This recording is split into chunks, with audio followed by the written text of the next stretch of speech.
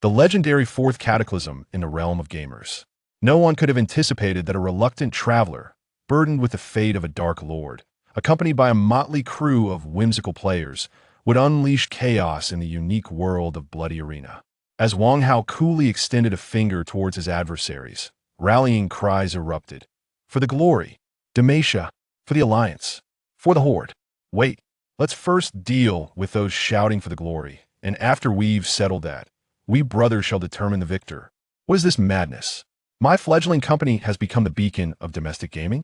On the morning of November 11th, 2019, amidst the parallel universe of Earth, on this day of suffering for the singles, 20-year-old university student Wang Hao leaned against the railing by the Zhujiang River in Guangzhou, engrossed in a mobile game. Despite merely standing there, he caught the attention of passing young women. Alas, good looks do not always translate to fortune, especially in the civil engineering department, where even a brutish dinosaur could be lauded as a princess. Oblivious, he hummed a modified tune by eccentric. In my class, there are no girls, and I feel no inclination towards anything romantic. Damn it, I wasn't allowed to date before 18, and now, just months after graduation, they want me to marry? What nonsense is this? You've relied on your family for every penny since childhood. After 3 months post-graduation, you think you're independent? Fine, pay back the money for your studies in the UK first, or get married at once. No marriage. If you push me, they'll end my life right here. End your life? If you have the guts, go jump into the river. Wang Hao, with headphones on, could barely hear, but he noticed a graceful figure vaulting over the railing beside him. Oh, there's the river. Are today's girls this bold? With a resounding splash and a towering plume of water, the startled cries from the crowd reached his ears, and glancing at the girl plunging beneath the surface, Wang Hao felt an unusual pang of distress. Help her! Someone, save my cousin! A well-dressed woman screamed. This is the river. Who among us would dare plunge into these waters? Especially those who cannot swim. With a resigned sigh, Wang Hao swiftly tucked his phone into his backpack, handed it to the woman, and proceeded to shed his outer garments, leaving only his swim trunks. Ah, you.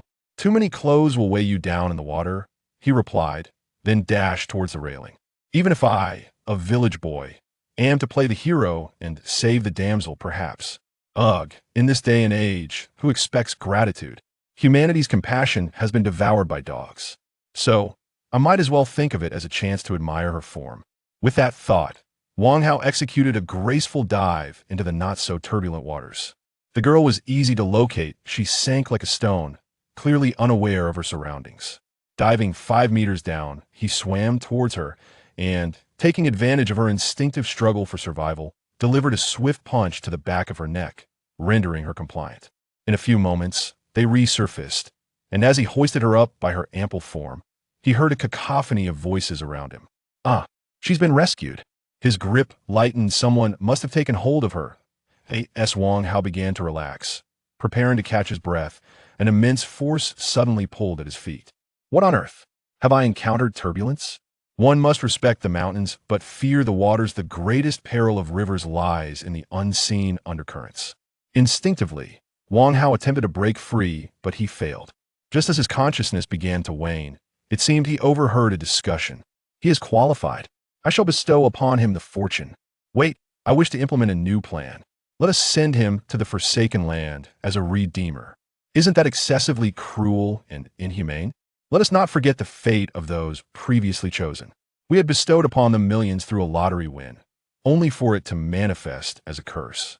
Each winner's soul descended into a rapid decline, indulging in debauchery, revelry, and substance abuse.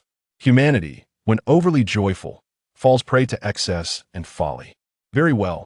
In hindsight, we were undeniably mistaken. This species, only through hardship, learns to cherish what they gain. Rest assured, I shall guarantee his survival.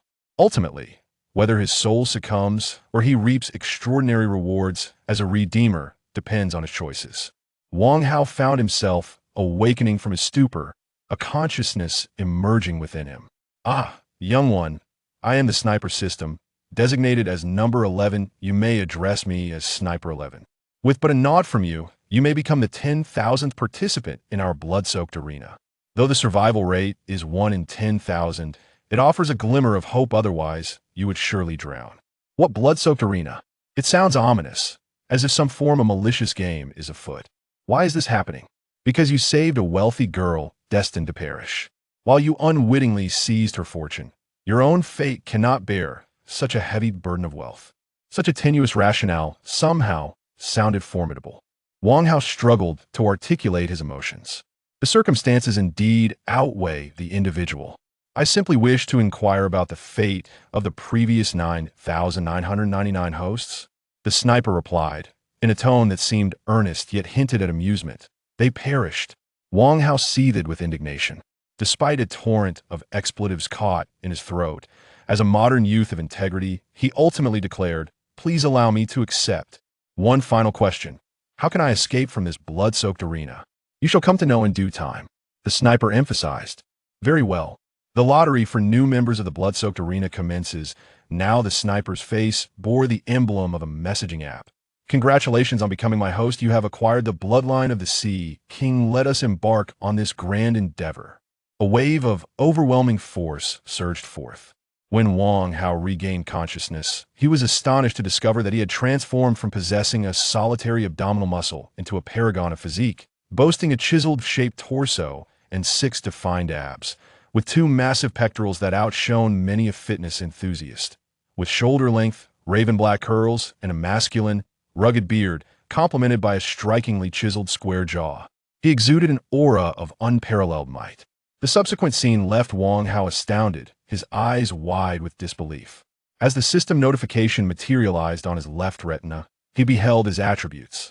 Name: Jason Mo Ma Wang Hao. Title: King of Horses. Charm: 125/10. Bloodline: Sea King Bloodline LV1. Specialties: Born Ruler LV1. Water Element Mastery LV88. Melee Proficiency LV111. Intuition LV72. Note: the figure in parentheses denotes the average standard for an 18-year-old male in the Celestial Empire. At this revelation, Wang Hao felt an exhilarating surge of joy. By the heavens, this was an utterly divine beginning. What was traversing into another world compared to encountering a class demon lord? Wang Hao was confident that with a mere bit of training, he could easily overpower any adversary. The only regret was the inability to change his name. Why was his title King of Horses? He was the Sea King, so what relevance did the title of King of Horses hold? Was he expected to engage with Daenerys Targaryen, perish, and then ascend to another realm to attain enlightenment? However, in the next moment, Wang Hao discerned the crux of the predicament. While the initial attributes appeared rather splendid, he suddenly realized he found himself in the heart of what resembled a desert akin to the Sahara. An instinctual unease washed over him. This was no ordinary desert. Above the dunes loomed a swirling, dark red-black mist. It clearly possessed its own volition, and as Wang Hao's form materialized, it abruptly transformed into a colossal, menacing eye of shadow that bore down upon him. Have you completed your assignments? Can you afford the down payment on a house? Are you once again playing the role of the rescuer? Your roommate in female attire is more alluring than you. For reasons unknown, Wang Hao suddenly realized that these were the resentful echoes of the host who had perished here before him. Though he desperately wished to express his frustration in a bilingual exclamation, a profound sense of dread gripped him. A shiver coursed through him. He hastily glanced at his attribute panel once more, only to feel his heart sink. A negative effect was glaringly evident. Desert Curse. As a creature of the sea, you are cursed by this land, resulting in a 90 reduction in all attributes, except for intelligence. In other words, am I utterly helpless? Wang Hao lamented, eyeing the scant piece of cloth that barely covered him and feeling the oppressive heat of 45 degrees Celsius. He couldn't help but cry out in despair, "Sniper system, I demand an explanation.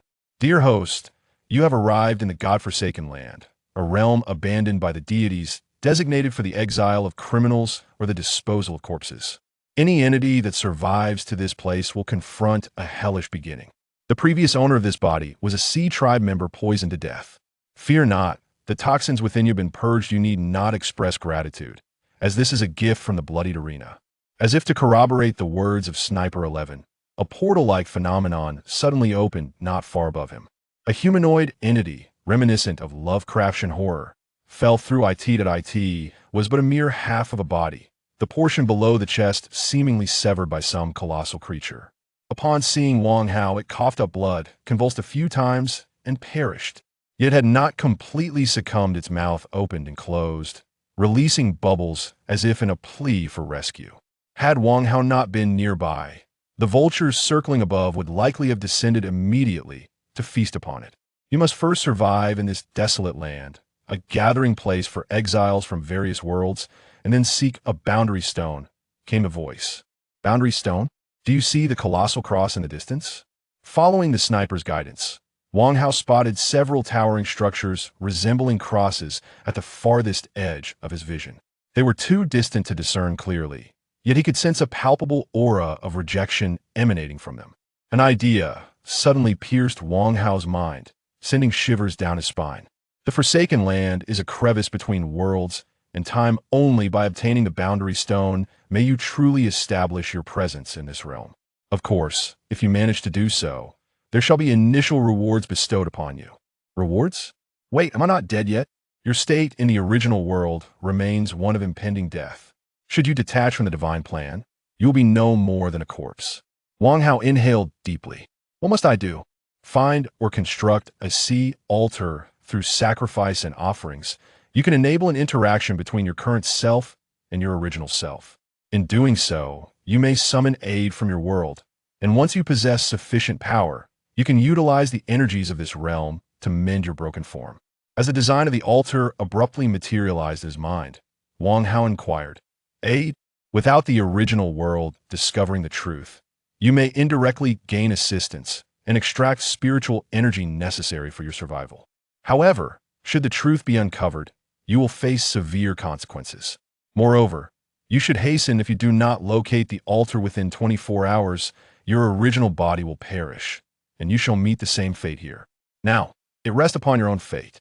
With that, the sniper seemed to vanish entirely from this world. Only the occasional display of item analysis on his retina informed Wang Hao that the system still existed. Wang Hao did not immediately set forth. He meticulously surveyed his surroundings while contemplating. Constructing the altar seemed simple enough, acquiring a few bones from the sea folk and fashioning them into the semblance of Poseidon's, trying to insert into a stone would suffice for a rudimentary sea altar. Curses could be set aside for the moment. He had no inkling about those matters. The paramount concern was survival. He was parched. As a member of the sea folk, the lack of water was a grave issue. The effects of dehydration were more severe than he had anticipated. His throat felt as though it was blocked by a scorching iron. Had he been a normal human, he would likely not have suffered so greatly. However, burdened with the bloodline of the Sea King, the absence of water impacted him doubly. His retinal display indicated a drastic decline in his bodily attributes. Finding a source of water had become an instinct for survival. Without closing his eyes, Wang Hao could sense the direction of water through the sensations on his skin. Just as he was about to take a step forward, a question suddenly flickered in his mind. How did my previous 9,999 hosts meet their demise? With such a staggering mortality rate, it seemed there was hardly any semblance of a beginner's village. Or perhaps, upon stepping out of the village, one would immediately encounter the formidable demon Four Kings, shrouded in ominous auras, blocking the way. Should Wang Hao attempt to leave, he feared he would swiftly meet his end in a cacophony of joy and chaos. Psychologically, he felt cold sweat trickling down. Caution, utmost caution was imperative. Even if I am a brave soul, I must be a brave soul plagued by an obsession with caution. Until I am adequately prepared, no one shall deceive me into leaving this novice village. However, remaining here would surely lead to death by thirst. What should I do? With a sudden sharp pain, Wang Hao noticed that the skin on the back of his hand had begun to crack. With another crack, this time from his right arm, blood oozed from the fissures, evaporating within seconds. Wang Hao was taken aback, shouting, System, is there any way out? I'm going to perish under the sun. Please explore and research on your own. Host. Damn it. The more dire the situation, the calmer he became. I need to find something to shield myself from the sun. His gaze quickly scanned the vicinity of the graveyard. Clothing? Shade? No. Ordinary items will never suffice. They'll be cursed by the desert. Wang Hao understood all too well that the curse caused his body's moisture to deplete at an alarming rate. He could not last much longer. Finally, his eyes fell upon a set of dark armor. Even amidst the countless remains adorned with various relics, it stood out as the most captivating presence. The sunlight seemed to detest it, refusing to cast its rays upon the cold, dark surface. No, rather, all sunlight appeared to be consumed by the ominous aura surrounding it. The entire suit of armor lay quietly atop the pile of bones, resembling an immortal king standing tall amidst a sea of corpses and blood. Its sharply defined contours exuded an aura of power and menace. A gaping wound, the size of a fist, marred the left chest, a grim testament to the fate of its former owner. Entranced, Wang Hao unconsciously took a step closer. 1 step, 2 steps, 3 steps. Ascending to the pinnacle of the bone mound, he stood face to face with the ebony helmet, feeling the resentment and disdain emanating from within. Silence enveloped him. It was merely the resonant hum of the armor that sparked such thoughts within his soul. So what? Wang Hao glanced at the elbow of the armor, where a horn-like protrusion was visibly disintegrating, as if the entire suit were composed of sand, on the verge of being swept away by the wind. I am dying, and you shall soon follow. Why not share our fates? Do you understand the price you must pay? A humble struggle is better than an immediate demise. Wang Hao grinned, large flakes of skin peeling from his cracked lips. Chapter 2. The Fourth Calamity has arrived. In the past, I had no choice. Now, I aspire to be a virtuous individual. This phrase is truly iconic. The accursed curse remains, and I still feel parched. Thanks to the silent abyss, armor, Wang Hao can finally carve out some time to attend to his tasks. The altar must be assembled to resemble the logo of a Maserati. This is not particularly difficult. Even elementary school students could accomplish it. The challenge lies within the bones. Wang Hao is uncertain whether the scattered remains on the ground belong to the sea tribe, relying on his newly acquired instincts of the sea folk. His neck creaked as he turned, swallowing hard, his gaze fixated on the unknown corpse of a sea lizard man. The moment the altar was completed, guilt still weighed heavily upon him. Elementary Sea Altar Special Effect allows the host to send invitations to friends and family, requesting them to share life and death with the host. Regardless of whether the recipient declines, only 10 invitations may be issued. Should a recipient refuse, it will be deemed as exposing the bloody arena world, resulting in the immediate obliteration of the host. Alternatively, assistance and mental energy may be procured indirectly from the original world, without revealing the truth. Note: mental energy is a versatile form of energy that can be transformed into magical power, vitality, etc., according to the host's needs.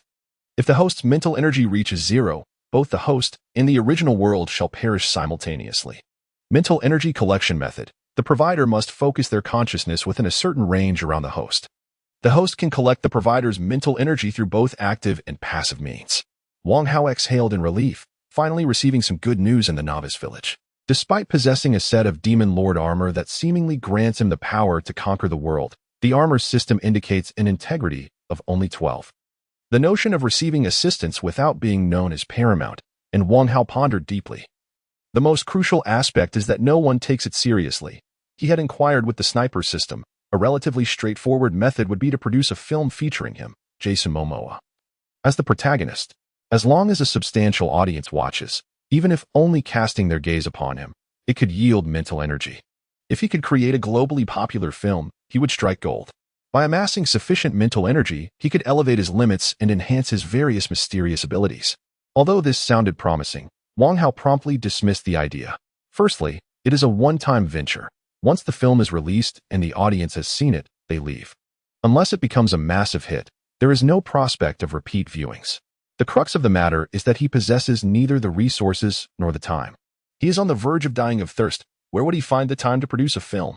Having drawn the bloodline of the Sea King is his greatest fortune. The system may provide a small assistance, but it will not significantly alter the existing reality. He requires an immediate solution, a sustainable source of mental energy. He cast his gaze towards the gaming platform he knows best, Steam. This is a commercialized international platform. Compared to the domestic gaming environment, which often states, you wish to grow stronger without spending money, and even if you spend money, you remain inferior, Steam is relatively fair and encourages innovation. Particularly, the platform's Light of Favor initiative is designed to provide a nurturing space for small development teams and individual creators to bring their games to life. It allows for early versions of games to be available for purchase by players. And only when these games receive favorable reviews from a substantial player base will they transition from light of favor to full release. Sniper. Can I disguise my current world as a game? Yes. But substantial currency from your world will need to be converted to cover the cost of acquiring a parallel world game engine and other expenses. Wang Hao glanced at the figures. Ancestral so incredibly real game engine. Buyout fee of 22 million USD. Hit you where it hurts. Enhanced impact system 7. 2 million USD. Desert Yal high resolution texture template 4. 9 million USD. Pervert level ray tracing system 11 million US dollars. The total cost amounted to 50 million US dollars. Upon seeing this, Wang Hao, who initially wished to mock the absurdity of the names, could only mutter in disbelief. As a penniless student, where could he possibly procure such funds? The host may purchase the usage rights at 5 of the buyout fee, but will not receive updates, maintenance, or repair services. With a firm resolve, Wang Hao finally conceded. Money is of no use if one's life is gone. I want the usage rights. Congratulations to the host for making a wise decision. The first phase of the Disguise project is complete. In this parallel Earth of 2019, true virtual reality VR games had been successfully developed and were just beginning to enter mass production. Unlike the initial VR headsets that merely incorporated small screens and headphones, the contemporary VR systems employed neural conduction. They could capture human thoughts through sensors and take over the neural signals transmitted through the spine to various body parts, enabling genuine responses and actions in the virtual realm based on human intent. Thus, fully immersive VR games emerged. To promote the expensive VR headsets, game distributors and platforms offered exorbitant subsidies to developers, striving to expedite the creation of the latest AAA immersive games. However, an awkward predicament arose. Firstly, the resolution was alarmingly low.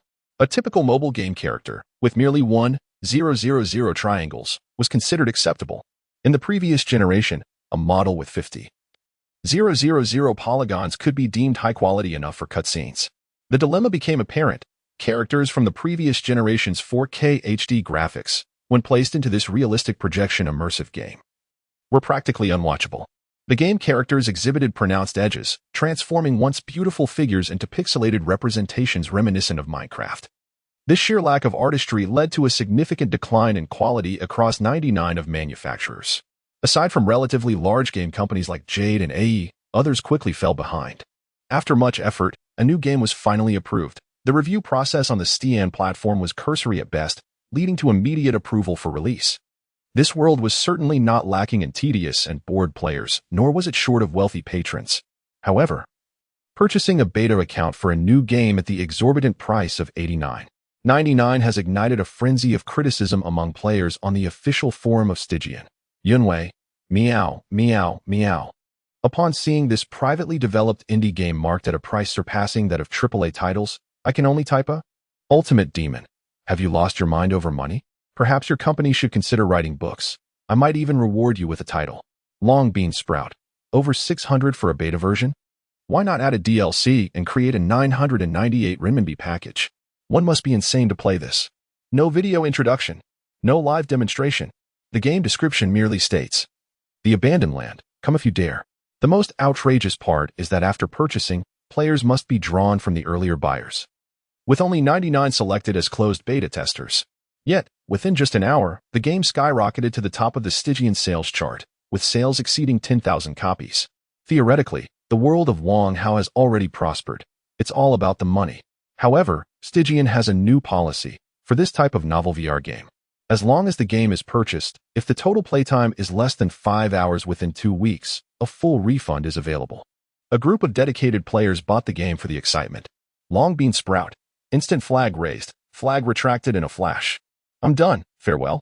I'll find a golden turtle son-in-law to marry first, and then we'll see. Lost harem beast. Hey, girl upstairs, leave a WeChat ID. The conversation swiftly veered off course. Nevertheless, this game rapidly became a hot topic of discussion. Theoretically, any online game suggests a grand production, and it is impossible to have no prior promotion whatsoever. This game reeks of a money-making scheme. But the trial is free. The 99 players were quickly selected. Meanwhile, in the Abandoned Land, Wang Hao, parched and desperate, contemplated giving up. He camouflaged everything in the game, projecting it back to the original world, taking an hour in total. At long last, the first batch of players arrived, yet they spent their time creating characters, no, rather, crafting little crayfish. All were mere crayfish avatars. What difference did it make? The first player spent half an hour, nearly exhausting Wang Hao. Finally, the first crayfish avatar emerged from the portal, bare-chested, wearing only shorts. And the gaze directed at Wang Hao was one of utter bewilderment. Wang Hao was indifferent to the quality of his minions, having no choice in the matter. The appearance of this character, a little crayfish, was left to one's imagination. With tiny arms and legs yet humanoid, standing a mere 60 centimeters tall, it appeared quite discordant. The first crayfish avatar, devoid of any expression. What expression could a crayfish have? Exclaimed in exaggerated tones. Wow, this is indeed black technology. I initially thought virtual reality online games could only offer pixelated graphics. I never expected such flawless character and environmental modeling, this texture, this sensation of a hard shell. And the ability to adjust pain sensitivity, how impressive. Not only him, but an increasing number of players arriving through the portal fell into a fervent state of excitement. I suspect you are up to something, yet I lack evidence. They have commenced utilizing the built-in screenshot software of the game to capture images, subsequently sharing them on gaming forums and social circles. Chapter 3 Wang Hao was acutely aware of the nature of players, for he himself was an avid gamer. Allowing this group to run amok would lead to ceaseless chaos. The wind. It rose. An unending gale whipped up dust and debris, striking against the relatively soft exoskeletons of the crayfish-like beings, producing a crackling sound. Wang Hao sat atop a large stone in the desolate land, and initially, the players paid him no heed. However, as he slowly rose to his feet, an overwhelming and terrifying pressure emanated from him. It was akin to an unwitting tourist stumbling into the cage of a Tyrannosaurus Rex in Jurassic Park. Ah! A player let out a startled cry. The oppressive aura, characteristic of a creature at the pinnacle of the food chain, firmly immobilized nearly 100 crayfish beings. Is this the opening animation? A player murmured softly. The obsidian armor exuded an air of chilling authority, with the cruel, backward-facing spikes on the shoulder plates glinting ominously, tinged with a hint of dark red. And the faint scent of blood wafting through the air, setting every player's nerves on edge. Due to their height and position, they were compelled to gaze up at this giant. A voice like thunder boomed. You have responded to my summons, adhering to the creed of the sea, gathering under my command. Jason Momoa. Now, it is time to pledge your loyalty to your master. Only thus shall you receive my mercy and bountiful rewards. In that moment, Wang Hao was not alone in battle. He felt the golden light bathing his visage, as countless Oscar statuettes circled around him. His armor, radiating an aura of terror, left the players in awe. His cracked lips, concealed beneath the full-face helmet, bore a gaze that had grown somewhat vacant, now transformed into a piercing stare under the sinister glow of the Demon King's helm. Moreover, to disguise the weaknesses of his armor, he had stuffed the head of a gaping-mouthed eel into the gash on his left chest, creating an exceedingly fearsome appearance, accompanied by the thematic music befitting a dark overlord. He instantly captivated the players. At this juncture, the sniper with the number 11 shifted to a deep masculine voice, beginning to read someone else's script. Introducing the plot, the voice resonated through the howling wind, shaking the very hearts of the players. Would he succeed in outsmarting the players? This was the pivotal moment. If these players failed to pledge their loyalty, he would be utterly humiliated, and his plan to harvest their energies would require recalibration. Thus, he coldly and ruthlessly raised his arms in a V shape, like a charlatan awaiting the first player to swear allegiance. This was a trap. Only by swearing fealty could the players enable him to prosper, to forge a magical contract, or rather, to reap the spiritual energy they emitted. In the players' hierarchy, gray-named NPCs were deemed worthless, green names were tools, blue names were worth a consideration, and purple names were revered figures to be courted. To have a legendary orange name right from the outset, even with Wang Hao deliberately adding the status of severely injured and weakened to his name, was sufficient to transform all present players into sycophants. However, there would always be contrarians in this world. One brave crayfish leaped forth, raising its diminutive claw. Me. Wang Hao was taken aback by the peculiar moniker atop the small lobster man's head, God of Tulips. He fell into silence, though he remained outwardly mute. An unsettling aura emanated from him, instilling a sense of dread among the players. This game was truly remarkable. I am genuinely frightened. One player murmured softly. Meanwhile, the God of Tulips felt a twinge of fear. He was well aware that, according to the conventions of Western fantasy games, he should be kneeling in reverence.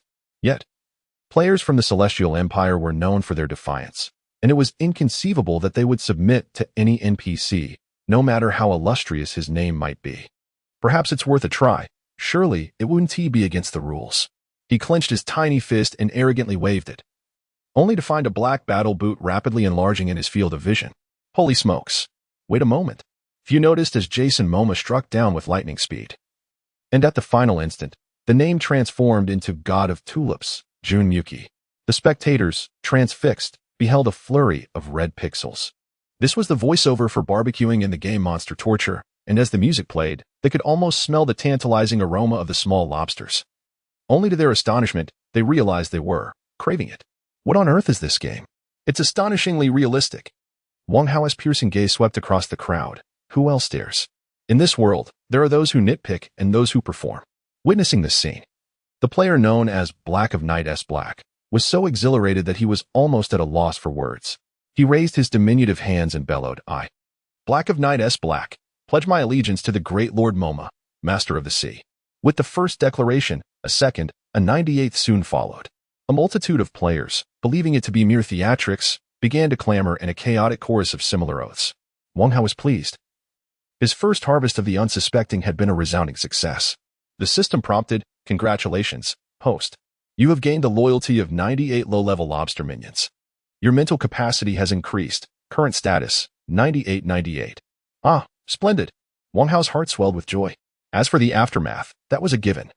Surrounding the pixelated remains of the unfortunate individual, players had already begun their banner. Next, shall we run the corpse? Trust in the Spring Brother for a resurrection? Hey, is that fellow still alive? He hasn't been devoured by his own leader through the internet, has he? One must admit, players possess incredible imaginations. Were it not for the need to maintain his boss persona, Wang Hao would have laughed heartily. The system prompted once more. Will you revive your candidate servant? Level 1 Lobster Man, Jun Yuki? Yes, reviving requires a payment of 5 mental points. Wang Hao selected yes. All others witnessed Jason's powerful arm swing. As a brilliant blue column of water materialized, cascading over Jun Yuki's lifeless, pseudo-lobster body. A miracle unfolded. The pixelated lobster, enveloped in a shimmering blue light, swiftly regained its original form. This was merely the restoration of the physical body. Wang Hao clearly observed that as his spiritual energy transformed into magical power during the resurrection ritual, a portion of a white orb, symbolizing Jun Yuki's consciousness, separated and was drawn into him. Chapter 4. When faced with indecision, let the players decide. System prompt. Host. You have seized 10 of Jun Yuki's mental power during the ritual of resurrection at sea. The host's mental power limit has permanently increased by 5 points. The current mental power is 94,104, with a natural recovery rate of 0.99 points every 5 seconds. This, however, was not the crux of the matter. Wang Hao inhaled sharply, feeling truly revitalized. The Demon King's battle armor sounded utterly magnificent. Yet, how could the possessions of a Demon King come without consequences? From the moment he donned the Silent Abyss, his personality began to gradually succumb to the essence of the Demon King. What a delightful surprise. Hypothetically, if he were to turn against the players. No, curse it. His thoughts were undeniably veering towards villainy. Wang Hao was uncertain whether his burgeoning desires would accelerate his moral decline. Otherwise, he would indeed wish to eliminate these players repeatedly. Nevertheless, players inherently possessed a propensity for self-destruction. Even if Wang Hao refrained from taking action, these individuals would undoubtedly find creative ways to meet their demise. Truly, players were nothing more than chaff. Wang Hao swiftly reigned in his malevolent fantasies. The players represented his long-term sustenance. If he were to indiscriminately slaughter them, he would have no reason to engage in this game any longer. At this juncture, Wang Hao guided Jun Yuki's consciousness into the intact body of a small lobster. Jun Yuki's eyes darted, and he quickly yielded. Thank you, Master, for saving me. Jun Yuki pledges allegiance to Lord Momoa. This could be considered an act of submission. Wang Hao was not displeased. Mental power limit, 1. Wow. You nearly scared me to death. My roommate is the God of Tulips. That rascal suddenly placed a helmet on my head, and as soon as I entered, I saw myself getting trampled. Jun Yuki exclaimed as he sprang up, turning his head to shout, Tulip, you scoundrel. I want to let this go. This game is mine now. Nearby, a player inquired, so, what is the effect? Jun Yuki cried out, damn, I lost experience. I'm level 1 with minus 100 experience points, and the Lord's favorability has dropped by minus 50. Furthermore, the system indicates that Lord Momoa is in a weakened state, allowing each player to be resurrected a maximum of 3 times daily. There are still 30 minutes of weakened state left. Oh my, I must admit, I truly feel a bit feeble, as if I've overindulged. The players nearby burst into laughter. Death's weakness was a concept long familiar to those who had played online games before. It was nothing new. Pretending not to hear their chatter, Wang Hao, masquerading as the NPC big boss, coldly declared, "Miserable creatures, this is your final chance to pledge your allegiance to me. Should you refuse, I shall grant you eternal death." As his words fell, the onlookers erupted into excitement. This leader is quite distinctive. Is he of the Dark Faction? Long live the Lich King.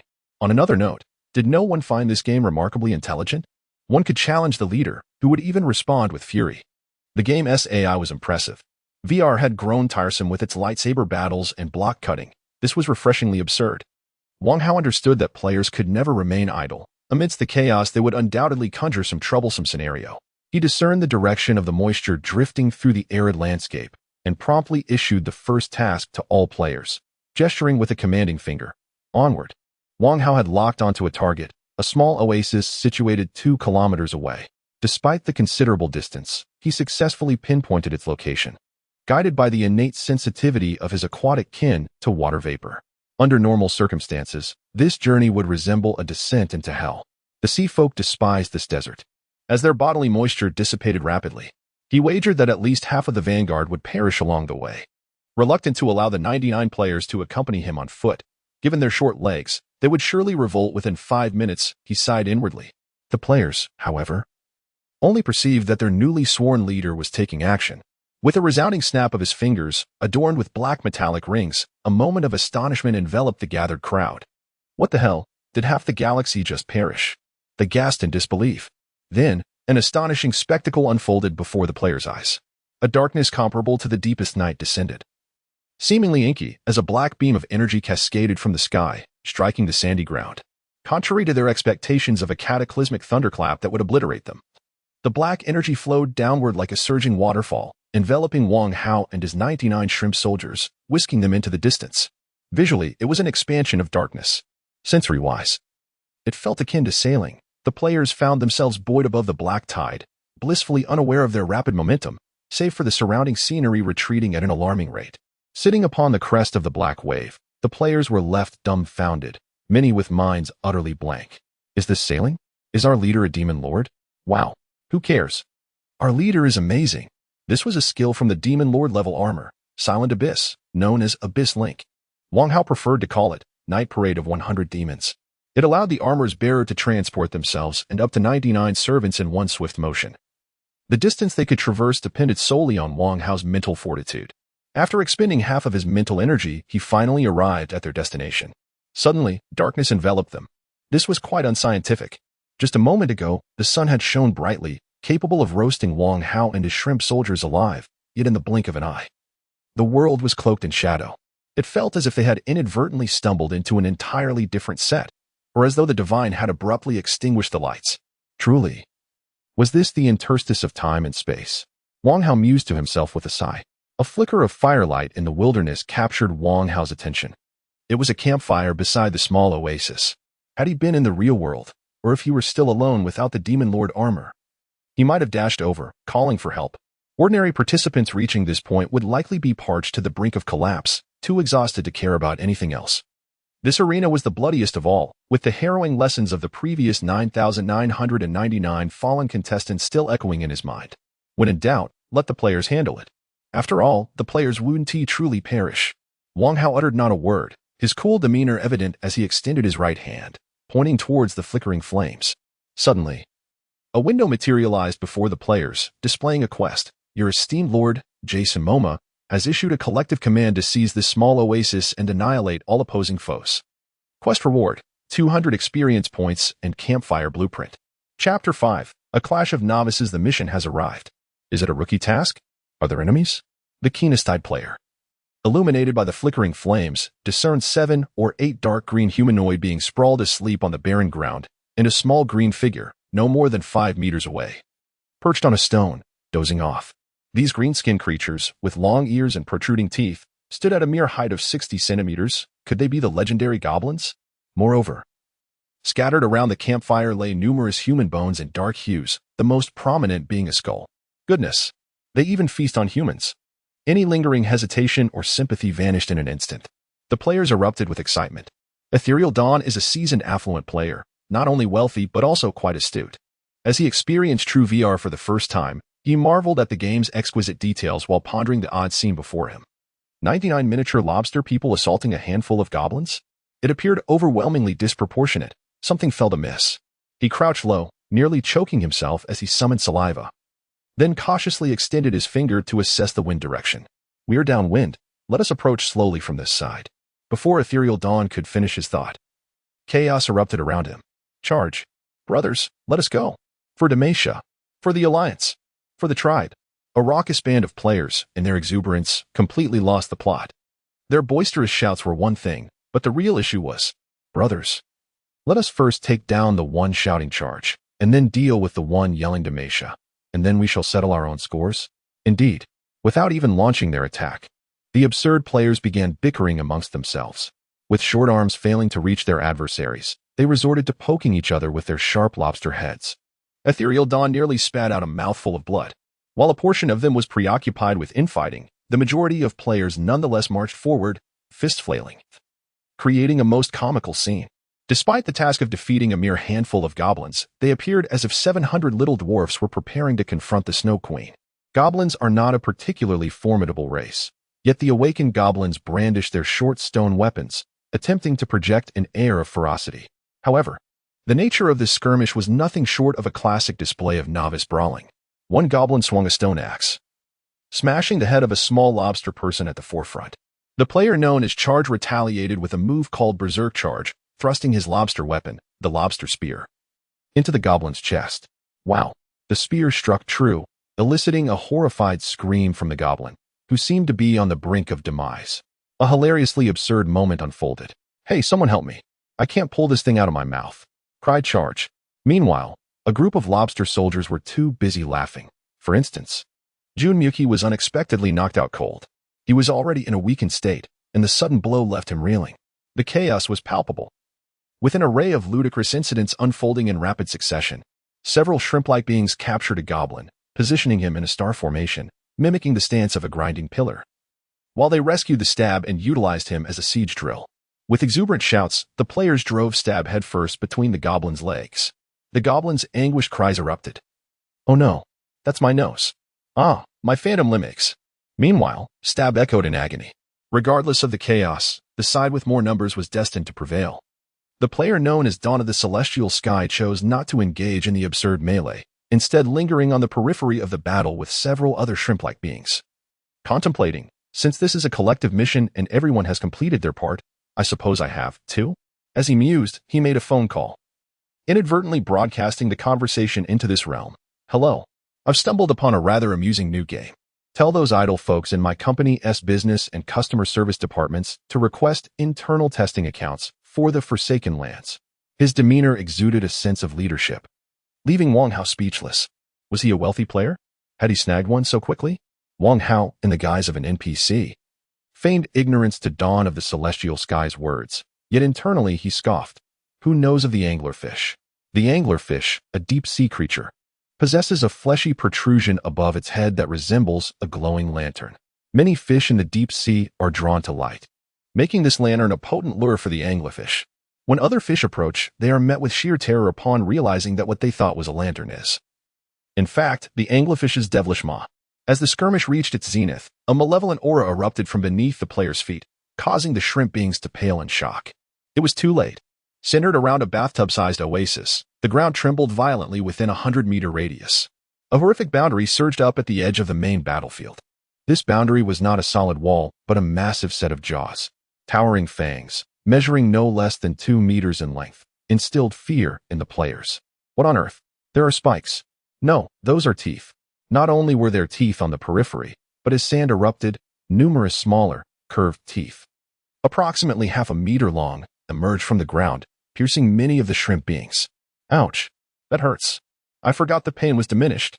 In an instant, chaos ensued on the sandy terrain, with surviving goblins and players alike screeching in panic, quickly transforming the battlefield into a mosaic of vibrant reds and greens. It was over. All was lost. Wang Hao felt a mix of joy and relief. Had he not donned the silent abyss battle armor, he would have been oblivious to the malevolent aura emanating from the depths. As a fellow sea creature, the silent abyss was not unfamiliar with the demonic anglerfish. This mutated creature was one of the most fearsome predators of the deep sea. Clearly, this demonized anglerfish had found its way to this desolate expanse. Given its aquatic nature, it was impossible for it to escape this sandy wasteland. It experienced a moment of inspiration, seizing control of a water source within an oasis. Burying itself beneath the sand to prey upon the exiles who traversed the oasis. Clearly, it was quite successful as the sand stirred. Wang Hao even discerned a structure resembling half fin and half leg upon it, indicating that this magical fish had undergone self-evolution, becoming more suited to terrestrial and desert environments. Observing a multitude of system prompts. Chapter 6, Abyssal Oblivion Fist.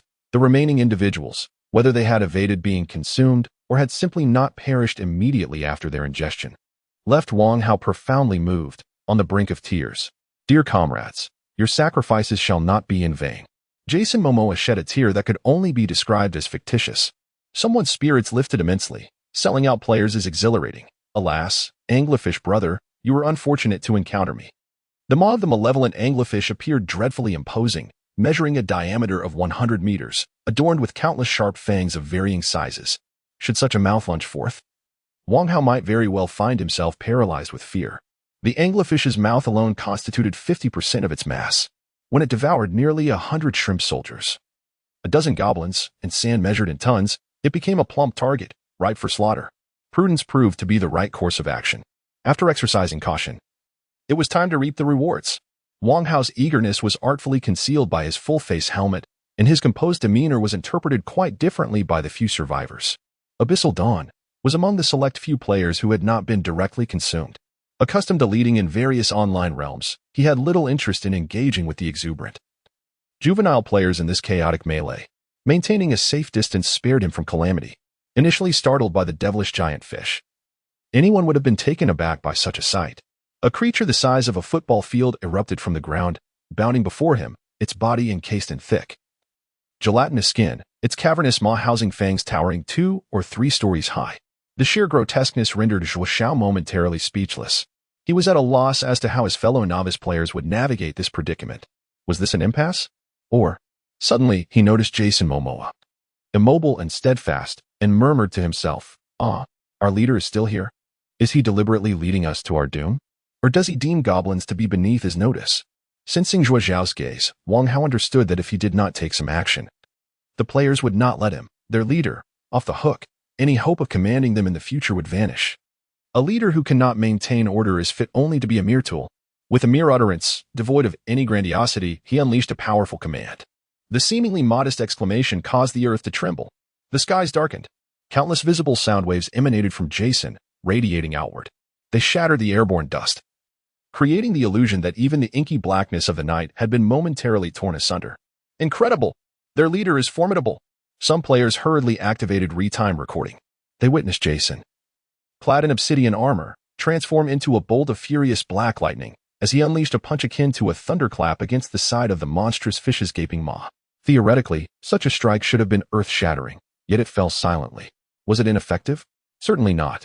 A few players observed that the surrounding light had dimmed even further. The previous night felt merely like twilight. It was only with this punch that the true, desolate darkness was unleashed. It rendered everyone oblivious, stripping away all senses. Only the shadow of death seized the heart of this colossal anglerfish. With a tremendous impact, the creature suddenly stiffened, its massive jaws, which had just closed, flung wide open once more. The foul-smelling gastric acid erupted, along with a chaotic array of half-dead crawfish and goblins, scattering across a radius of hundreds of meters. Impressive boss. 66,666. The few spectators among the shrimp emitted a cacophony of high-pitched screams. Yet only Wang Hao understood that the situation was far from simple as it appeared to others. With a body that had its attributes diminished by 90%, it was inconceivable for him to deliver such a devastating blow. The Demon King's armor sensed his thoughts and presented him with a choice: Abyssal Annihilation Fist. After a moment of hesitation, Wang Hao decided to proceed. He need not perform any intricate maneuvers or summon any of his own strength. Simply agreeing in his mind was sufficient. The armor autonomously locked onto the target and activated. Something within him shattered violently and dissipated. Before Wang Hao's eyes, countless golden stars seemed to leap and dance. As dizziness overwhelmed him, he instinctively closed his eyes. Little did he know, this was merely the beginning. Memories surged forth from the deepest recesses of his mind, each one shouting in his ears. Being a security guard is fine, as long as I don't starve. Without the past, am I still myself? No, absolutely not. Change it. They cannot take my memories. No matter what. Wang Hao instinctively roared within. Perhaps sensing his unwavering refusal, the Demon King's armor hesitated. What other powers belonging to Wang Hao could possibly be extracted? Suddenly, the armor identified a new target, his fellow players. Damn, this is terrifying. Why didn't anyone tell me this was a horror game? Aya, help. Am I really going to die? Someone give me a pack of diapers. Players trapped in the anglerfish's gaping maw felt the harsh reality of this world. A primal fear surging within them. Was it not the very energy that the Demon King's armor craved? The screams, near and far, high and low, intertwined with sheer terror, transcended space and coalesced into Wang Hao, the master. None of the players noticed the pair of eyes, nearly concealed beneath the full-face helmet, brimming with a menacing aura. In a rapid sprint, Wang Hao bent low, resembling a frenzied cheetah. The wind howled past his ears. The sight of the demonized anglerfish loomed before him, the dark power in his gaze revealing the colossal heart, pulsating rapidly beneath the scales and skin. With a mighty punch, not merely a fish, but the force seemed poised to engulf the entire world in this silent darkness. How did this anglerfish come to be? What would happen with this strike? If I cannot vanquish it, what then? All distractions vanished in an instant. Wang Hao was acutely aware of one paramount truth. It must perish. Beneath his feet lay not the soft embrace of sand, but rather a terrifying abyss, devoid of light. With a single punch, the dark energy flowed forth silently and smoothly, instantly saturating the very heart of the demonic fish. Chapter 7. Boundary Stone with a single punch. Just one punch. The darkness penetrated the impenetrable scales of the fish, the skin as thick as tires, and the bones as hard as steel, ultimately reducing the heart of the monstrous anglerfish, larger than a beetle-sized automobile, into a grotesque mash of shattered bone and flesh. This scene left the players outside utterly astounded. If the monstrous fish exuded an aura of treachery and ferocity, their leader radiated an air of icy calm and brutality, as if embodying the frigid chill of the Arctic, plunging all living beings in the world into an eternal silence. What the heck? How incredible! Is this still a game? Games have become this astonishing nowadays. What on earth was I playing for the past decade? The players, akin to little lobsters, frantically spammed 666. Some players, who had just been swallowed without dying immediately, began to exclaim in terror. So frightening. Wait, it doesn't seem so terrifying after all. Weren't you scared just now? I guess I was scared. But not really that scared. It's just a game. There's no way I'd wet myself over it. I must admit, the little lobster people are somewhat tougher than goblins. The latter were completely wiped out. Yunwei inquired of Zhuo Xiao, was that just now, the boss who took down that creature? Zhuo Xiao trembled with excitement. Wait until I post on the forum. Damn it, Jason Momoa is an incredible protagonist. Truly deserving of his orange name. Gazing at the colossal mouth, towering like a 20 or 30-story building, partially ajar and utterly still, Lost Harem Beast scampered over, fearlessly diving into the mouth's interior. Yunwei kindly cautioned. What are you doing? Be careful not to get eaten. Lost Harem Beast shouted back. What are you waiting for? Don't you think we're at a disadvantage fighting barehanded? With that, he astonishingly pried off a small, already mostly broken sharp tooth from the anglerfish's mouth. He casually struck a fallen goblin nearby, and blood splattered. Hey, this is promising. The system determined it to be a bone-curved blade. The fearless players immediately perked up. Players are inherently motivated by profit. Upon hearing the prospect of gain, they disregarded their own safety. No, they would even scramble for corpses if necessary. One player managed to procure a small fish tooth and posted its attributes on the forum, causing an uproar. Abyssal Sharp Fong. This dagger is crafted from the formidable tooth of the monstrous anglerfish slain by the great Abyss Lord Jason Momoa. Quality: fine, blue, attack power, 38 durability, 3068, non-reparable.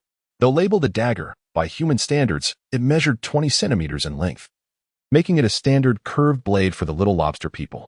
Instantly, someone on the forum screamed, "Revive me quickly. I want a blue dagger too." Unfortunately, his cries were destined to go unheard. Make way. Jason commanded lightly, and a wave of terrifying pressure compelled the players to instinctively scatter in panic. The players, having obtained valuable items prematurely, left Wang Hao feeling a bit overwhelmed. As a player, he was acutely aware of the nature of these individuals. It was not the scarcity of treasures that troubled them, but rather their uneven distribution. When truly valuable items became commonplace, they lost their allure. He had merely allowed those who had survived and still possessed the energy to leap about to acquire the small teeth of the anglerfish. The fates of the others were of no concern to Wang Hao. After all, who asked them to perish? Moreover, Wang Hao had received a request from the silent abyss. Could he allow it to consume the corpse of the anglerfish? Instantly, he pondered. What benefits would this entail for him? A telepathic response arrived. My restoration rate has increased, which could alleviate your burden. Additionally, I can nurture the soul of the anglerfish, compelling it to fight for you in the form of a spectral fish. Oh, is that so? After a brief contemplation, Wang Hao recognized that this was mutually advantageous. Despite the formidable appearance of this Demon King armor, the system indicated that its integrity stood at a mere 12. 4. If he could repair the armor by consuming powerful beings, it would certainly ease his worries. Consume it, he commanded. To his astonishment, the terrifying head of the sea eel, which had been affixed to the left breast of the armor for intimidation, suddenly fell away. An immense suction force emanated from the edges of the large gaping hole. Under the watchful eyes of him and over 30 players who had not perished, the massive anglerfish, over 100 meters long and capable of unleashing firepower, began to convulse violently. Within mere breaths, it dissolved. Indeed, every part of the colossal fish lost its original hue, resembling melted chocolate, and transformed into a mound of brownish-black sludge.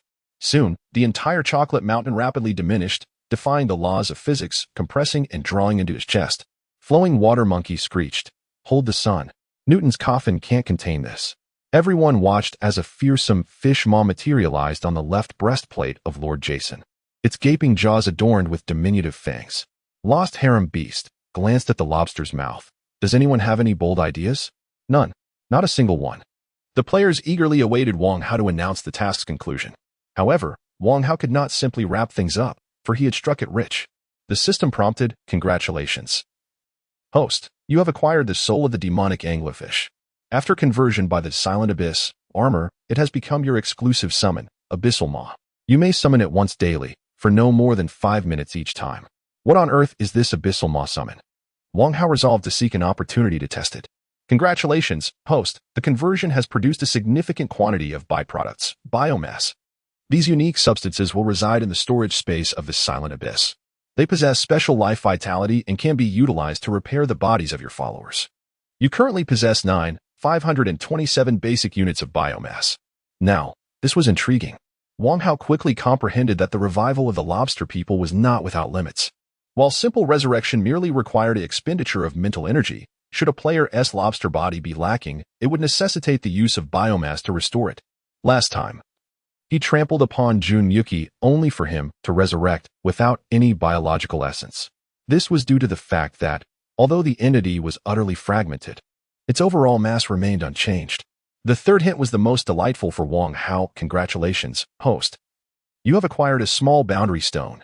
This extraordinary stone possesses the ability to stabilize the surrounding space.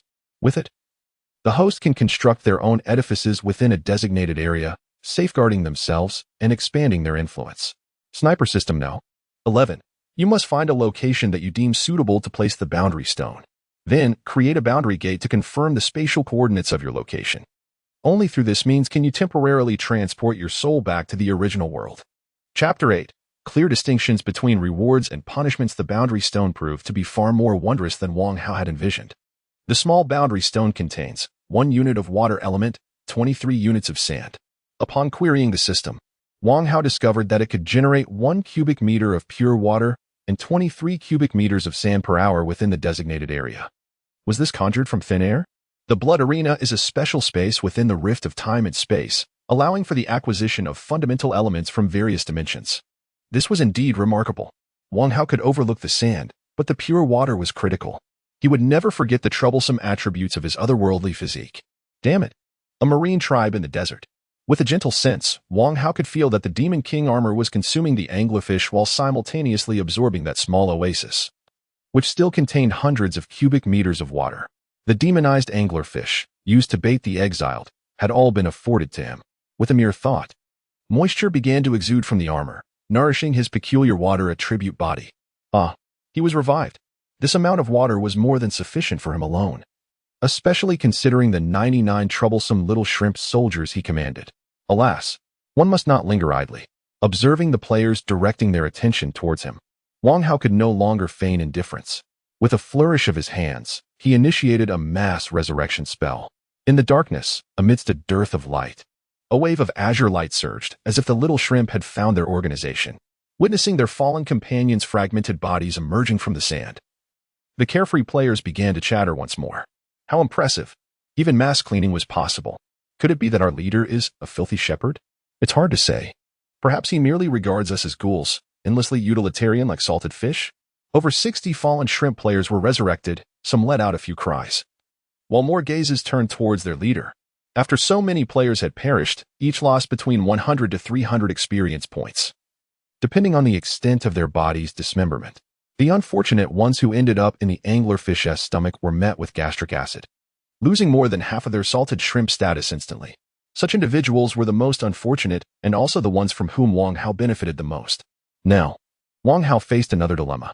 The system prompted, "Congratulations, host, for slaying mutated demonized anglerfish elite LV50 alongside your subordinates. Due to the level disparity, you have gained 500,000 experience points. After deducting the experience you promised to share with the players upon task completion, you may additionally allocate a portion of your earned experience to your subordinates, with an upper limit of 50 and a lower limit of 10. What a give! I shall not share a single experience point with this group of fools." This was Wang Hao's immediate reaction. Was he a miserly and despicable boss? From one perspective, indeed. Yet, from another, the player's demise was merely a glitch in the game. If Wang Hao fell, he would truly perish. Can they be equated? While they played a game, he fought desperately. However, after some contemplation, he realized being too stingy might incite a revolt among this bunch of fools. Perhaps a little generosity was in order. To command this group of cunning individuals, one must indeed invest some capital. Gritting his teeth, Wang Hao felt more justified in bestowing rewards upon the players, realizing that the additional experience points could not be less than 10. After a few anxious seconds, the players finally heard the exhilarating notification sound crafted by a certain system at Wang Hao's behest.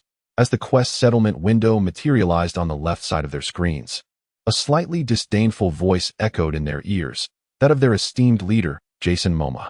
"My servants, your lackluster performance has greatly disappointed me. However, I harbor no expectations for you, the lowly minions I have summoned from the land by the might of the sea. So be it." Upon reviewing the settlement, Tussie exclaimed, "Huh? Not bad at all. I have 600 experience points, but I was deducted 110 for revival." Jun Muki cried out, "Why do I only have 200 points?" The players quickly realized that the points were calculated based on their contributions. Completing the task collectively earned a base of 200 points, while slaying a goblin typically awarded 50 points, with an additional 150 points gifted by the Lord. Tussie, the foolish one, had 2 goblins slain by others with a sharp weapon, yet all the rewards were credited to him. Experience points, after all, are always welcome. But it was unfortunate for those who failed to claim any goblin kills and foolishly perished instead. Some players even experienced a negative growth in experience after a single battle. Particularly, the group that had engaged in internal strife from the start saw their base 200 points diminished by a deduction of 3 points in the Lord's favor. Of course, the main event was the prizes. The players instinctively assumed that the system would deliver these directly to their hands. No one anticipated that this was, in fact, a facade. All material rewards required a personal distribution from a certain individual. The players could only watch as Jason's seemingly lifeless, gaping maw, which resembled a statue, suddenly unleashed a flurry of anglerfish teeth, scattering like celestial blossoms. These teeth varied in length. Tussie found himself in possession of the first merit, a 40-centimeter-long fong, which was considered a formidable weapon among the shrimp people. The abyssal fong he acquired boasted higher attack power than the weapons obtained by his peers, ranging from 4 to 9 points. Furthermore, it was inscribed with a note indicating that it could be restored to a certain degree of durability after polishing, albeit with a maximum durability reduction of 1 point each time. Altogether, 3 individuals, including Tussie, received the abyssal fong, recognized as the top contributors by the sniper system. Regardless, this weapon became the star of the first battle. The remaining players received mere participation awards, which were subpar green entry-level weapons known as abyssal tooth. with an attack range of only 2 to 5 points and equally non-reparable. In comparison, these rewards paled significantly. Many players instantly regretted their choices, lamenting, "Had I known, I would have fought ferociously. Even if devoured by the monstrous fish, it would have been worth it." As the other players engaged in discussions, Jiang Kong Zhizhua approached, saying, "Tussi, right? Does your weapon lack soul binding? Would you consider selling it? I can offer you 500. Tussi's shrimp face flushed in an instant, leaving him unsure whether it was excitement or something else entirely. Then, the two individuals swiftly conducted a transaction within the private chat established by the system. Wang Hao paid them no heed. Only high-quality magical weapons were said to possess a soul binding. He dismissed these low-grade weapons, showing no interest in them whatsoever, observing that his mental power was recovering at an accelerated rate due to the increase in his limits. He calculated that it would suffice for the next night parade of 100 demons. Wang Hao wasted no time. "My servants, prepare to set forth. The next target has been determined." Chapter 9. The enthusiastic praise of the content creator at this moment. The original Wang Hao from Earth is unreachable and unaware that the forums on the Steam gaming platform have erupted. 2019's greatest dark horse emerges. The epic-making true VR online game, The Forsaken Land, shines brightly. Indeed, this is the most dazzling creation in all of Steam.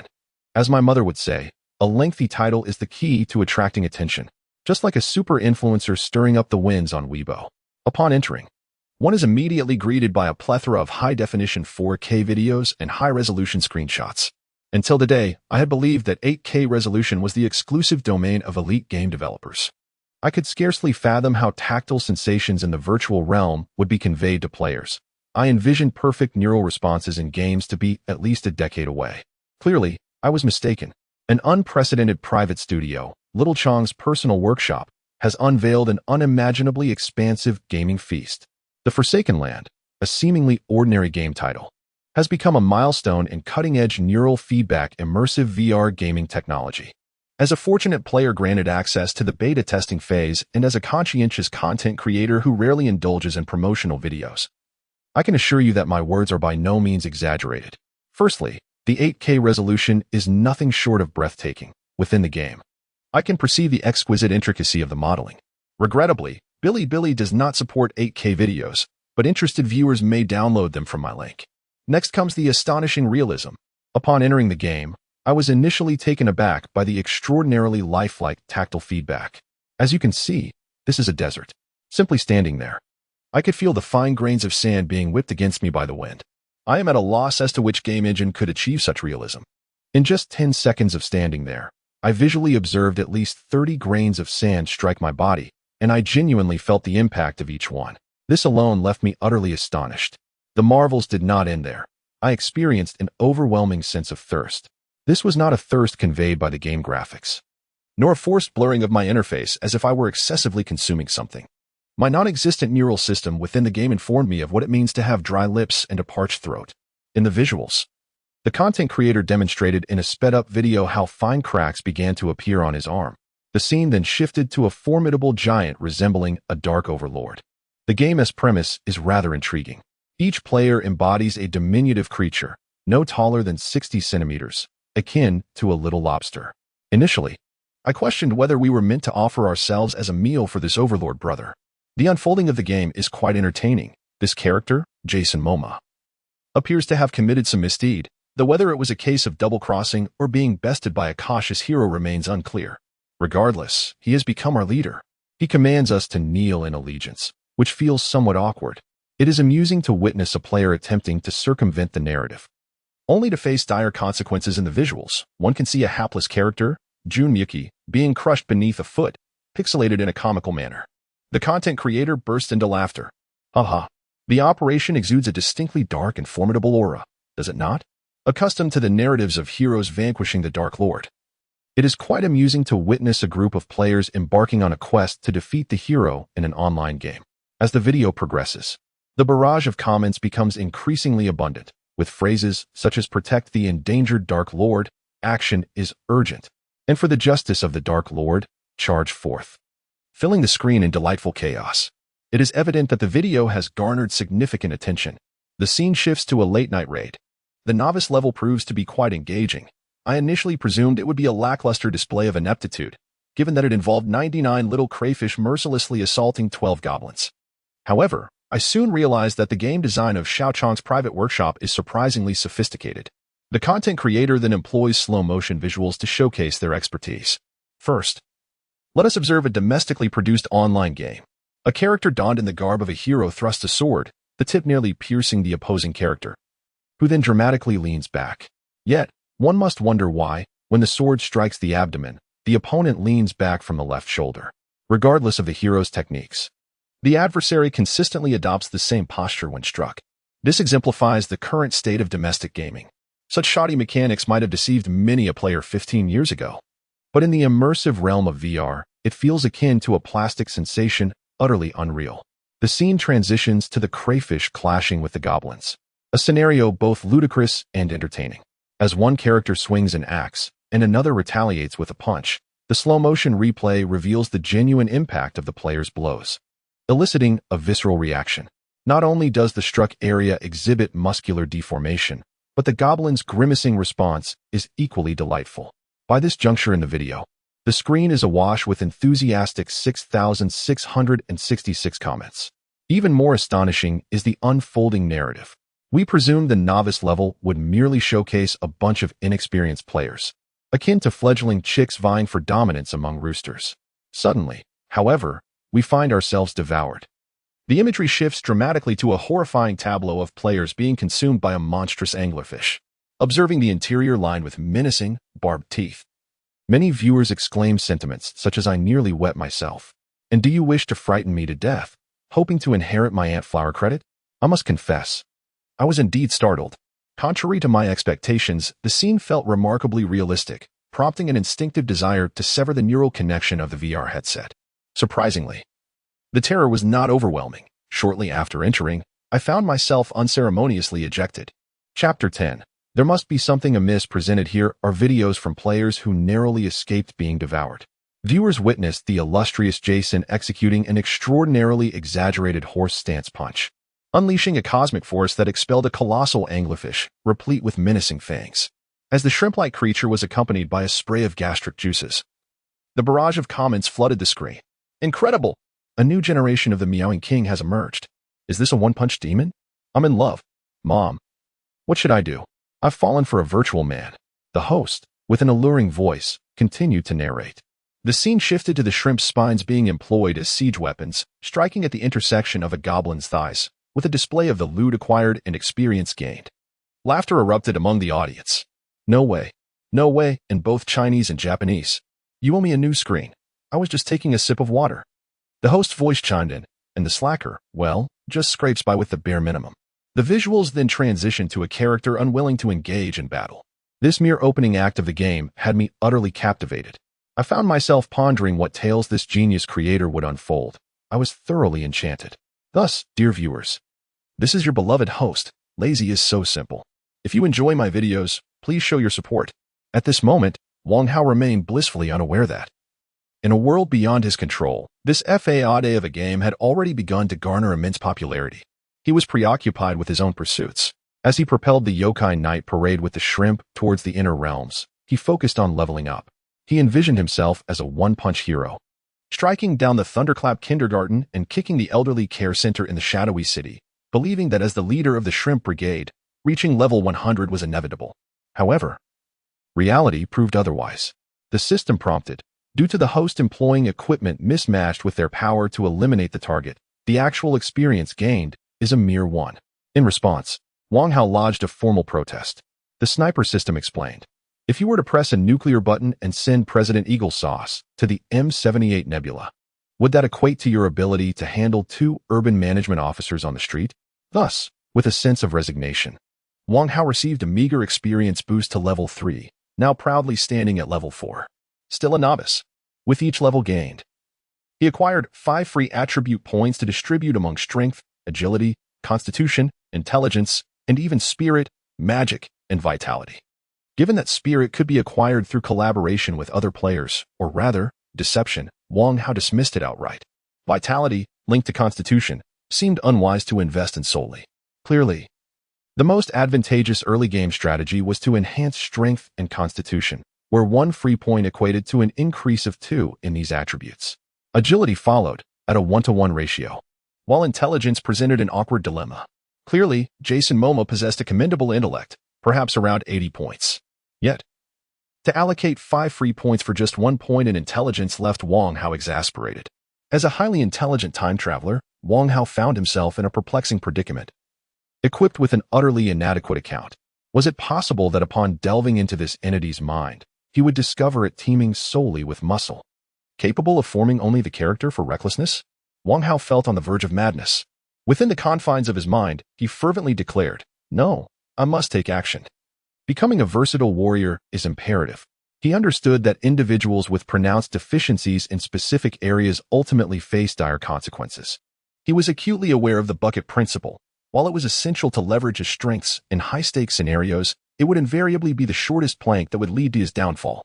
Gritting his teeth, Wang Hao allocated 5 of his free points to agility, raising it to 93, and then directed 10 points towards intelligence, ensuring it reached a total of 20. Given the curse that diminished his attributes by 85, his agility effectively rounded down to 14 points. Intriguingly, with his intelligence unscathed, it became his highest attribute at 20 points, granting him a sense of capability akin to that of a wizard. Simultaneously, as his intelligence peaked at 20, the system rewarded him with a cascade of blueprints flooding his mind. After successfully upgrading, Wang Hao utilized 100 Ghosts Night Walk. While gazing into the distance, he could ascertain that he had arrived at the periphery of this forsaken land. In principle, the further one ventured into the borders, the scarcer the resources became. He pondered whether this harsh world would feature a hazardous zone akin to the battle royale genre. If competitors were to vie against one another, then merely surviving in the outer circle. Unless by sheer luck one stumbled upon powerful items like the Silent Abyss, would yield little benefit. At the very least, fundamental resources would be scarce. The bloody arena permitted the presence of subordinates. Could one not envision a scenario where participants formed alliances? Wang Hao remained uncertain of the answer to this query. As the dark waves surged toward the central zone, he distinctly sensed a divergence in resources. The outermost circle was a fearsome desert, while a mere 20 kilometers inward transformed into a desolate expanse of rocks. Suddenly, he halted. Something felt amiss. The 99 Shrimp players looked around, bewildered, unsure why their leader had stopped in such a location. Wasn't he supposed to be formidable? Why not simply seize a prime territory? A chilling voice emanated from beneath Jason's black mask. Can any of you deduce what has transpired here? His gloved hand gestured ominously toward the front. Before them flowed a stream meandering through a barren valley. Logically, where there is water, one would expect an oasis, likely teeming with life. Yet, this place was peculiar. Towering trees loomed, knee-high grass flourished, and butterflies and insects fluttered about, but there were no humans or any sizable creatures to be found. The player's eyes brightened as a task materialized. Your master, Jason Momoa, has presented a trial to uncover what has occurred here. Task reward? Note: as you are special summoned beings belonging to your master, you are unable to venture beyond a 500-meter radius from him. Please be mindful of your movement range. Wang Hao exhibited a shrewdness by employing the term test, which revealed his confidence and composure. Although he instinctively sensed something amiss, he resolved to engage the player's intellect. After issuing the task, Wang Hao refrained from approaching the stream, instead opting to ascend a boulder 3 meters above the ground, where he remained as immobile as a mountain. The players promptly dispersed in a flurry. Xiongkong Zhizuoshao propped his chin on his hand and inquired of Tu Ci, beside him, Yuan Fong. What is your perspective on this? Good sir, how old are you? Such an ancient reference you employ. Tu Ci shot him a glance, initially reluctant to respond. But upon recalling Zhuo Zhao's financial prowess, he quickly donned a smile and retorted, Boss, there must be some hidden intrigue here. Meanwhile, Jun Muqi scampered towards the stream, exclaiming, I'm parched to death. Chapter 11. Proceed with caution. At noon, the sky was bright. Nearby, the player known as Yin Wei kindly cautioned, Wait. Be careful by the water. There are crocodiles. Jun Muqi glanced left and right, observing, This is undoubtedly Decadewood, a character named Tulip God. Adorned with a name that suggested grandeur, mockingly chimed in, Well, you can never be too sure. Wang Hao, situated not far away, marveled at the player's boundless creativity and peculiarities. The previous night, a player who had shouted for a glorious charge had evidently endured a harsh fate, promptly selling his account to Jun Muqi's roommate, Tulip God. Now, this pair of unlikely companions found themselves mingling together. Jun Muqi, undeterred by superstition, declared, I refuse to believe this. My eyesight is perfectly fine. This is undeniably a piece of rotten wood. If this turns out to be a crocodile, I shall eat my words. With a bold stride, he swaggered past the decayed timber. Suddenly, the wood stirred. As if shedding an incredibly realistic camouflage, a colossal crocodile, exceeding 10 meters in length, was revealed before Junmyuki. As the rough, bark-like exterior opened, it revealed a terrifying maw. Junmyuki barely had time to gasp before being swallowed whole, chaos ensuing around him. The massive creature swiftly turned, diving into the creek, disappearing in a splash. Is that really a crocodile? Have they developed optical camouflage? Players began to murmur, while Wang Hao, feigning calmness, was inwardly shaken. Even clad in the Demon King's armor, his chances of survival in an actual attack were uncertain. The most disconcerting aspect of a crocodile is its grotesque tearing ability. Its teeth might not penetrate the armor, but once it seized a massive prey, it instinctively rolled to apply torque, effectively dismembering its victim. Given Wang Hao's current physique, he could easily find himself without armor, limbs torn asunder. Sweat trickled down Wang Hao's back as he silently thanked his fortune for the unpredictable nature of players. He soon received a resurrection request from Junmyuki. After spending some biomass, Junmyuki was revived. My heavens! My dagger is gone. Junmyuki lamented in despair. While others upgraded their weapons, he found himself once again empty-handed. Yet, this was not the most excruciating part. A crowd of players gathered around him. Hey there, I heard you were craving some delicacies? One teased. Bring forth the dish. Tulip, how about sharing your address? Players are always eager for a spectacle. And had it not been for Tulip God's fear of being tricked in return, he might have sold Junmyuki out. A character like Junmyuki would undoubtedly refuse to actually partake in such a dish. He was not the only one facing misfortune. Soon, another would join his plight.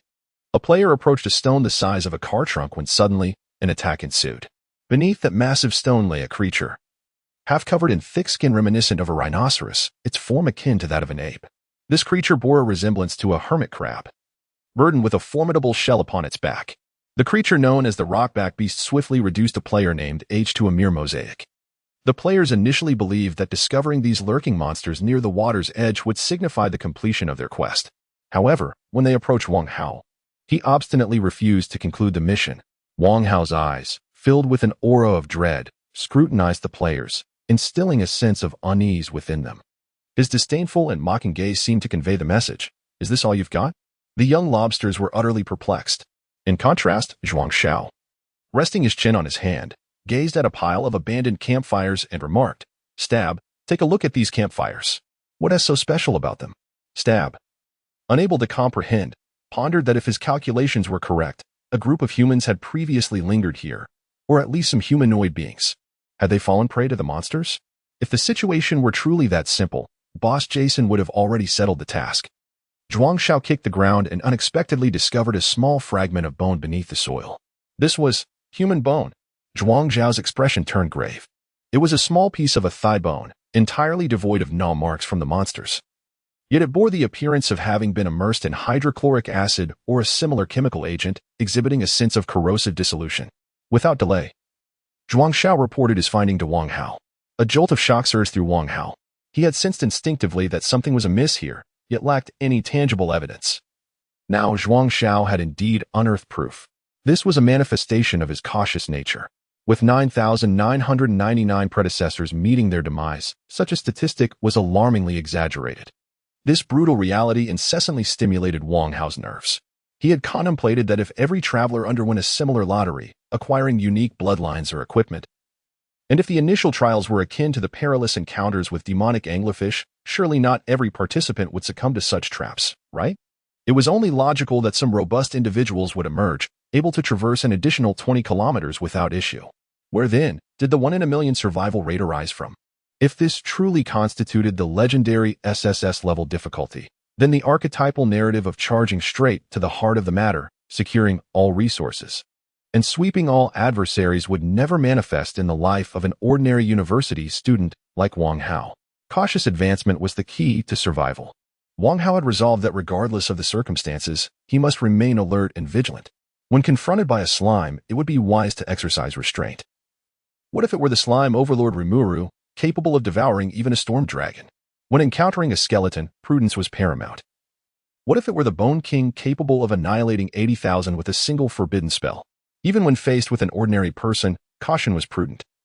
What if he were a bald man donning a wig, reminiscent of Saitama from One Punch Man?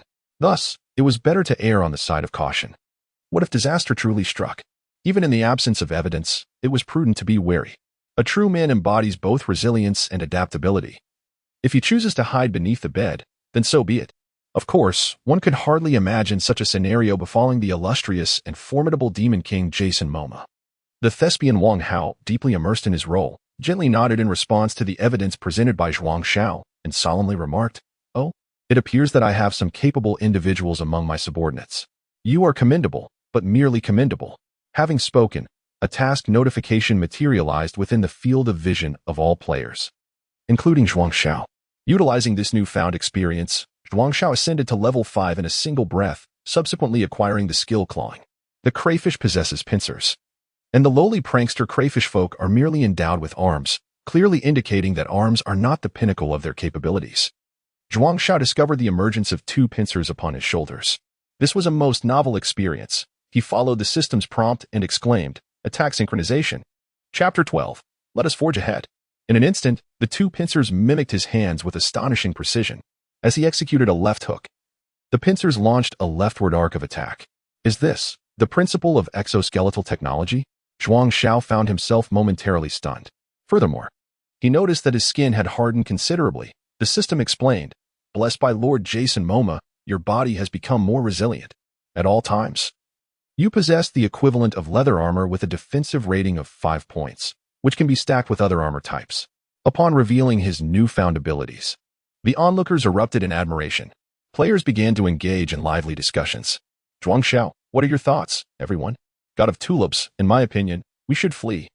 Yunwei, if it were that simple, I fear running would lead to a failed quest. Hammer Shattered Diamond, why is this online game so hardcore? Tuchu quipped. They clearly stated, only those unafraid of death should come. If it were that easy, it wouldn't be a new genre of hardcore online gaming. But honestly, don't you think challenges make it more enjoyable? Ultimately, Zhuang Xiao seemed the most reliable. He pondered aloud. I suspect that trouble will arise when the sun sets. Likely in the form of a wide-area attack, one that cannot be evaded. Tuchu inquired. So, shall we dig a hole? Who among us can? The 98 shrimp people were taken aback. To accommodate 99 small lobster people plus their leader, the hole could not be too small. Digging was indeed a skillful task. Beyond the creek, the terrain appeared desolate, with soil that felt parched. Yunwei whispered her concern. I'm afraid it might collapse. Zhuang Xiao deliberated carefully. Let us first assess our surroundings. I need to ascertain what materials can withstand this corrosive menace. At that moment, Jun Miyuki raised his hand. Looking forlorn. Could someone procure some food and drink for me? This is my 3rd death today. The system has informed me that I have exhausted my revival quota. And with water and food scarce, my health is deteriorating. I'm beginning to bleed. The shrimp people collectively expressed their hunger and thirst. Casting a glance at the composed Wang Hao, the god of tulips lamented, the dog lord doesn't he provide sustenance? Zhuang Xiao hesitated before proposing. Here is the plan. You all search for materials that can resist corrosion, while I venture with a few higher-level players to hunt crocodiles. Surely, crocodile meat is edible? Thus, under Tuchu's rallying cry of orcs shall never be enslaved, except for food and drink. 50 small lobsters set forth to hunt. It became increasingly difficult to distinguish between deadwood and the camouflaged, mutated crocodiles. The players fought valiantly. It is well known that a crocodile's initial strike is the swiftest and most challenging to defend against. Even with mental preparation, when that gaping maw lunged, many players found themselves paralyzed with fear, falling victim to its lethal bite. Zhuang Xiao once again garnered attention. This affluent player displayed a rare creativity that set him apart. A mutated crocodile charged at him, its speed akin to a cannonball. The eyes of the crocodile gleamed with a covetous excitement. This feeble creature was likely akin to the delectable flesh its companion had previously consumed, easily devoured in a single bite.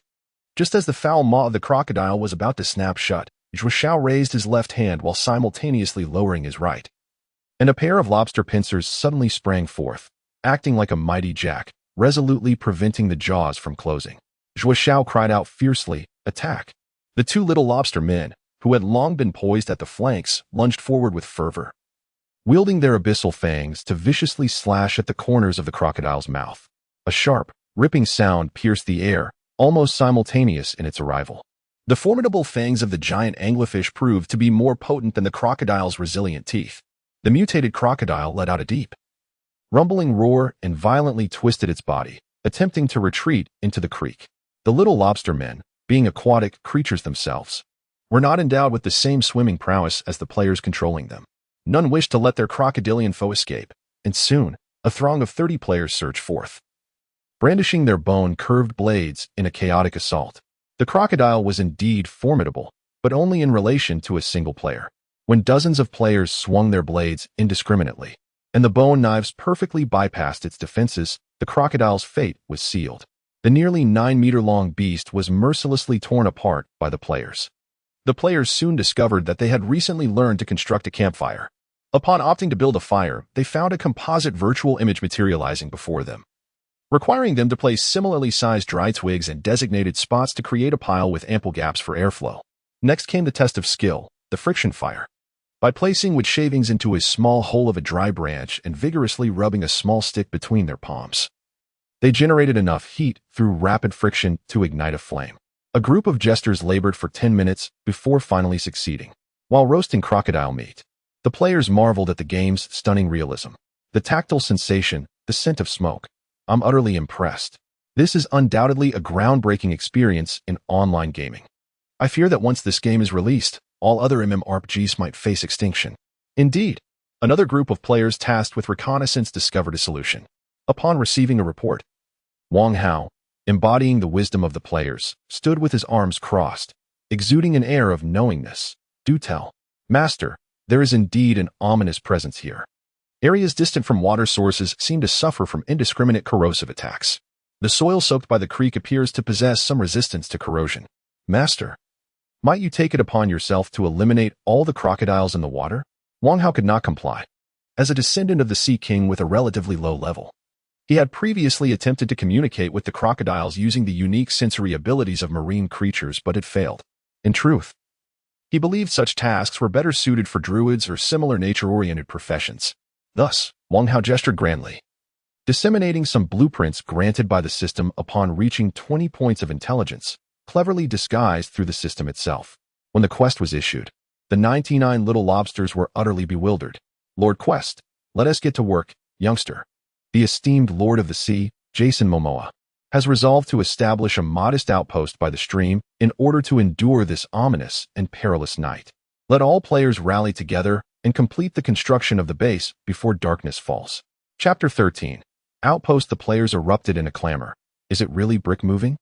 Working is out of the question. I shall never work in this lifetime.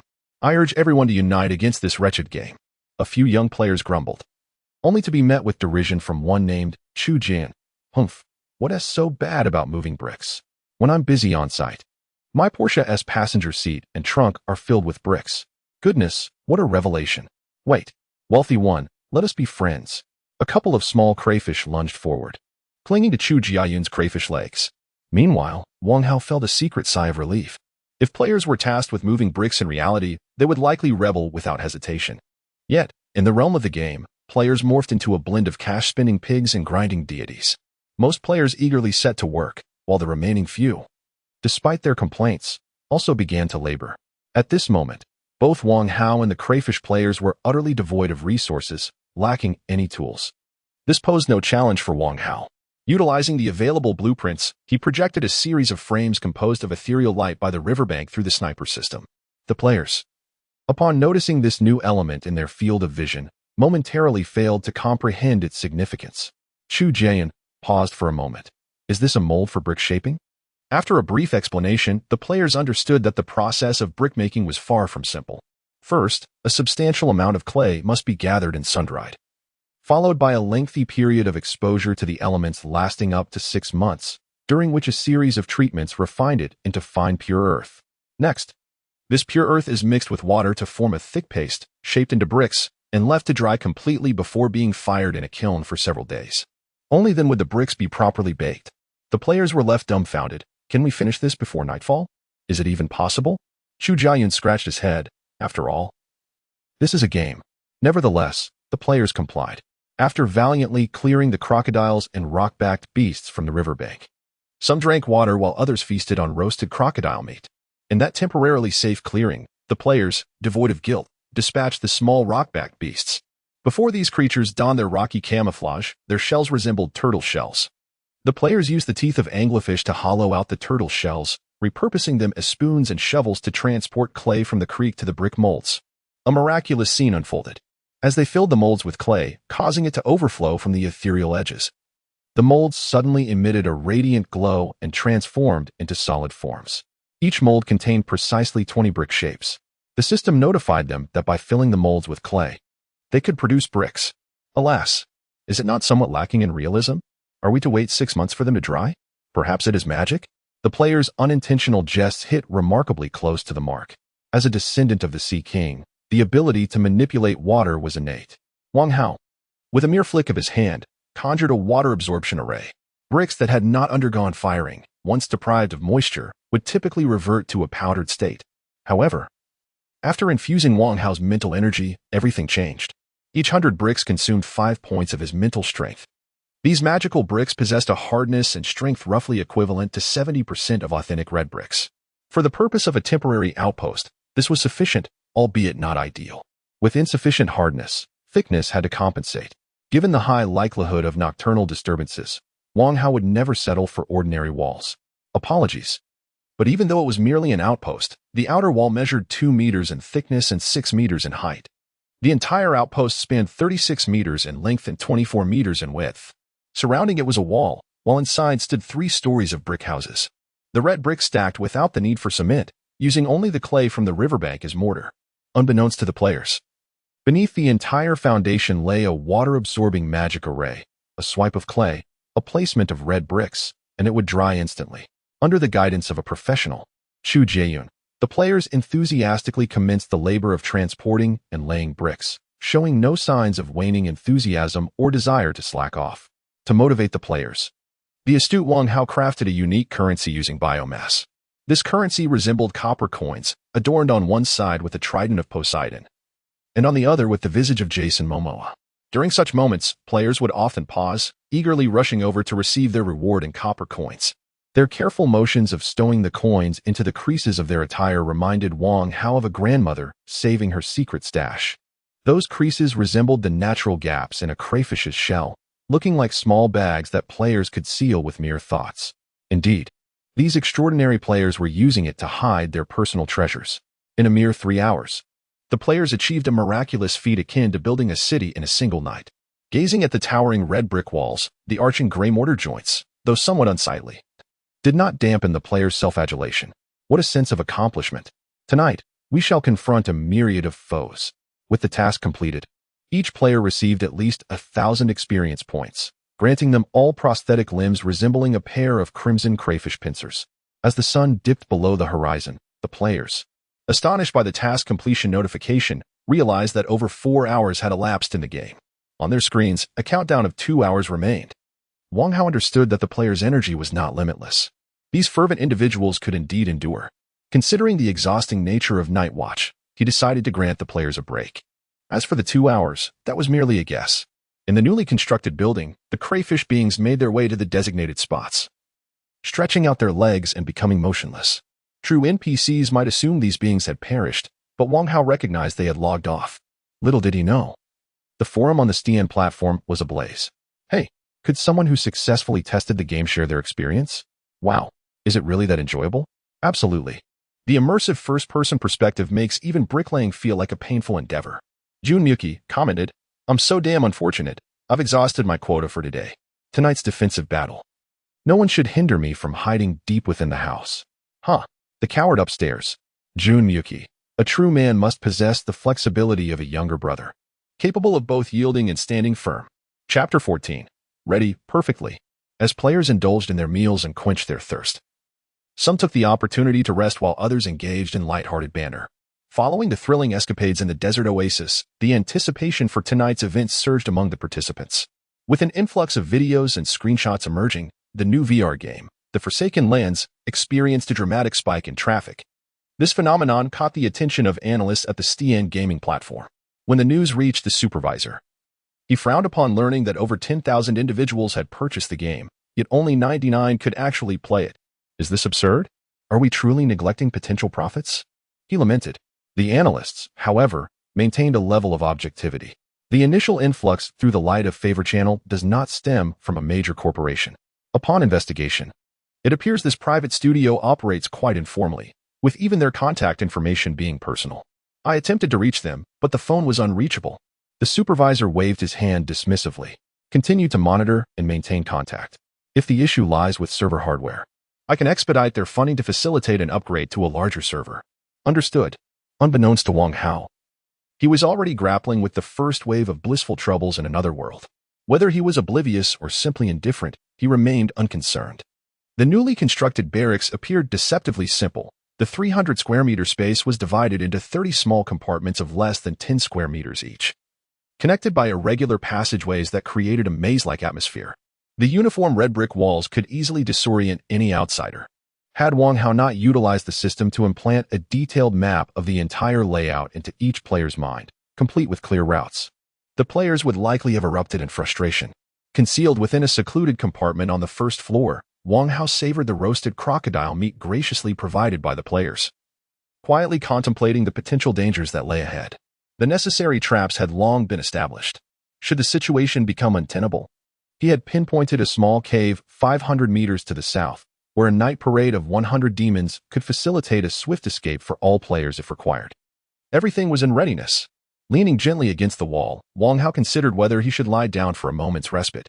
However, after replenishing his energy, he found himself not in a state of taut nerves, but rather overly alert, devoid of any drowsiness. Whether this was a blessing or a curse remained uncertain. Wang Hao clenched his fist discreetly, ready, perfectly. In this world, darkness fell with an abruptness that was almost palpable. Within a minute, visibility outside diminished to nothingness. In this primitive realm, devoid of moonlight, the surroundings were engulfed in utter blackness.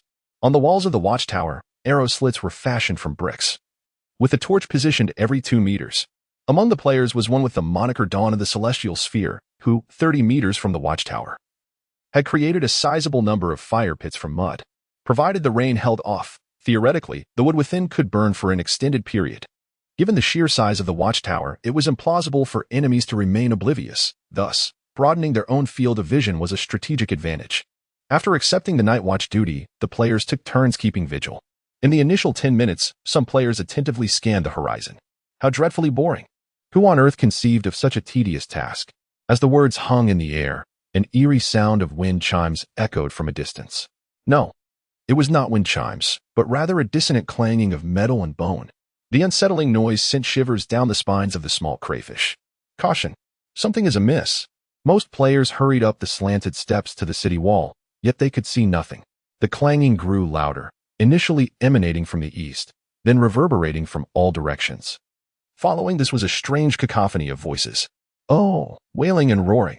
It resembled a primal, barbaric song akin to that of an African chieftain. Yunwei pointed, "Look over there." Instantly, everyone's gaze shifted to the distance where figures exuding a ghastly pale luminescence were moving.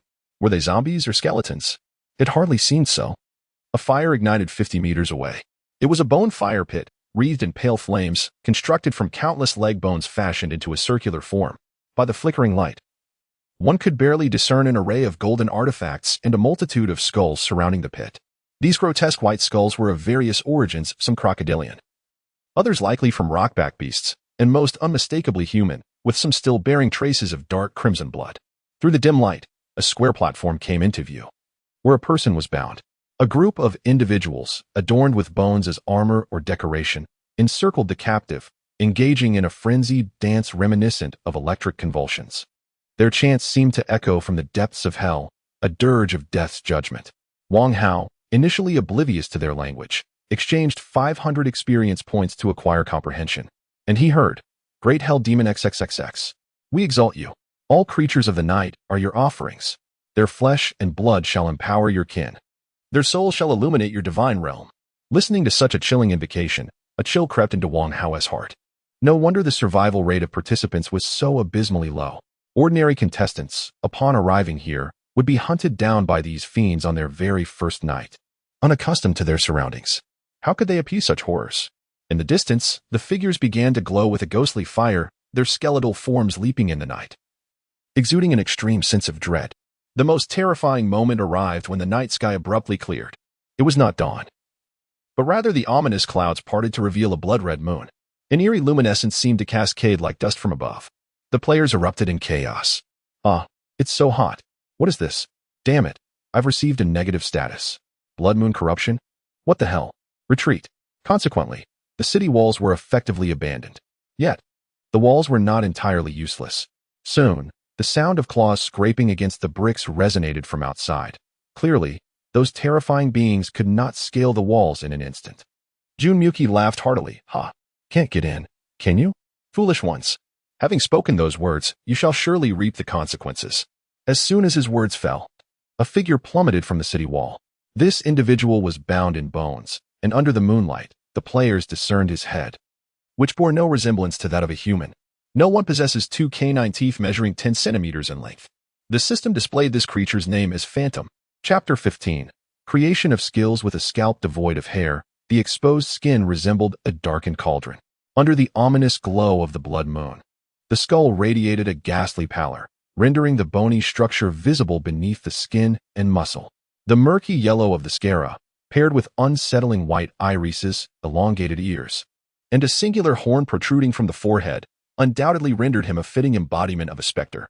His humanoid form was accentuated by 4 slender, shadowy limbs, indicative of a remarkable agility. Should such a creature ambush one in the woods, the outcome would likely be dire. As he made his entrance, the players were taken aback. Long Bean Sprout screamed, "No one told me this was a horror game." H chimed in, "Oh, you seem to be that girl from the forum. Is this truly delightful? Mind your own business." As the players wavered in their resolve, they were startled by the specter's anguished wails. Ack. Ugh, what was amiss with this creature? Chu Jian scratched her head, observing, "I see the outpost is complete. I might as well have some of the team dig a row of fist-sized holes against the city wall." These were pits approximately 20 centimeters deep, akin to the size of a human fist. Typically, one might stumble if traversing over them, but a leap from the wall could spell disaster for the specter. In a moment of inattention, a player stepped into one of the small pits, instantly fracturing a leg. Unable to resist, a player contemplated venturing out to deliver a finishing blow. To their astonishment, a multitude of specters plummeted from the surrounding wall like dumplings. Soon, 7 or 8 specters wielding bone blades surged through the sole entrance into the outpost. Possessing dark vision, they surveyed the cramped quarters. Noting a door of human height at the front, flanked by 2 dog doors measuring 70 centimeters high and 40 centimeters wide. After a brief hesitation, one specter slipped through each dog door while the remainder rushed toward the main entrance. Upon entry, they encountered yet another confined space of less than 10 square meters, again revealing a main door and 2 dog doors. The specters were compelled to divide their forces once more.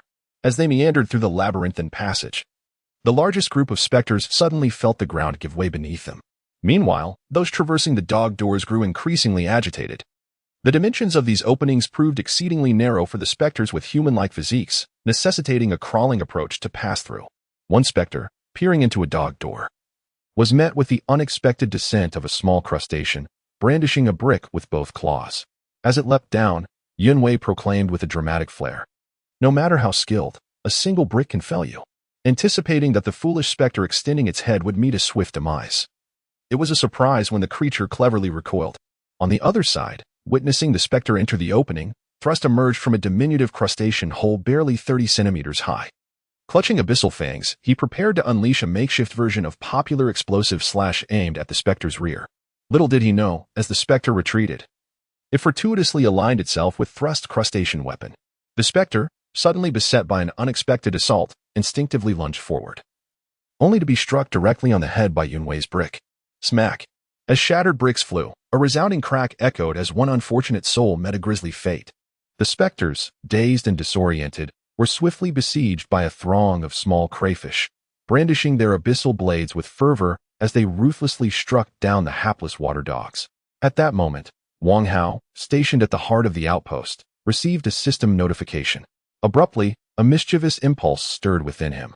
Meanwhile, Thrust, clutching his wounded shrimp gun in despair, also received a system alert. Congratulations to player Thrust for mastering the self-created skill Millennium Kill through relentless precision strikes to vital areas. Millennium Kill by targeting the enemy's vulnerable point and delivering rapid serrated strikes, one can inflict 200 damage, with a 15 chance of inducing various debilitative states, including paralysis, numbness, excitement, or rage. Does player, Thrust, wish to confirm the learning of this skill? Thrust was momentarily speechless. What the, by all that is unholy? Can I even learn this? After confirming, he was left in a state of utter shock. A simultaneous announcement echoed across the entire server, as well as in the Forsaken domain of the Stian forum. Congratulations to player, Thrust. The players erupted in a frenzy. Their reactions a chorus of laughter and amusement. Huh? 23,333. WWWW. In that instant, Thrust wished for nothing more than to vanish. The outpost had long been transformed into a labyrinth by Wang Hao, unless the enemy possessed the cunning of a maze killer to dismantle walls and navigate through. Any attempts to traverse his meticulously laid paths would only lead to their demise. In an open-field confrontation, the 99 small crayfish under his command proved to be utterly unreliable. 10 specters charging forth would be sufficient to overwhelm them in a single encounter.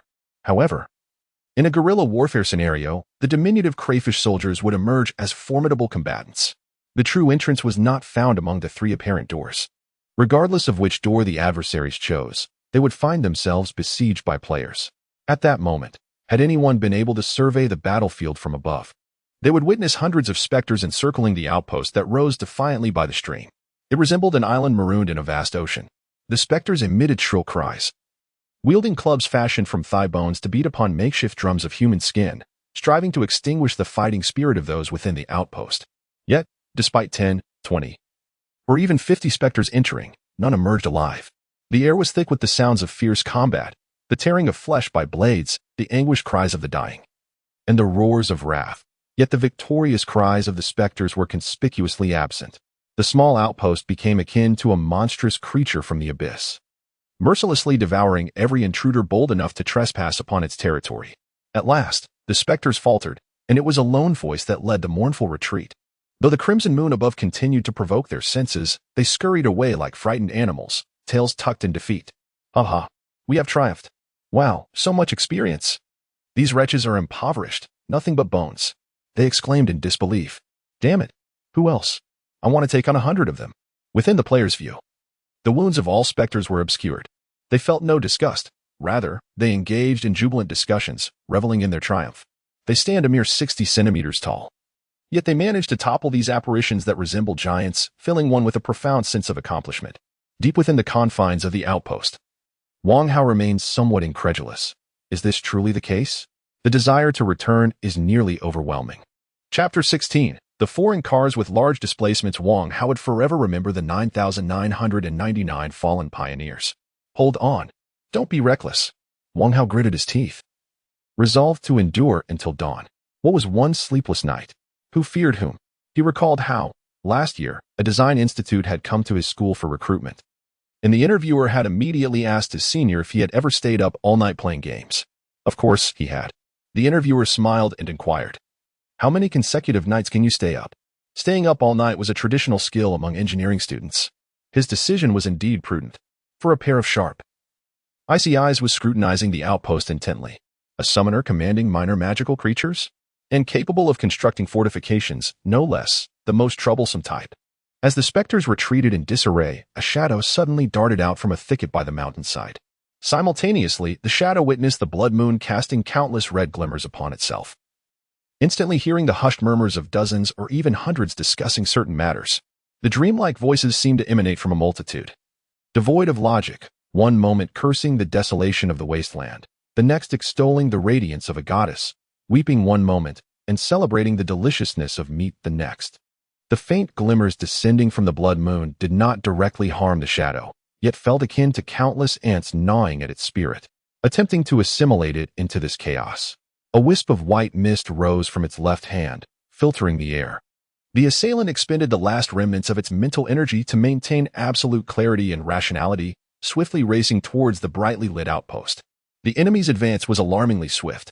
Like the wind, it leaped several times, effortlessly surmounting the 6-meter-high city wall. Instead of landing on the pit-riddled ground between the wall and the outpost, it became a fleeting specter, stealthily slipping through the outpost's sole entrance. The opponent was so agile that not a single player noticed its arrival, eschewing any of the doorways. This shadow, akin to a phantom cat, ascended to the rooftop, relying solely on the flow of air to locate the singular entry point. Who? The god of tulips was taken aback to see the brick faade being breached. He was rather disheartened to find himself assigned to guard duty by Lord Jason. He had thought the night would pass idly, but who would have guessed that the true entrance would be discovered before he could let out a cry? He and another player, with their comically diminutive lobster forms, were cleaved apart by a flash of cold light. With a thud, the upper halves of the two players fell to the ground, the severed edges devoid of any blood. The god of tulips, barely clinging to consciousness. Notice that the severed lower half of his lobster form was entirely enveloped in a fuzzy frost.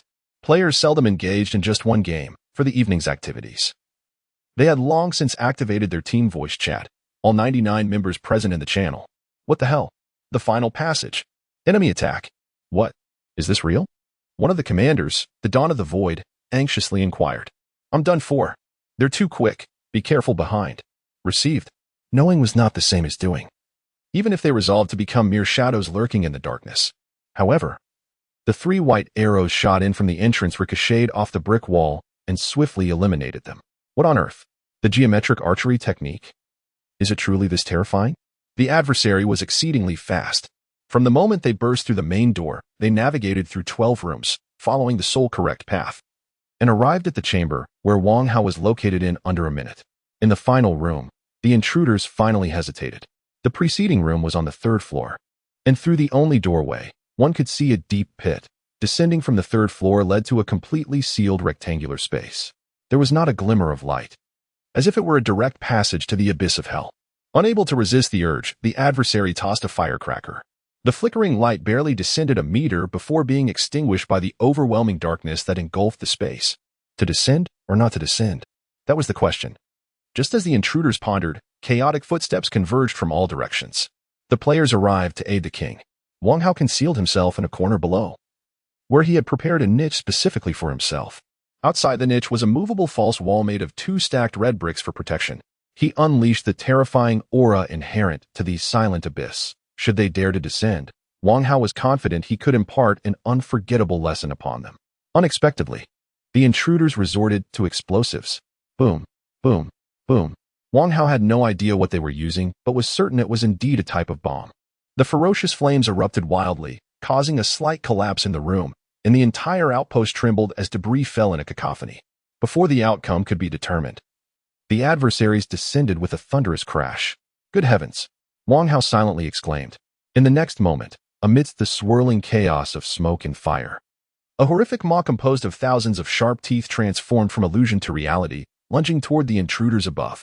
Indeed, this was Wang Hao's summoned creature, the abyssal maw, fashioned from an anglerfish. This was a meticulously planned ambush.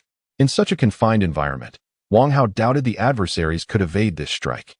As long as they could not fly, they would inevitably be met with the bite of the great maw. That meat grinder-like mouth would leave no one unscathed. He anticipated hearing the horrifying sound of bones and flesh being crushed in the next second. To his astonishment, a cold flash of blade light erupted in the darkness. The adversary, in that critical moment, successfully launched a counterattack.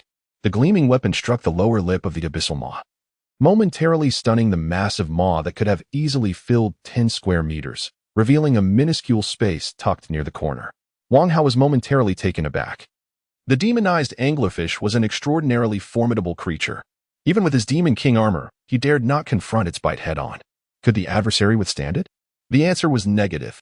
If the adversary possessed armor akin to Wang Hao's, they would have undoubtedly obliterated his outpost rather than stealthily approached through the corridor.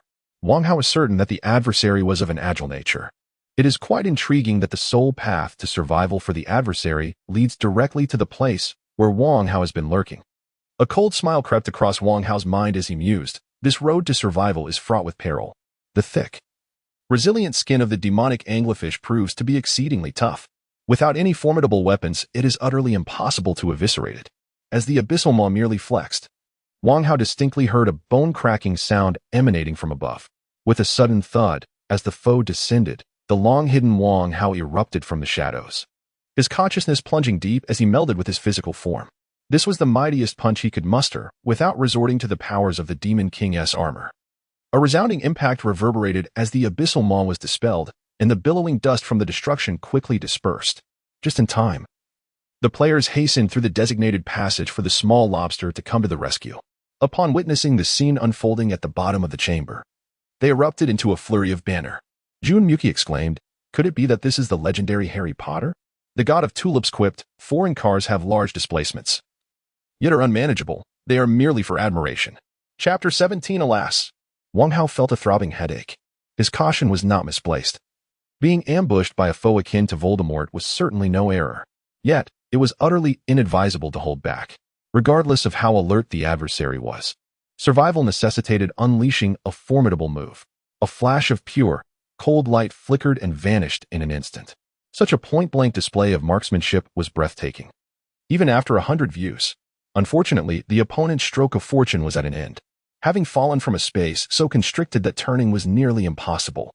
The exertion of their powerful move caused them to recoil towards Wang Hao, effectively delivering their vital point to his crosshairs. Just as the opponent descended, Wang Hao initiated his assault. Effective Abyssal Silence Armor, Abyssal Concealment in the night or dark environments. The armor possesses an inherent concealment effect at level 60.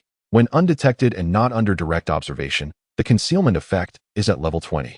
Attacking from concealment grants a 50 increase in attack speed and 100 attack power within 3 seconds.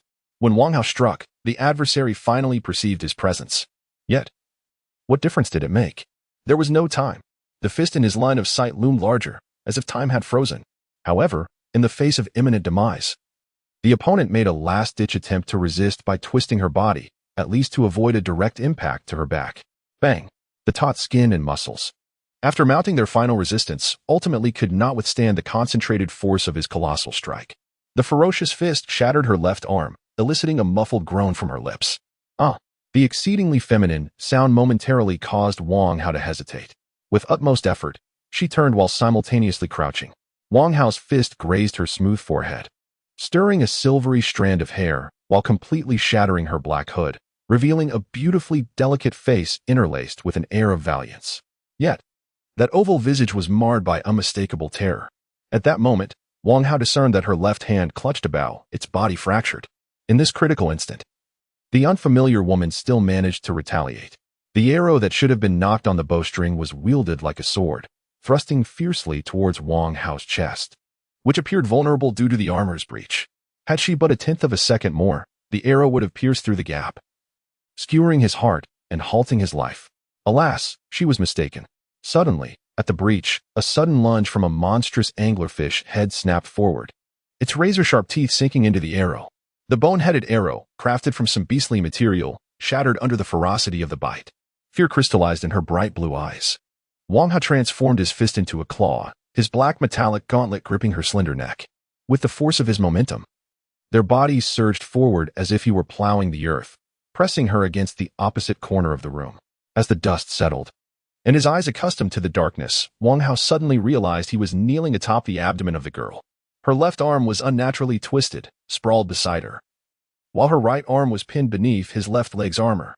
Unless she possessed the formidable strength of a superhero, she stood no chance of resisting against his towering figure of 193 centimeters and 216 gene, compounded by the weight of at least 60 gene of armor. One punch would render her lifeless. No, it needn't even come to that. Merely maintaining a grip around her neck for a few more moments would suffice.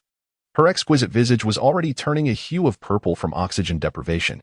Her lips quivered, instinctively parting as she gasped for breath. For reasons unbeknownst to him, Wang Hao's right hand relaxed slightly. As long-awaited air flooded into her almost suffocated body, the woman could not help but inhale deeply, gasping for breath. Suddenly, she appeared to grasp something, her face flushing crimson as she screamed hoarsely in a language Wang Hao could not comprehend. A system prompt emerged. Does the host wish to expend 50 points of mental energy to translate this language? The moment he confirmed the exchange, he felt a peculiar sensation, as if the left side of his brain were expanding, on the verge of bursting. In an instant, understanding washed over him. You demon! Kill me! Kill me now! The children of the icy land shall never yield to evil, no matter the humiliation. Her cries reverberated, but fatefully, his silent abyss armor responded. The system announced, the host's Demon King armor perceives provocation. No entity may dare to provoke the great Demon King. The king's absolute dignity is sacrosanct. Defeat her. Let her soul languish in torment and submission for eternity. A sharp pain surged through Wang Hao's head, filled with an overwhelming impulse to destroy. He yearned to tear apart the woman beneath him. She was taken aback, never anticipating that this fearsome man, who appeared utterly malevolent at first glance, retained some semblance of rationality. Had her taunts inadvertently awakened his darker inclinations? Her provocative words faltered, and her body instinctively curled inwards. A sudden fear gripped her. The man might genuinely resort to violence, a perilous miscalculation on her part. In his mind, light and shadow swirled rapidly, coalescing into a chilling, ominous altar of the abyss. This woman, his captive, was destined to be the first offering upon the altar of the resurrected Demon King. It was meant to unfold this way. In the void, a mysterious voice echoed, reminiscent of the sniper system. No way, Redeemer. Counterattack. Hero? Abruptly, alongside the lingering will of the Demon King. Other voices infiltrated his ears. Yang SYY, FBI warning. Feng Yi Piao Miao, Shadow Artist. Give it your all. Tonight we feast. Stall Qing Shang. Go for it. You're always there during every crackdown. A sudden wave of absurdity washed over him, initially stirred by the provocation of the Demon King's armor. Wang Hao abruptly jolted back to reality. Goodness. I am merely masquerading on the Stein platform, treating this world as a game. A little indulgence is permissible. But this is far too outrageous. It is bound to lead to trouble. I am truly acting in front of 99 absurd players. Should my ruse be unveiled? I would be obliterated. In that moment, Wang Hao was completely awakened. Chapter 18. My struggles as Wang Hao raised his head. He noticed a group of players peering out from a specialized passage for the Little Lobster people, 3 meters above him. Bully Bear Ring. I suspect you are driving recklessly without any evidence. This was a rather euphemistic remark. God of Tulips. You are merely lusting after her body. Disembark your vessel. This statement was quite direct. A collection of ruffians assumed that Jason Momoa was merely an NPC, oblivious to their chatter, and they were making a ruckus. Relishing the spectacle, the question remained, could he indeed act? Bah, even if he were to entertain such an idea, he would never do so in front of this rowdy bunch, who thrived on chaos. Just moments ago, provoked into a frenzy, his once murky black pupils had regained clarity, as if his mind had settled after enduring a cataclysmic upheaval. Lowering his gaze upon the woman beneath him, who had sensed the impending peril and fallen silent, Wang Hao spoke in a tongue incomprehensible to the players. Woman, you have stirred the darkness within me. Just a fraction more, and I would fulfill your desires. Mercilessly ravaging you day and night, ultimately extinguishing your life, imprisoning your soul within this demonic armor to wail eternally. Her face flushed crimson as she undoubtedly conjured the unspeakable horrors of such a scenario. Yet, amidst her fleeting dread, she discerned something different. Beneath her trembling lashes, hope flickered for the first time in her eyes. She attempted to steady her breath, calming the tumultuous waves of her heart, so as not to provoke the man who held her fate. The Demon King's armor? Why do you don such a fearsome guise? To survive. These 6 simple words resonated with an extraordinary power within her troubled mind. Indeed, in this ancient tongue, it was precisely 6 words. This is not a ploy by the author to inflate the word count. She recalled her own treachery at the hands of her kin, suddenly cast into this alien and perilous realm. A realization dawned upon her. He is just like me, struggling for breath amidst the precious air. She grasped the gravity of the situation. What do you wish? Push down, push down, push down. The players chanted in unison. Beneath the black helmet, a certain individual felt a surge of irritation. For a brief moment, he contemplated silencing the cacophony of these absurd players. As he extended his hand toward the peaks, the group above, led by God of Tulips, erupted into howls. Unexpectedly, crack, Wang Hao yanked her falcon-carved necklace away. The assembly of players shouted in unison, cut. The silver-haired beauty's countenance shifted dramatically. Wait, this contains a boundary stone, an object that can redeem your life. At that moment, Wang Hao remained unaware that the bloodshot hue had vanished from his eyes, the allure and domineering aura dissipating in an instant. He was also oblivious to the fact that, as he returned to normalcy, his will and judgment surged to an extraordinary level of 156 points. The system prompt was soon overshadowed by a flood of messages from players. Observing the silver-haired beauty's face, which fluctuated between anger and calm, Wang Hao slowly rose to his feet, declaring, "You may leave." The air was thick with his cold and domineering presence. Bah! A scoundrel who toyed with a woman's body only to abandon her. Another player exclaimed, "Wow, you're not even tempted by her? What a eunuch!" Another chimed in. Wang Hao retorted, Ugh. If I participate in the sister-killing event, I'll be lambasted. If I don't, I'm just a eunuch. This is so difficult." Cautiously, Wang Hao stepped back 3 paces, relishing the beauty's expressive countenance. Her delicate features were a cacophony of emotions, akin to a kitchen where spices had been spilled, sweet, sour, bitter, and spicy all at once.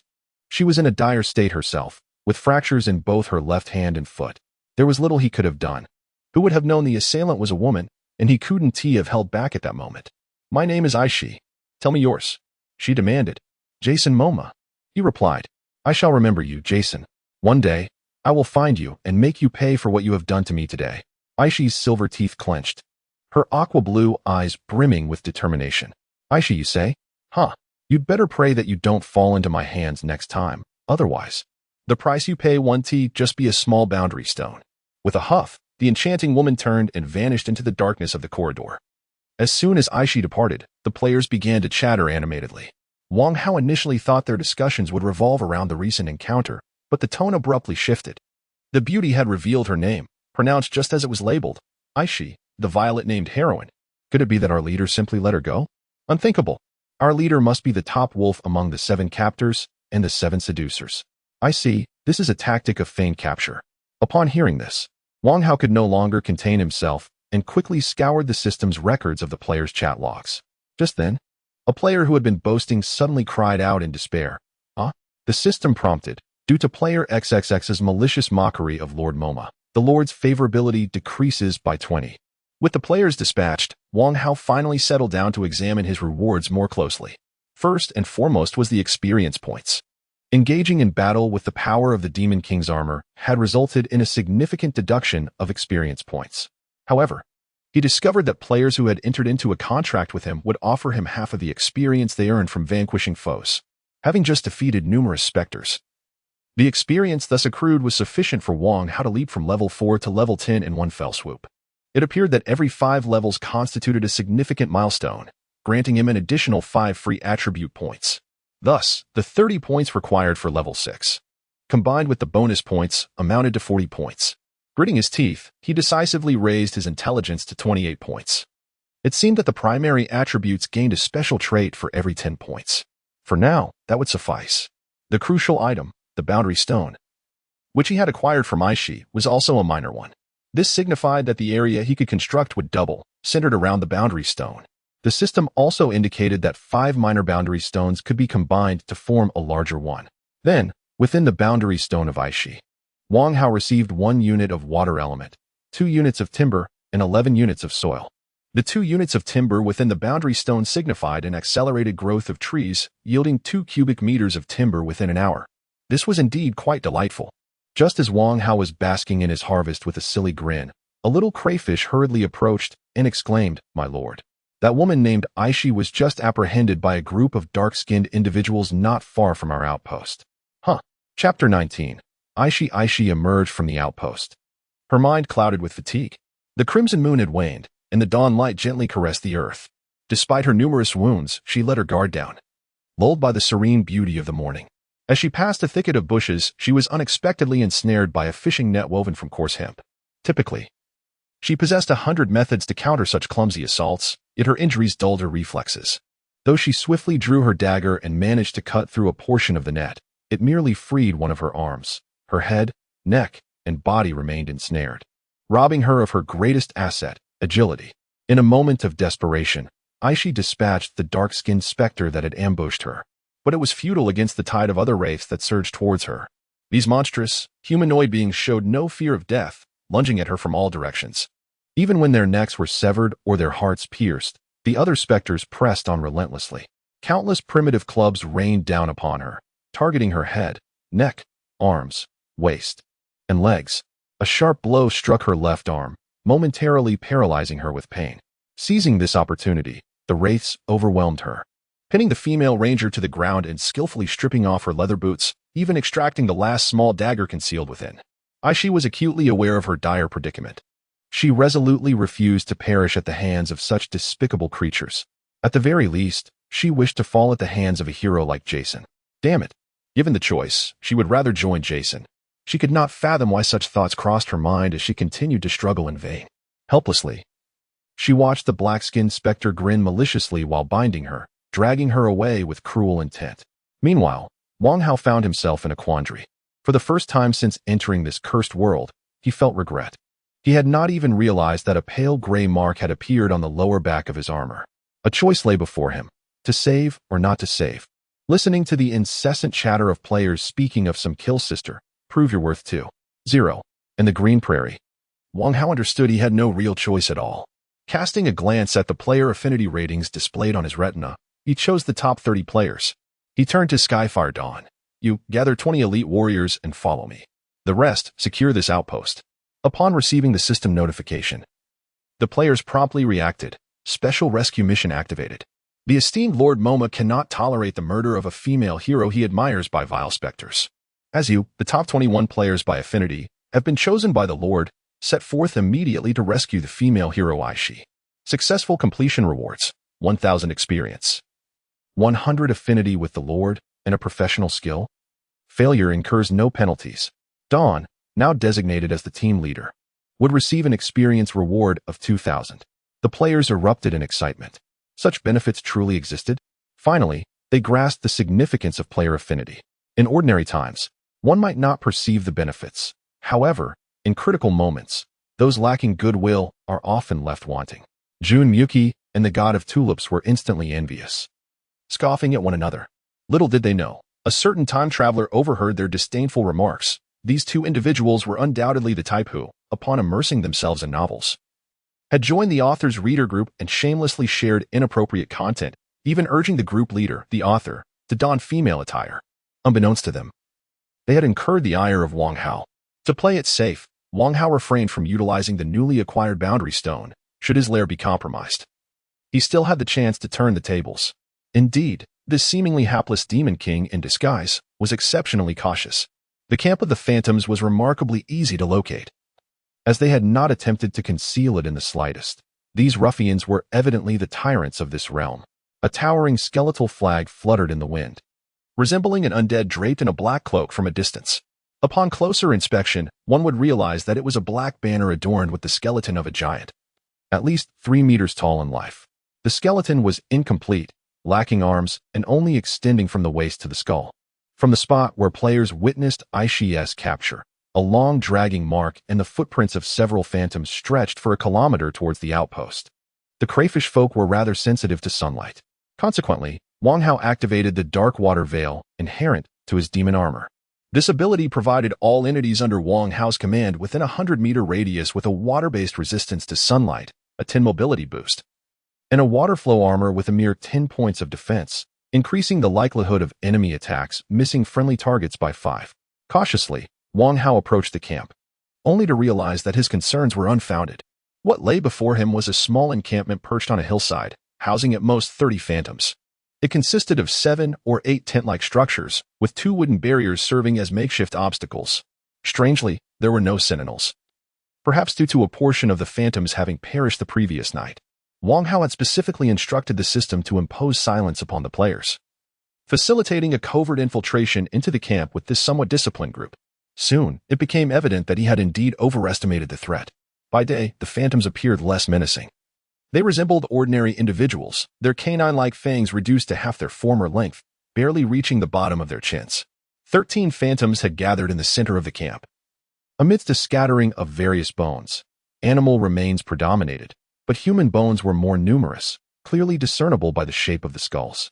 They brandished bone-curved daggers, each no longer than a handspan. One individual, adorned with a headdress resembling peacock feathers and dressed as a priest, incessantly gestured at Aishi's face, seemingly dissatisfied with her expression, which lacked the requisite terror. Aishi's appearance was both pitiful and slightly amusing to Wang Hao. The heroine was in a dire predicament, her hands and feet bound to a pole, akin to a roasting spit. However, instead of a massive bonfire beneath her, there was a large basin reminiscent of a bathtub, where water was being heated. Chapter 20. The compromise of the heroine. Aishi's cascading silver hair shimmered like a waterfall, framing her delicate alabaster legs that teetered between being overly ample and excessively slender, much like a prized ham displayed in a shop window. For a fleeting moment, Wang Hao nearly erupted into a boisterous laugh. Was this truly the same heroine who had, just the night before, discerned the correct passage through the labyrinthine outpost and swiftly vanquished the abyssal maw? Suddenly, he felt that even the most mundane drug inspectors were preferable to her. as at least they wouldn't devour the innocent. My lord, Cheongkong Shi Xiaoxiao suggested to Wang Hao, the specters seem weaker than last night. Perhaps we should handle the minions while you focus on the rescue? He felt a twinge of anxiety, uncertain whether this NPC overlord would grasp his dialogue. Or perhaps this NPC was merely a character portrayed by an actor hired by the game company. After all, the trend of virtual idols was on the rise, where a 3D model was animated by an interesting soul behind the scenes. Wang Hao appeared to ponder this, then responded somewhat tangentially, I shall charge as the priest. The rest is up to you. With the command issued, the 21 players tightened their grips on their curved daggers. They soon realized they had inadvertently entered the state of Night Parade of 100 demons, their feet submerged in a viscous black liquid that drastically enhanced their speed. With a resounding rush, the black tide surged forth, catching most specters off guard. Small lobsters shot out like projectiles from the wave. The more adept players, such as Ji Xiaoxiao, executed a mid-air draw, targeting a specter's throat before even touching the ground, delivering a lethal strike. The less skilled, even if unable to land a decisive blow, could still jab at their foes with the pincers. Following the fierce battle of the previous night, most players had surpassed level 5 and possessed lobster claws. The most amusing sight was the transformation of players into living projectiles, crashing into their adversaries and tumbling alongside the specters like rolling gourds. Wang Hao's entrance was naturally the most imposing. The priest's face finally betrayed an expression of terror. He collapsed to the ground, empty-handed, retreating in fright while muttering in a native tongue. Faced with the system's inquiry, Wang Hao was disinclined to decipher the barbaric language. Ashi's feeble voice interjected. He says you are seizing the offering meant for the malevolent god Yog. Your actions will provoke the wrath of the great dark deity. With hands on his hips and a nonchalant gaze, Wang Hao retorted, Who says I'm seizing the offering? I am not. I deny it. Do not spout nonsense. His vehement denials nearly exasperated Ashi. Are you truly here to rescue me? Ashi struggled to maintain her composure, not wanting her vulnerability and glimmers of hope to be wielded against her. Yet, she felt cornered. Prior to her capture, she had witnessed another exile brutally tortured and killed by this fiendish group. They had carved sacrificial inscriptions into every inch of the captive's unblemished skin. If Jason Momoa did not come, it would be her turn next. Wang Hao glanced around the chaotic battlefield, astonished to find the lobsters gaining the upper hand. With a sudden smile and silence, she tossed a small handful of what appeared to be spices into the pot. Yes, no. She finally resigned herself, directly stating her bottom line. You have won. As long as you do not dominate my body, I will comply with your wishes. You have saved me twice. Once I save you twice, we will be even. At that point, let me go. Sensing the last remnants of the heroine's dignity and stubbornness, Wang Hao glanced at the system prompt, confirming this was indeed her limit. She did not even mention sparing a certain individual. This undoubtedly crossed her moral threshold. In this abysmal, blood-soaked arena, to survive, she ultimately compromised. The system prompt read, Congratulations, host. Wang Hao did not continue reading, as it was akin to the promise he made to AI Shi. With a swift motion of the metallic finger armor on his right hand, the ropes binding her hands and feet were severed. AI Shi's body plummeted, her complexion paling instantly. Below her was a cauldron of boiling water. Wang Hao, however, did not tease AI Shi. He positioned his left forearm against her back, encircled her underarms with his right arm, and lifted her in a classic princess carry. To avoid frightening AI Shi, he even removed the miniature anglerfish head from the gap in his left chest armor. Feeling the warmth of Wang Hao's chest, AI Shi was filled with a mix of embarrassment and anger. You. He disregarded her protests and carried her away, casually dispatching the chattering priest with a kick. AI Shi gritted her teeth, ignoring Wang Hao's subsequent remark. I found some herbs that are remarkably effective for fractures. 3 days. I only need 3 days to barely be able to fight. Wow, that's quite impressive. However, since this world possessed magic, it was not surprising to have miraculous remedies. Excellent. Then for these 3 days, your life is in my hands. In the future, my back will be entrusted to you? Okay. Though she felt an overwhelming urge to be furious, She was inexplicably drawn to him. Why was that? Meanwhile, the players' battle concluded, perhaps due to the element of surprise. They eliminated 6 specters in the initial encounter. Subsequently, 21 small lobsters attacked 4 specters. After suffering the tragic loss of 10 lobsters, they finally succeeded in vanquishing the 4 specters. As Wang Hao cradled Shi in his arms, the players gathered around, their gazes filled with envy, yet they remained silent. Given the precedent of players losing favor with the Lord due to taunting, No one dared to provoke the leader. Wang Hao awkwardly inquired in a dialect. Can you teach me archery with these 21 subordinates? When I recover, it is possible. But aren't there only 11 left? No, these individuals are somewhat special. Their souls do not reside here. They can resurrect at any time. This news is rather astonishing. She was momentarily taken aback. So what is the answer? I have no issues. Instantly. All 99 players received a system prompt. Congratulations to players Cheongkong Jijua Xiao and the other 21 for completing the special rescue mission, Rescue of the Heroine Shi. Earning XXXX experience points. All participants are granted up to 3 additional opportunities to learn archery and eagle eye skills, which can be pursued after the female hero Ash has recovered. The players erupted in cheers. Long live the Lady of the Fortress. Our leader is truly remarkable. Goodness. Is this the feeling of envy and jealousy? I shall never dare to mock our leader again. While some rejoiced in elation, others were filled with regret. Chapter 21. Do not trust me. Fortunately, the player and Ash could not communicate. Otherwise, Wang Hao would have felt quite embarrassed. Although Ash could not comprehend the player's words, she sensed something amiss. Struggling slightly, she bit her lip, determination gleaming in her eyes as she softly requested, Could you let me down? I believe this is rather inappropriate. I can find a branch to use as a cane.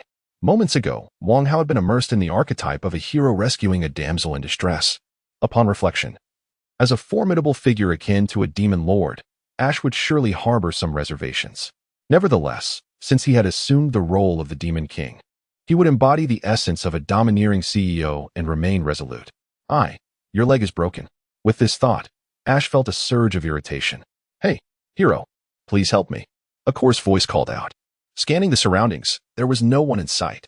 The voice, now in another language, repeated the same plea. Following the sound, Wang Hao and his companions finally located its source, a dwarf imprisoned within a cage of thorns.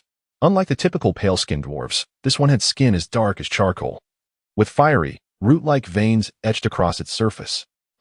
I am Balu, a volcanic dwarf. Theoretically, I align with the lawful evil faction. Those damned wraiths even wish to feast upon my rock-hard muscles. However, if you rescue me, my life will belong to you, Balu introduced himself. Upon hearing his name, it appeared on Wang Hao and the player's retinas, indicating he was a blue-named NPC. Oh, how splendid. What skills do you possess? I am adept in traditional dwarven craftsmanship, particularly blacksmithing. I can forge most equipment of intermediate grade and below. Excellent. Let us sign a magical contract, and your life shall be mine. Wang Hao presented a glowing contract infused with magical elements through the system. Viewed through the lens of a modern citizen, the contract seemed utterly inhumane, a 997 work schedule. To labor until death. Yet, Balu appeared to be overjoyed. Oh, my esteemed master, your benevolence shines upon the entire underground world. Balu fawned excessively. Rescuing Ash and acquiring a dwarf seemed like a remarkable deal. As for offending the Wraith's formidable backer, it was as if the Wraith's attack the previous night had been a mere fabrication. These flesh-eating creatures deserved to be exterminated. Wang Hao cradled Ash in a princess carry, causing the remaining players to erupt in excitement. They had not seen clearly the night before, compounded by Ash's black boots. Tulip God, good heavens, is there something wrong with my eyes? Long Bean Sprout, no, you've been blind for ages. You're just a little dragon with poor vision. Divine Dragon 9527. Goodness, those long legs. May I lick them? Experienced driver, my friend says he's cured. Meanwhile, Ash, though unable to comprehend the raucousness, could feel the fervor of the crowd. The gathering players, each raising their hands in enthusiastic welcome, resembled a lively assembly of shrimp. Jun Miyuki raised his arms high and shouted to the heavens. We strongly demand the planners to open the cross-dressing system. In the next moment, a loud slap echoed, and the ground was awash with red pixels. Wang Hao exhibited no reaction, as if pondering, did I just step on something? Aishi was taken aback, wondering, is he all right? All is well, he casually resurrected Jun Miyuki, bestowing upon him a lord's favor of -10. Yet, Wang Hao remained fixated on Aishi, causing her cheeks to flush crimson, while the clamorous shrieks of the shrimp swarm intensified. Upon reaching a room on the 3rd floor of the watchtower, Wang Hao removed the already unsealed openings, revealing 4 windows facing the cardinal directions. He casually assigned a few minor tasks, prompting the players to eagerly gather wood, leaves, and hay. Thank you, but I shall manage on my own, Aishi insisted, attempting to defer. However, Wang Hao remained silent, his hand grazing Aishi's leg. Not there, wait. Yes. A little to the left, she corrected him. Realigning bones is a highly specialized practice, one in which Wang Hao lacked expertise, leading Aishi to inadvertently twist her hand. Regardless of her willingness, she had no choice but to submit to Wang Hao's assistance. If fractures went untreated, they could easily lead to internal bleeding or misalignment, resulting in lifelong limitations on physical strength. Fortunately, Aishi possessed experience in this regard. When she infused her eyes with magical energy, she gained a near internal vision, ability to discern any misalignment in her bones. Next, she assigned players the task of gathering herbs. Unbeknownst to Wang Hao, as he busied himself, the players began to converse. Is this part of the plot? It seems so. A very plausible development. But I wonder, if we mess up, will it alter the storyline? Are you suggesting we kill the sister? Nonsense. But don't you think our boss's intelligence seems rather elevated? Indeed, it does. Before long, they had no time for idle chatter. Their leader announced a series of tasks. First, the outpost needed fortification, with all walls requiring an increase in height, preferably doubled, and the addition of a gatehouse. Next was the collection of herbs for Aishi's ongoing treatment, which was also assigned to the players. Lastly, Wang Hao issued an open-ended exploration quest, available to all. Aishi, I need to meditate for a while. Keep an eye on things and call for me if anything arises. Is it similar to deep sleep meditation? Aishi inquired, puzzled. Yes, it is quite important to me, Wang Hao decided to fabricate. Aishi hesitated, biting her lip before finally voicing. Do not place such trust in me. You hardly know me. Do you truly wish to experience the sensation of being betrayed, ensnared, and murdered by someone you trust, only to find yourself in a dire situation? I solemnly advise you to harbor no expectations of me. Consider it a matter of life and death, and we shall be even. The first part of her statement was relatively restrained, her voice striving for calm, while the latter erupted in a near scream. Chapter 22. Have you slipped away? Observing Aishi, whose entire body was tense and whose delicate, fair neck had turned a deep crimson from her shouts, Wang Hao was momentarily taken aback. After spending 3 years in a technical university, he mused that even a Cao could outshine Diao Chan. He could almost foresee her uttering phrases like, I'm sorry, I have no feelings for you. We are simply incompatible. Indeed, a lack of feelings does not signify attractiveness. And being incompatible could imply poverty. In the grand scheme of things, Wang Hao was merely an average student in a typical university, devoid of any archetypes of the affluent and handsome. Would there be another occurrence today? That would indeed be a tremendous loss. Yet, he found it amusing. Aishi repeatedly insisted. Do not trust me. But her every action and thought pattern adhered to a clear moral compass, categorically aligning her with the archetype of lawful good. Such fierce declarations were akin to a small kitten brandishing its claws, proclaiming, I am fierce, and Wang Hao could only find her endearing.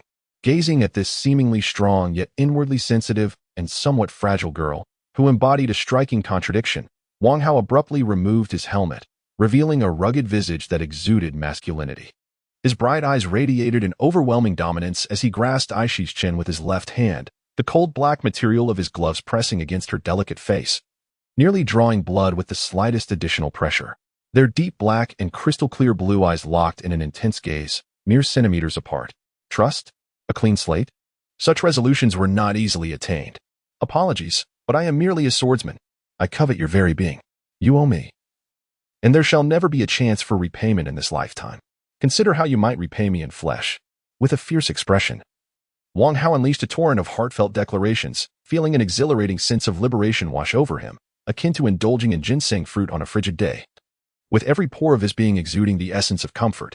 You.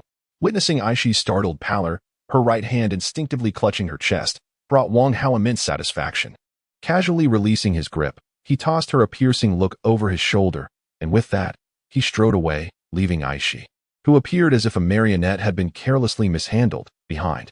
Thin moral standards. The host character is characterized by a disinterest in the well-being of others, solely focused on self-interest. Aishi's first reaction was a mix of shame and anger, quickly followed by a moment of perplexity. Wait, could it be that he has had similar experiences? Rubbing her slightly aching chin, Aishi suddenly realized, what a joke. If he truly intended to use force, he would not have waited until now. Her heart raced uncontrollably. Wang Hao paid no mind to Aishi's response. His only sentiment was exhaustion. Since his arrival in this realm, he had not slept a single minute, and the tautness of his nerves only amplified his fatigue.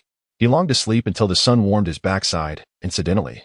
His room faced west. Retreating to the most secluded chamber of the outpost, he initially contemplated hanging a sign that read, "The Lord is meditating, no disturbances allowed." However, considering the reckless players, he opted instead for a distinctly game-themed notice. Game bug detected, urgent repairs in progress. Entering may result in a high probability of data loss. Mental synchronization? Darkness enveloped him, and suddenly, the sensations in his body transformed entirely. In the blink of an eye, he transformed from a towering figure standing at 193 centimeters to an ordinary university student of merely 175 centimeters. As he opened his eyes, he was greeted by the soft glow of yellow lights, the peculiar green curtains characteristic of hospitals, and the stark white of the hospital bed. To his side lay a bulky electrocardiogram monitor, and he soon realized that an oxygen tube was inserted into his nose. Surveying his surroundings, he found the room empty.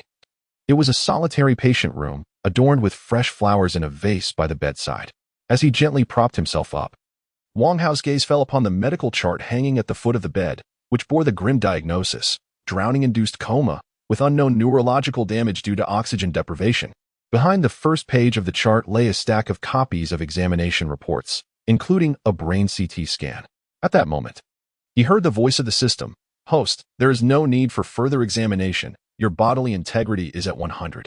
However, your physical condition will synchronize with that of the blood-soaked arena. Should your body sustain injuries there, your capabilities here will proportionately decline." The sniper system first offered him a sweet promise, only to follow it with a harsh reality. Wang Hao noticed a new, synchronized perspective appearing on the right side of his vision, akin to a split screen, where he could project his consciousness and receive all the sensations of another version of himself. Was this multitasking? Young man, press on. Once you acquire a larger boundary stone, you will be able to merge your bodies, existing solely in one of the two worlds. Of course, to avoid detection in this realm, you will be unable to possess Jason Momoa's superpowers. Sigh, that would have to suffice. Wang Hao felt utterly drained. Casting a glance at the dark night outside, he reached for his phone, carefully wrapped in a sealed bag by the bedside, and upon opening it, discovered it was November 11th at 11 p.m. He couldn't help but marvel at the disparity in time between the two worlds, while it was already the next morning there. Here it was still well into the evening. Was it due to the shorter nights over there? The system chimed in again. "Dear host, the family of the jumper has already paid your deposit.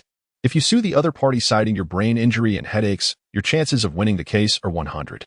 Moreover, you could also receive a reward for your bravery. Was the girl who fell into the water all right? She is unharmed. In that case, I plan to make my escape now. Why? Because at this hour, I cannot complete the discharge procedures. After midnight, it counts as the next day. With so many examinations, the cost would easily exceed 10,000 yuan. I'd rather not inconvenience anyone, given the circumstances." Wang Hao felt utterly exhausted by the notion of traversing between worlds and had no desire to engage in disputes. If they promptly settled the bill, it would be acceptable.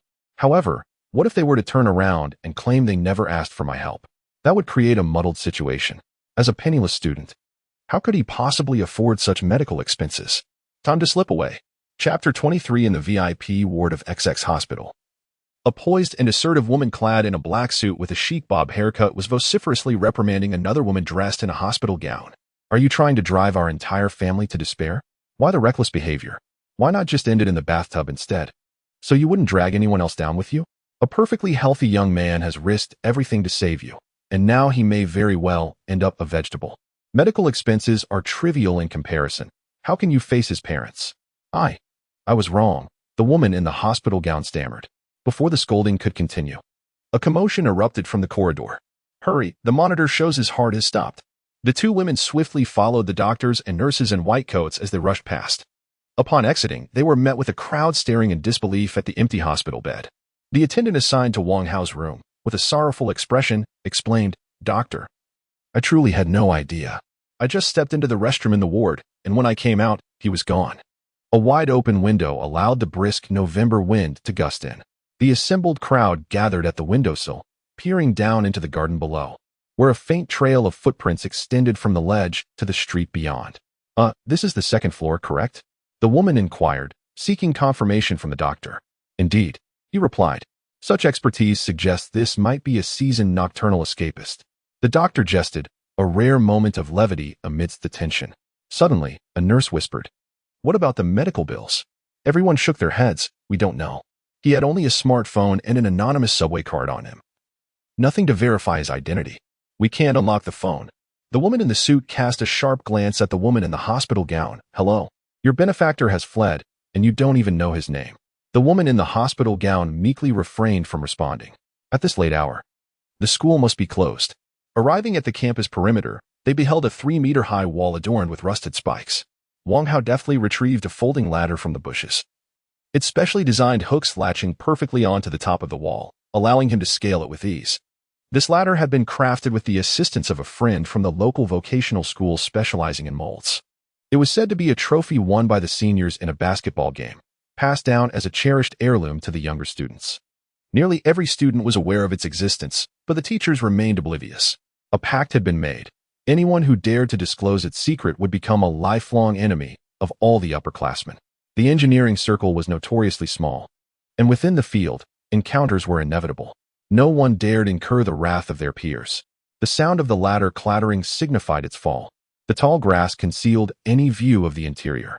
After a hasty wash, Wang Hao laid down, only to be startled by the appearance of a 7-day countdown in his field of vision. Emergency mission, disguised dear host. You have engaged in gameplay to gain assistance from players while concealing your involvement in the bloody arena. According to the system's deduction based on human knowledge in this world, such a high-level game cannot be completed by a single individual. As the game progresses, there is a significant possibility that you will be discovered by mortals. The host is now required to swiftly establish a gaming company to complete the concealment project for Bloody Arena. Wang Hao could hardly suppress a torrent of incredulity. What kind of absurd joke is this? With my meager fortune amounting to merely a few hundred, how could I possibly start a gaming company? I can't even afford the registration fees. Just as I was lamenting my fate, a message notification suddenly popped up on my phone. Ding. Your debit card account XXXX received an online interbank transfer of 1,000,000 RMB on November 11th. Good heavens, where did this windfall come from? So many zeros, am I dreaming? Initially, Wang Hao suspected it was a fraudulent message. Host, please check your email. He hurriedly opened his email app and indeed found a letter from the official Sutian account, which read, Dear Mr. Wang, greetings. Due to the success of your game The Forsaken Lands as a bestseller on Sutian, you qualify for our preferential policies under the Light of Favor program, as well as the promotional requirements of the latest VR Game Alliance. To ensure the smooth development of your game, we have decided to grant you an advanced settlement. The VR Game Alliance comprises numerous corporations, including Microsoft, NVIDIA, and Sutian itself. With the agreement of half the member representatives, they can provide advanced settlement services for individuals or firms developing the latest VR games. After reading the letter, Wang Hao quickly checked Baidu and consulted with Sniper from November 11th to understand why Sutian was so generous as to provide him with an advance payment. In essence, the motive was to penetrate the emerging VR headset market. The recently launched cutting-edge immersive gaming headset undoubtedly holds vast market potential. Each manufacturer of this new headset is poised to dominate the global gaming market in the near future. In 2018, the total global gaming market surpassed $140 billion, and it is projected to grow at an astonishing rate of no less than 10 annually. Amidst the global economic turmoil of 2019, other markets are faltering, intensifying manufacturers' desire to capture a larger share of this lucrative market. The new VR headset represents the ideal catalyst for market expansion. After much effort, Microsoft and graphics card manufacturer NVIDIA have collaborated to produce the latest gaming headset, only to find themselves in the awkward position of facing a severe shortage of corresponding games. If the only available options are pixelated remakes like Minecraft, who would be willing to purchase a gaming headset priced at 15,999 renminbi? Even if Microsoft and NVIDIA offered the first batch at a clearance price of 4,999 renminbi, practically giving them away to loyal customers. The glaring absence of games remains an unresolved dilemma. Initially, it was hoped that major companies like Ubisoft, EA, and Rockstar would take the lead. However, the challenges of developing new VR games turned out to be far more daunting than anticipated. Chapter 24. A fiery reaction initially. It became evident that the existing game engines were to be entirely discarded, necessitating the creation of a game engine compatible with the new headset. The financial investment required is not even worth mentioning. The time constraints alone rendered the endeavor unfeasible. Despite promises of simultaneous launches, every project experienced delays. Even Epic Games, the powerhouse behind the creation of Fortnite, found itself unable to swiftly release the Unreal Engine 5. Both Nvidia and Microsoft were left astounded, having invested billions of dollars in a bid to capture the market, only to find themselves thwarted by the inability of games to keep pace. This predicament led to the establishment of reward funds for game development. However, the allocation of these funds was not indiscriminate. They primarily entered into development agreements with prominent studios, largely disregarding smaller firms. Who could have anticipated that a domestically produced game, God-forsaken Land, would emerge as a dark horse? To put it plainly, the funds in question originated from Wang Hao's game sales, merely disbursed to him in advance. The figure of 1 million yuan was, of course, not representative of actual game sales revenue, particularly given the refund policy allowing players to return the game within 2 weeks if they played for less than 5 hours.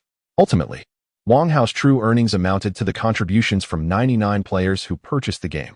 At most, this translated to a revenue of just over 6,000 yuan, from which the platform would retain a 30% service fee, leaving him with a paltry sum of around 4,000.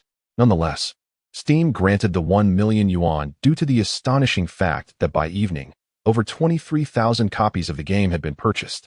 This was indeed remarkable. When Wang Hao decided to disguise the blood-soaked arena with the game, the system set the price at $89.99. Theoretically, the sales on the first day of this new game surpassed $2,100,000. Those in the game platform business are accustomed to analyzing big data. This discount was not a deceptive tactic involving inflated prices followed by markdowns. It was a genuine reduction, given that the product was an electronic version. The possibility of stock shortages was non-existent. Steam was acutely aware that many impulsive buyers would purchase the game only to let it languish in their libraries. Adopting a stance of "I paid good money for this game, why should I play it?" Thus, even if God-forsaken Land were to remain unchanged indefinitely, a significant portion of players would likely refrain from requesting refunds, or simply forget to do so. What particularly caught Steam's attention was the fervor exhibited by the players, with discussions on forums reaching a fever pitch. Wang Hao took a moment to log onto his computer and peruse the forums and comment sections dedicated to his game on Steam.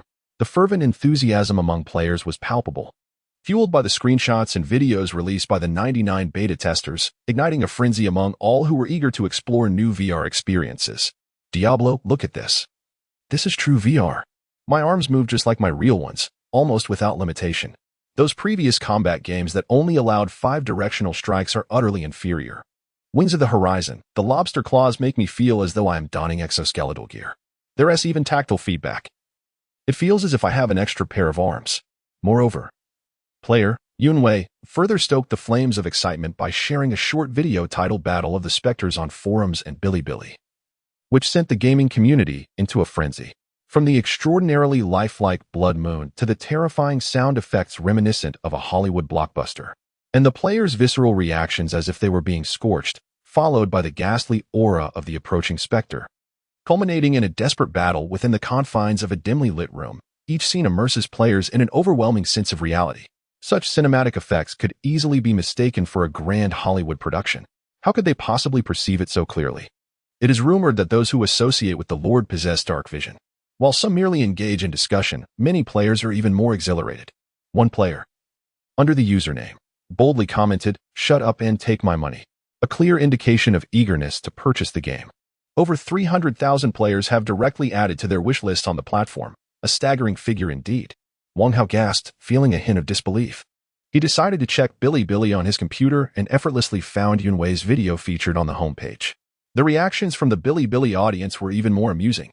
"Stom, I am an educated person. Do not attempt to deceive me with films. What is this hidden platform? 10. Is there cyan? Is there cyan acid? Is there cyan spice? Is there cyan bitterness?" The comments were impeccably synchronized. And what was even more remarkable was that Wang Hao recognized all these usernames. This group comprised the 99 internal testers. Characters played by the likes of Uncle Ba from Hannibal and Crossbow Guy from The Walking Dead served as exemplars. One audience member confidently asserted, "This must be a new technology that seamlessly integrates motion capture into the game." Wang Hao found himself both amused and exasperated, contemplating how to maintain the facade of the advanced technology provided by the system. Who would have thought that the astute audience would fill in the gaps themselves? It seemed he would need to attract more players. After all, expanding the player base would elevate his mental prowess. With a thought of 1 million soft sister coins, Wang Hao felt a surge of confidence. The only regret was that he could not spend this money on himself. Should he be exposed, he would face annihilation. The sniper system had imposed a restriction. Host, do not forget that you owe a substantial sum for game engine and licensing fees. Any profit made outside the company will be reduced by 99 for debt repayment. The system will automatically deduct it. Well then, 1 million in hand, yet still a pauper. Life is indeed challenging. Despite the hardships, Wang Hao resolved to take action, first considering his childhood friend, Shi Jun, 3 years his senior. They had grown up together but drifted apart after middle school, with Shi Jun eventually taking over his family business. Yet, that was not the crux of their bond. It was a friendship forged through adversity. When Wang Hao was 11 and Shi Jun 14, during their most rebellious years, they once found themselves short of funds to buy fireworks just before the new year. Thus, under the cover of night, the two boys stealthily ventured into a clandestine fireworks factory in the village. Do not laugh. The village hosts a plethora of enterprises, and in that era, there was hardly any oversight. Initially, everything proceeded smoothly, but who could have anticipated that Wang Hao would inadvertently ignite a spark? After a cacophony of explosive sounds, two troublemakers emerged with a bag full of fireworks. However, the clandestine factory erupted in flames a mere 10 minutes later. The explosion's force was monumental, launching the entire facility into the sky and incinerating an adjacent warehouse filled with fabric and 3 nearby houses. Fortunately, the fire brigade arrived promptly, preventing any casualties. This incident caused quite a stir. The municipal government hastily enacted the regulations on the prohibition of fireworks and firecrackers before the Lunar New Year of 2010, forbidding the operation of fireworks factories in residential areas. As for the factory owner, he was sentenced to 5 years in prison along with a hefty fine exceeding 10 million. In an unexpected turn of events, the owner's brother became aware that someone might have infiltrated the premises to cause trouble. Consequently, he discreetly offered a bounty of 3 million for information leading to the culprits, even declaring that anyone who revealed their identities would be spared punishment. Wang Hao and Shi Jun were utterly terrified. What should they do? Wang Hao panicked. Nonsense. Anyone who betrays the other would surely meet the same fate. Should they hide at home? Absolutely not. Their unusual behavior would only draw more attention. They resolved to face the situation head-on, agreeing to stick together through it all. Thus, throughout the new year, Wang Hao and Shi Jun spent their time in Shi Jun's small courtyard, setting off the stolen fireworks and firecrackers. The city's prohibition on firecrackers has yet to be enforced in the urban village. Over the years, the two jesters have never betrayed one another. That bounty of 3 million was substantial enough to purchase a house back then. As they matured, they increasingly realized that if either of them had turned on the other, it would have truly meant their demise.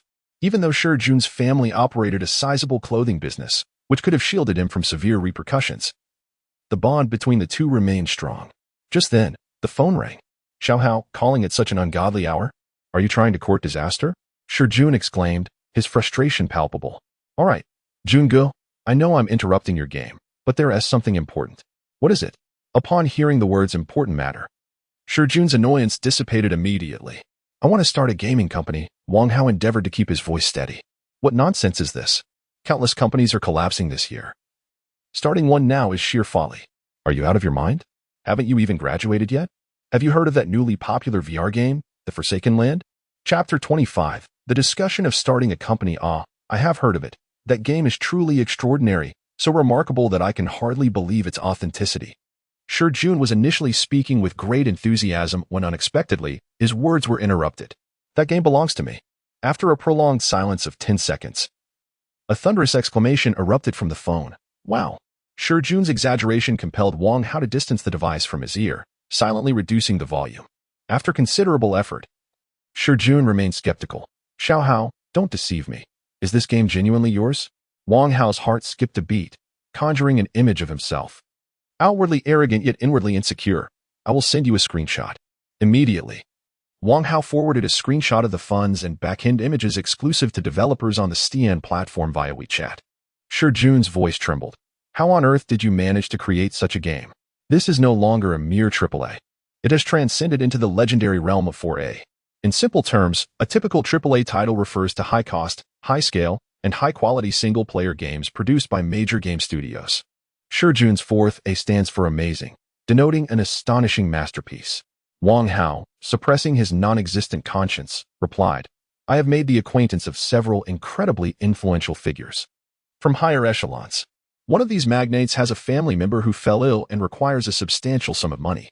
Consequently, they decided to collaborate in their spare time to develop a game to raise funds, and due to their status, they could not sell the game directly. Hence, they entrusted me to take the lead. Shijun's initial reaction was to assume they were hackers or perhaps overseers with exceptional technical prowess. Who says influential figures cannot indulge in gaming? Shijun immediately began to envision numerous possibilities, excitedly exclaiming, Xiao Hao, this is quite promising. Perhaps this game will be a beacon of domestic excellence. Truly remarkable. So, why did you reach out to me? I have never ventured into the realm of industry, and you were the first person who came to mind. Are you interested in taking on the role of general manager? Absolutely. Shijun's voice rose with enthusiasm. With such a significant business opportunity, even if they feast on the profits, there will still be enough for us to savor. And what about your family's business? Wang Hao refrained from commenting, fully aware of Shijun's affluent background. He knew that Shijun possessed numerous authentic Star Wars stormtrooper helmets, each valued at over 3,000. Given Shijun's willingness to lend a hand, it was indeed fortuitous. So, how much salary shall I offer you? The two brothers discussing salary felt rather mundane. Your risk is considerable. I wish to establish a reputation beyond my family's shadow. Xiao Hao, you are no longer in the startup phase. Your venture is already generating revenue. The core technology is in your hands, and the market is open. I will merely serve as a figurehead. If I take too much, I shall wrestle with my conscience. Let us settle on a 1 stake. 1%. How about a full 10%? Mind you, I'm still studying, and 1T have the time to oversee everything. Are you suggesting to be a hands-off manager? Do you agree? Just 10%. If not, then forget it. I have never encountered someone who negotiates in reverse like you. Very well. You've won me over. Tomorrow, we shall. What shall we do tomorrow? I shall come over right now. Don't tell me you've never crossed the wall before. Very well. Soon, Shijun arrived on his motorcycle with great haste. Wang Hao slipped out of the dormitory to meet at the late-night food stall. The joy of reuniting with an old friend was palpable. Wang Hao stood at 175 centimeters, possessing a rather standard visage. However, he felt dwarfed by Shijun, who loomed at 185 centimeters, donned glasses, and sported a head of curly hair. Exuding an air of refined gentility, Wang Hao contemplated, I shall act as the sole representative, ostensibly holding all shares. As for the company, we shall approach it with utmost formality. At the very least, we must project the image of a formidable entity capable of producing AAA games. The salaries will be determined by me, merely covering the remuneration for programming, albeit we must devise a means to obscure their existence. This was the best strategy Wang Hao could conceive. By all that is holy, he wished to keep the world oblivious to the fact that this was not merely a game. Were it not for the need for subterfuge, he would prefer to transform the so-called company into a humble workshop in the village. Moreover, his heart ached. So much of his hard-earned money was squandered on pretense. He also needed to allocate a substantial sum for licensing fees. Initially, he believed that the licensing fee of $50 million would suffice in one fell swoop. Little did he know, with the expansion of the game, the possibility of additional investments loomed ominously. Truly, it felt like vampiric exploitation. Would there be any funds left for him? At present, he had resigned himself to the notion that he was already a dead pig unafraid of boiling water. Survival was all that mattered. Upon hearing Wang Hao's exposition, Shijun stroked his chin. First and foremost, you must collect the funds before distributing them, correct? Indeed. And the studio? Precisely. Are you familiar with Ubisoft, the renowned company known for its buy a bug, get a game policy? Naturally. Their approach involves recruiting personnel worldwide to establish studios. For instance, Studio A operates for 8 hours, subsequently relaying data to Studio B, which works for another 8 hours, and so forth. This effectively results in a continuous 24-hour game development cycle. Impressive, indeed. However, due to frequent handover errors, many bugs tend to plague their games. Our company shall not encounter such issues. I have assessed the situation, and the first order of business is to establish a customer service center. Have you seen the email that Cition just sent? They desire more interaction between you and the players. Shijun gestured towards the laptop screen, gazing at a plethora of forum posts titled, Dog Planners Deserve a Beating and Strongly Demand a Second Beta Test Tomorrow. Wang Hao could only shake his head in disbelief. The most popular thread was particularly amusing, bearing the title penned by an expatriate. "We need an English version." A group of foreigners, discovering such an extraordinary game was developed by the Chinese, found themselves disheartened by the fact that it was available only in simplified Chinese. Chapter 26. Like an APA, they also purchased a copy, eagerly awaiting the public beta or something akin to it, subsequently leaving reviews as buyers. This particular review quickly ascended to the top of the popular comments. In the past, it was only various foreign games that left players in the Celestial Empire yearning yet unable to comprehend, prompting them to comment, "We want Chinese." Who would have imagined that fortunes would shift, and a plethora of foreigners would come forth, beseeching for an English version? After some contemplation, it was indeed necessary to address the matter. Gwangju and Sanfo are in close proximity, interconnected by the subway. From their hometown in Gwangju's urban village of Bailang, one can reach the central area of Sanfo City, at Zumia Station, in merely half an hour by train. Compared to the 4 super first-tier cities in the country, Sanfo is merely a third-tier city, although it boasts a population exceeding 10 million. The pivotal factor for Shijun's selection of this location was its affordable labor and rental costs. Upon ascending from the subway station, they arrived at a comprehensive plaza shaped like a cylinder, where the mirror glass reflecting sunlight was particularly striking. This is the Baiwal Yaowan Plaza, situated in the city center and conveniently located above the subway, with exceptionally low rental prices. A 50 square meter office costs $1,500 a month, with an additional management fee of $500. It is indeed suitable for novices embarking on their ventures. Quite a bargain, considering it is an old building from the late 90s. The exterior has been renovated, though the structure certainly cannot compare to newer Grade A office buildings. I inquired, and a graduate with a CET for certification can expect an internship salary of $3,500, rising to $4,000 upon full employment. With just a couple of chairs and computers and a network line, hiring 2 or 3 individuals temporarily would suffice. In truth, customer service could also be outsourced, seeking someone with a pleasant demeanor and adept at negotiation. No. It must be handled personally. Wang Hao quickly rejected the notion. Many matters, when outsourced, lose their essence. If communication falters and something goes awry, leading to exposure, it could be disastrous. The crucial element is the business license, which he possesses. Wang Hao is quite impressed by the system, which had conveniently registered him under the name of a commercial studio. Shall we take a look? They traversed the circular shopping center and ascended to the office building via the spacious elevator hall. Aside from the fan-shaped layout of the rooms, Wang Hao was quite pleased with the premises, as the rooms were sufficiently illuminated. However, a system notification abruptly extinguished his good spirits. This system determines that this floor is designated as the host's office, with a concealment rating of 668 points. According to this system's calculations, the host must urgently elevate the company's concealment rating to above 10,086 points to ensure relative safety. Wang Hao pondered, wait, what is the concealment rating? The host's current method of concealing the bloody arena from being discovered by outsiders. This is akin to a small shipyard in a fishing village being unable to produce an aircraft carrier. The severe lack of hardware significantly increases the likelihood of the host being discovered, thereby enhancing the risk of eradication. What the hell? I was hoping to tighten my belt and swiftly gather the authorization fees for the game engine. Isn't this making my path to repaying my debts an interminable journey? In a moment of despair, Wang Hao slumped against Shijun's shoulder. After considering it, I still find it unfeasible. The office building they requested is required to exude prestige and must be operational without delay. Shijun grimaced in discomfort. You should have mentioned this earlier. Even if you possess a business license, we still need to furnish the place, right? Surely, renovations take time. Wang Hao, with a few words squeezed between his teeth, replied, find something ready-made. Shijun raised his thumb in admiration. Your associate is impressive. What about this one? No, it's not Class A. How about this? In terms of transportation, it's centrally located. Still a bit lacking. Enough. Shijun, slightly irritable, dragged Wang Hao to the central business district of Guangzhou Tianha, heading straight for the most opulent building. Is this acceptable, my friend? It was a uniquely designed structure, with Zhujiang Park to the east, Zhujiang and Guangzhou Tower to the south, Guangzhou Avenue to the west, and Tianhe Sports Center and Baiyun Mountain to the north. As a mere student, Wang Hao was unaware of the significance of the Guangzhou International Financial Center, marked by the acronym IFC atop its roof. He simply thought this building, resembling an upright blue sweet potato, appeared quite impressive. On his retina, the building garnered a concealment score of 5,600, the highest in sight. Wang Hao snapped his fingers. This one. Shi Jun was exasperated. With such high demands, why didn't you say so earlier? I've traversed Guangzhou from east to west. And back again. Wang Hao wore an expression of profound embarrassment, thinking, how was I to know the system had so many ridiculous requirements? As he attempted to enter, Shi Jun restrained him. Wait.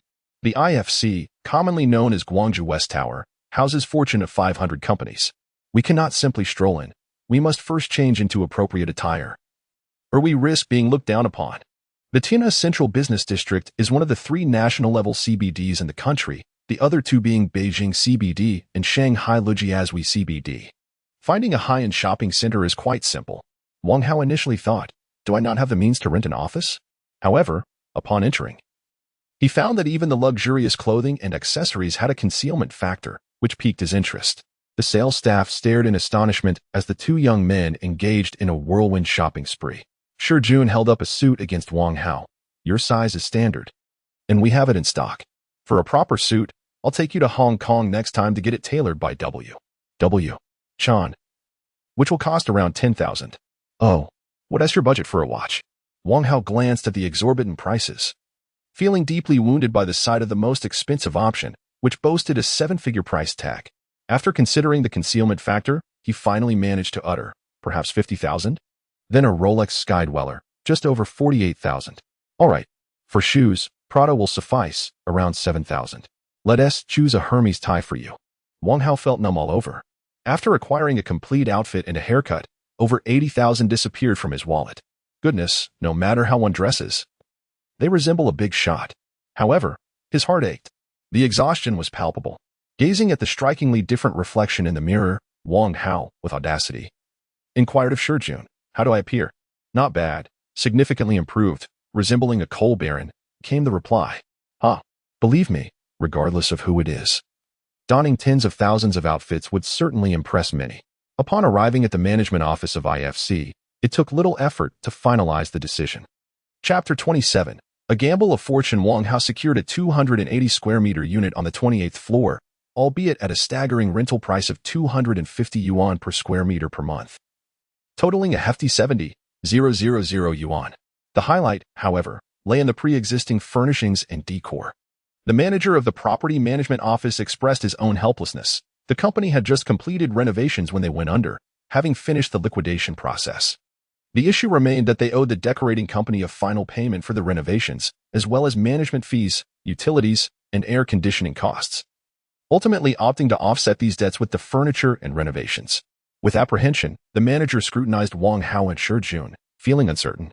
Renovations are subjective.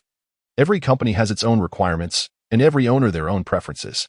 Despite the initial expense of renovations, they could quickly lose value with a change of tenants. Those capable of affording a space in the IFC would hardly be concerned with pre-owned decor. A simple directive could lead to a complete overhaul. If compelled, they might refuse to rent altogether. The most troublesome aspect was that the furniture was custom-made and quite substantial. Relocating it would render it useless. The manager felt a twinge of anxiety. These 2 young men seemed to possess considerable potential. Although a bit inexperienced, their attire suggested they were well off. At a time when the world was embroiled in economic strife, even the most glamorous business districts faced their own troubles. Company closures had become commonplace, particularly among high-end office buildings, which were increasingly prone to vacancies. After all, the number of large corporations is limited, while the construction of new Grade A office buildings continues to surge, intensifying competition. If a company cannot operate within the IFC, it can always relocate to a more affordable area. At the very least, it seemed that Tian Miao needed to be a formal company, merely requiring a registered name to obtain a business license, allowing them to operate from a city village as well. With this in mind, the manager proposed a rather generous price, 150,000 yuan, encompassing the complete renovation and furnishings for the office. This would settle all outstanding debts. Furthermore, 2 adjacent units were also vacant. Should Mr. Wang be interested in expansion, a preferential price could be arranged. All right, let us proceed with a 1-year lease, Wang Hao affirmed. The formalities concluded, the total came to 280,000 yuan, comprised of a 3-month deposit and 1 month rent, in addition to the 150,000 yuan for renovations. Yet, the costs did not end there. The management fee amounted to 33 yuan per square meter each month, payable at the start of each month, alongside various miscellaneous expenses.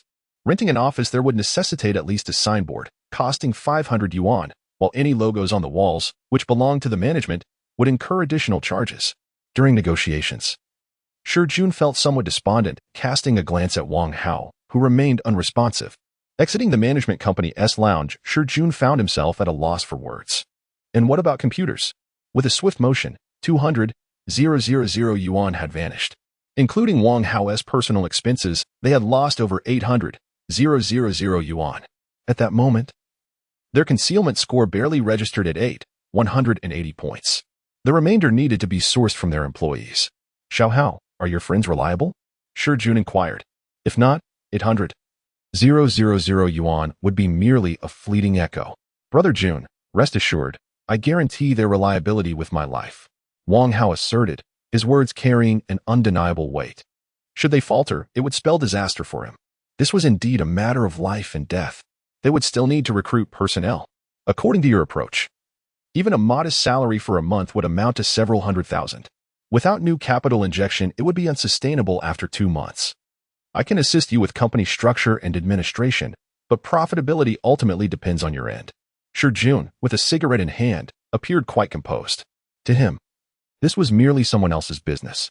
In Wang Hao's eyes, however, this was a matter of life and death. He thought, I must pursue financial gain. Yet, the situation was far from resolved. Just as they exited the IFC, Shi Jun seized Wang Hao's arm and declared, Come, let us find a headhunter. A headhunter? I mean a recruitment agency. I only have a vocational diploma, and you possess a mere undergraduate degree. If I recall correctly, you haven't even passed your CET for yet?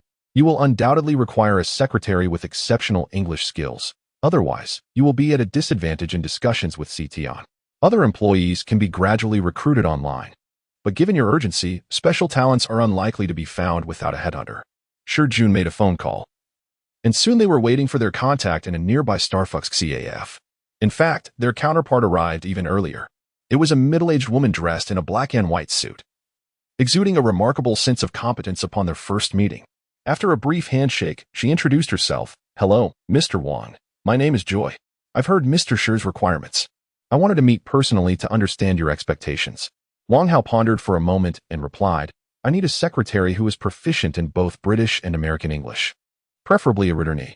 If they are multilingual, that would be even better. This consideration stemmed from the likelihood that the game Godforsaken Land would require versions in multiple languages. He was uncertain if players from other countries would become his financial fodder, but it was wise to be prepared. A secretary fluent in English would at least know where to find a translation team. After all, the financial demands of new VR headsets and games are exorbitant for players in our country.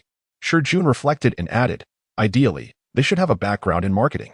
Joy gracefully opened her tablet and presented some documents. Mr. Wang, I must inform you that it is currently November, and recruiting is quite challenging. Individuals in stable positions are unlikely to seek new opportunities at this time. Wang Hao nodded. Could he afford to be patient? A misstep could lead to disaster. With deft fingers, she navigated the touchscreen, her professional smile intact. These candidates should align well with your criteria. Wang Hao swiftly scrolled through the touchscreen, the system's notifications flashing before his eyes. 40, 39, 111. His speed left the two beside him in awe. Shi Jun was unaware of his peculiar method, while Joy concluded that this financier was either selecting candidates based on looks or found them too expensive. Each candidate's resume spanned several A4 pages, detailing their education, experience, evaluations from previous employers, and comments from the recruitment agency. Yet, Wang Hao barely glanced at them. She gently suggested, in fact, I have a cost-effective recommendation for you. She presented her tablet, showcasing a half-body photograph of a stunning woman who, even in formal attire, radiated a captivating allure. Despite her apparent modesty, her slightly raised chin and defiant gaze hinted at a certain wildness. Her beauty is indeed rare, as she bears an astonishing resemblance to Li Hairi. On Wang Hao's retina, a striking 1024 concealment value is prominently displayed. Chapter 28. The headhunter observing Wang Hao's intense focus, with his gaze seemingly transfixed, Joy couldn't help but sigh. Indeed, this is all fate. She proceeded to formally introduce the candidate to Wang Hao. Mr. Wang, you truly have an eye for talent. She graduated at the age of 21 from the University of Lancaster in Britannia, holding dual bachelor's degrees in advanced marketing and linguistics. May I remind you?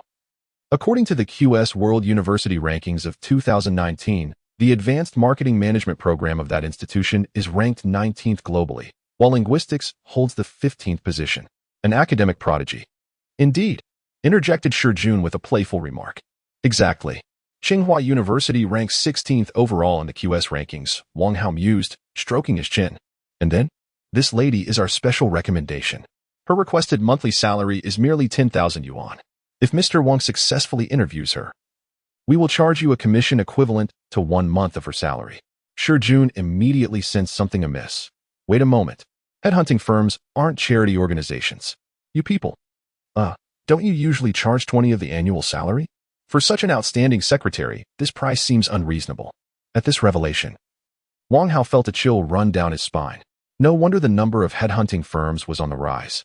A 20 annual fee is more ruthless than real estate agents charging a month's rent as commission. Indeed, regardless of the era, the profession of human trafficking remains exceedingly lucrative. Joy smiled. Of course, there is a reason for this. As long as there is no harassment involved, she is indeed an exceptionally skilled secretary. How so? Wang Hao swallowed nervously.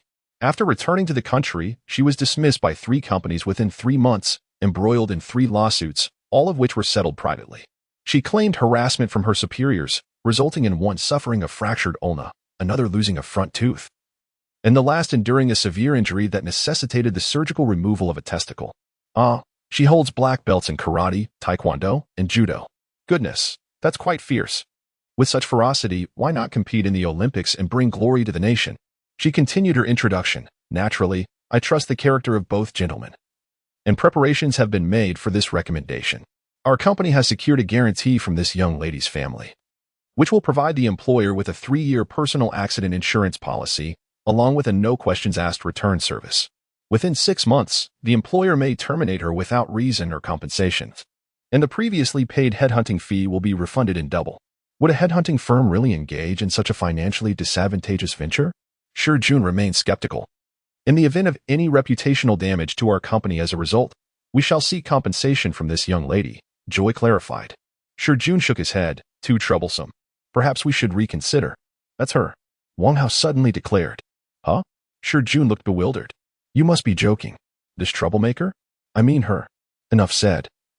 What matters more than appearance and capability is the value she brings. What about the interview? Let her come. As long as she isn't missing an eye or an ear, if she fits the bill, then she's the one. Wang Hao shot Jun a look. Aren't you the general manager? Hello. I find this rather too casual. Not only does Jun find it amusing, but even the headhunters share a laugh at Wang Hao's expense. Nevertheless, the decision has been made. After bidding farewell to Wang Hao and his companion, Joy made a phone call, her face no longer adorned with a professional smile, but rather a genuine one. Hello, this is Joy. I am pleased to inform you that your young lady has successfully been launched. Yes, indeed. My colleagues can take a breather, this time. I have secured the lead. On the other end, Jun posted a recruitment advertisement, and in a short span, numerous resumes flooded in. After all, having the company located in the IFC is quite impressive. It is the very heart of the city.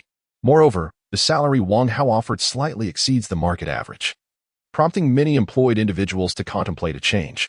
Wang Hao, pressed for time due to unforeseen complications, hastily perused the resumes of candidates listed for the positions, selecting those with high concealment values without a second glance.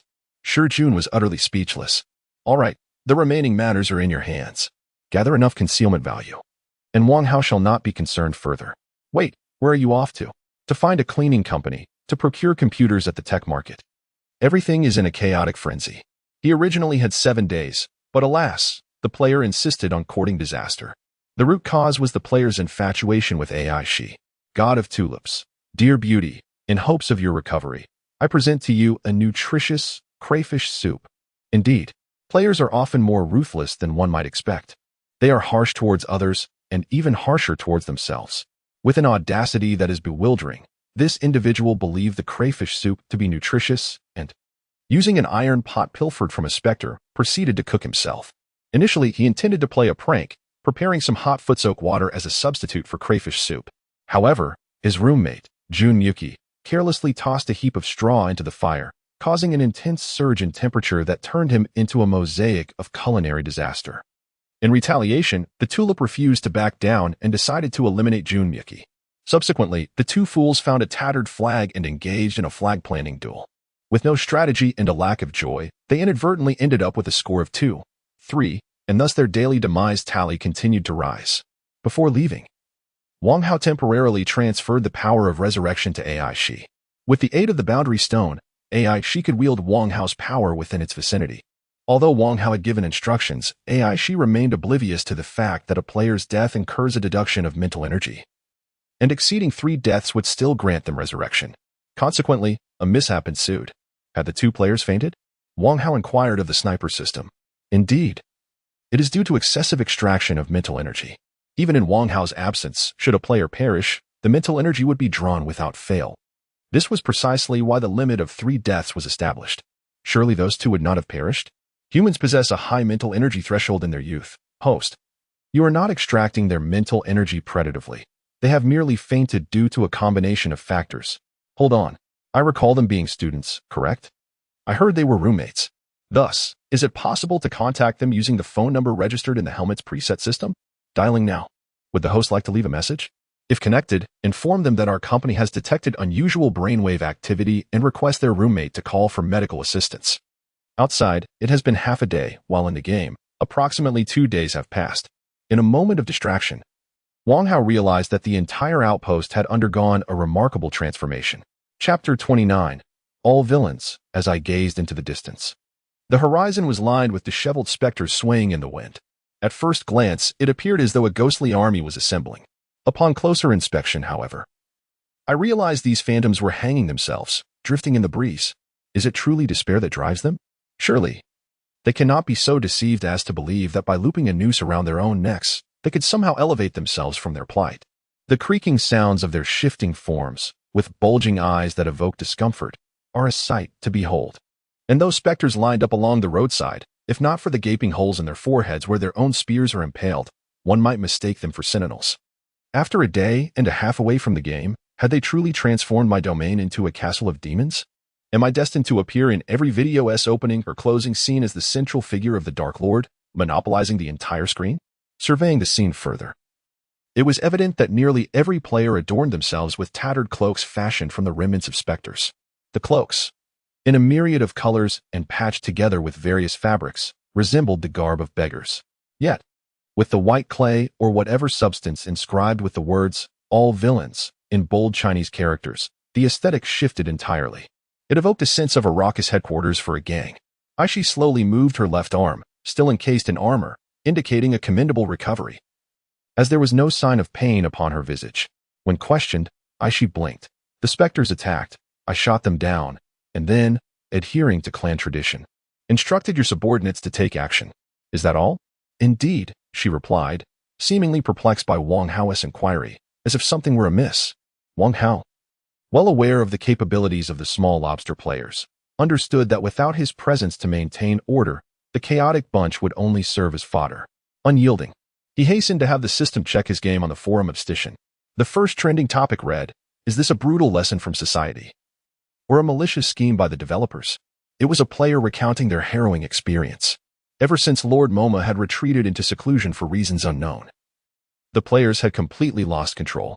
"My journey is through the sandy desert," they shouted, merrily wandering a mere kilometer beyond the confines of their territory. This was quite a challenge for the small lobster folk, and soon they found themselves in dire straits. The system warned him that as a summoning entity of the Lord, straying too far could lead to unforeseen consequences. Skeptical, he pressed on, only to find his character immediately suffering from severe dehydration, collapsing in weakness. In the video, that unfortunate soul was pierced by a stick and subsequently roasted and eaten. Woe is me. This experience was dreadful. I had dulled my pain receptors by 100. Yet to be roasted and consumed felt akin to encountering a tribe of cannibals, lamented the original poster. Little did he know, the responses beneath the post were nothing short of amusing. Yang SYY. Wake up, original poster. You're merely a lobster. The others seem far more human. Flowing meteor. Truth be told, reading this at such an hour makes me crave a bowl of tiny lobsters for a midnight snack. And thus, the conversation veered off course. The second trending post is by Chu Jieyun, and Wang Hao recalls this wealthy player vividly. In order to test our combat capabilities, we deliberately stripped ourselves of equipment and gathered 50 individuals to assault a minuscule wild camp housing a mere 5 specters. The outcome was disheartening, devoid of a formidable leader. We were effortlessly annihilated. Although we sensed that the specters were not particularly strong, it felt akin to a turtle robbing a snail. Unfortunately, without a leader, we were the pitiable snail. I had thought that this wretched game, having just granted players a semblance of freedom, cruelly stripped away our enjoyment in a brutal manner. This merciless hardcore game incessantly showcased the malice of the developers. The difficulty was insurmountable, without our own boss to lead, even fully equipped. We remained a flock of inept players. With the leader in seclusion and Miss Ash still present, we devised a plan. Below is the video. Thrust, a lone crayfish, approached the 5 specter camp and bellowed, "You scoundrels." It was uncertain whether his taunt succeeded or if the specters simply found the little crayfish displeasing. But the 5 specters quickly descended upon Thrust and dispatched him. Yet, 30 meters away, another crayfish was frolicking, performing antics that, despite the language barrier, conveyed the essence of taunt. That individual too met their demise. Once again, a crayfish began to taunt from 30 meters away. Unbeknownst to us, the players, through a relay of deaths, lured the rather dim-witted specters toward the outpost. At this juncture, Wang Hao remained baffled as to how players managed to slay so many specters, considering Ash was injured and the diminutive Barrow appeared to lack prowess. Subsequently, Wang Hao witnessed a miraculous scene as Ash made her entrance. Indeed, she bore wounds. Yet there she sat atop the city wall, her long, fair leg gracefully elevated, foot poised against the bow. Though her left hand grasped a splint, her right hand deftly drew the bowstring. The swirling winds, laden with dust, tousled her flowing silver hair, while her black cloak billowed behind her. The beautiful heroine loosed arrows like meteors, piercing the air with precision, landing a headshot. The specters panicked. Some attempted to flee, while others recklessly charged forward. Ash remained composed, firing arrow after arrow, first eliminating those who sought to escape, then dispatching the approaching specters. 5 arrows, 5 heads. At this moment, the screen was ablaze with players' comments. 66,666. Oh my, the artistry, the motion, I'm in love. Why is my screen so grimy? Puddle, puddle. What a splendid leg. The video featured Chu Jiayan's voice. Thus, we utilized a relay of deaths, with the camp's boss-level guardian Ash, to eradicate all specters within a kilometer radius. Little did we expect, Miss Ash was quite ruthless. With that, Chu Jiayun affixed the task list. Quest: defend the camp with blood. The authority of Lord Jason Momoa is not to be trifled with. Hang the corpses of all specters so they understand the fate of treading upon this land. The task specifics dictate that within the confines of the crayfish's operational limits, all the specters' corpses must be displayed, instilling terror in any who dare to follow. It is precisely due to this undertaking that a multitude of specters have chosen to end their own existence. Wang Hao emerged from his mental realm, narrowing his eyes. Was it you who prompted the crayfish to display the corpses? Chapter 30. The value of redemption. Aishi remarked, at first, your subordinates could not comprehend my words, but once I placed my hand upon the boundary stone, they understood. Curiously, Aishi posed a question. What is amiss? In our clan, winter feels like a looming threat. For those who cannot stockpile enough provisions will raid neighboring clans. It is a matter of kill or be killed. To minimize the loss of our kin, we must display the corpses of the invaders at the fringes of our territory, serving as a grim warning for those who might follow. Have I erred in my approach? Stunned, Wang Hao found himself at a loss for words. As a modern individual, his experiences were limited to petty squabbles over basketball courts. This fierce tribal ethos was beyond his imagination. It was evident that in this realm, might dictated leadership. Realizing his previous misconceptions, Wang Hao understood that this world operated under the harsh law of the jungle, where one misstep could lead to utter annihilation. Suddenly, he felt a twinge of sympathy for the players constructing the Jingguan. They were akin to locusts, relentless in their scavenging. Wang Hao winced at the thought.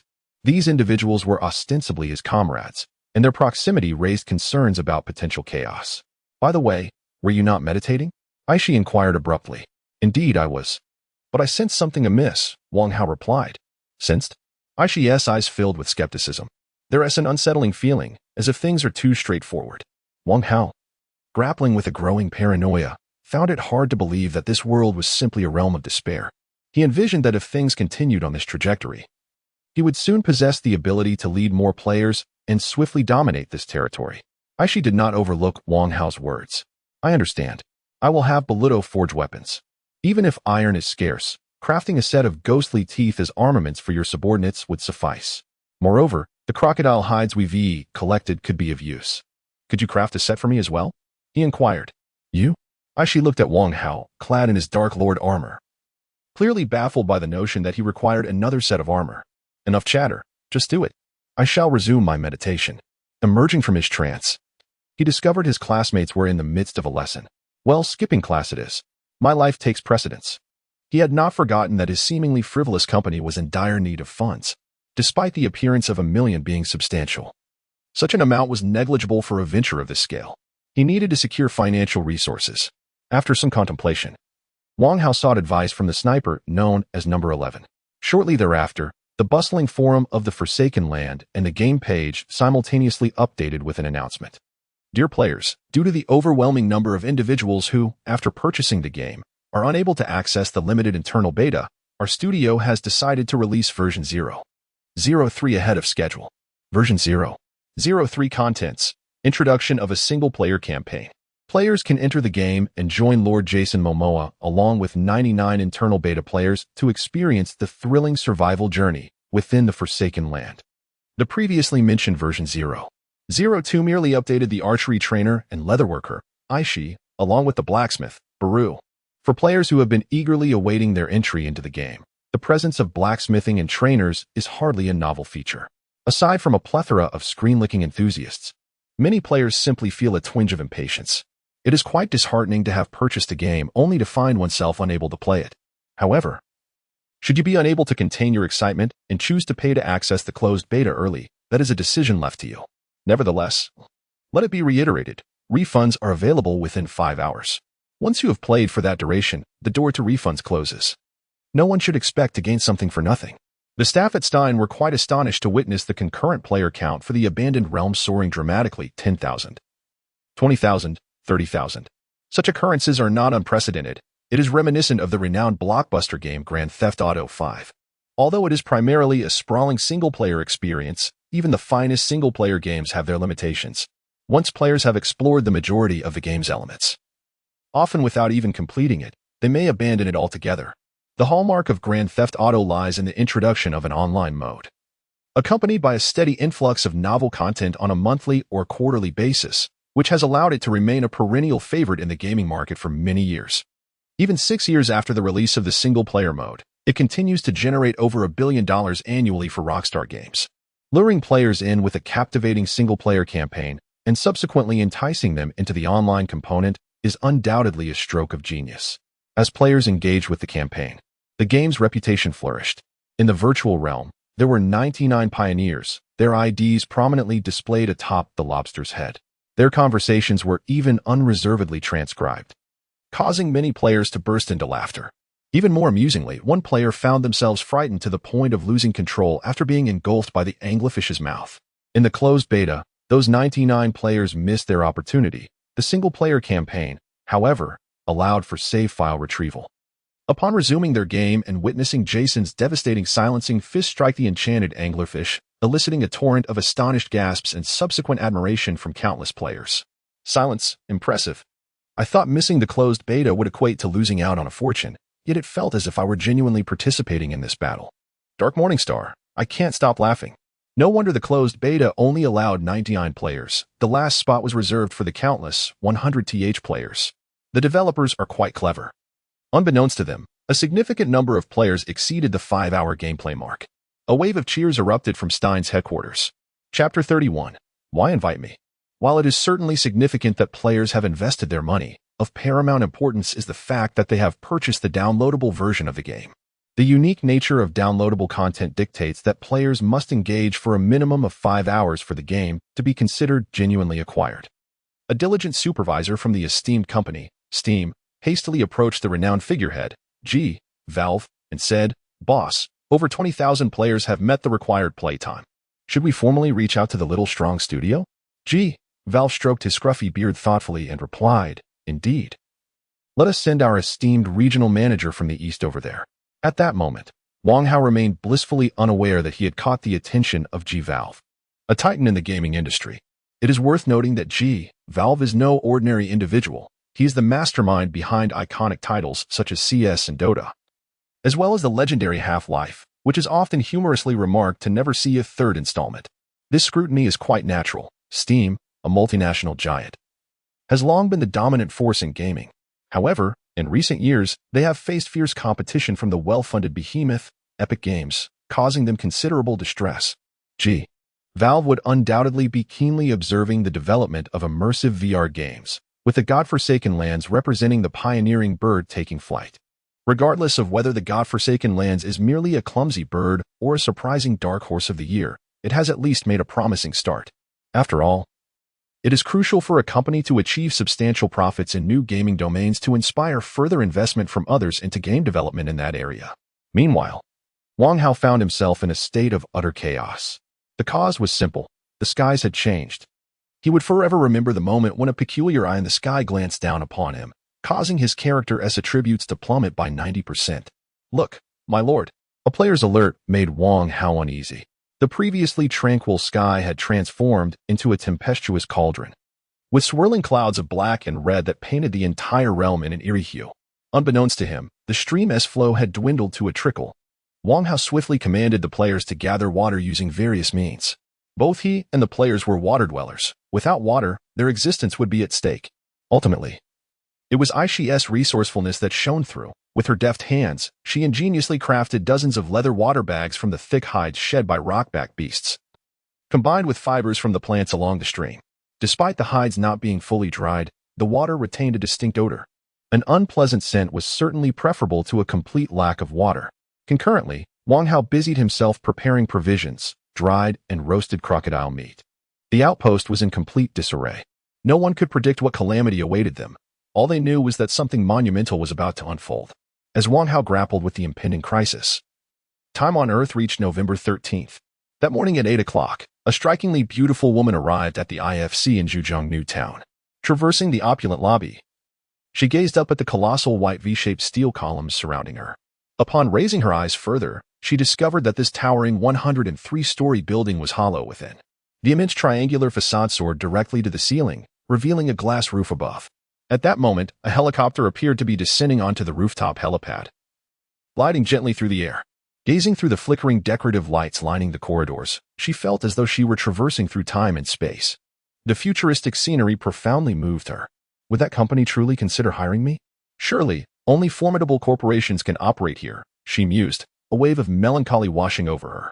Slowly, she approached the elevator area, where nearly every passing office worker, upon catching their first glimpse of her, exhibited an expression of awe, only to be swiftly followed by an unmistakable look of pity. The individuals who had been hastily making their way to the elevator parted to allow her passage, and a kind-hearted young woman even assisted her by pressing the button for the 28th floor. They were all decent and polite individuals. Yet she still felt a pang of sorrow. She smiled gratefully at each person who had aided her and glanced at the directional sign, finally arriving at the company. Initially, she believed she had arrived too early. In order to catch the elevator, she had opted to come ahead of time. To her surprise, there were already people inside the company. "Who are you?" A tall man wearing glasses and a light blue suit stood before her, exuding an air of sophistication and towering over her, at least 6 feet tall. His height instilled a sense of pressure within her. "I am here for an interview. I apologize for arriving early. I was concerned about traffic." "No need to worry. Please come in." As she entered, she began to inspect the impressive company. Absolutely stunning. Upon passing through the grand glass doors, she was greeted by a reception desk that was no less than 5 meters wide, adorned in pristine white. Outside the reception area loomed a gigantic V-shape, resembling an eagle in flight. Behind the desk was a somewhat amusing logo reading Little Cockroach Studio.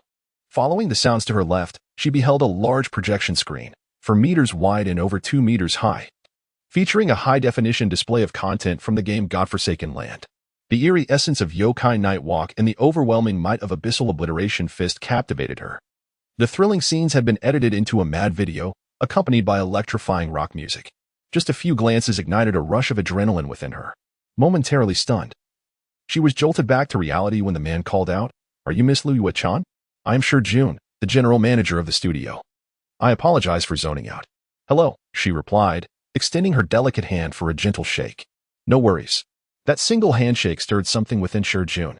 Liu Wechan was extraordinarily beautiful, possessing a strikingly exquisite face reminiscent of a celestial being, her ethereal aura accentuated by a charming dimple that could easily ensnare any photographer's lens. Were it not for her wheelchair, countless talent scouts would likely be clamoring to sign her to a film agency. Jun retrieved her resume from the reception desk. You graduated early from the Central Academy of Drama last year, proficient in Russian and English, with no prior work experience. Correct? Liu Wechan calmly added, I was paralyzed from the waist down in a car accident 2 years ago and have no sensation in my legs. Sensing the unwavering strength behind her delicate visage, Jun smiled reassuringly. That is not a significant issue. This floor has specialized restrooms, and we will arrange for colleagues to assist you. At that moment, Liu Wechan's eyes shimmered with unshed tears, her voice trembling as she spoke. Manager, sure. Is this truly appropriate? I am merely a disabled person. Jun found himself at a loss for words. Upon reviewing her resume, he posed a rather pointed question to Wang Hao. Wire. Little did he know. Wang Hao's choice was solely based on the fact that her concealment level was an impressive 998 points.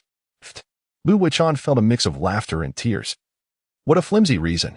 In the realm of business in the Celestial Empire, there exists a stringent regulation. Companies must either hire a proportionate number of individuals with disabilities or pay a monthly subsidy to the Disability Association. In reality, 99 of companies take the easy way out, opting to pay rather than deal with the complexities of accommodating a disabled employee. Jun shrugged. Our company has decided to hire you, with a starting monthly salary of 5,000 and full benefits, unless you refuse. So, what is your decision? From this day forth, I look forward to your guidance. The fairy-like sister broke into a radiant smile. All right, you may commence work immediately. Jun's heart did not skip a beat. Chapter 32. You are a good person on a weekday morning, just shy of 9 a.m. Zhujiang New Town was ensnared in a traffic jam akin to the perpetual gridlock of the Third Ring Road in the imperial capital. It was a commonplace occurrence. When the streets were clear, one might as well offer incense and gratitude. Less than 500 meters from the IFC tower, a strikingly beautiful woman, the object of many admiring glances, was briskly making her way toward the IFC. Clad in a black and white suit dress, she could hardly conceal her exquisite figure. Even if the garment appeared slightly loose, her graceful curves and long legs were undeniable. She could easily pass for a Victoria's Secret model. While this may be an exaggeration, standing at 172 centimeters tall and donning 5 centimeters heels, along with a ponytail that added a touch of height, she resembled a model standing at nearly 180 centimeters. Her strides, confident and purposeful, seemed to mimic the elegant catwalk of a professional model. She glided effortlessly through the crowd, reaching the IFC tower and nearly dashing into the elevator. Glancing at her elegant wristwatch on her left arm, she noted it was 9:08 a.m., ample time to spare for her 9:30 a.m. interview. Yet, a pang of anxiety struck her heart. Due to a past mistake, her family had severed all financial support. Following an explosive confrontation the day before, her parents had canceled her supplementary credit card.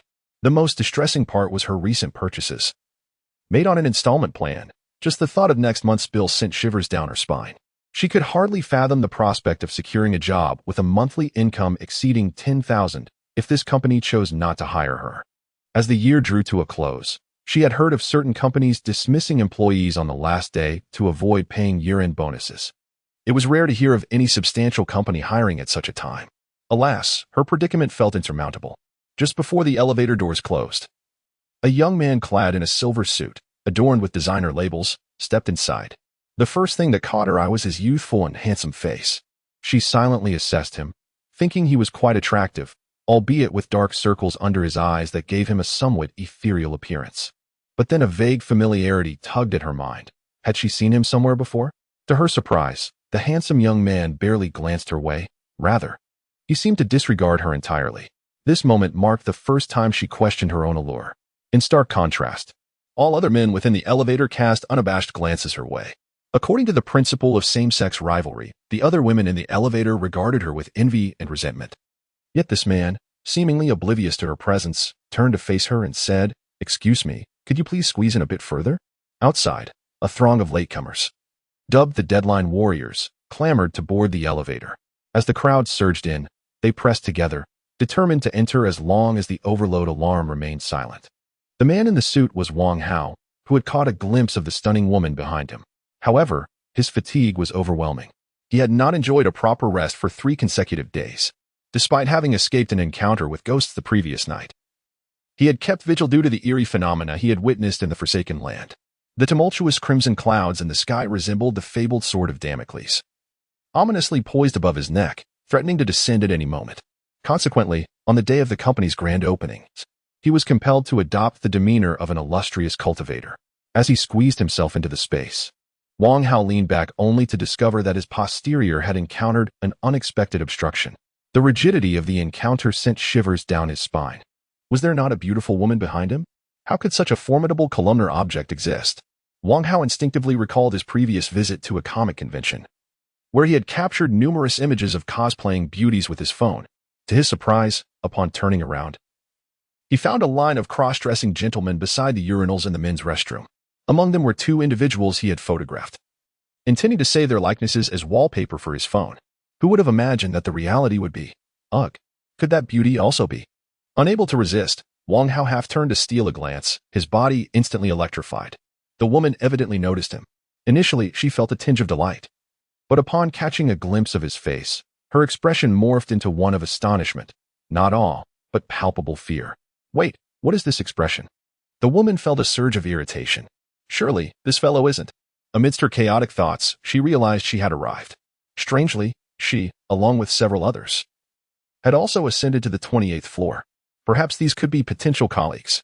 She cast a disdainful glance at Wang Hao. Foolish man. Arriving for an interview with such pronounced dark circles, no wonder you were eliminated. Unconsciously, she fell a few steps behind, and in a moment of distraction, several other interviewees inadvertently blocked her path. Wang Hao, perhaps due to his newfound otherworldly physique, felt as though the suspiciously cross-dressing beauty was targeting him. As the door swung open, he was taken aback, his mind echoing a singular thought. Mother, quick, come see the celestial sister. There stood a face that seemed untouched by the mundane world, radiating an ethereal charm coupled with a genuine, heartfelt smile. In this era of deceptive appearances, where many prominent companies rely on digital wizardry to sell their products, the ubiquitous, sculpted visages of internet celebrities had become tiresome. Unlike the monotonous molds of beauty, this pure, natural allure was nothing short of breathtaking. With merely a greeting, he felt as though his very soul was ensnared. Greetings, sir. Welcome to Little Strong Studio. Are you here for an interview? If so, please fill out this form and take note of the requirements on the second page. Her voice, soft and inviting, effortlessly evoked the term goddess, a word so often overused. Wang Hao composed himself and tentatively inquired, Miss Liu Yuechan? After a moment of surprise, Liu Yuechan quickly recognized him. Mr. Wang? Manager Shi is waiting for you inside. Liu Yuechan smiled sweetly. It's perfectly fine. It's the truth. There is nothing to be shy about. That is good to hear. Please inform Shi Jun if you need anything. Certainly. Just as Wang Hao stepped inside, Liu Yuechan suddenly remarked from behind him, Mr. Wang, you are a good person. Wang Hao felt an inexplicable sense of deep emotional turmoil, as though he had sustained an unfathomable amount of psychological damage. Observing his momentary daze, Liu Yuechan realized her inadvertent slip of the tongue and hastily apologized. I am truly sorry. That was not my intention. It's nothing. Wang Hao waved his hand dismissively and stepped inside. Meanwhile, the woman remained oblivious to Wang Hao's entrance, as her attention was suddenly drawn to the protrusion on her skirt. A fitted suit skirt could hardly be loose. After a moment's contemplation, she decided to head to the restroom. In the stall, she retrieved the self-defense spray that she had secured to the inner thigh of her leg. Chapter 33. The air solidifies. Wang Hao entered the company and greeted Shi Jun. After a couple of minutes, a woman arrived. She was first captivated by Liu Yuechan, marveling at the stunning beauty of the receptionist. Surely, hiring such an exquisite front desk attendant must have cost a fortune. While her mind wandered into fanciful musings, her gaze fell upon Liu Yuechan's wheelchair. Then, noticing the colossal projection screen and the ambiguously labeled logo of Little Strong Studio, she felt a twinge of contradiction within her. Under Liu Yuechan's enthusiastic welcome, she filled out the form and proceeded into the spacious inner hall to await her interview. She couldn't help but survey her surroundings. Wow, what opulence! Unbeknownst to her, the previous owner of the company had been a tycoon, at least once. She instinctively assumed this was the handiwork of the new company. The furnishings throughout the office were nothing short of magnificent. Unlike smaller companies that would cram people into sardine-like spaces, this establishment boasted an expansive 280 square meters, with barely 30 workstations. Regardless of the extravagance of the CEO's office, the sight of the ordinary employees' desks alone exuded a sense of grandeur. The light-colored Nordic-style pine desks measured 2 meters by 90 centimeters, paired with perfectly proportioned dividers, ensuring that each employee would immediately feel their personal space was ample and private, accompanied by ergonomic chairs that supported the head and small bookshelves. Each setup would easily exceed 5,000 yuan. Adjacent to this was a set of colossal floor-to-ceiling windows typical of the IFC building. The gentle autumn sunlight streamed through the glass, casting a warm and comforting glow, with a view of the riverbank and park visible upon raising one's gaze. Anyone working here would undoubtedly find their mood elevated significantly. From the entrance, one could see that directly ahead and to the right were glass-walled offices. With the blinds open, one could glimpse the approximately 30 square meter CEO office, 6 individual rooms of around 20 square meters each, and a spacious 40 square meter conference room. The European-style furnishings radiated understated luxury. The striking woman's immediate impression was that this new company was undeniably affluent. With a smile, she nodded in acknowledgement to her future colleagues or competitors who had also come for interviews, then found a seat for herself. Taking a few discreet, deep breaths to calm her nerves, she silently encouraged herself. Do not mess this up. Inside, Wang Hao and Shi Jun met. Mr. Wang, did you have trouble to deal with last night? The pressure test was akin to a public beta, requiring a large number of players to test the server's capacity. However, Wang Hao had no servers at his disposal. He was still unsure how the bloody arena connected to the internet. Last night, CTON had indeed sent an email to Wang Hao for discussion. The CTON headquarters in Eagle Country was during daytime working hours. So Wang Hao decided to wave the tiger's skin as a flag. The new company was bound to face myriad troubles, and Shi Jun harbored no doubts about Wang Hao's capabilities, nodding in agreement. On the technical side, coordinate well with them. I will handle the promotional aspects here. So who shall we interview first? The secretary, of course. With Liu Yuechan's impressive concealment skills, it must be this esteemed secretary. Shi Jun scratched his head, realizing that he was alone without any subordinates. Since Xiao Hao was the big shot, it fell upon him to venture out alone. Hello. May I inquire if Miss Sun Xiangying has arrived? Greetings, that would be me. A remarkably beautiful woman stood up and slightly bowed. May I ask how to address you? Shi Jun, General Manager. Shi Jun was taken aback by her beauty but quickly composed himself. Please, come in. You may begin the interview. Upon entering, both Sun Xiangying and Wang Hao were momentarily stunned. Is that a celestial being? Or perhaps a crossdresser? The instantaneous gaze exchange filled the air with awkwardness. In the next moment, they were both captivated by each other's striking appearances, Sun Xiangying resembling a replica of Li Haiyuri, while Wang Hao bore a resemblance to a dubbed version of Song Sunghian. Wang Hao, although slightly overshadowed by the latter's allure, was not without his own charm. Despite his scholarly demeanor, he had traversed the Forsaken Lands and endured numerous battles, gaining an air of decisiveness that enhanced his presence, coupled with the aura of a boss. Wang Hao inadvertently overshadowed Sun Xiangying. This is our company's CEO, Mr. Wang Hao, Shi Jun introduced. Good day, Mr. Wang. Have the two of you met? Shi Jun teased. We just shared the same elevator, Wang Hao replied, a growing sense of unease creeping within him.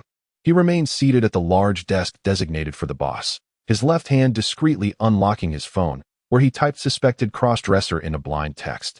What a coincidence. Please take a seat. As Shi Jun heard the notification sound, he instinctively glanced at Sun Xiangying's resume, which clearly indicated her gender as female. Thank you. Meanwhile, Sun Xiangying felt an inexplicable discomfort as she sat in the interview chair, pondering where she might have encountered him before.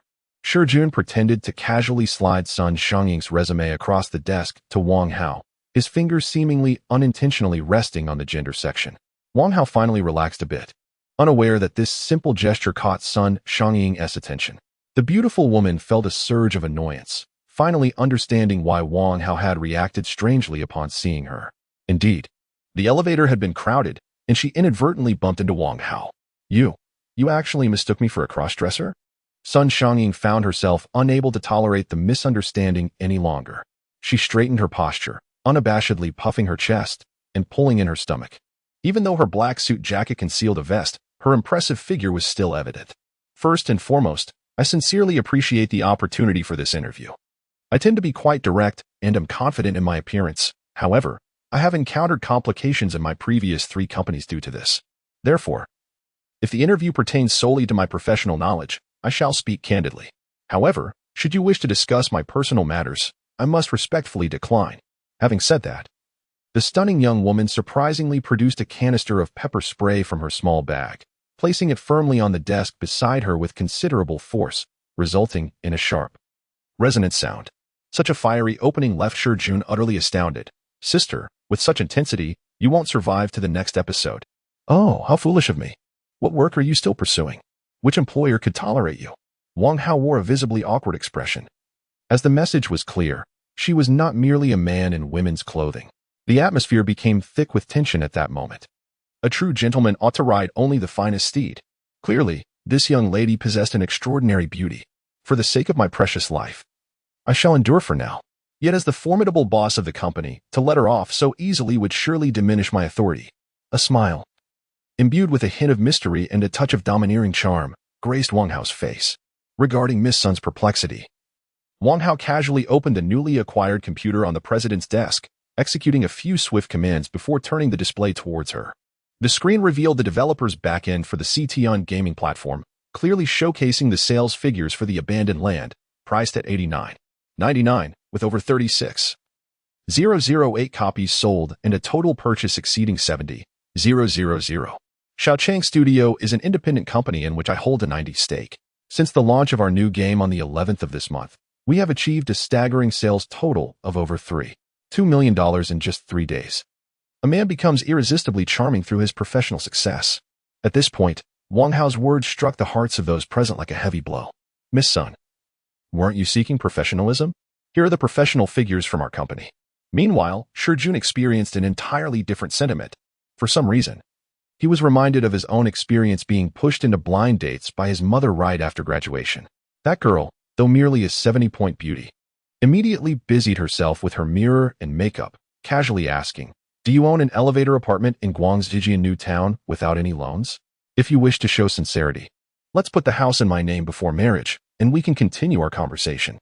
Did Shi Jun possess such an asset? Certainly not. Family matters aside, personal matters were personal. He was infuriated at the time. You, with your demands for millions before marriage. Do you truly believe one could secure a place for less than $1 billion?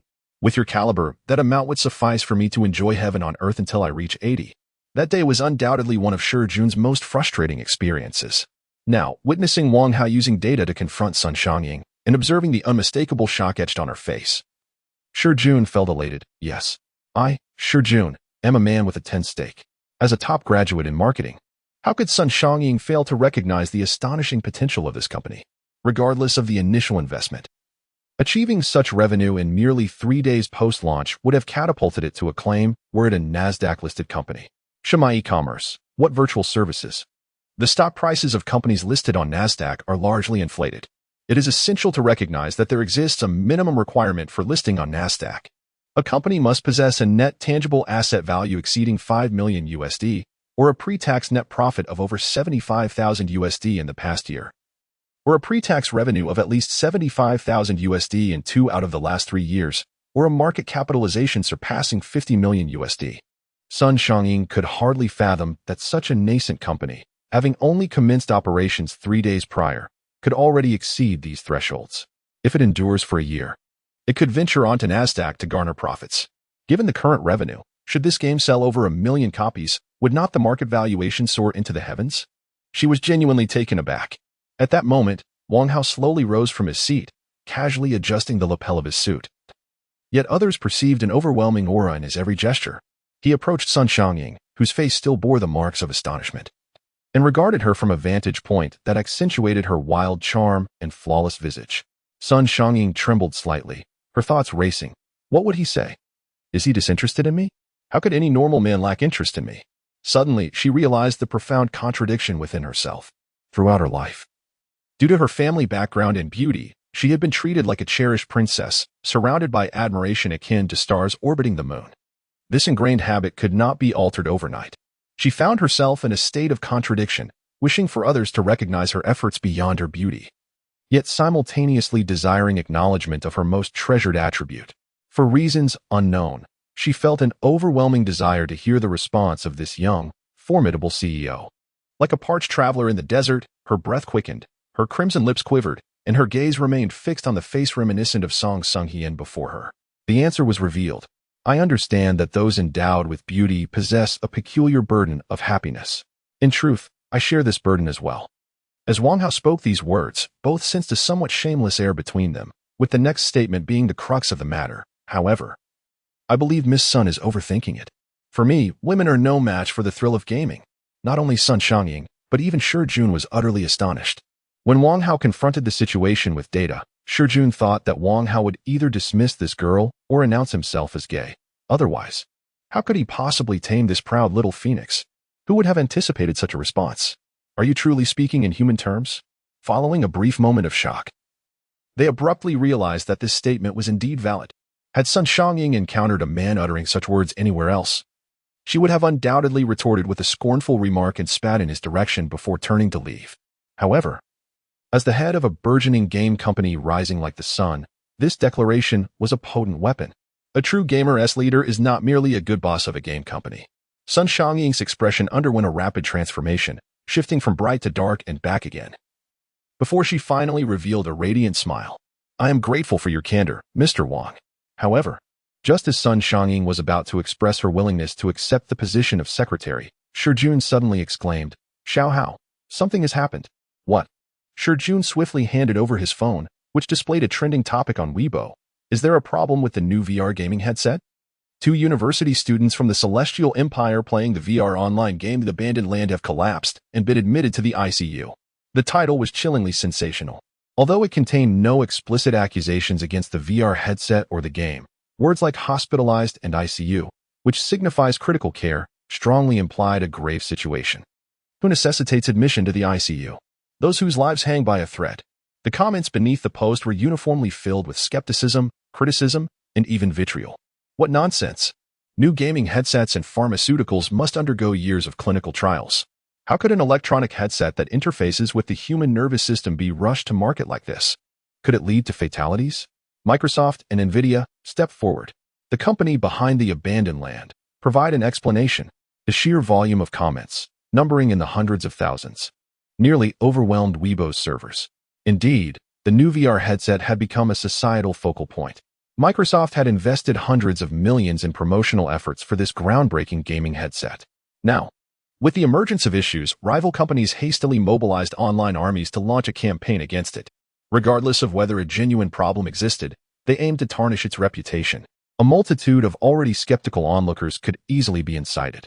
Observing the unfolding situation, Wang Hao immediately turned to Sun Xiangying, saying, All right, Miss Sun, if you accept this position, your first task has arrived. Chapter 35. The enigmatic ailment. Sun Xiangying felt no pressure. Rather, she was filled with an exhilarating sense of anticipation. A secretary. If she were to serve a rural tycoon, her monthly salary would undoubtedly be no less than 50,000. Otherwise, why would a dog earn 20,000 while a sister makes 50? It is common knowledge what that money signifies. A salary of 10,000 implies a demand for one's competence. As a woman of exceptional stature, Sun Xiangying bore a remarkable pride. Although she could easily rely on her beauty to become a celebrated star, she chose to earn her keep through her capabilities. Especially now, with her allowance cut off at home, she yearned to prove herself even more. A true secretary is not merely an assistant to the boss. Rather, she is a capable manager in her own right. The emergence of a new gaming device had placed players in jeopardy, potentially leading to a scandal of monumental proportions. Should society deem it a perilous creation and public opinion escalate, it could obliterate this technological innovation beyond the realm of gaming. This indeed constituted a significant crisis for our company. It undoubtedly called for a strategic public relations response. Upon hearing Sun Xiangying's choice of words, Wang Hao and Shi Jun exchanged knowing smiles. She had fully embraced her role. Observing that the two high-ranking individuals did not interrupt her, Sun Xiangying pressed on, Boss, can you confirm that the situations of the two players are unrelated to our company? Is it possible to deduce what the issue might be? This was no challenge for Wang Hao. Merely by scrutinizing a string of data on his retina, he confidently replied, It is unrelated to us. Last night, I received a report indicating that the neural conduction data of the two players was problematic. Immediate measures were taken to activate the player's designated emergency contact numbers. In fact, it was our company that notified the emergency contacts. Sun Xiangying gently gathered her luxurious waves, which could easily grace a shampoo advertisement, and smiled brightly. Then there is no issue. The Weibo post was made half an hour ago, and we are currently in the golden hour for managing this credit crisis. Please leave it to me. Wang Hao, having secured her and Lu Yuechan, decided to let Shi Jun continue interviewing other candidates. He followed Sun Xiangying to the small office adjacent to the CEO's office, designated for secretarial duties. Sun Xiangying powered on her computer, and her first action was to obtain the official corporate verification from Weibo. It must be noted that Weibo's tracking of trending topics is quite commendable. Upon recognizing the certification from the studio of the abandoned land, it was almost instantaneously approved. Soon, a remarkable occurrence unfolded. Two statements appeared almost simultaneously.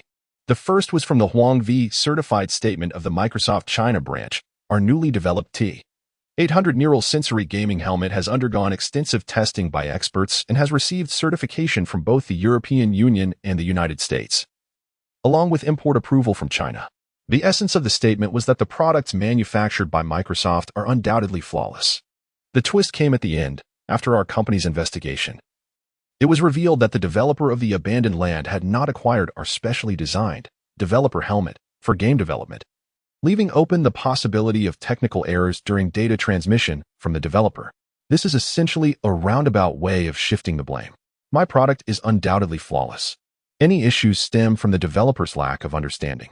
Perhaps the vast data transmission overwhelmed the user's senses. Regardless of whether there was an incident, the blame must first be deflected. However, less than 10 seconds later, a statement from Little Strong Studio emerged.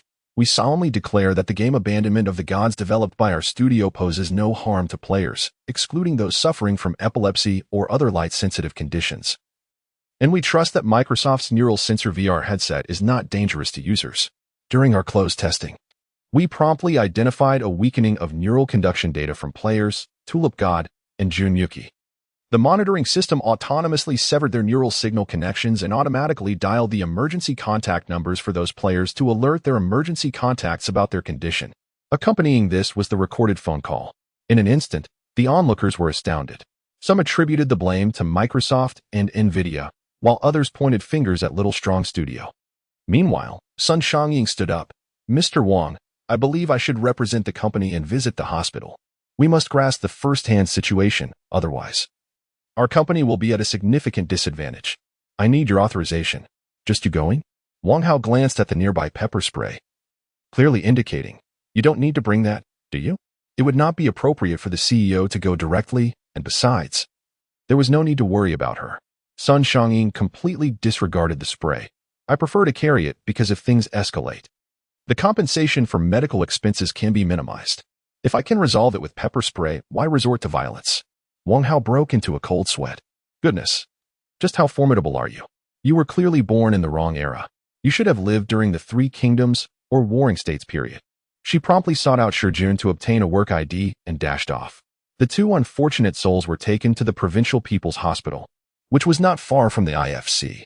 Given the heavy traffic outside, Sun Xiangying opted to take the subway to the hospital, just 5 stops away. Indeed, beauty affords privileges. She effortlessly extracted information about the two individuals from a young doctor. She arrived so swiftly. Merely 30 minutes had elapsed since the news broke, and reporters had yet to arrive. When she located the two bewildered university students in a standard ward, her heart instantly settled. Wow, what a stunning girl. Oh, it seems she is here for us. Sun Xiangying quickly glanced at the medical records at the bedside. May I inquire if you are Jun Yuki and Tulip God? Under the gaze of the beautiful woman, Tulip felt a bit shy, whereas Jun Yuki remained composed. May I ask who you are? Tulip, just an ordinary guy with thick black-rimmed glasses, adjusted them nervously. I am Sun Xiangying, the secretary to the CEO of Abandonment of the Gods. She elegantly took a seat on the chair between their hospital beds and swiftly inquired about their condition. It must be said that Sun Xiangying's beauty possesses an overwhelming allure, effortlessly captivating both of them. The scene opens with two young men clad in hospital gowns. A melodious female voice, as sweet as a nightingale, breaks the silence. Would you kindly introduce yourselves? I am Feng Liancheng, a university student who fainted while playing the VR online game The Forsaken Land last night. also known by my online moniker, the God of Tulips. I am Junzi Hai, known in the virtual realm as Junmyuki. The female voice inquires further, may I ask what prompted your emergency transfer to the hospital? Instantly, both young men flush with embarrassment. Yet it is the God of Tulips who speaks up. Well, we both fainted due to dehydration and hunger. Chapter 36, Hungry? Eat dirt. As the video sharing website permits live comments, the audience erupted in laughter upon reaching this segment. Yao Yao Xiaogue, to think they played a game until they fainted from hunger. You two are truly remarkable. Who told me the lamb is Q? No way. I can't go without eating even for a single meal? Can someone really faint from hunger? The female voice in the video chimed in again.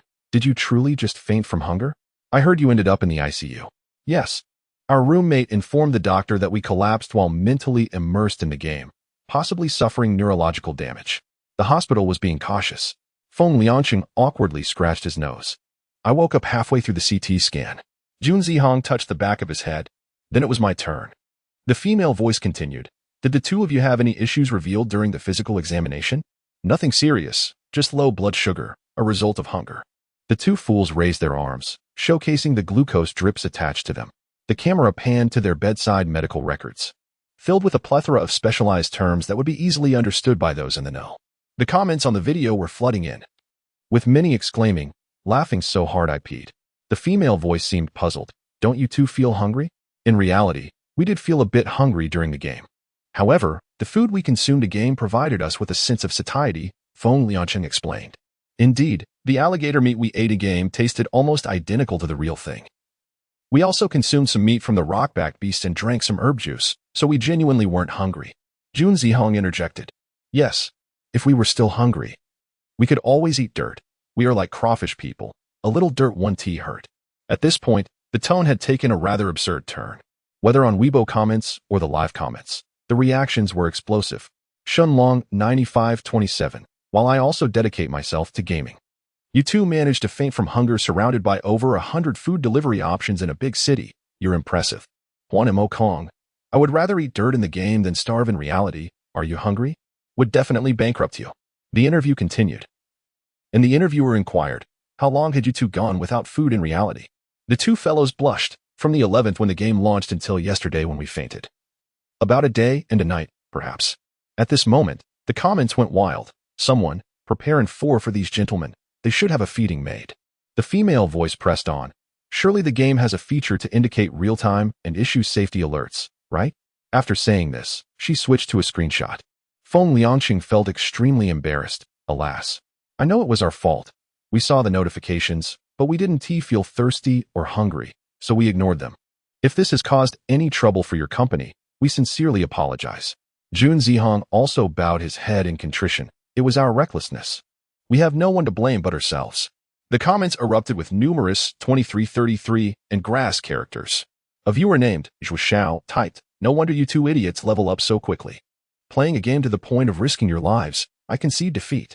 The female voice inquired, lastly, what improvements do you think the game needs? Or is there anything you would like to convey to the audience? Jun Zihao responded, the game features a hunger mechanic. Can we incorporate a realistic hunger system? The female voice seemed unable to suppress a delightful laugh, enchanting the audience. I will relay that to the technical department. And what about you?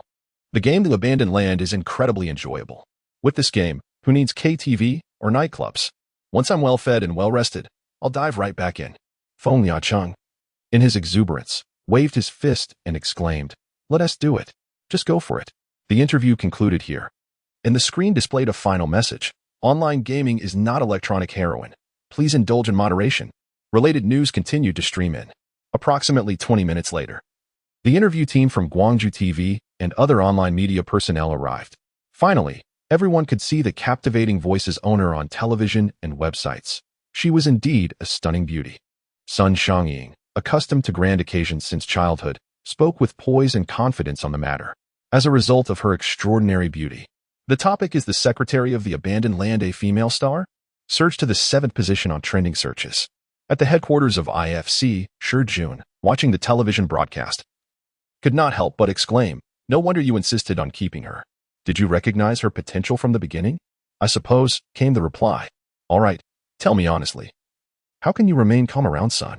That is crucial and affects whether I dare to continue calling you brother.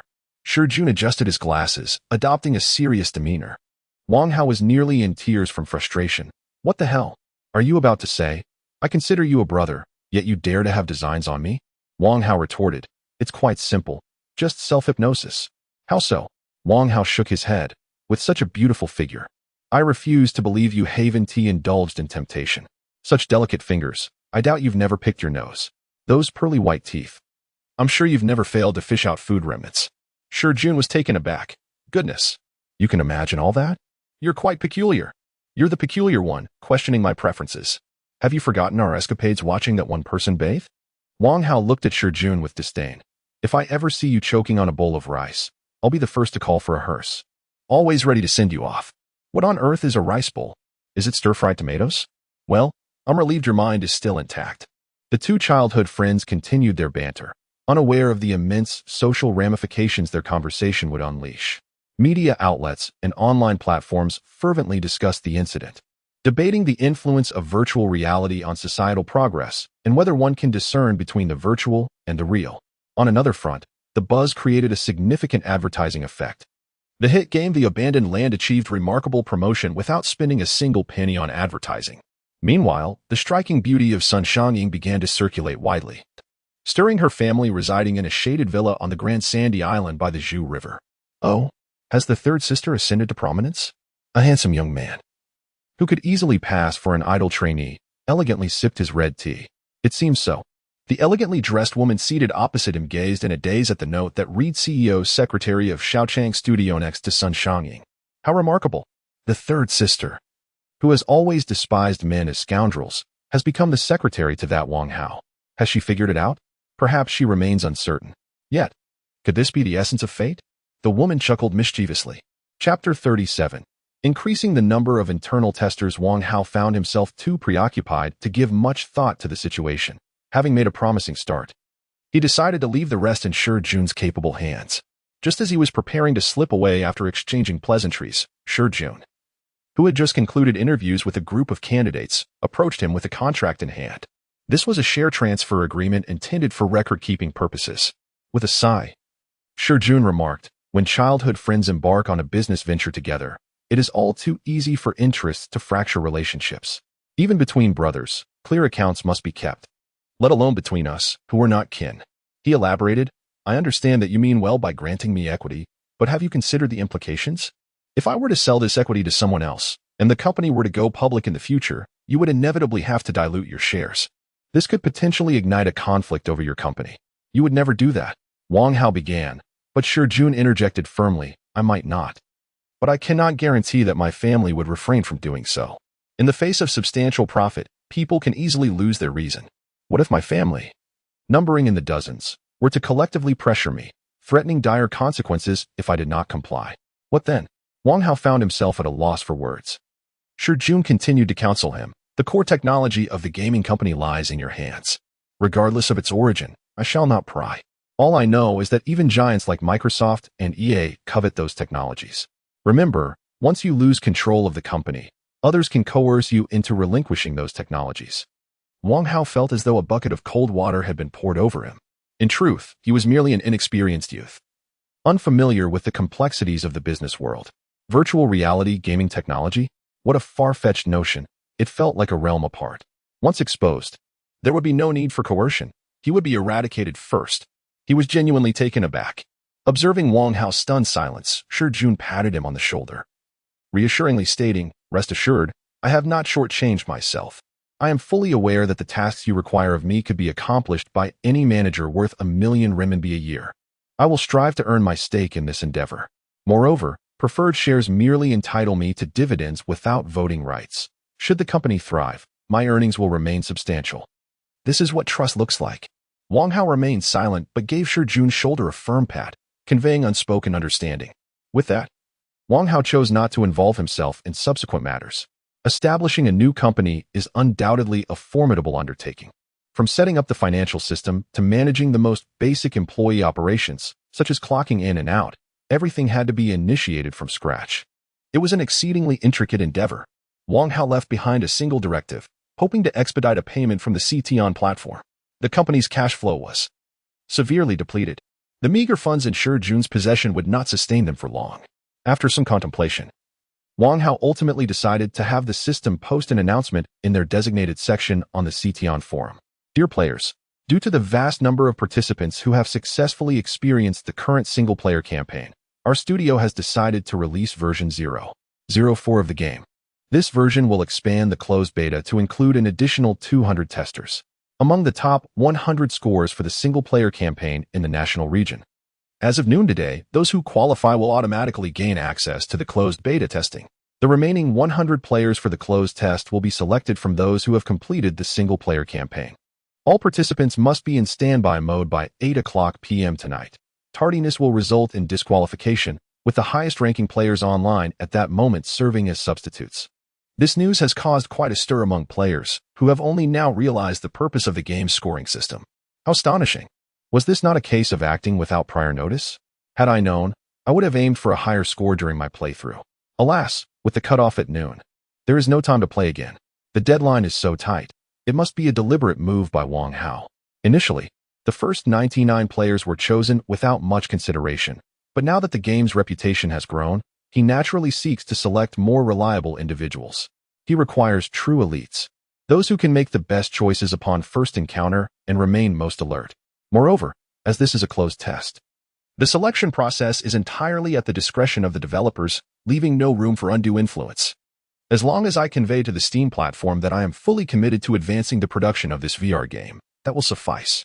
In fact, the Steam platform has expressed considerable satisfaction with the crisis management of Xiaoqiang Studio. When a player encountered an issue, it escalated somewhat, even waking Gabin in the dead of night. However, before the Steam platform could react, matters were already resolved. Furthermore, Wang Hao executed this strategy remarkably well. Selecting from the players who have completed the campaign effectively encourages more purchasers of the game, who have yet to play, to dive into the single-player campaign. This implies that more individuals will invest over 5 hours in the game, surpassing the refund window. This pleases Gabin immensely, as Wang Hao does not engage in the typical negotiations like other developers to reduce the 5-hour refund deadline to the 2-hour policy of previous generation games.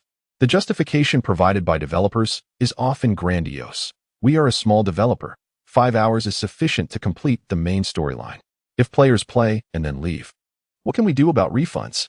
This moment is crucial for promoting the new VR experience. Gabin seeks innovative pioneers willing to explore rather than simply capitalize when the market matures. In an empty dormitory with senior year upon him, those inclined to revel continue to do so. One may choose to behave as a model student, as most remaining courses are electives. With no classes to attend, Wang Hao swiftly hung a sign reading "I am hibernating" at his bedside, becoming Jason Momoa once more. As night fell in the game, Wang Hao sought out Aishi. Upon their first encounter, Aishi frowned. "Wait, Momoa, something is amiss with your state." "What is it?" "When you successfully ambushed me, you were like the most seasoned hunter, lurking in the shadows, gathering your strength. But now," Aishi slowly shook his head, "you resemble an utterly exhausted beast, vulnerable to any predator who dares to claim your head."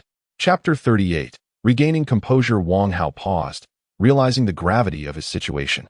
He had been excessively anxious, having scarcely enjoyed a restful night since the 11th. The profound fatigue, which seemed to seep from his very soul, was unmistakable. Aishi spoke earnestly. "Perhaps your so-called meditation might enhance your capabilities in other areas, but it offers no assistance for the impending battle. As your temporary subordinate, I strongly advise you to get some proper rest. Now is not the time for you to make an appearance. What about the things in the sky?" At that moment, the sun began its descent towards the western horizon, sinking into the desolate expanse. In the final moments before twilight, the farthest edge of the horizon ignited, transforming into a vast expanse of fiery crimson. In a normal world, as the sun set, the last rays of light would soon vanish beneath the horizon. Yet here, the red glow lingered, oozing into the sky like toothpaste squeezed from a tube.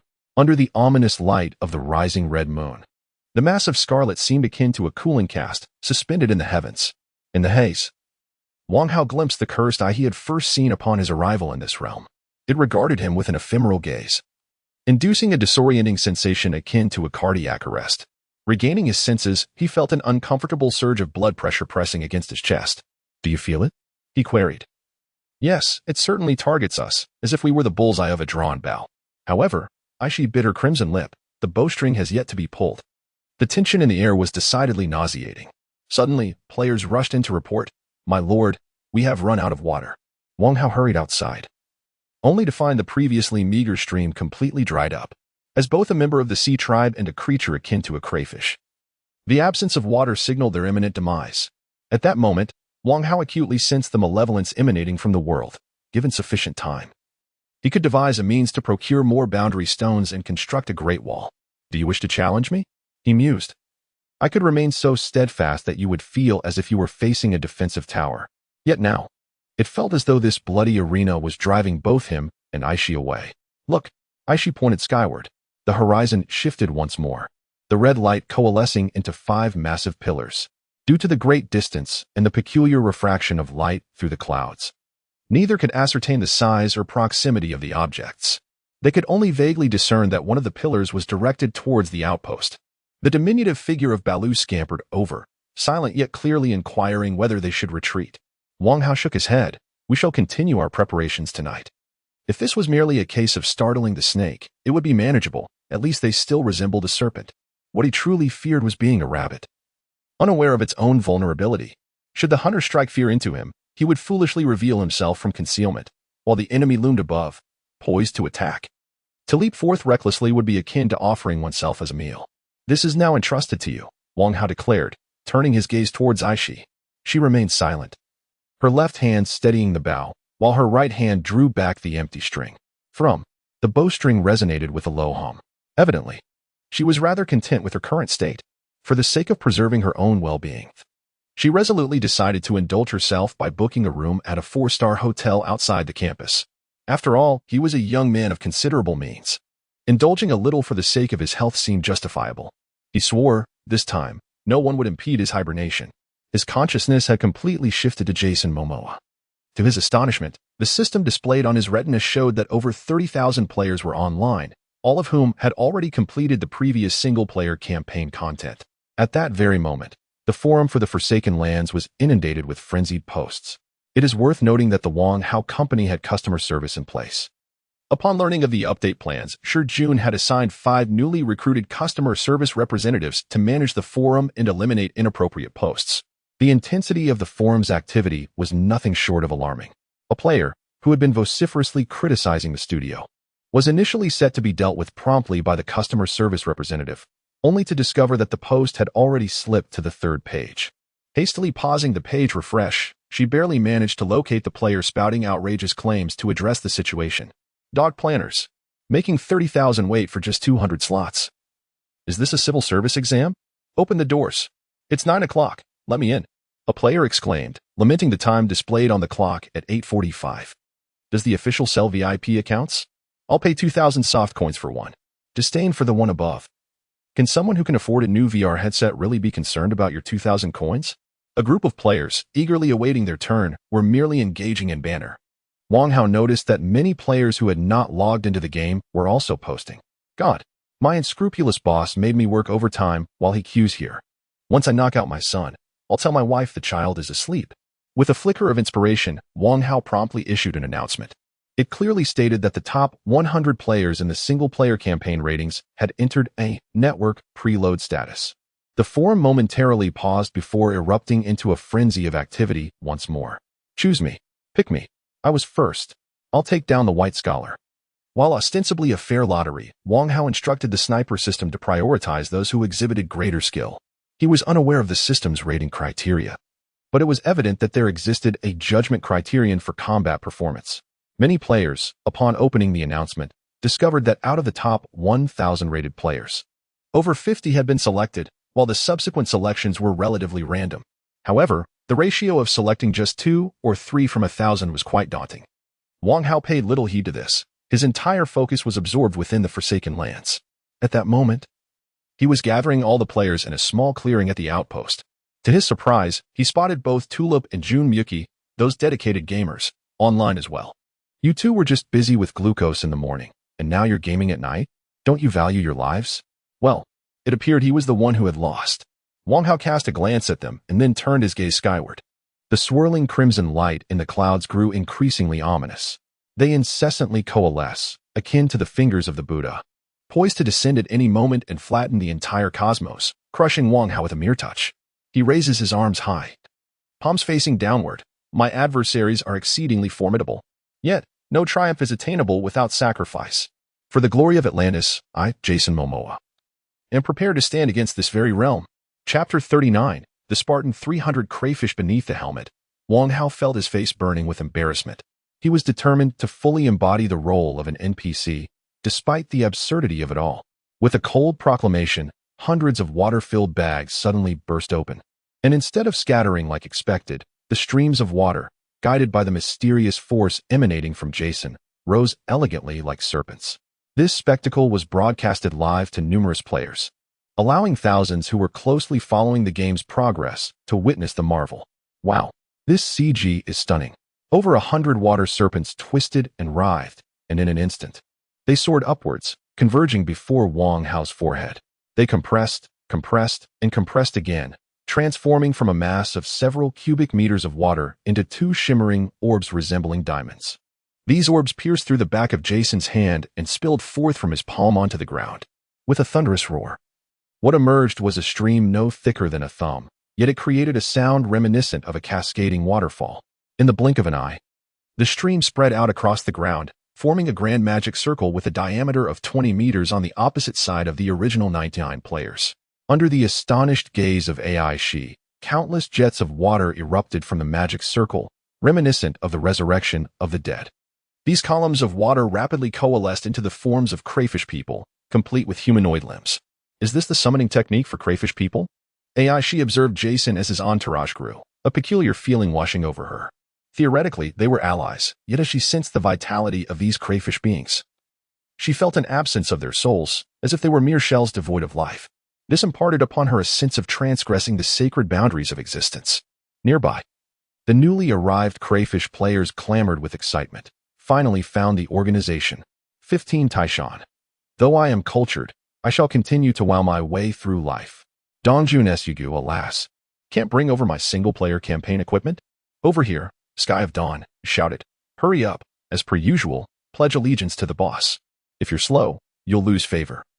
And that would be a significant loss. The players gathered were all elite, and without needing further prompting, they eagerly pledged their loyalty. This group of individuals shouted in unison, expressing their fervor in the most exaggerated manner. Lord of the Moma sect, with culture and martial prowess, unite us all.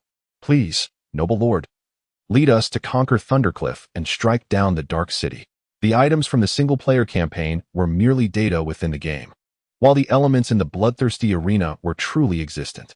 Wang Hao was unable to conjure an entire set of equipment for them all at once. Each crayfish player could receive a crocodile tooth dagger and a small leather shield. Crocodile Tooth, this small curved dagger is crafted from the fangs of a mutated crocodile slain by player XXX. Quality: common white equipment. Attack power: 25 durability, 2031, non-reparable, rockback shield. This shield is made from the thick hide of a rockback beast, harvested by player XXX. Quality: white common equipment. Defense: for points weight, 500 grams durability, 2031, non-reparable. This is merely novice gear. For the crocodile tooth truly pales in comparison to the fangs of the anglerfish. Likewise, a piece of rockback beast hide laid over a bark offers a defense that is dismally inadequate, though one might say it is better than being unarmed. The initial batch of 99 players attempted to resell equipment to newcomers, but alas, this group of impoverished souls could scarcely afford a single coin. A few, evidently acquainted in the real world or having prearranged trading agreements, managed to provide several newcomers with moderate gear. On the city wall, Aishi kept watch while stealing glances at the little lobsters, her face betraying her astonishment. In her eyes, the lobster folk were akin to goblins, mere lowly creatures unworthy of consideration. She found it hard to comprehend why someone as formidable as Jason Momoa would require the assistance of these diminutive beings with combat prowess below 5 points. However, prolonged exposure revealed that, when tasked, these creatures proved quite reliable, displaying a surprising level of intelligence. Their methods could be somewhat unscrupulous, but the key was their ability to accomplish the objectives. This time, she was even more astonished. After a series of exertions, the little lobsters remarkably lined up in an orderly queue. The newcomers exhibited a quality that evidently surpassed that of the previous batch. 50 of them formed a neat formation, prompting the first group of lobsters to blush and join the line. Wang Hao found it quite intriguing. This batch of players possessed a certain charm, unbeknownst to him. Those capable of achieving high scores were either seasoned fighters in real life or possessed a commendable tactical awareness. Before the advent of VR gaming, many players were experts in melee weaponry. They had their unique insights and angles regarding enemy maneuvers. Given that Lord Jason Momoa summoned so many lobster folk, it was only natural for them to surmise that the adversary would either be colossal in stature or organized like phantoms.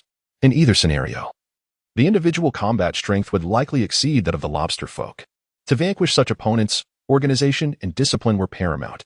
These players had already conferred on the forums, particularly the top 100, who even convened a team voice chat to deliberate and elect their squad and platoon leaders. The neatly arranged lobsters stood in formation, observing their crimson heads and tails, shields in their left hands and curved blades in their right. Wang Hao felt as if he had transformed into King Leonidas of Sparta, facing his valiant 300. Not only him, but even the players themselves experienced this illusion. Do you not feel we resemble? Nonsense. We are at most the Spartan 300 lobsters. They were blissfully unaware that a lobster bearing the name Gabe had infiltrated their ranks of 99. Little did they know that in the future, whether it be themselves or other players, this elite group would be referred to in such a manner. Wang Hao struggled to maintain his composure, but eventually managed to calm himself. His cold and authoritative voice resonated throughout the gathering. Do you see that unjust sky? This land, the sky itself curses us. We hope to nourish this ominous land with our very flesh and blood. I have a foreboding that the outpost we crafted with our own hands shall soon be obliterated. A stir arose among the players. Though this outpost may appear somewhat rudimentary, it is a testament to the collective effort of many players over several days. Can it truly be gone in an instant? Wang Hao raised his right hand high, clenched his fist, and bellowed, but that is of little consequence. The destruction of a mere outpost cannot deter the true warriors of Atlantis. From this night forth, we shall wield our weapons to proclaim to our adversaries that wherever our gaze falls, it is the territory of Atlantis. Should you unleash divine retribution upon us, we shall eradicate your followers. Upon the earth, beneath the ocean's depths, no foe shall impede the advance of our forces. My servants, tonight let your weapons convey to the enemy. Submit or perish.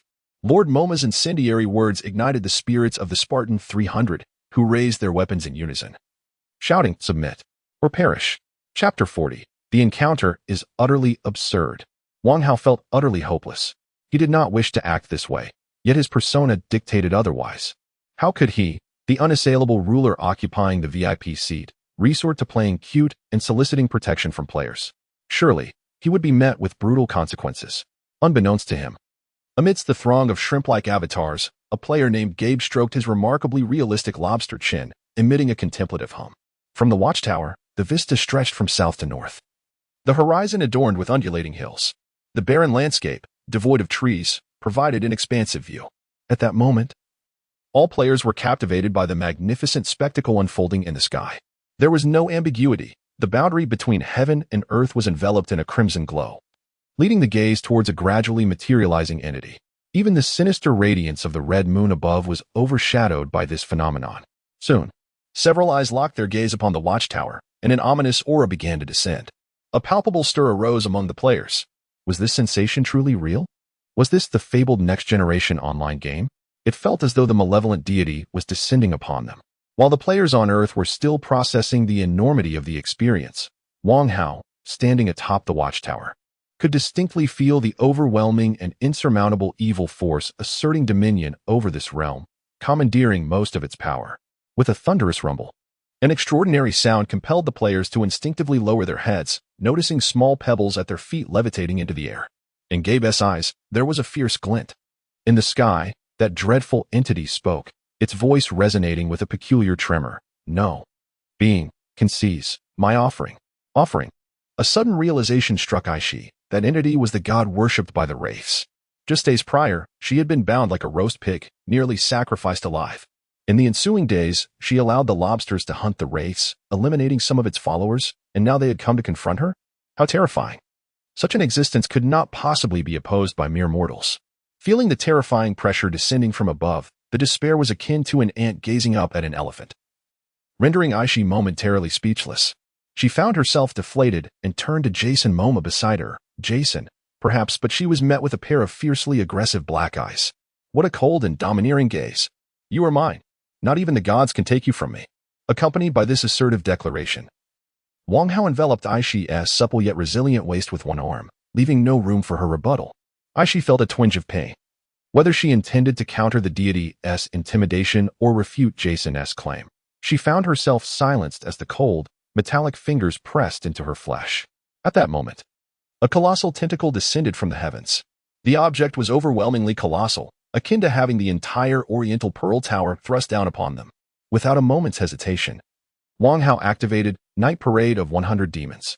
Over the past few days, through the contributions of players, his personal level had ascended to 10.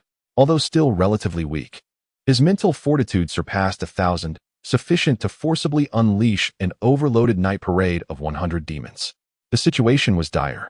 Wang Hao grasped the collar of the diminutive Berilu with his left hand, and a surge of dark waves erupted, sweeping away all the players. He could sense that the black tide was met with immense resistance, lacking the previous fluidity. Earlier, it had been akin to riding the waves. Now it felt as though he was navigating a vessel through thick mud, utterly immobile. In disbelief, Wang Hao, Aishi, Berilu, and the multitude of small lobsters atop the hill quietly watched as the massive tentacle plunged into the outpost. First came a substance reminiscent of corrosive liquid, instantly dissolving the outpost that had been crafted collectively by the players, which had sheltered them for several days and nights. In the next moment, the gargantuan tentacle continued to penetrate the earth, its exaggerated girth far exceeding what the previously barren land could bear. After a brief pause, a shockwave swept across the surrounding wilderness, toppling the familiar landscape that the players had just begun to know, like a cascade of dominoes. If the tentacle had behaved like a living entity, rampaging across the terrain, perhaps Wang Hao and the players would have been struck with awe, exclaiming, "We can't handle this. Farewell." Yet, under the gaze of hundreds of eyes, the tentacle gradually faded away. Its outline grew faint, until it vanished entirely. This display prompted a fleeting thought in Wang Hao's mind. Just this? You spent 3 days holding back, and after who knows how long of aiming. You unleash a grand move, resulting in the destruction of a mere outpost, without even a chase? Is it truly acceptable to call oneself a deity when you can't obliterate the earth in one strike or annihilate the solar system in two? Drawing from the scant memories of souls left to him in the abyss of silence, Wang Hao began to speculate two possibilities. Either this so-called evil god was unworthy, akin to narcissists who claim divinity by rallying a motley crew of followers, or, even as a god, their interference in this forsaken land was severely limited. Nearby, Aishi and Berilu trembled in fear, while Wang Hao and a certain small lobster player found themselves in a state of morbid curiosity. The players began to murmur among themselves. The Oath of the Gods, in terms of cut scenes, I would award it a score of 101, unafraid of inflating the developer's pride. The grilled fish cat, it seems. That's all there is to it. Xu Jin, we were utterly annihilated. What chance did we have? Surely, the planning team disapproved of our constructed outpost and wants us to start anew. The players echoed in agreement. Yes, exactly. Just then, the ground beneath them suddenly convulsed violently. The earth below the hill buckled and collapsed, accompanied by a fiery eruption, swiftly forming a colossal chasm. A few fiery minotaurs emerged clumsily from the pit, just as Ash and the player known as Little Lobster prepared for battle. Suddenly, a serpentine figure appeared before them. She possessed an enchanting visage that could captivate the masses. A graceful physique, and a lower half resembling that of a green serpent. Upon noticing Wang Hao and his companions, the serpent woman wasted no time. She bent her body, her upper half leaning forward abruptly. With a piercing shriek, a gaze imbued with an arcane and sinister aura enveloped the entire hill. Goodness! An unexpected encounter. Chapter 41. The misfortunate grand gesture in the realm of gaming, particularly in League of Legends, encountering one another and unleashing powerful abilities is often a gesture of camaraderie. With skill levels relatively matched, and everyone in peak condition, who would dare to falter? This is a brutal arena akin to the harshness of reality. Although Wang Hao couldn't quite grasp the essence of his legendary abilities, it did little to deter his instinctive disdain for his opponent. Had he been an unsuspecting novice, confronted by the imposing visage of a minotaur and the serpentine-haired Medusa, he might have succumbed to fear. Fortunately, as a well-informed youth of the modern age, he recognized these figures from Greek mythology. Regardless of their striking appearances, they were destined to transform into monsters at any moment. Too much exposure could lead to unwelcome consequences. Thus, a curious divergence emerged among the gaze of the several hundred individuals around Wang Hao. At that moment, Medusa unleashed a grand ability. The sensation was akin to the sudden flash of a powerful spotlight, dazzling the multitude of players and leaving them momentarily disoriented. The startled Medusa, with a smirk of satisfaction, believed that by initiating her ability upon their first encounter, she could effortlessly petrify her foes and dominate the battlefield. Little did she anticipate that her radiant smile would soon be frozen in disbelief. How could they ignore her unparalleled beauty? The rapid succession of events triggered instinctual reactions. Wang Hao was astonished to discover that his companion, Ash, had been tragically turned into a statue of beauty at their very first glance. Yet, the system promptly informed him, Medusa has unleashed her secret technique, petrifying gaze. Due to your evasion of Medusa's line of sight, the strength of the technique has been reduced by 50. You have successfully resisted the effects of the petrifying gaze.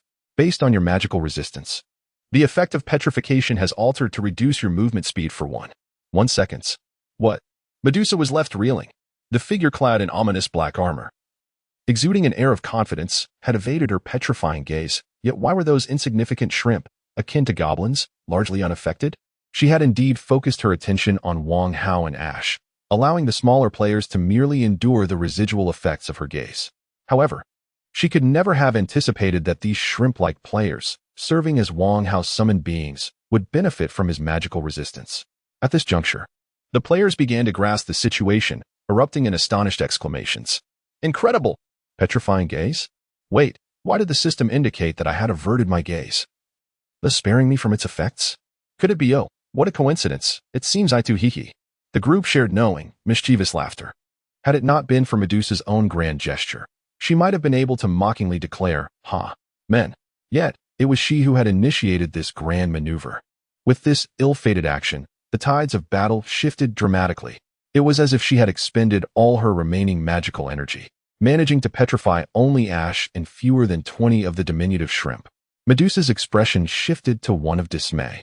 The hissing, sharp sound of the serpent urged the minotaurs, still writhing on the ground in a futile attempt to extinguish the flames engulfing them, to launch an assault against Wang Hao and the crayfish atop the hill. After a brief moment of bewilderment, Wang Hao grasped the situation. It was evident that this Medusa was also a contestant in the bloody arena. Unlike his decisive abandonment of his newly established lair, this Medusa seemed to believe she could find safety beneath the earth. She had clearly underestimated the treachery of the landowner. Wang Hao pondered the identity of the ruler of this subterranean realm, but could only surmise that Medusa's sanctuary had been directly struck by the eruption of an underground volcano. With her lair destroyed, even her most loyal Minotaur warriors lay severely injured. This was the disparity in decision-making. Wang Hao had long been prepared for flight, remaining utterly composed when the moment arrived. Medusa, harboring a false sense of security, was destined to face a tremendous downfall. Without further ado, action was the order of the day. Players were greeted with the dazzling emergence of a task notification. Elite Quest, Submission or Death. The Great Lord Momo foresaw today's calamity and guided you out of the deadly trap. Now is the time to demonstrate your valor. Go forth, eliminate this batch of foes, and show them the consequences of opposing Lord Momo. Quest objective: slay all Minotaur warriors.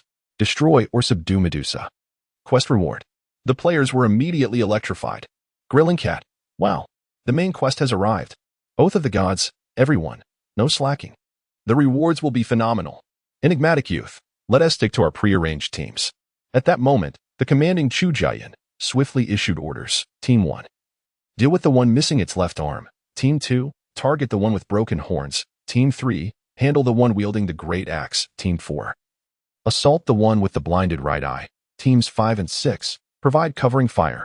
Teams 7 and 8. Assist the leader in taking down Medusa. The rest, follow me. Understood. Let us slay. Tell those bulls, this is Sparta. Wang Hao was momentarily stunned, observing the players, cloaked in the mantle of all-out villains, shouting this is Sparta, as they surged forward like a mighty torrent, undaunted by the towering minotaurs. Suddenly, he felt a sense of absurdity. Perhaps, with this band of eccentric players, he could indeed carve out a domain for himself here? Medusa was beginning to panic, while the sheer magnitude of her abilities was fearsome. What was even more terrifying was the fact that those she deemed insignificant displayed no fear of the Minotaur's roars. To her, the crayfish were no different from the feeble subterranean dwellers. The Minotaurs, as a mid-tier force of the underground army, could instill terror with a single bellow, sending legions of denizens fleeing in abject fear.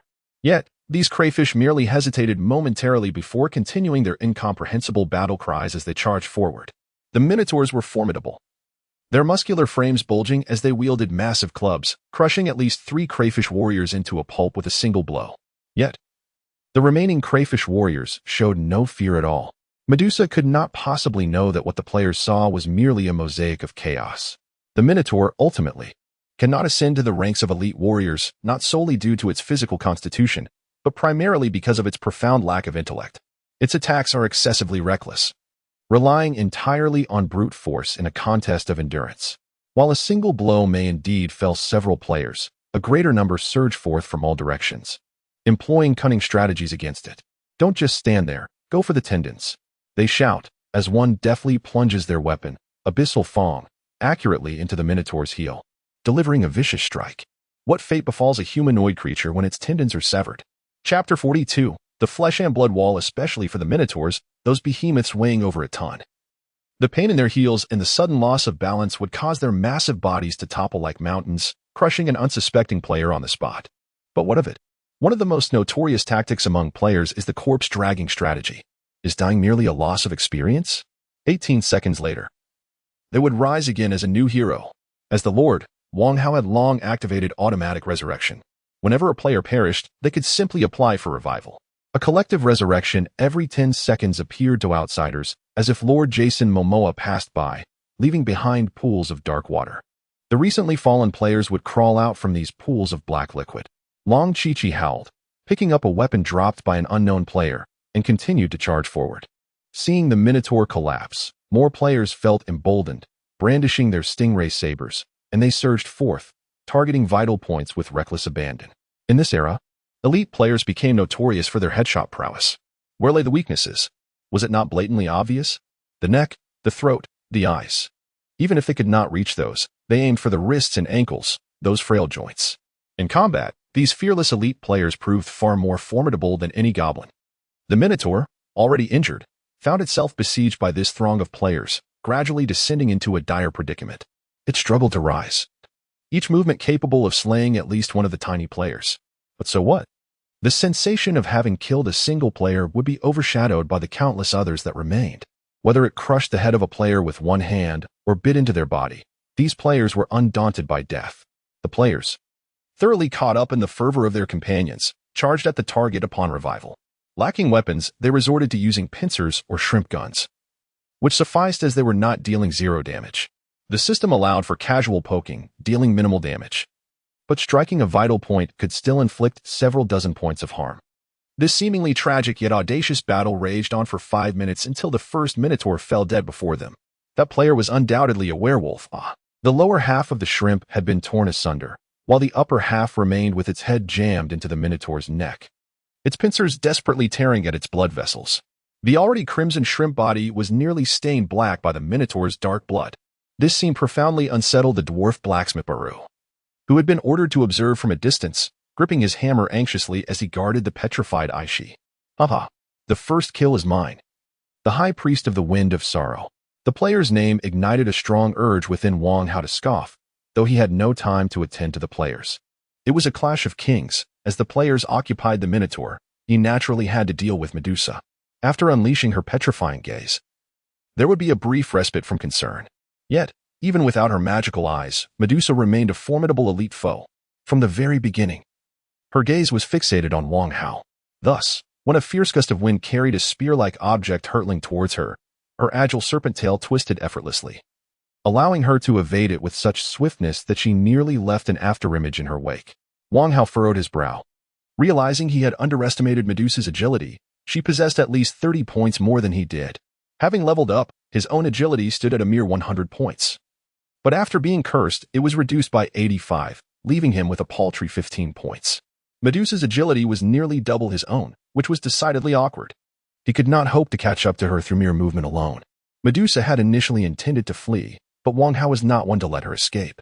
Whenever she created a distance exceeding 50 meters, he would immediately activate Night Parade of 100 Demons to close in on her. After being intercepted thrice, Medusa finally realized that she could not shake off Wang Hao. As she hissed in frustration, she sought to eliminate him. His dynamic vision struggled to keep pace with her rapid movements. Medusa exploited the blind spots of his helmet's vision, launching continuous attacks from the sides and rear. The sharp sound of slicing wind sent shivers down Wang Hao's spine. Without Silent Abyss, he was certain he would have succumbed. The venomous snakes she unleashed were terrifying. They possessed their own will. Wang Hao attempted to block them, but they could twist and contort mid-air, altering their trajectories. This rendered blocking nearly impossible. Nevertheless, the venomous arrows could not harm Wang Hao. Perhaps another individual would have faltered. The snakes, even if they did not bite immediately, would slither and seek out more vulnerable areas. However, Silent Abyss granted him immunity. The moment the snakes touched his mysterious black armor, they turned dark, their bodies rigid, instantly freezing into solid ice. The corpses that fell to the ground shattered like broken porcelain, scattering into fragments. Medusa's expression darkened, resembling the bottom of a pot.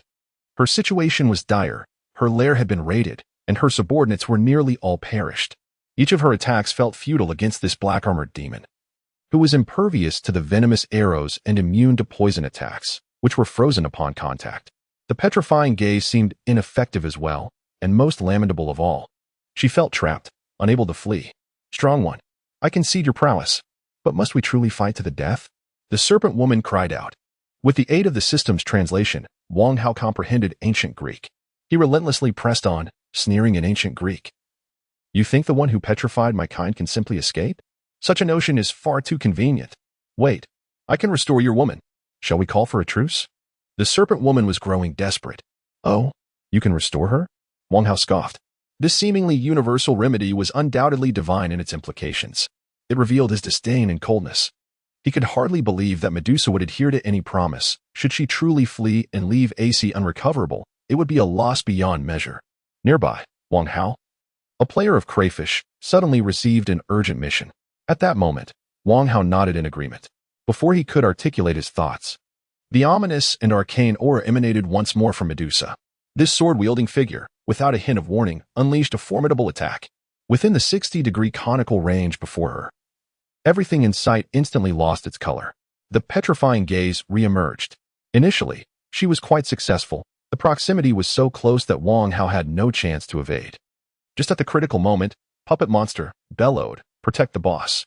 Cloud Purple Elder brandished his pincers, declaring, "I will form the head."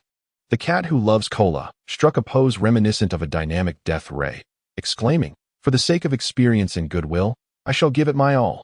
Medusa could hardly believe that more than 20 crayfish beings had stacked themselves like a human wall, bravely absorbing the impact of the petrifying gaze for Wang Hao. Chapter 43. The proxy envoy. Upon merely gazing at its visage, one could be irrationally transformed into a stony effigy. The petrifying gaze undoubtedly represents an extraordinarily overpowered skill. With such an ability, unless one's magical resistance is exceptionally high, the opponent possesses virtually no chance of engaging in a direct confrontation. Even if one is not petrified, they will suffer from a debilitating slowdown. At a distance, this may be manageable, but at close range, the duration of that slowdown could suffice for one to perish multiple times. Nevertheless, the petrifying gaze is not without its counters. In Greek mythology, the great hero Perseus utilized a gleaming shield that functioned as a mirror to reflect Medusa's petrifying powers back at her, thus turning her into stone and subsequently severing her head, which he affixed to his divine shield. Wang Hao remained uncertain of the veracity of this tale. Yet it seemingly highlights various flaws inherent in the petrifying gaze. If this ability were as formidable as purported, it would surely act as an indiscriminate area of effect attack, capable of petrifying even deities, rather than being burdened with such limitations, since one could evade it by simply avoiding eye contact. What if one were to be completely blind to it? From early on, Wang Hao had devised a plan. The moment he detected any unusual movement from Medusa, he promptly issued a mission to the surrounding players. Emergency mission, the Flesh Wall of the Lord, announced. Lord Jason Momoa is facing a life or death decision. Would player XXX be willing to safeguard your lord with your life? Choosing yes may very well require the sacrifice of your own life. Choosing no incurs no special penalty. Successful protection of the lord rewards? Special note, you have merely 3 seconds to decide, limited to 28 participants. A countdown was visibly present. For ordinary players, they might not even finish reading the mission details. However, for the elite players who skimmed through with ease, this was hardly a concern. Forget 3 seconds. Within just 0.5 seconds, more than 50 players had already opted for yes. Many players had done their homework, following their leader for a share of the spoils.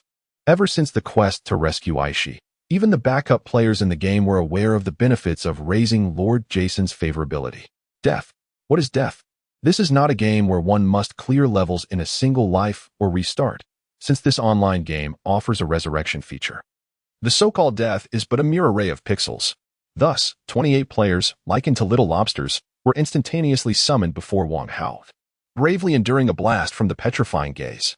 Fearing potential loopholes, Wang Hao arranged these players into 3 defensive lines.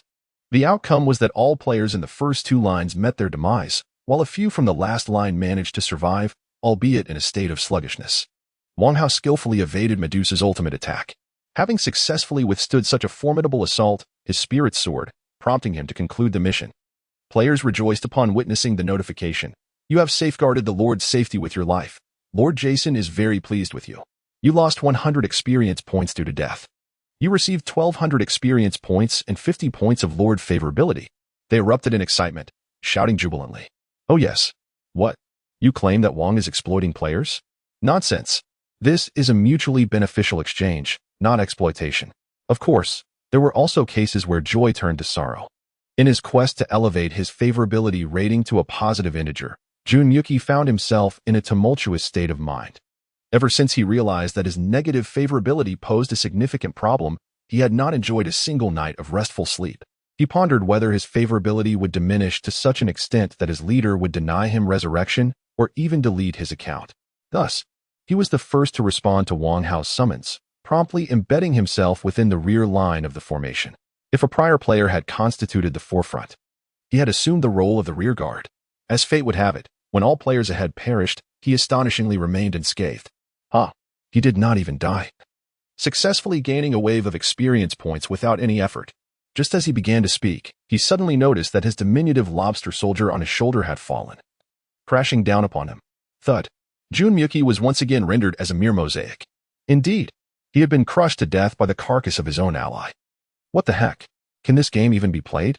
He let out an enraged roar, and within 10 seconds, he was resurrected and charged back into battle for the Lord. Ah, how delightful. Meanwhile, Medusa found herself in a precarious situation. No, how could you? She was utterly taken aback and instantaneously joined the UC shock department. Even more alarming, as she unleashed another empty attack, Wang Hao's counterstrike arrived. At the moment she activated her magical gaze, her intense concentration rendered her oblivious to the fact that a pool of black liquid had already spread from beneath Wang Hao's feet, her serpentine tail quietly submerged within it.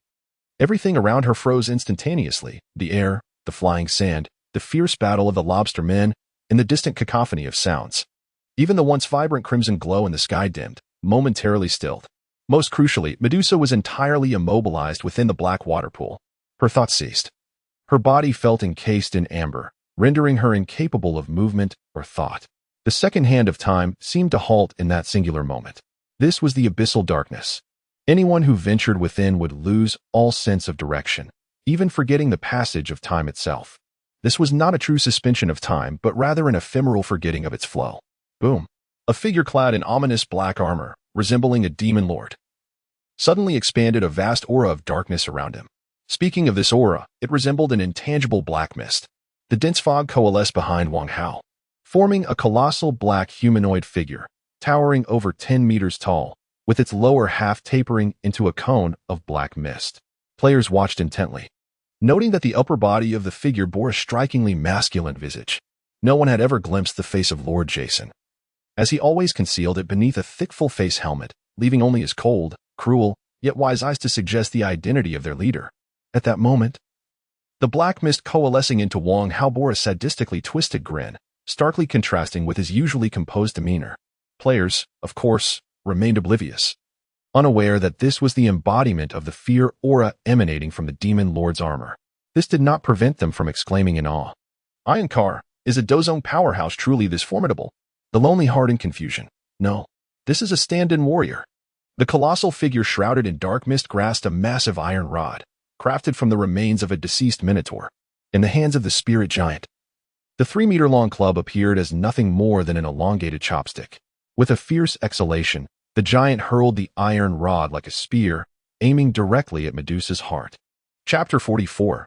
Never look back. It must be said that Medusa is indeed a formidable creature. At that moment, she awakened, unexpectedly confronting a dramatic turn of fate. In her final moments, she twisted her serpentine waist, narrowly evading a fatal blow. This was both a stroke of fortune and a misfortune. The vitality of the snake demon is not to be underestimated. Even as she screamed and coughed up violet blue blood, she still clung to life. She extended her arms weakly towards Wang Hao, trembling as she uttered, "Kill me, and your woman shall never be restored." How ruthless. At this point, she still did not forget to threaten Wang Hao. He was indeed furious, having already resigned himself to the thought that Aishi was lost. He had no faith in Medusa's assurances. Nevertheless, he decided to do what he could. Fool. Some things are far worse than death. Let us see who can outlast whom. Wang Hao's heart, hardened like iron, savored the brutal reality of the blood-soaked arena as he snapped his fingers. The inky waters beneath Medusa's serpent tail released dark hands that bound her arms behind her, approaching her. He harnessed the power of the Demon King's armor to bend the iron rod of the Minotaur into handcuffs, securely locking her wrists. Just when Medusa thought she would endure merely a minor ordeal, the demonized anglerfish appeared, swallowing her whole save for the upper part of her body. What is this? It hurts. Do you not fear? Medusa's mouth was stuffed with a mass of black gel, rendering her elongated, vampire-like fangs incapable of uttering curses. Her petrifying eyes were obscured by a black blindfold. More terrifying still, her lower half endured relentless gnashing from the anglerfish's razor-sharp teeth. Indeed, it was a true and unyielding torture. The most tragic aspect was that she would not die, for she had been forcibly imprisoned, a portion of her body merging with this silent abyss. In some sense, she had become akin to the players. All her damaged body parts would be restored by Wang Hao's stored biomass. Yet she lacked the player's privilege of numbing pain. She was condemned to endure her hellish existence. She writhed and struggled violently, but to no avail. Even her terrifying serpentine hair, each snake rendered toothless by the anglerfish's fangs, presented a scene of unimaginable horror. In the player's view, while they witnessed Medusa being devoured by the anglerfish summoned by their leader, the majority of the fish's body was obscured, leaving only a glimpse of her upper half and the sounds of her extreme anguish, creating a stark contrast in the visual narrative. Ink illusion, I suspect you are indulging in something inappropriate, though I have no evidence. Wang Hao was truly exasperated by these foolish players, caught between laughter and tears. Damn it, I sacrificed a Bao's sister for this wretched Medusa. Why is no one pitying my Aishi? In the night breeze, Aishi, now a stone statue, stood upon the hill. She was somewhat fortunate. Thanks to the Ghost Lord's ultimate move, the red moon that night bore no corrosive properties. In the legends, it is said that once a stone sculpture is damaged, even if only a small fragment, the victim shall never have a chance for restoration. At this moment, the last Minotaur collapsed. Elite players such as those from Sky of Winged Beings and Heart of the Abyss astonishingly severed the Minotaur's head, dragging it along as if it were a laborious task. The head of the Minotaur was genuinely heavy, nearly the height of a small lobster creature. Wang Hao pondered whether they had allocated all their points to strength. Given their maximum strength of merely 5 points, it was indeed a strenuous endeavor. Wang Hao sighed deeply. But then he felt an unsettling presence, in a disconcerting synchrony with his exclamation. The players were astonished to witness countless grains of sand suddenly rise from the seemingly desolate wasteland, akin to zombies clawing their way out of graves. A multitude of specters emerging from the ground. Under the dim, pallid crimson moonlight, the skeletal forms of the phantoms were all the more grotesque. The players cursed in disbelief. Damn it, is this what they call the mantis stalking the cicada, unaware of the oriole behind? Anyone would sense impending doom. After a hard-fought battle against the combination of Medusa and the Minotaur, they found themselves ambushed from all sides. Everyone, remain calm. Trust in our boss, shouted Burning Dawn of the Sky. Almost immediately, they heard Jason's voice, laced with mockery. You fools. I knew you were lurking around. Yet, you only dared to pick up the scraps after we exhausted ourselves in battle. This so-called dominion is nothing but a farce. Perhaps it's time for a new ruler. Upon hearing their leader's bold declaration, the players could not help but cheer in agreement. Indeed, just scavengers. The players were suddenly exhilarated. Wow, it's a consecutive quest. We've struck gold. Instinctively, they recognized this to be a more rewarding endeavor than solitary quests, if they were mere foot soldiers. After clashing with a formidable foe like the Minotaur, they would surely be weary and battered. However, the lobster creatures were no ordinary foot soldiers. A throng of players, still yearning for more, surged forward, chanting Aura, Aura, Aura. In the meantime, hundreds or even thousands of specters, spurred by a particularly larger phantom's howl, charged towards Wang Hao and the lobster beings. In the heat of the charge, the players felt a surge of curiosity. Literally speaking, one remarked. They suddenly beheld Jason standing atop the gaping maw of a towering anglerfish, balancing on its sharp fangs as though dancing on the edge of a blade. Grasping Medusa's temporarily serpent-free head, Jason intoned gravely, "Are you in pain? Do you yearn to unleash your fury? Then come forth. Do not suppress yourself." In the next instant, Medusa's mouth, abruptly opened, could no longer contain a wail of lamentation. Concurrently, as she unleashed her petrifying gaze, her head was forcibly twisted 360 degrees by that magical hand, her elongated neck and upper body contorting grotesquely. Chapter 45. This evil god is ineffectual. A formidable, all-encompassing 360-degree assault unfolded, with a radius of 200 meters. Everything within the gaze of Medusa was swiftly consumed by her arcane, petrifying powers. The only exceptions were the statue of Ash, the barrow, and the recently resurrected players, who remained untouched by the onslaught. The phantom's eyes were filled with unparalleled terror, their mouths uttering feeble cries of panic. They fled in desperation, flailing their limbs in a futile attempt to escape their impending doom. Alas, it was too late. Even with every ounce of their strength, their efforts merely resulted in exacerbating their plight, such as fracturing their already petrifying ankles. Stuck in their sprinting poses, they were rendered immobile, their petrified forms unable to maintain balance, ultimately shattering upon the desolate ground. Over 95% of the phantoms were petrified on the spot. Had this attack indeed been unleashed by Medusa's will, she could have proudly proclaimed, "I come. I see. I petrify."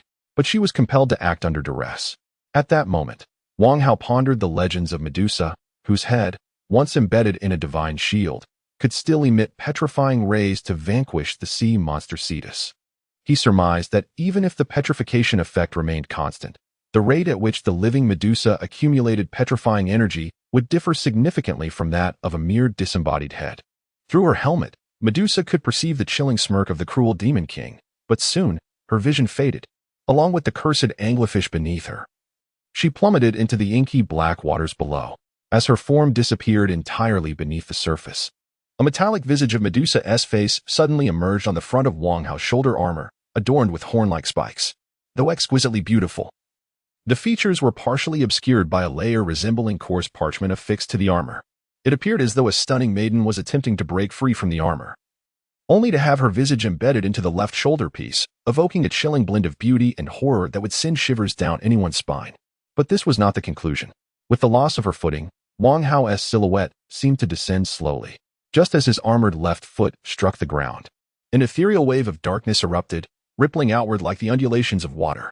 This attack, generating barely 5 points of disruption, was a classic case of style over substance. Yet, it appeared striking and spectacular. Countless grains of sand and fragments of rock were violently propelled into the air, as if the very earth had been plowed through. Within a 300-meter radius, areas touched by the vaporous wave erupted with sounds reminiscent of thunder reverberating through the heavens. All present witnessed the newly petrified bodies or limbs disintegrating into mere dust beneath the overwhelming force of the monstrous wave. Thousands of phantoms were reduced to lifeless rubble in a single devastating blow. In the outer realms, a portion of the unpetrified specter stumbled and fell to the ground. A shocking scene unfolded before the players' eyes. Those who had previously escaped the stone curse were suddenly overturned, paralyzed with fear. And before the diminutive crustacean-like creature that towered only slightly above their knees, they knelt in supplication, repeatedly bowing their heads in desperate pleas for mercy. The players from Cute Cat Ranch were momentarily taken aback. Having rushed in upon receiving the quest, they had not anticipated that their leader would unleash a petrifying assault, transforming the majority of their foes into stone statues, followed by a devastating area attack that shattered many. Did this signify victory? Perhaps. Yet the other players remained uncertain, as no system notification had been issued. At that moment, a bouncing silhouette of black caught Wang Hao's attention. He approached a fragment of a specter that appeared more formidable than the others. Had this creature's lower half not been obliterated, it would have towered over Wang Hao by at least half a meter, presenting an imposing figure for a specter. Alas, its right arm and all parts below the abdomen had been petrified and shattered.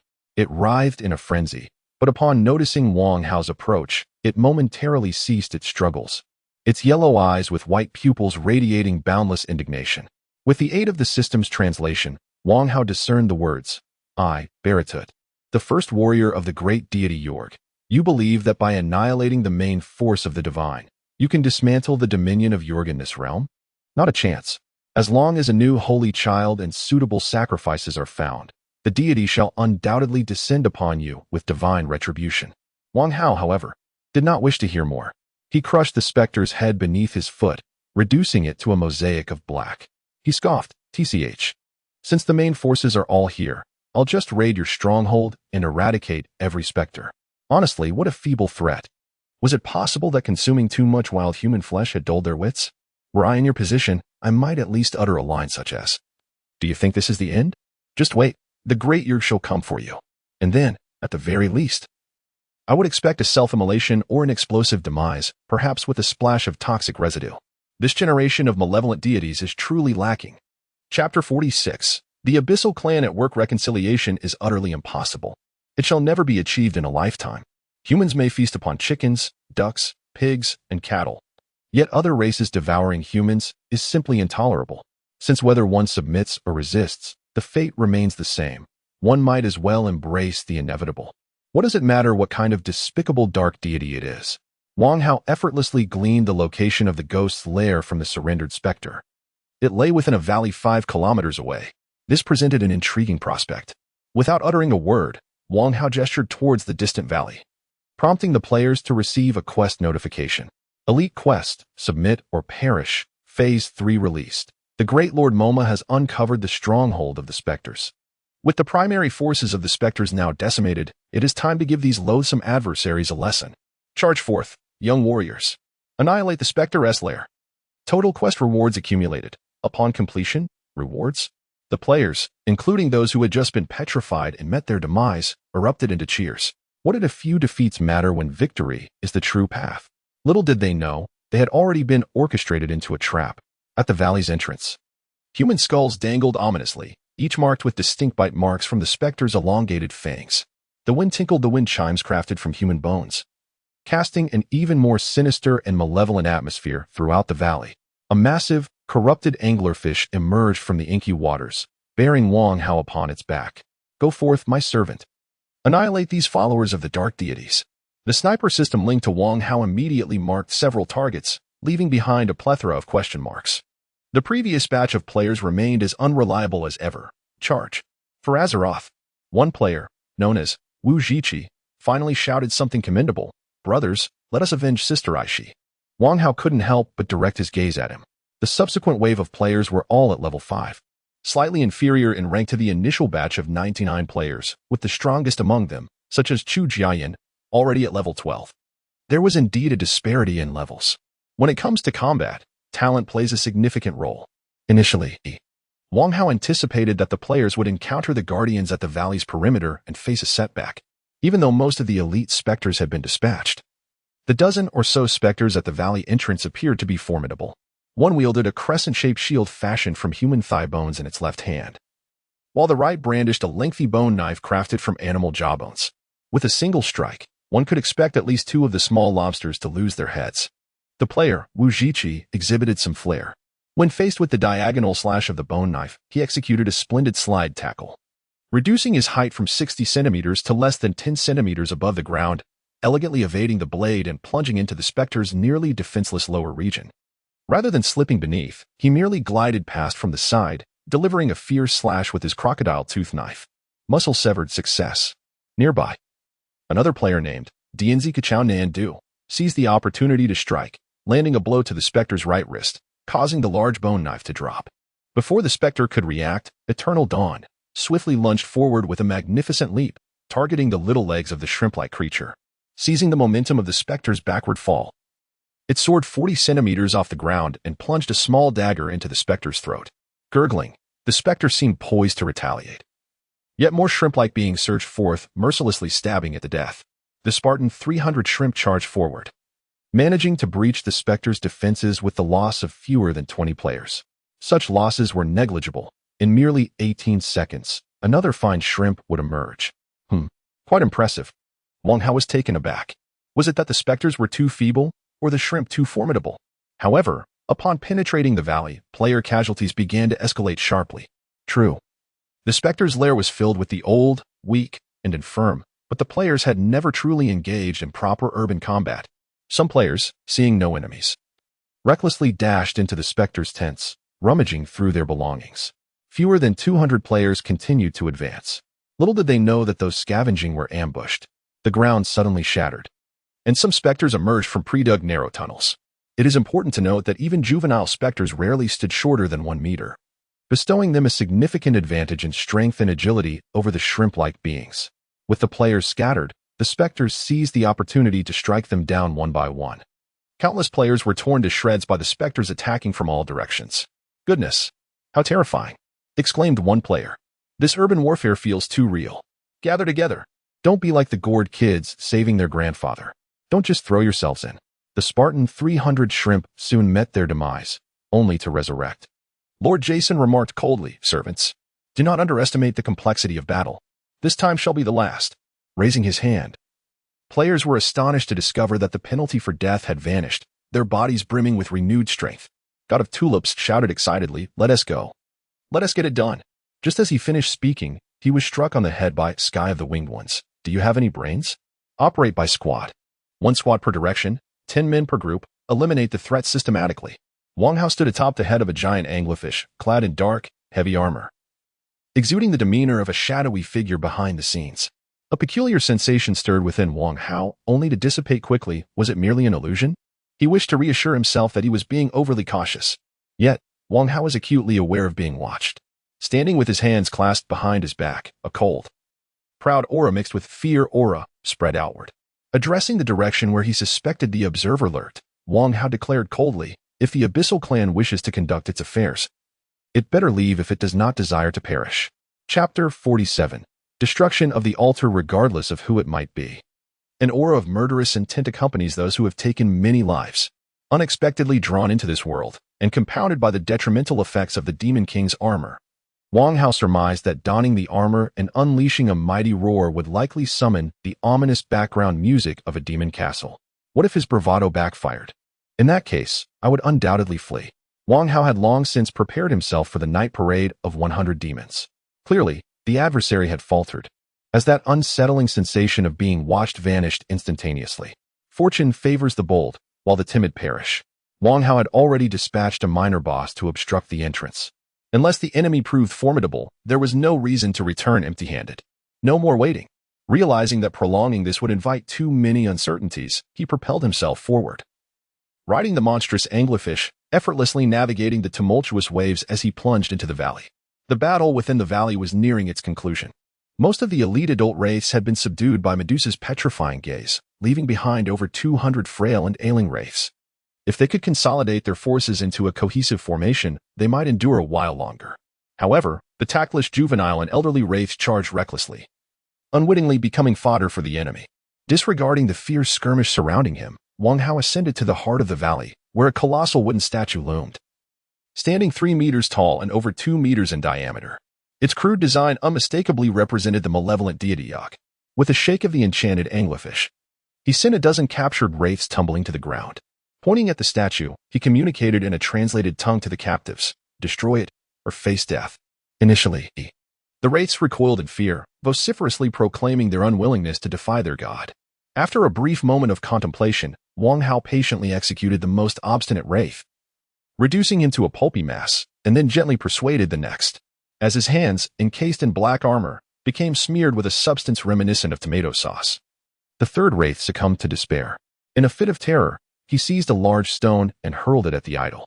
The thud echoed ominously. With the first act of rebellion, the second and third soon followed suit. A throng of despondent wraiths brandished stones, smashing against the wooden effigy.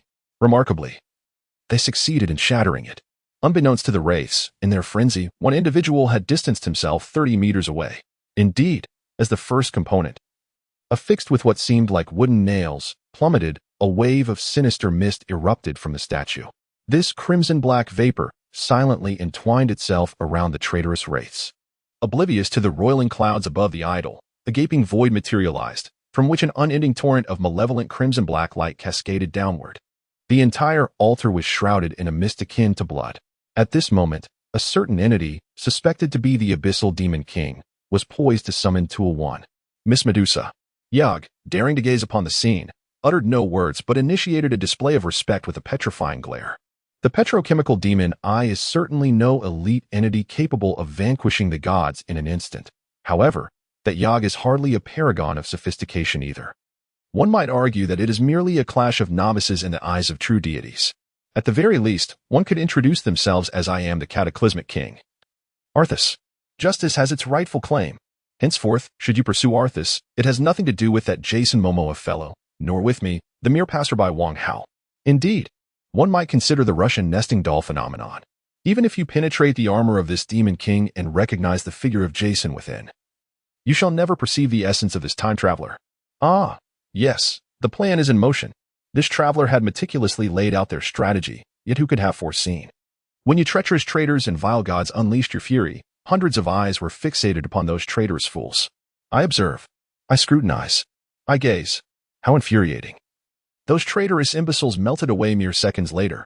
Their blackened forms, amidst wails, transformed into something akin to chocolate, leaving only a few legs behind. Yog, with its multitude of eyes, surveyed the scene. Who incited these traitors to defile my statue? Who? Step forward. Oh. Wang Hao observed with clarity as the markers and health bar above Yog's head began to dissipate. Did this imply that due to the destruction of the statue, its connection to this world had been severed? If not to flaunt one's prowess now, then when? Wang Hao slowly approached, arrogantly declaring to the void, remember this, monster. The one who annihilated you is I, the illustrious descendant of the Sea King, Jason Momoa. Yog emitted a furious roar. You wretched being, your demise is assured. I shall have my vengeance. Yet, that voice quickly diminished, becoming faint and inaudible. At this juncture, the initial group of players who had dealt with the specters arrived. They bore witness to Wang Hao's proclamation and the perfect response, marveling at the colossal evil deity's catastrophic fall. 6666, the boss is incredible. Wang Hao could distinctly sense an overwhelming aura of greatness descending upon him. Phew, at least I managed to maintain the fade. Players can indeed be quite demanding. Were I not an esteemed orange-named figure, and so formidable, this lot would have likely turned against me long ago. The system's calculations arrived. Experience calculation in progress. In the first wave of battle, the host and their subordinates jointly vanquished 4 elite LV-25 Tauren, earning 80,000 experience. Capturing the special hero Medusa LV-55 yielded 200,000 experience. In the second wave of battle, the host indirectly slayed the Spectre-S first warrior LV-45, gaining 100,000 experience. Indirectly defeating 972 Spectre warriors garnered an additional 153,000 experience. In the third wave of battle. In total, Wang Hao theoretically accumulated 720,000 experience. Yet again, the issue arose. Having utilized portions of the Demon King's armor, he received a mere one of the experience. The system, however, exhibited a touch of humanity. The experience relayed to Wang Hao from the players, along with the kills facilitated through Medusa's power, were assessed to grant him 5 experience. Ultimately, after a flurry of vigorous actions, he realized a tangible profit of 25,000. Observing the most formidable players, such as Lazy as Simple. After a triumphant series of 3 battles, swiftly accruing nearly 10,000 experience points and soaring to level 16 like a rocket, Wang Hao, the leader, could scarcely comprehend how he managed to reach merely level 21 with such limited experience. The thought weighed heavily on his mind. Were this the complete version of the Silent Abyss, he might well consider surrendering for the sake of his own survival. Despite engaging in numerous battles, the repair progress of the Demon King's armor remained stagnant at a mere 12. 4. The newly consumed corpses of the Minotaurs and Wraiths had only contributed an additional 5,000 units of biomass. It was imperative to enhance his own strength with urgency. Possessing true power was the undeniable truth. As Wang Hao pondered these thoughts, he seized the opportunity to navigate past the players rummaging through their surroundings. Making his way to the altar before the statue of the malevolent deity. Wraiths were predominantly impoverished souls. The values of these man-eating fiends diverged entirely from human perspectives. Despite the players having scoured numerous Wraith camps, they had yet to uncover any valuable treasures. Any remnants of worth would likely be found at the altar or within the nearby chests. Chapter 48. Longing for her. Wang Hao, clad in heavy gauntlets, brushed aside the wood shavings atop the chest, finally finding solace upon opening it. The system prompted, "Congratulations, host. You have discovered the Kasat Cowhide Armor Set Blue. Fine quality. Defense 80 points, acid resistance 5 points, ice resistance 10 points. To be honest, this item pales in comparison to the Silent Abyss. The upper garment resembles a grayish-brown vest-like chest plate, leaving the shoulders exposed, while the lower half consists of 2 pieces that merely shield the thighs. Its sole advantage lies in its lightweight nature, allowing it to be worn beneath the Silent Abyss. This leather armor undoubtedly serves as a beneficial supplement. Moreover, there was a peculiar longsword, Light of Germania, a replica of a bronze sword used by the Germans circa 1000 BC. Length, 66. 5 centimeters. Quality, fine blue. Attack power, 1520. Durability, 72-110. Reparable. Typically, as a modern individual, Wang Hao would dismiss a bronze sword. However, upon drawing this leaf-shaped blade from its sheath, the system's notification changed. This weapon has slain a certain water demon due to its prolonged exposure to the demon's blood. It possesses an additional 10 points of water attribute attack. Quality evaluation upgraded to Epic, LV15. Wang Hao was astonished to discover that, in addition to quality, the system had introduced a tier rating for the weapon for the first time. Did this mean that as he engaged with more weapons and equipment, the system's evaluations would autonomously improve? Regardless, he now possessed a weapon for self-defense. Previously, theoretically, he could have crafted a weapon from the teeth of a skate's fish. But Baru lacked suitable wood to fashion a handle for him, not to mention the absence of specialized sharpening stones. The small teeth used by players could be honed with ordinary pebbles, yet the tines of a fong were beyond such means. Furthermore, it seemed rather incongruous for a formidable demon king to resort to such means. This sword could serve him well when he was not donned in the Silent Abyss. The remaining items of significance were 4 boundary stones. The system prompted, would the host like to combine the 6 small boundary stones into a medium boundary stone? After Wang Hao confirmed, a larger blue crystal materialized before him. Upon touching it, the data was revealed. Medium boundary stone quality 6. The host can designate a construction area not exceeding a 500-meter radius for their own edifices. The medium boundary stone contains 7 units of water element, 5 units of wind element, 3 units of fire element, 41 units of earth element, 32 units of sand, 9 units of clay. Wang Hao sighed in relief. Eliminating the Spectre-S influence had finally afforded him a glimmer of hope. He pondered whether he would be beset by wolves at the front while tigers invaded from the rear. At least in the short term, he would not be targeted by a malevolent deity wielding a devastating map strike to demolish his new abode. Interestingly, when Wang Hao took the last valuable item from the altar, the system notified him, "Congratulations, host, as the enigmatic abyssal demon king. You have earned 1 point of legend on this chaotic land. Regardless, having a reputation is advantageous. At the very least, it can deter certain onlookers or perhaps attract even stronger foes." Wang Hao scratched his head, pondering whether this could be considered a fortunate turn of events. With the matter settled, he proceeded to distribute rewards to the eager players. In addition to the usual experience points, affection ratings, and the exclusive currency known as Sea King coins, it was imperative to bestow special rewards upon those who had fought valiantly. The top 100 players in the merit rankings were granted the privilege of purchasing new bronze weapons directly from the blacksmith, Baru. The top 10 players, including Chu Jian, Sky of the Winged Ones, and Chen Feng, were awarded the exclusive title of 10 Brave Warriors of the Phantom Battle.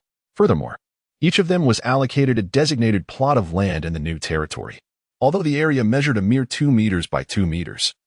With a total height not exceeding 6 meters, the crucial point was that even if they were to relocate in the future, this small plot would remain theirs exclusively. They could build whatever they desired. For humans, this space was akin to a somewhat larger restroom. However, for the diminutive lobster people, standing at a mere 60 centimeters tall with shoulders no broader than 20 centimeters, this area constituted a spacious single apartment. Meanwhile, other unfortunate players were relegated to sleeping in large communal quarters. Quite the contrast. When players logged off, their bodies remained in this realm. Each lobster person could only soak in a bathtub the size of a flower pot. Upon logging back in, many would discover their pots adorned with messages from other players, such as shrimp soup and rotten stinky shrimp, 20 yuan per gene. This hardly compared to the luxurious residences of the 10 warriors. The disparities among the shrimp were starkly evident.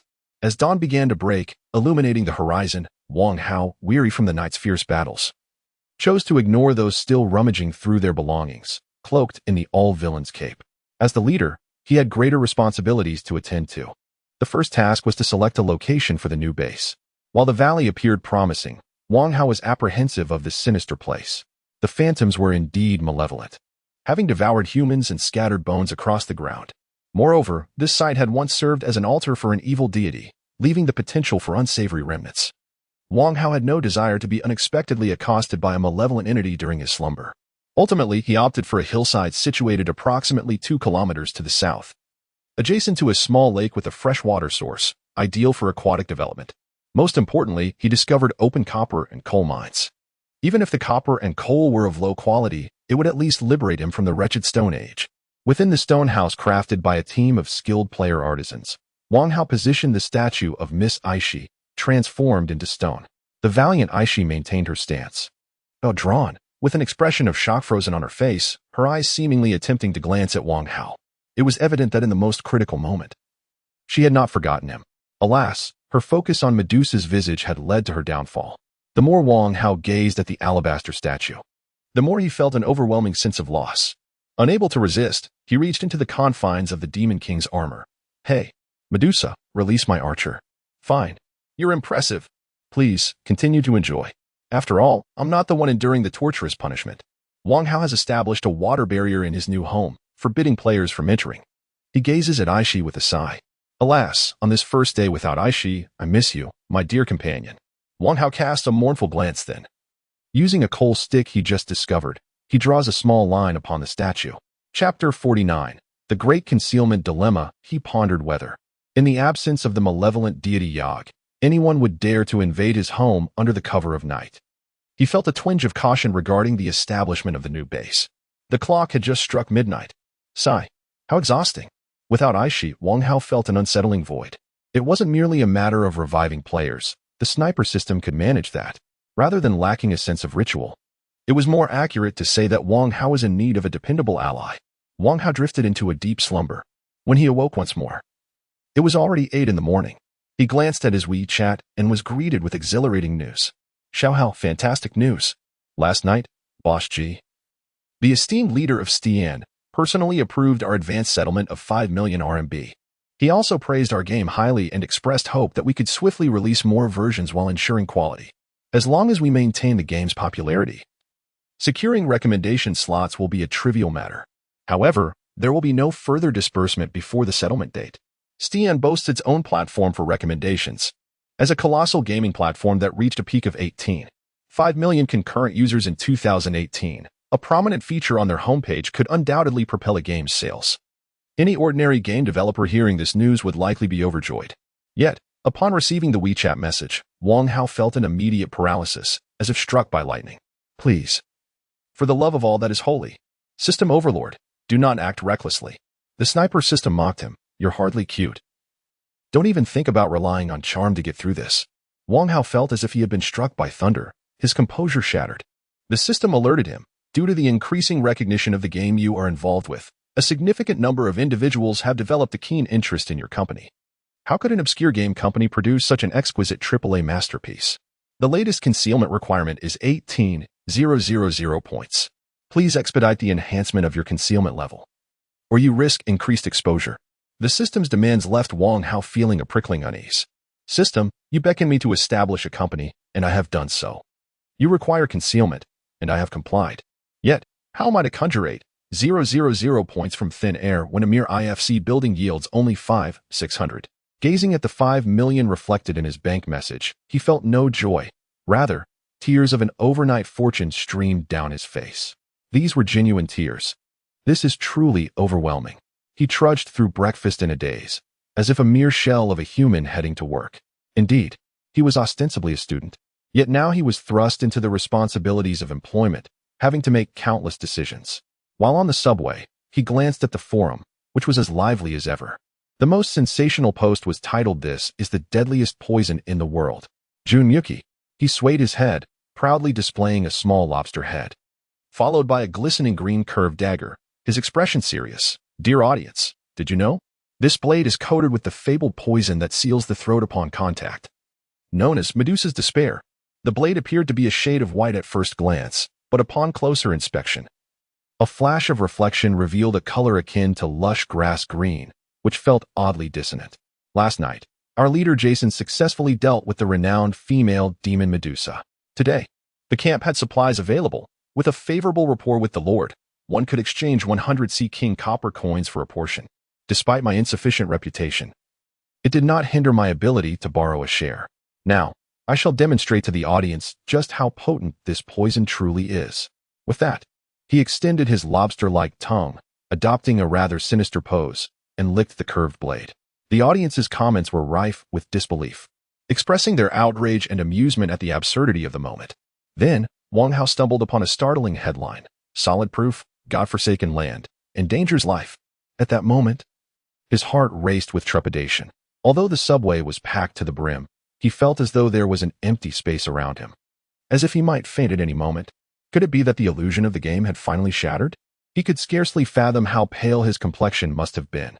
His trembling finger hovered over the screen, reminiscent of a suspect awaiting a judge's final verdict. Upon clicking, he found a post by an individual named Harmless Donkey. "Since the 11th, aside from eating and sleeping, I have played for a total of 48 hours. Suddenly, it dawned on me that this cursed game has robbed me of 2 days of my life. A wretched game that has consumed my youth, squandered my wealth, and harmed my health. Yet, how enticing it truly is. A certain unscientific gentleman, a true warrior, dares to confront the bleakness of life.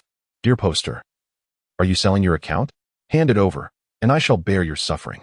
At this point, Wang Hao felt an overwhelming urge to reach through the internet and strangle these imbeciles. How dare they subject him to such unwarranted fright? A shameless rogue noted the usernames from above in a small notebook, anticipating that the next batch of players would surely include a few of them. As for the donkey currently in the game, well, an invitation for a fellow VIP of similar status was in order. Wang Hao, with frustration etched across his face, navigated through the throngs towards the IFC building. However, just as he approached, someone suddenly grabbed him. Who could it be? A beauty, you cough. Wang Hao was taken aback. The striking woman before him, hands on her hips and scrutinizing him with her sharp phoenix eyes, clad in a gray suit, was none other than his secretary, Sun Xiangying. Is there a problem? Wang Hao, dressed in designer attire and exuding charm, genuinely did not perceive any issue. Sun Xiangying sighed. "Mr. Wang, your outfit is not the problem. The issue is that you wore the same thing yesterday. Our employees are not blind, and we have guests arriving today." Wang Hao felt a wave of embarrassment wash over him. The diligent secretary crossed her arms. "Is your budget still ample, Mr. Wang?" Of course. Then let us proceed. I happen to know someone at Yushan." Wang Hao was about to indulge in a thoroughly corrupt experience. Originally, the establishment opened its doors at 10 o'clock.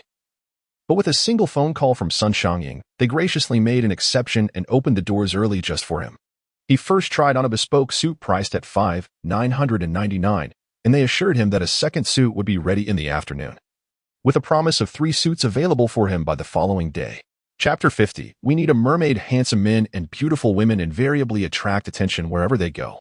As Sun Xiangying meticulously dressed Wang Hao, she experienced a fleeting sensation akin to transforming a simpleton into a prince.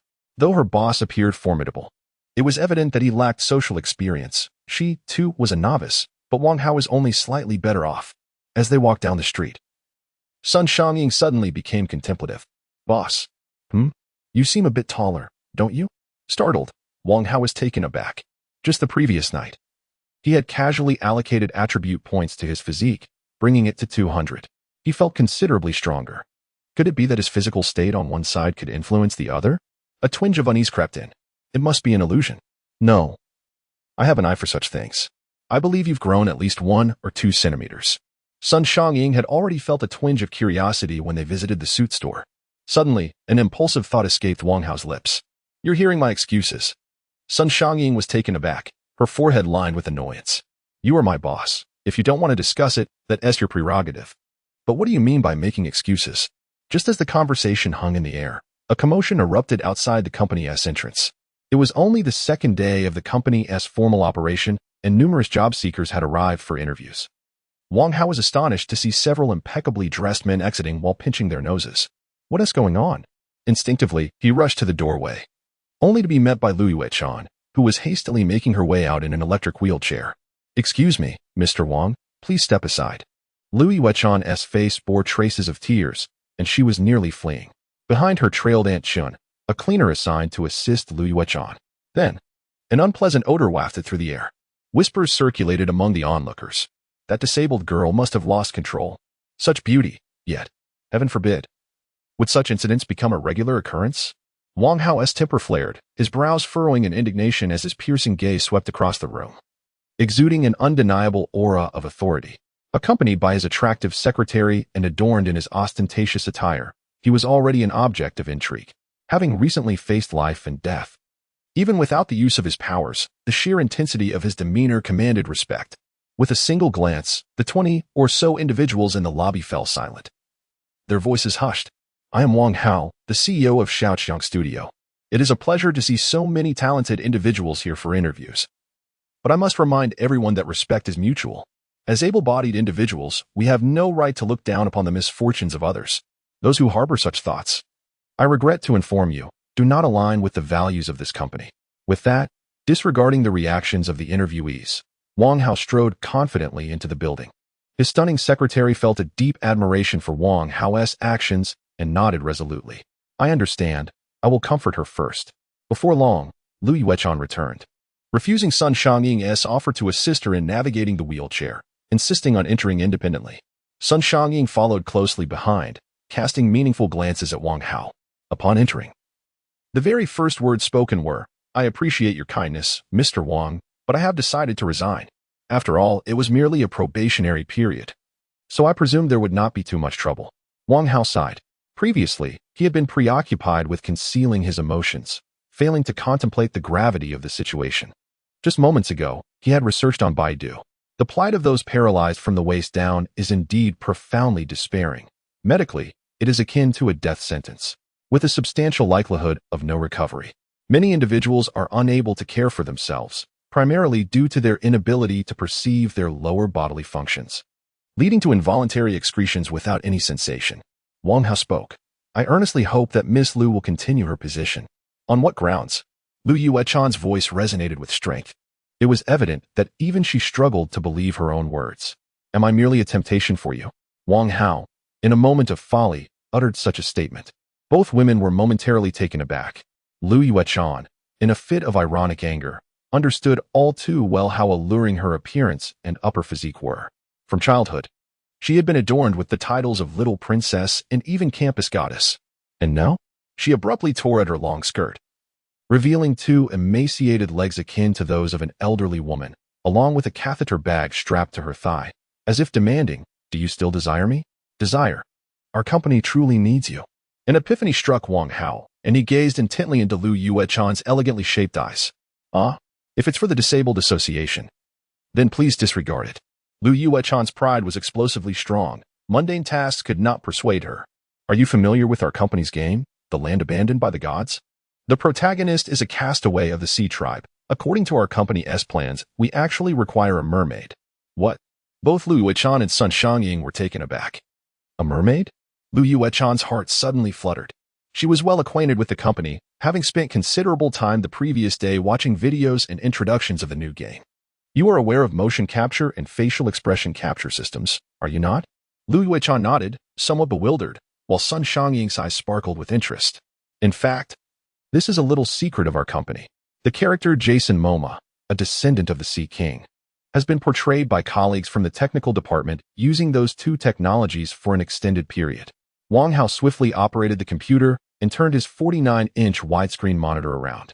Displayed was behind-the-scenes footage from the game Death Stranding. The renowned actor who played Hannibal was donned in a sensory suit, with sensors affixed to his face, capturing every motion and expression he made, which would be reflected in the computer as the actions and expressions of the virtual character. Lu Yuechan's eyes, once filled with desolation and despair, now sparked with the flames of hope. At this moment, Wang Hao had opened a new window for her. You graduated from the Central Academy of Drama. Performance and dialogue should pose no challenge for you.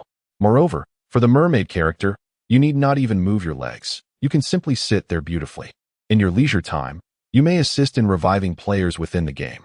Should you feel inclined, you can sing a tune, and if not, simply engage in conversation with the players. You may consider yourself a virtual broadcaster of Tuber. Dedicating 2 hours each morning and afternoon would suffice.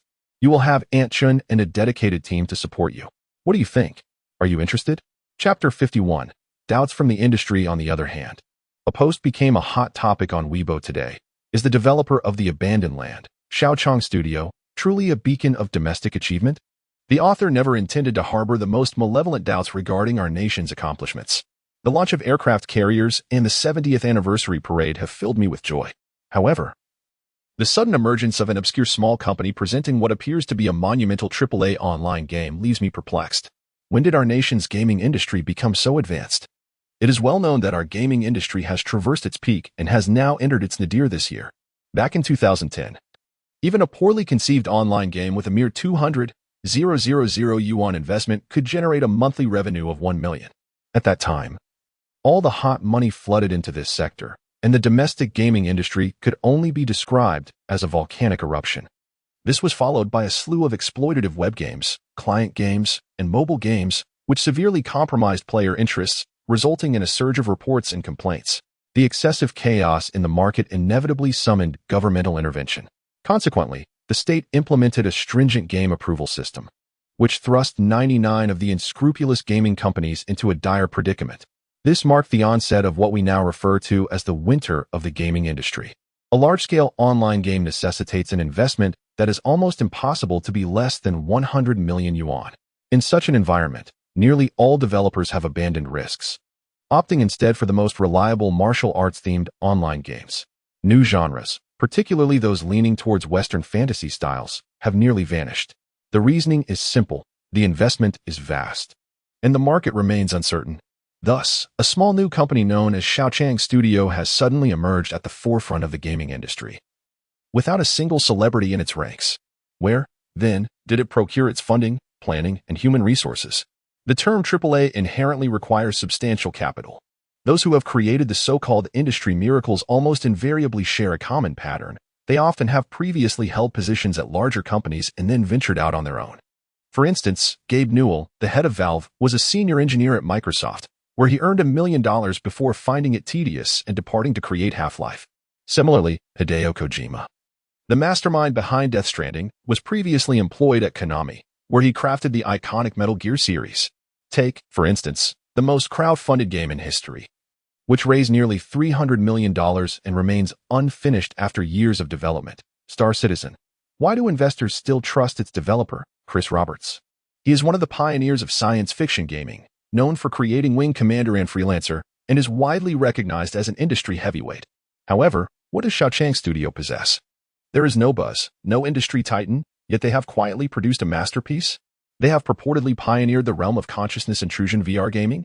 While it may seem polite, it is, in fact, a call for Wong House Company to reveal some substance. Otherwise, I am compelled to label it a scam. Internal testing, and then silence. After all, this is the EA model on Stein, indicating that such a game, still in its early stages of development, carries inherent risks. Even if it proves to be a pitfall, one has already signed a waiver upon purchasing the game, so no blame can be assigned. The game is astonishingly impressive and strikingly realistic. In a certain sense, it has thrown the industry's titans into disarray. Why is it that Ubisoft, with its 20,000 employees and studios scattered across the globe, has failed to develop a new VR online game promptly, while a smaller company has succeeded? Online games exhibit a so-called head effect, where the best few games capture over 90% of the player base worldwide. The emergence of a sensational online game signifies the downfall of its competitors. Even though The Abandoned Land has only been out for a few days, this brutally fierce competition has left other companies restless. The so-called skeptics are merely released hounds, testing the waters. Wang Hao quietly closed the webpage and took action. On the afternoon of the 14th, most of the players from the closed beta of The Abandoned Land had just recovered from the excitement of their victorious battle the night before. After participating in the conflict, they had been busy establishing a new base until the early hours of the morning. Upon waking at noon, they were greeted by an official announcement stating that version 0.05 was imminent. 1. As players collect resources and progress in construction, the blacksmith shop will begin selling new copper equipment. 2. In response to widespread player complaints, the only female character in the camp has turned into a stone figure. Blame it on the time. Our company has decided to introduce a mysterious NPC dedicated to reviving players in the game, so stay tuned. Players immediately began to discuss fervently. Loving player Lao Cha, 666, The official team is incredibly diligent. Is this the power of the 996 work culture? It's terrifyingly effective. Anikaweya. Please increase your efforts. Archangel 037. I strongly demand beautiful characters. We won't accept anything less. Freedom is a belief. Exactly. If the characters are too unattractive, we will protest at your company's doorstep. To their surprise, the game was updated online by evening. Naturally, players with access to new VR technology had robust home internet. Yet this update mode still brought a refreshing experience. With a 3-hour advance notice, at 7 that evening, the players, known as the Little Lobster Crew, gathered as announced. Led by their leader Jason, who stood in the center of the camp. He raised his hands high, gazing dramatically at the sky, then lowered his head as if his gaze could penetrate the earth, traversing time to witness the once vast ocean that existed in this desert. I heard the sound of the sea. That wretched executioner continues to cruelly torment my compatriots. You despicable scum. Will you once again nail us to the cross and exile us to this damned wasteland? No, absolutely not. As Jason's fervor intensified, the lake seemed to respond to his call, and with a thunderous roar, a water column, as wide as 10 men could embrace, shot skyward. Amidst the shimmering phosphorescent waters, a beautiful figure emerged, gently lifted by the lake, propelled by a wave akin to a great hand, rushing toward Jason. Chapter 52. The mermaid Palana adorned with a cluster of dark green seaweed. She revealed only the shimmering night pearl hairpin nestled within her cloud-like tresses. The verdant fabric of her top could scarcely conceal the enchanting curves of her youthful form, with its undulating contours partially obscured, while her delicate waist could be encircled by but a single hand. Most astonishing was her gracefully drooping azure tail, tapering from her elegant hips down to a fin-like end, reminiscent of a comb. The players erupted in excitement. As if responding to their fervent calls, the mermaid slowly stirred awake. Her beautiful eyes resembled a crystalline spring, clear and captivating. With an oval face framed by soft lines, her plump cherry-red lips, delicate nose, and exquisitely contoured chin exuded an air of gentle allure. Illuminated by the soft glow of the night pearls in her hair, she appeared as a princess emerging from the dragon palace, possessing a beauty that could make flowers shy and the moon hide in shame. Nearly 300 players buzzed with excitement. Wow, how beautiful. Mom, come quickly to see this fairy, exclaimed one. How could the developers be so brilliant? Am I seeing things? Mused another, while his roommate retorted. Think carefully about what might be attracting flies to your eyes. It's puzzling how someone who constantly shares risque images got banned for 7 days. You, stammered the first. What is so special about women? How superficial. Cross-dressing is the true path, his friend replied dismissively. Meanwhile, disregarding the player's banter, Wang Hao commenced his performance. Palana, is that you? Lord Jason anxiously embraced the mermaid while painfully extracting a fearsome trident made from a fishbone lodged in her back. Brother Jason, is it really you? Palana awoke, tears streaming down her face, and immediately enveloped him in a warm embrace, undeterred by the cold armor he wore. What happened to you? It's complicated, Jason sighed, hesitating for a moment before revealing it was for survival. Palana's eyes brimmed with unspoken words, yet they ultimately transformed into a serene smile. It's all right, as long as we are alive. Your waist, he began, but she reassured him. It's fine, I can't move for now. But rest assured, I will be all right. Wherever you are is the safest place in the world. As Palana spoke, the players noticed her name shift from a question mark to Palana Moma, revealing her status as a Purple Hull character. The players' excitement began to swell. Bravo, developers. I'm in love. From this moment forth, I shall be a devoted admirer of Miss Palana. Many spectators were drawn to the unfolding drama, not all of whom were patiently awaiting updates in the camp. Some were fervently engaged in exploration. Previously, Jason had issued a series of exploration tasks, and a well-equipped party of 5 lobster folk was currently embroiled in skirmishes approximately 800 meters from the camp. By the gods, it's a manticore. The African wild dog, scientifically known as Lycaon pictus, is a medium-sized carnivore widely distributed across the African continent. Its coat is a striking tapestry of black, yellow, and white hues, typically inhabiting grassland regions in cohesive packs of a dozen or more. This creature is larger than a wolf, comparable in size to a Tibetan mastiff, and possesses a bite force surpassing that of a lioness. The 5 players were uncertain whether the wild dogs before them were purebred. Yet the coordinated predatory behavior of these animals posed a significant threat to the diminutive lobster folk, standing at a mere 60 centimeters tall, amidst the cacophony of barking. The wild dog swiftly approached the players' group. Suddenly, one cunning wild dog lunged forward, drawing within 2 meters of the players, and unleashed a ferocious bark that captured their attention. In that instant, another wild dog pounced, swiftly severing the neck of one lobster folk. At this critical moment, Luo Chang 01 deftly evaded an approaching wild dog with his lobster pincers while simultaneously delivering a precise strike that eviscerated the attacking beast. Although the gory details were obscured, the overwhelming stench of visceral entrails momentarily stunned him. Just then, a third wild dog lunged with its massive jaws agape. As Luo Chang 01 braced himself for the inevitable, a glimmering arc of cold steel sliced through the air, striking the wild dog's carotid artery with impeccable accuracy. Blood spurted forth, shocking the other players. Everyone was acutely aware of the hyper-realistic nature of this game, where players ranged from ordinary urban dwellers to seasoned professionals. The movements of the lobster folk, driven by conscious thought, mirrored their natural actions. Yet, this particular strike bore an unmistakable distinction. Was it merely a sword? No, it was an echo of his solitude.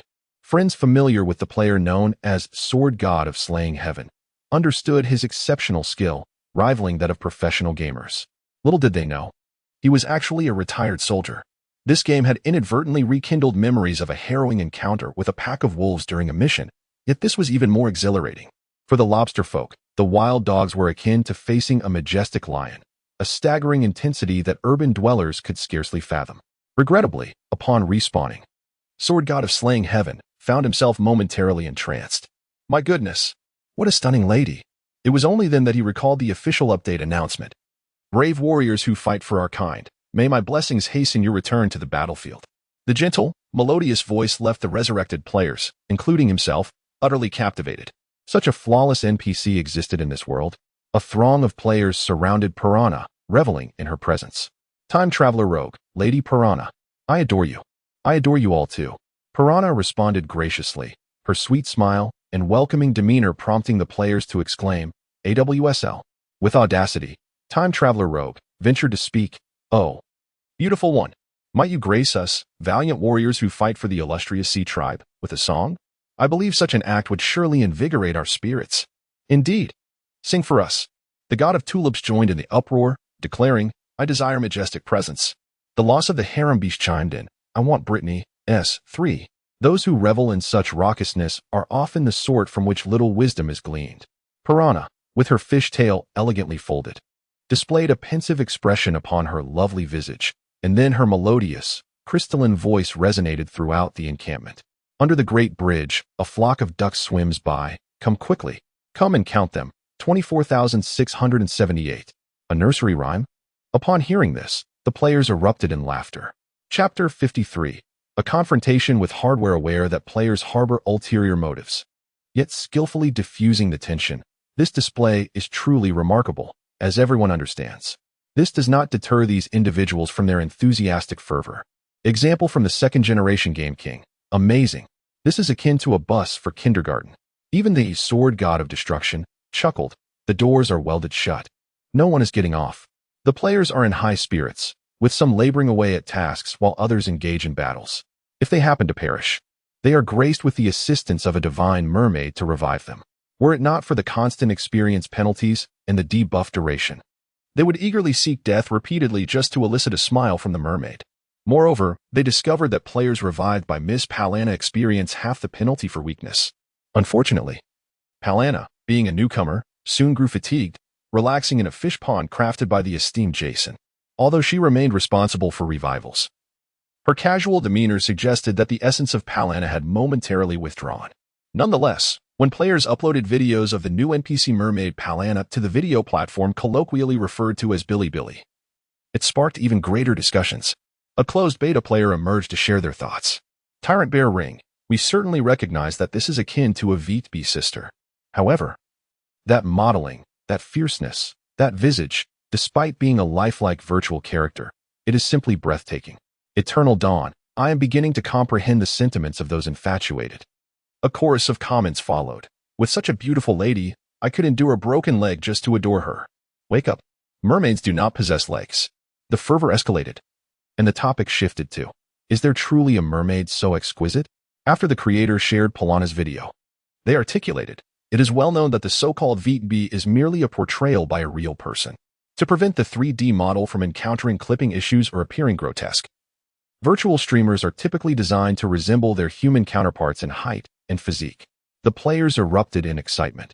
Does this imply that Polana's human form is stunning? Amidst the lively discourse, the morning of the 15th arrived.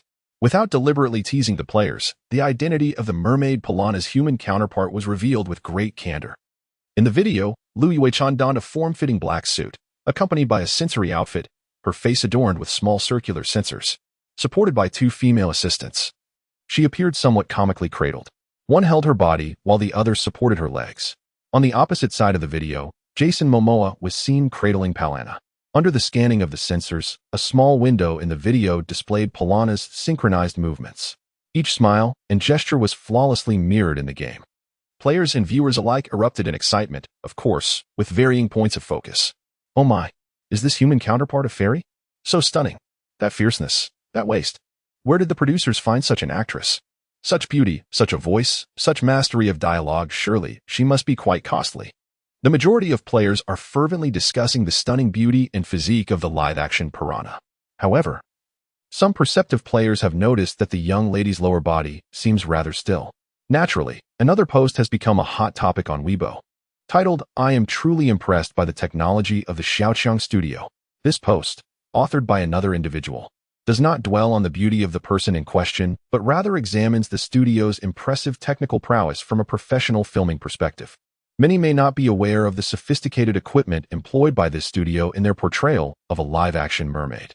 He proceeded to capture an image of a piece of equipment that most viewers overlooked during the filming. This apparatus is known as the Animazu 2XIGS 190 motion capture set, one of the most advanced gyroscopic inertial motion capture systems in the world, utilizing a patented footstep algorithm that provides consistent tracking data. This algorithm addresses the issues of data ambiguity, akin to refuse, which is difficult to rectify. He elaborated on a plethora of technical jargon. But what astonished the onlookers was the staggering price tag of 32 million renminbi. This is certainly not a luxury that ordinary domestic gaming companies can afford.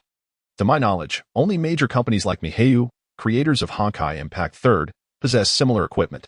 Furthermore, at least 10 high-speed cameras were employed on-site, capable of capturing 220,000 frames per second with a maximum resolution of 14 million pixels.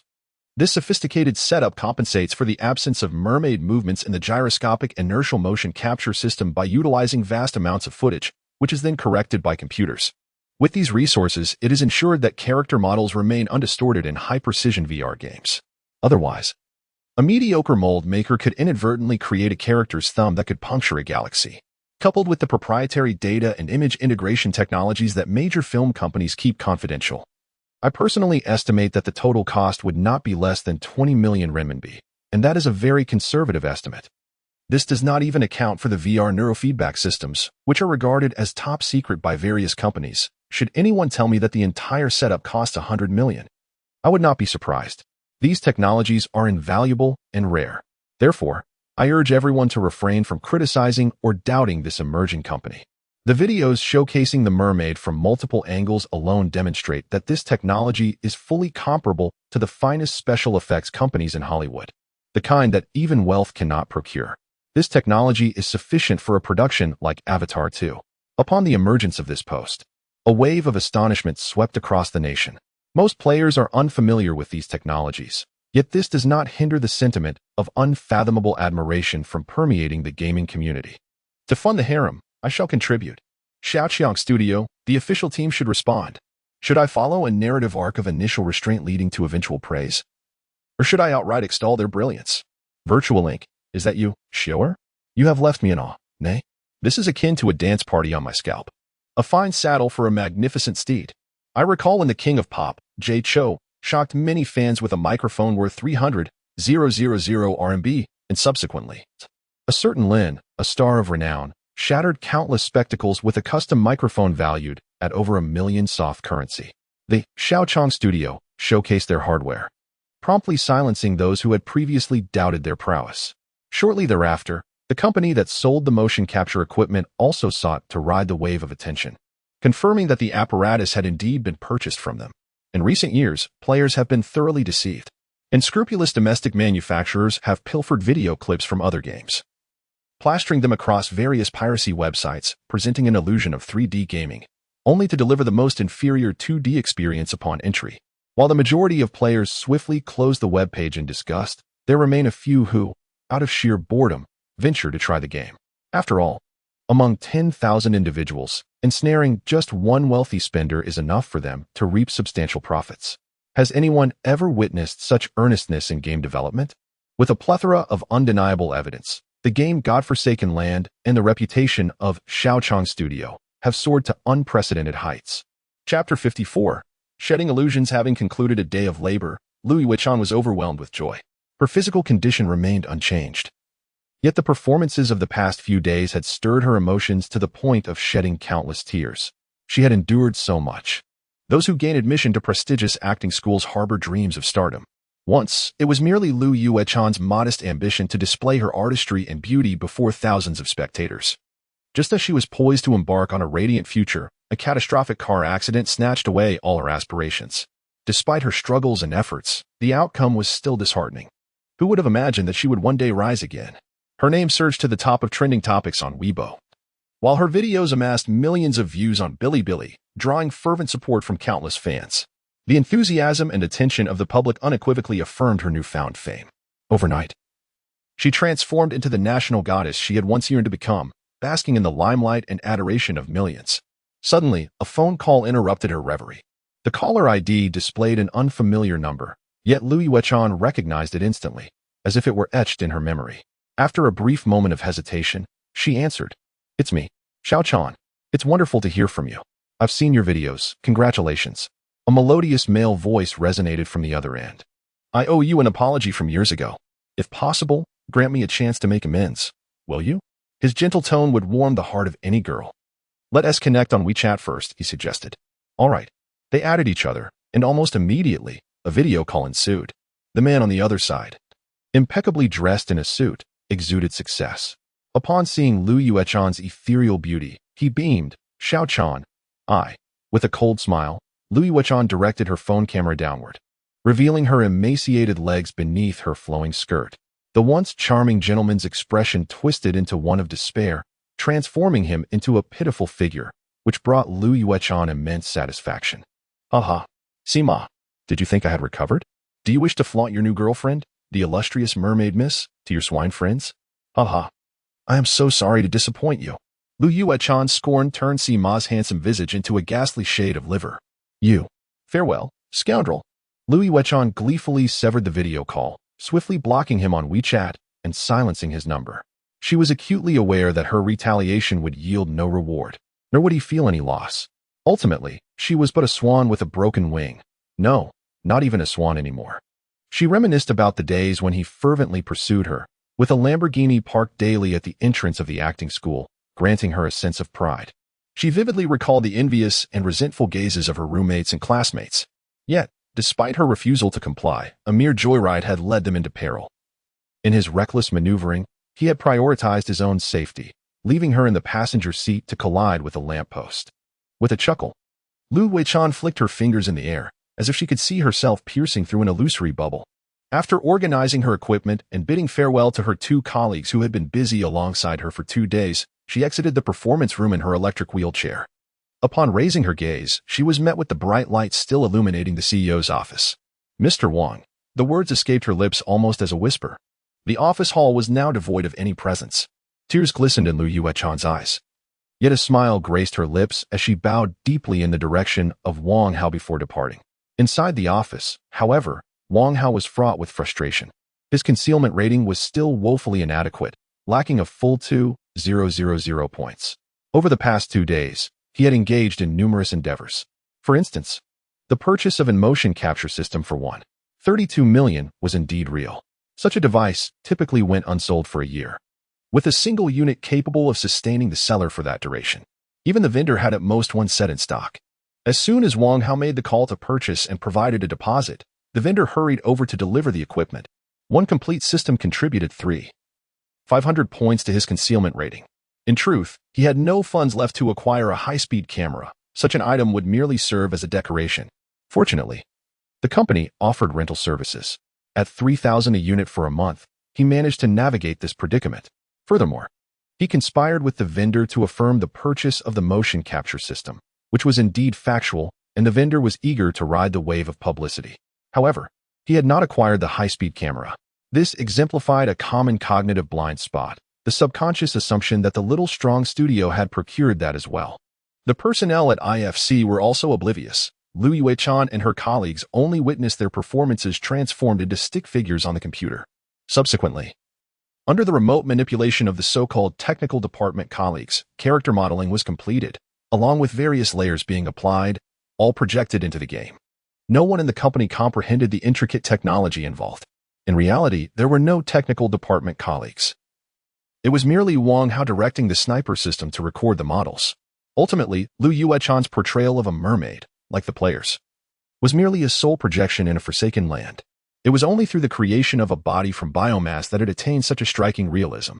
Despite the grand performance and trending on social media, Wang Hao remained baffled as to why he consistently fell short by 2,000 points. His head throbbed with confusion.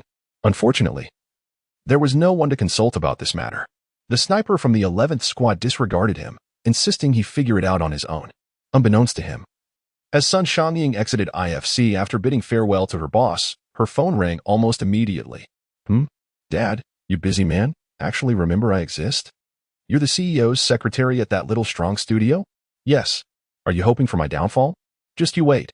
Once payday comes, I will be independent. A silence ensued, punctuated only by the other end's curt farewell, take care, before the call ended. Sun Xiangying muttered to herself, how perplexing. On the opposite side of Zhujiang New Town, atop a modern office building, a portly middle-aged man answered another call. I'm not sure how to explain this to you. Well, yes. My third daughter is indeed employed at that company. Lao Sun, this is rather unseemly of you.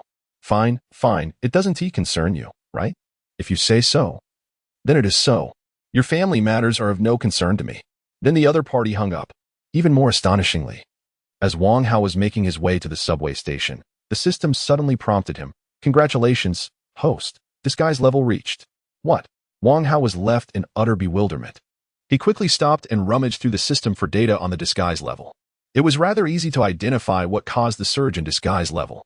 He was aware that Lu Yuechan had skyrocketed to 1688, but he never anticipated that Sun Xiangxiang would suddenly soar to 2048. This girl certainly had a remarkable background. No, he must take precautions against her. Chapter 55. Arrangements. This was a recording made by Lu Yuechan for herself. From the outset, she captivated a vast audience with her flawless upper body and melodious voice.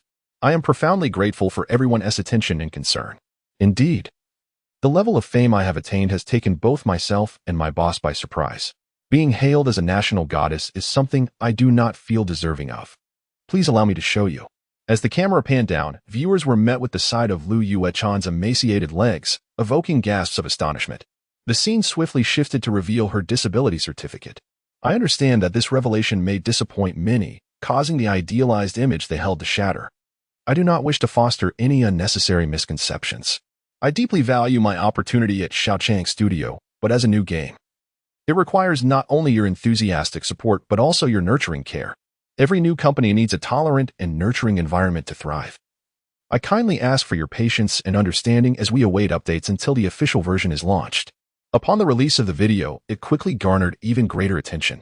While some lamented in silence, many others ardently rallied behind Lu Yuechan, dubbing her the disabled goddess and Eastern Venus. This perceived flaw transformed into her unique charm. Countless individuals with disabilities sought to connect with her, yearning for her encouragement. Her radiance served as a beacon in the dark, guiding those tormented by inner struggles. The official Weibo account promptly urged Lu Yuechan to establish a public account, leading to an exponential rise in her follower count, surpassing 500,000 in just a few hours. It must be said that Wang Hao's company experienced another surge in popularity. In the office, Lu Yuechan looked apologetically at Wang Hao. I'm sorry, Mr. Wang. I took the liberty of organizing so many things. That's a relief, he replied. To ensure I do not engage in actions detrimental to the company, I will submit my daily Weibo updates for Ms. Sun to review. Ms. Sun has more pressing matters to attend to. She is currently on a business trip. You can temporarily hand things over to General Manager Sure. She is on a business trip? Lu Weichan expressed her surprise. Wang Hao affirmed, yes, she has gone to handle matters at the Montreal studio. Lu Weichan, slightly astonished, covered her mouth. Is our company that large? I apologize. Having just joined, I am not yet familiar with the structure. Wang Hao felt a twinge of fear. Who knew if they would suddenly require double the discretion? Would he have to construct a studio? Moreover, Sun Xiangying had unsettled him the previous night. He couldn't shake the feeling that she harbored ulterior motives. If the secretary discovered his secret, he might find himself in peril.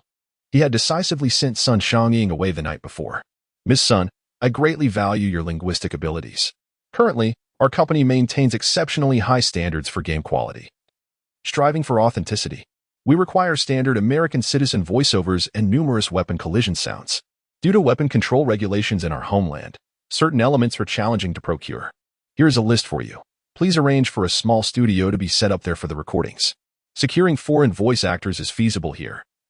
But to capture the most authentic sounds of weapon clashes, it truly must be done abroad.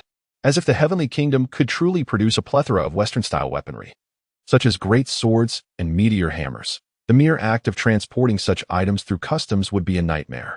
In contrast, in foreign lands, obtaining permits to drive tanks in the streets is entirely legal. Wang Hao, preferring ignorance, allocated 100,000 to send Sun Xiangying away, promising further investments if necessary. Almost immediately after he announced the establishment of the Montreal branch, the value surged dramatically. While foreigners may not comprehend the significance of the IFC building in Guangzhou, they certainly recognize the importance of Montreal. The Maple Leaf country has implemented numerous incentives for gaming companies to create jobs, offering substantial tax rebates for hiring a sufficient number of local employees. Renowned firms like Ubisoft and Bloodshed have established studios there. This morning, Sun Xiangying departed from Montreal with a male and a female subordinate, both new employees. It was evident that Wang Hao preferred to exploit women as men and men as beasts. Yet, Sun Xiangying appeared utterly exhilarated, eagerly embarking on her journey. What an exceptionally capable secretary. On the home front, the situation appears to be under control. Shi Jun was still occupied with structuring the company, having already hired 20 employees. Half of them were customer service representatives, while 3 were performers, and the remaining 7 comprised graphic designers and modelers. For the time being, this workforce sufficed. Despite the seemingly exorbitant 30 commission taken by the Suite platform, it provides a comprehensive online sales platform, after-sales service, forums, download servers, advertising, and a plethora of banking integrations. It is far more reasonable than physical sales. When producing a physical game, one must contend with disc production, inventory storage, general distribution, and additional advertising costs. A game sold for 100 might only yield 30 for the developer, if they are fortunate. In reality, this figure often skews even lower. In an effort to maintain discretion, Wang Hao waved his hand, ensuring that only customer service representatives used standard computers, while the graphic designers and modelers received high-performance machines. Each unit, equipped with an RTX 2080 Ti graphics card, an i9 CPU, and Corsair liquid cooling, cost around 20,000 at wholesale prices. Just the sight of this configuration left the new head of the technical department, Pan E, utterly astounded. In his previous company, such exceptional computers were a rarity. This new boss truly is a wealthy benefactor. Amidst all this, one individual remained unfazed, observing the escalating value of discretion reaching 20,000, feeling a sense of relief. The next concern was the issue of the Forsaken Land. It had been 2 days outside and nearly 5 days inside. Wang Hao gazed at the immobile statue of Aishi, feeling distressed. On Aishi's thigh, a series of markings, horizontal and vertical, etched a dark date that deeply provoked Wang Hao's gaze. If it were possible, he would prefer not to leave marks on Aishi, fearing the potential repercussions of having his base dismantled again. A sharp memory is no match for a poor pen, and thus he could only leave his mark on her. Chapter 56. Helplessness. Wang Hao resolutely plunged his consciousness into the abyss of silence, where amidst the enveloping darkness, he beheld Medusa, enduring the torment of slow dismemberment. Oh, remarkable resilience. 5 days. During the might-cleansing period, an ordinary person could withstand such excruciating punishment for merely a day at most, after which they would be left merely clinging to life, languishing in agony as they awaited their final release. Yet this monstrous woman possessed the fortitude to endure for 5 days. The confinement space within the Demon King's armor was entirely a realm of pitch blackness. Medusa hung suspended in midair, her hands bound behind her. Her serpentine tail pierced by an iron rod, resembling a roasted lamb. However, under the infusion of biomass, her wounds swiftly regenerated, leaving no trace of scars within mere moments. In these past few days, Wang Hao had truly exploited this wretched creature to the fullest. He had not only inserted a long tube into her mouth, forcing her to expel every drop of venom, but had also stripped her of several scales. Medusa's scales, while not the strongest, were comparable to iron plates of similar size. Excelling in lightness. Calculating, Wang Hao estimated he could strip them once a day, enough to craft 2 sets of chainmail for an adult man.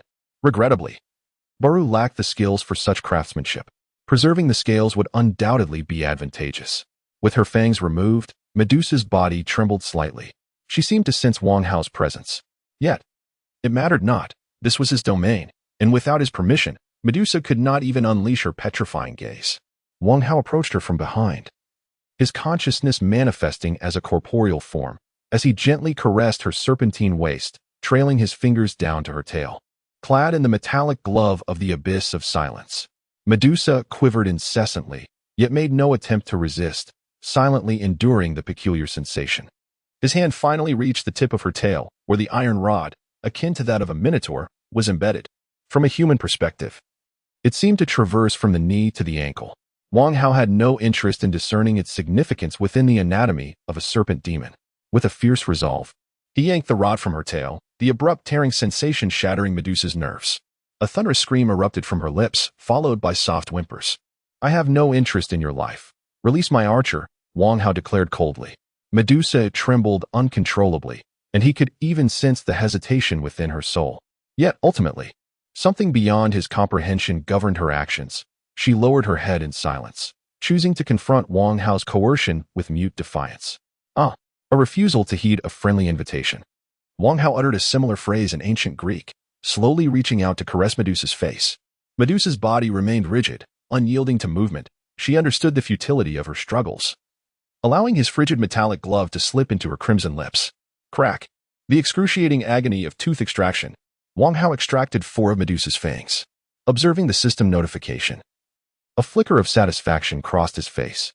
Medusa's fangs, special item, non-regenerative, can be affixed to certain equipment to add sharp damage and 120 points of poison damage. The concealed weapon, when wielded alone, is regarded as having an attack power of 3 points and possesses an innate poison attribute that inflicts 5 points of damage per second, capable of synergizing with various snake venoms. Medusa, having had 4 of her fangs extracted, surprisingly exhibited only minor gaps where her teeth had been, as if merely small canines had been removed. The filling of biomass staunched her bleeding wounds but did not regenerate her fangs. Wang Hao, gripping her pointed chin with both hands, smirked. You appear much more pleasant now. If one disregards her serpentine hair that perpetually grows, Medusa would undoubtedly be a breathtaking beauty, her face a blend of nobility and allure, truly a legendary figure who captivated the heart of Poseidon. Wang Hao could not ascertain whether this Medusa was indeed the one from legend, nor could he determine if Medusa referred to a mere monster or an entire race. Considering that in the Heroes of Might and Magic series, Medusa is merely a type of unit. Chuckling quietly, he thought, if one were to disregard your hair and serpentine tail, you might indeed be deemed a great beauty. After his cold appraisal, he paid no heed to the trembling Medusa and departed. This time, he refrained from reactivating the anglifish's devouring ability. Torturous methods would evidently be futile against this female demon. Instead, he resolved to confine her within the armor, utilizing her as a mere tool. Occasionally employing petrifying gaze could help mitigate the energy consumption of the silent abyss. Upon emerging from the independent internal space of the armor, Wang Hao was unexpectedly greeted by Palana, or rather, Lui Weichan, knocking at his door. He blinked, clearly recalling that the first rule he had pinned in his performance manual was to behave as an NPC and to avoid unnecessary conversation with Jason Momoa. Miss Palana was characterized as Jason's sister. He couldn't possibly ruin the player's experience by denying her entry. Entering the approximately 15-square-meter Lord's chamber, Wang Hao inquired nonchalantly, "What brings you here? Jason, should I address you as such?" Lui Weichan appeared somewhat timid, as if she were engaged in some illicit activity. "Yes.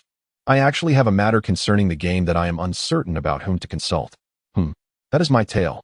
Lui Weichan shyly indicated her exquisite mermaid tail, her cheeks flushing. I can feel my tail." You may be aware that I am paralyzed from the waist down. I have long lost all sensation in my lower limbs. Yet now, it feels strange. Wang Hao is instantly enveloped in bewilderment, grappling with a torrent of questions. Who am I? Where am I? What am I to do? His intention in bringing Lu Wuqian into the game was purely precautionary, as he planned to leave the camp to execute his next scheme. He could not possibly escort hundreds of flamboyantly reckless players with him. Initially, he had thought to show pity for Lu Wuqian, believing her to be more manageable. Little did he anticipate that she would encounter such a predicament. Having been born with a disability, she had long resigned herself to her fate. Once a celebrated beauty in her youth, she had suffered misfortune before even entering the workforce. And a woman like Lu Wuqian would undoubtedly yearn for the restoration of her body. What ability did Wang Hao possess to guarantee the recovery of her legs? Have you consulted a neurology expert? Lu Wuqian nodded slightly, feeling somewhat dejected. My father took me to see the finest neurology specialist in the capital years ago. Yet, after 2 years, I am still in this predicament. Chapter 57. No confidentiality agreements. Wang Hao recalled a news article he had perused, and after a moment of contemplation, he activated his strong persuasion mode, adopting a demeanor of unwavering conviction. Currently, the consciousness immersive VR devices represent the pinnacle of cutting-edge biological neural transmission technology. Scientifically speaking, the human eye functions as an extraordinarily advanced camera, boasting over 7 billion pixels. Modern VR technology transforms visual information into biological currents, transmitting them directly into the brain, allowing individuals to see without the mediation of their sensory organs, hear sounds, and smell aromas. Simultaneously, it intercepts the neural signals emanating from the brain, redirecting them into the internet rather than the body, thus manifesting various actions of the individual within the virtual realm. Although this technology has made remarkable strides, enabling many visually impaired individuals to regain their sight through mechanical eyes, it remains a localized neural transmission, confined solely to the connection between the brain and the VR headset. The sensation of a tail, for instance, is merely a programmed neural feedback, not an authentic feeling in one's legs. Upon hearing this, Lu Wuqian appeared somewhat despondent. I see. Wang Hao, reluctant to dampen her spirits, mustered the courage to continue. The current VR technology is still in its infancy and can only preliminarily confirm its harmlessness to the human body. In truth, every VR headset sold comes with a myriad of disclaimers. I can only suggest that the neural stimuli from a non-existent phantom limb may potentially trigger your brain into believing it can still control its legs, thereby encouraging the regeneration of dormant nerves. Having presented this theory, Wang Hao felt an exhilarating sense of brilliance wash over him. Yes, the kind of brilliance that could leave one losing several strands of hair in a single day. Really? Lu Wuqian exclaimed, her excitement causing her to abandon her composed persona. She lunged forward, grasping the hand of Wang Hao's character, Jason, with both hands. I merely suggested it was a possibility. After uttering this, she unexpectedly logged off, leaving her biotechnologically crafted mermaid form limp like a lifeless fish. Wang Hao cradled her delicate body, feeling a shiver run down his spine. Boss, I do not require overtime pay. Please allow me to work 12 hours a day, 7 days a week, Lu Wuqian declared, leaving Wang Hao utterly flabbergasted. Goodness. 997. With a strikingly beautiful face, an impressive physique, and the talent to sing and dance, this newly minted virtual idol had the audacity to propose such terms right off the bat. A monthly salary of merely 5,000. Any employer encountering such an employee, unaware of the underlying circumstances, would be moved to tears. Lu Wuqian then articulated the possibilities within the game and presented her request. I understand my demands may be excessive. However, I still hope to acquire a pair of legs within the game. Perhaps if my character possesses legs, it might stimulate the regeneration of my lumbar nerves in reality, ultimately enabling me to stand. Wang Hao feigned deep contemplation, though inwardly he regretted, in a moment of weakness, bringing Lu Wuqian into the game. Objectively, she had become quite a handful. The sensation was akin to Zhuge Liang misspelling a character in his stratagem, leading to Liu Bei's untimely demise in Eastern Wu. Observing Wang Hao's hesitation, Lu Wuqian grew anxious, exclaiming, Mr. Wang, I am acutely aware that altering one's persona is a grave taboo, and this pertains to the company's core secrets. I am willing to sign any non-disclosure agreement. Grant me an opportunity. I am prepared to do anything. Lu Wuqian's wheelchair advanced ominously, as if one misstep could send her crashing into Wang Hao's face. He genuinely feared that she might topple forward and fall at his feet. It was a headache. The absence of her presence would complicate matters of discretion.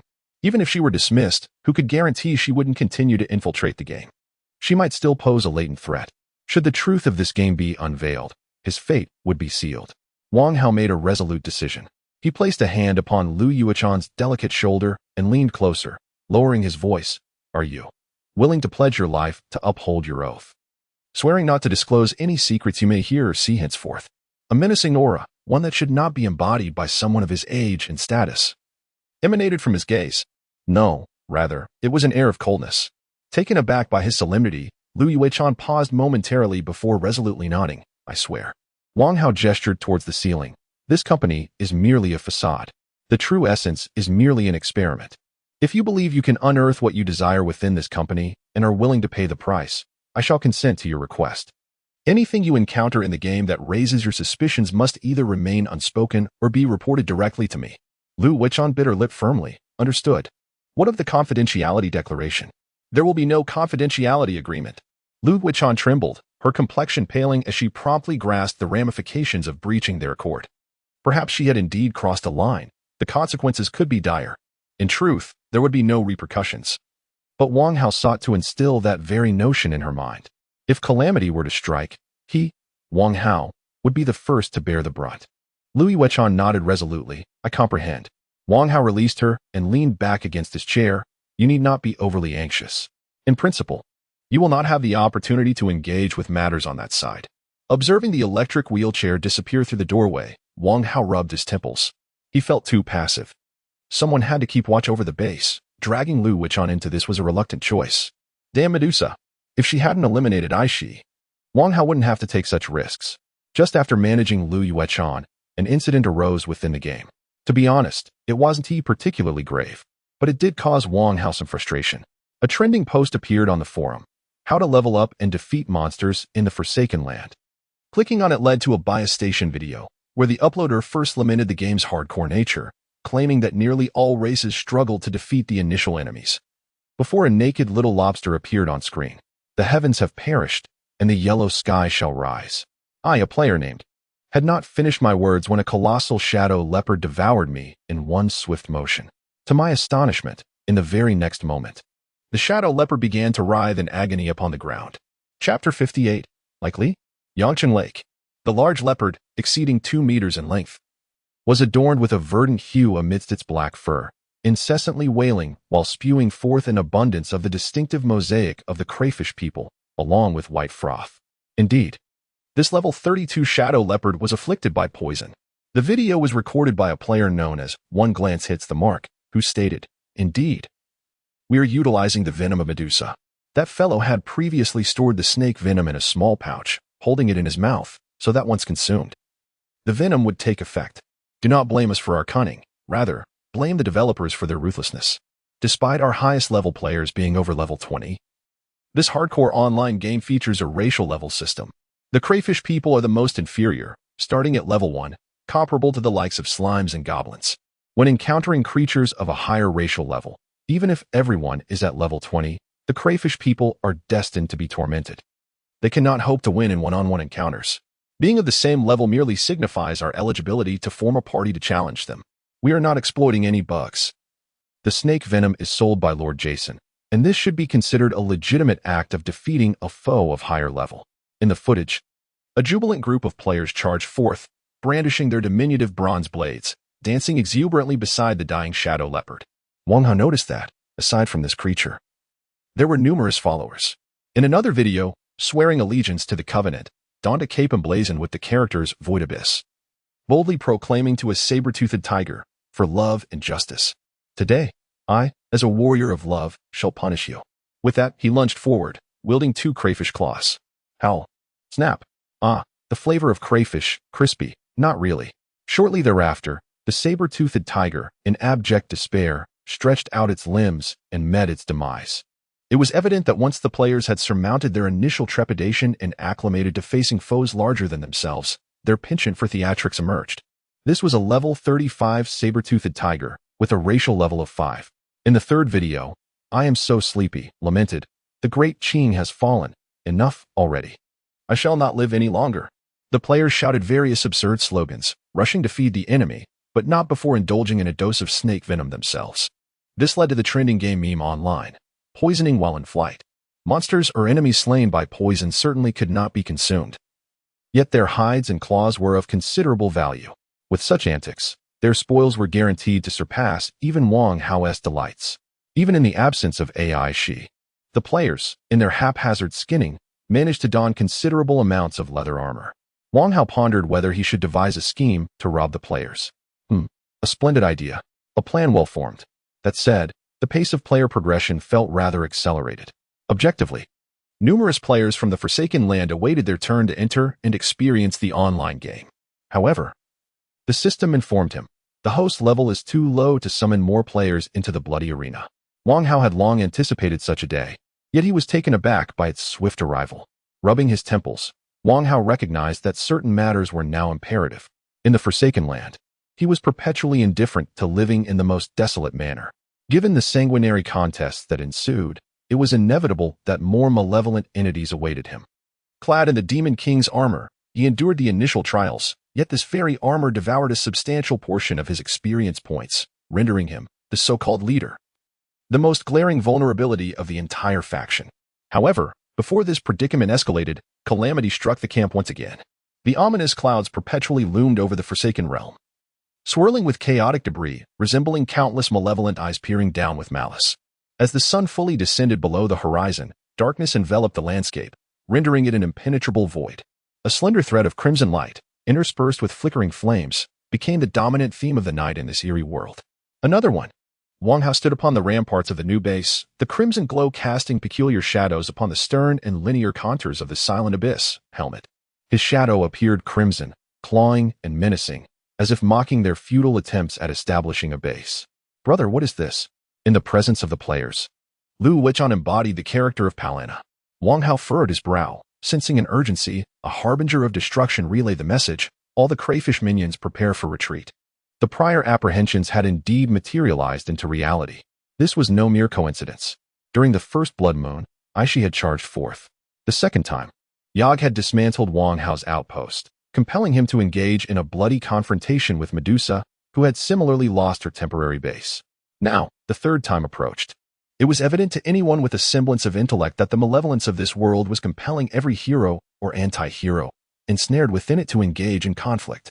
As the players begrudgingly gathered their scrap metal, forming a relatively orderly line, the distant sound of thunderous footsteps echoed ominously. The noise was so overwhelming and dense that Wang Hao nearly mistook it for the bombardment of a Katyusha rocket launcher, until he beheld an enormous crab. Goodness, how colossal! He thought he saw a basketball court charging towards them. Just how large is a basketball court? 28 meters by 15 meters. The sheer expanse of the giant crab's body was staggering, not accounting for its towering, pillar-like legs. The long crab legs, gleaming with an unusual metallic sheen, bore knife-like barbs. Observing the material of the crab's body, one could surmise that even the most delicate underbelly exoskeleton was nearly a meter thick. This crab was a veritable mobile fortress. Armed to the teeth, Wang Hao felt a pang of dismay. Good grief, this colossal beast, even with the power of Silent Abyss, poses a significant challenge. Ha! Are you frightened, mortal? Such is your insignificance. Following the sound, everyone beheld a crab-like humanoid creature. It possessed a rotund crab body and clawed arms. Yet its head appeared as if a smaller crab had been affixed to the larger shell. The impression was akin to a person discarding crab shells to fashion a humanoid form. This being, speaking in the tongue of Atlantis, evidently had an exaggerated sense of self-awareness. Aha! Before my demonic crab, all fortresses are merely toys for children. In symbiosis with the demonic crab, I am invincible. Symbiosis? This poses a challenge. Just as Wang Hao frowned in contemplation, the player, Luo Qing 01, suddenly exclaimed, "Is it Li? Yangcheng Lake?" At that moment, the previously tense players erupted in laughter. Not just laughter, but tears of longing. Chapter 59. How toxic. The crawfish is delicious. But the Yangcheng Lake hairy crab is even more exquisite. And the price is unmatched. Goodness, a pack of 10 hairy crabs weighing 3 tails costs 500 to 600 yuan. How exorbitant. They may not even taste that great. Humph, there is nothing we, the proud Easterners, fear to consume. Boss, bring me 10 gene of those. Despite being so close to their new base, the crawfish remained undeterred. The crab merchant across the way, however, wore an expression of dismay. In his mind, since they were both aquatic creatures, the insignificant shrimp soldiers should have scattered in fright. Just how resilient are these shrimp? Infuriated, the crab merchant waved his pincers. You insignificant creatures, kneel before the great Lord Mogu, or I shall unleash my ghost crab upon you. With a flourish, he brandished a tattered cloak emblazoned with the word justice in stark white letters against a dark background. Stepping forward while proclaiming, shrimp were destined to perish, whether lightly as a feather or heavily as a mountain. Today, I shall declare to all my compatriots that I am not afraid of you. With that, he spread his small pincers wide in the sandy ground before the base's entrance. Upon witnessing Wang Hao issue the exhibit courage quest, players realized that demonstrating indomitable spirit could yield experience bonuses and enhance their lord's favor, leading to a chorus of complaints. Why am I even here? Pa, you're just fast at accepting quests. Drama King. Next, please. Mogu, unable to comprehend Chinese, found himself irked by the sight of Hung Gung Ji Dan. How dare this little crawfish provoke my ghost crab? With pincers larger than a Volkswagen, he struck down with a resounding thud, accurately capturing the diminutive crawfish, which was swiftly devoured. Aha! Who else dares challenge me? Mogu bellowed with glee. I. The players rushed forth from the base's entrance in a frenzy. Madman's baby similarly opened his pincers, producing a clicking sound. I am the glue man, known as Dye. You diarrhea? How dare you consume me? You are unworthy. With that, he abruptly produced 8 green test tubes with his humanoid hands and began consuming them. The players erupted in excitement. Green-brown. Wow. 8 times the Medusa poison. A true wolf flame. Lo Wang Yu. Who's going to serve them a cappuccino version of stop diarrhea? Alas, Lord Mogu could not grasp the meaning of their words. He felt insulted. It was akin to a human being ridiculed by an ant, responding with the common choice of squashing the ant. Without needing Mogu's command, the ghost crab promptly consumed the second valiant warrior. But lo, the third warrior appeared. I dream of a mortal's blindfolded himself with a white ribbon inscribed with the word laziness. What has blinded my eyes? Ah, it is laziness. Before he could finish, he too was devoured. Unbeknownst to all, nearly 300 crawfish charged forth, shouting, Eat me! Eat me! I am even more delectable. Mogu was feeling a bit frantic. How could he have anticipated that the opponent would be so fearless? Gazing at the dark hero clad in black armor and helmet, who had yet to utter a word, Mogu felt as though his face had been struck by countless slaps, leaving not only his face swollen, but his entire head battered, as if it were being ground into the earth. Devour them! Consume them all! With a resounding command, the ghost crab swung its massive pincers, capturing handfuls of the small lobster-like creatures and bringing them to its mouth. The ghost crab, with its enormous legs pulsating, adjusted its direction and charged into the new base. Its towering, robust limbs shattered the 2-meter-thick city walls as if they were mere sandcastles, and the previously intact base seemed to have suffered a catastrophic earthquake, with brick structures collapsing like a game of dominoes. The mermaid Palana, caught off guard, was lifted by the shockwave beneath her feet, losing her balance and flying through the air. Ah, she exclaimed, only to be gently caught in the arms of her theoretical elder brother. The players, however, were not so fortunate. Some were consumed, while others were flung against the walls of the buildings by the sweeping pincers.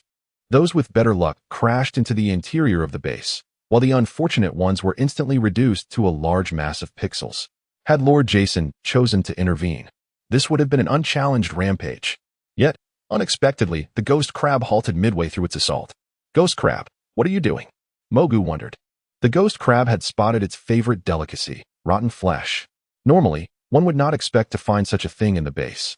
Recently, however, players had hunted numerous medium-sized creatures, such as shadow leopards and saber-toothed tigers, leaving behind unprocessed carcasses in the corners of the base. These bodies would typically be disposed of before they could decay, but the ghost crab's arrival was rather unforeseen. Its large size demanded substantial nourishment. Clearly, the ghost crab had been starving for quite some time in this realm, ignoring Mogu's commands. A few small lobster-like creatures were hardly sufficient to satiate its voracious appetite. Only a copious amount of meat could fulfill its hunger. The surviving players, witnessing this scene, burst into laughter. God bless you. Oh no, may God not let you die. Or that would mean my loss. As the ghost crab continued to eat, it suddenly felt an unsettling pain spreading within its abdomen. After consuming the small lobster-like creatures, perhaps due to their diminutive size or the sheer volume of its stomach, the ghost crab had initially felt fine. However, Upon devouring the corpses of the medium-sized creatures poisoned by the players, it could no longer withstand the discomfort. Its legs buckled, and it collapsed, spewing forth toxic bubbles from its mouth. Mogu panicked. Wait, Ghost Crab, what have you eaten? I warned you not to consume that. You disregarded me. And now you wish to maintain our lifelink? Fearing the contagion, Mogu severed the lifelink with the Ghost Crab, leaping away. The immense Ghost Crab weakly extended its pincers towards Mogu, who evaded as if dodging a plague. The Ghost Crab trembled all over. Was it due to the poison? Or was it rage? Sensing the fury emanating from the Ghost Crab, born of betrayal and abandonment by its master, Wang Hao chuckled softly. He gently set down Palana and strode forward with purpose. Ghost Crab, are you enraged? Do you harbor resentment? Grant me a favor, and I assure you, I shall ensure his demise before yours. Even the most intelligent marine beings, though devoid of speech, could comprehend the words of the ocean's progeny. It seemed the Ghost Crab had reached a decision. Its two black eyes, protruding from its shell, suddenly drooped, an indication of assent. At that moment, Mogu realized the gravity of his error. He was merely the summoner, and without his summoned creature, he amounted to nothing. Suddenly, the dark silhouette of the man before him vanished. When the figure halted, the light of Germania had already sheathed its sword. With the functions of the Demon King armor intentionally disabled, Wang Hao's movements were not particularly swift. The so-called rapidity merely resembled a turtle robbing a snail. Cursed. He was only marginally faster than an ordinary human. Yet, in Mogu's eyes, he appeared as swift as lightning.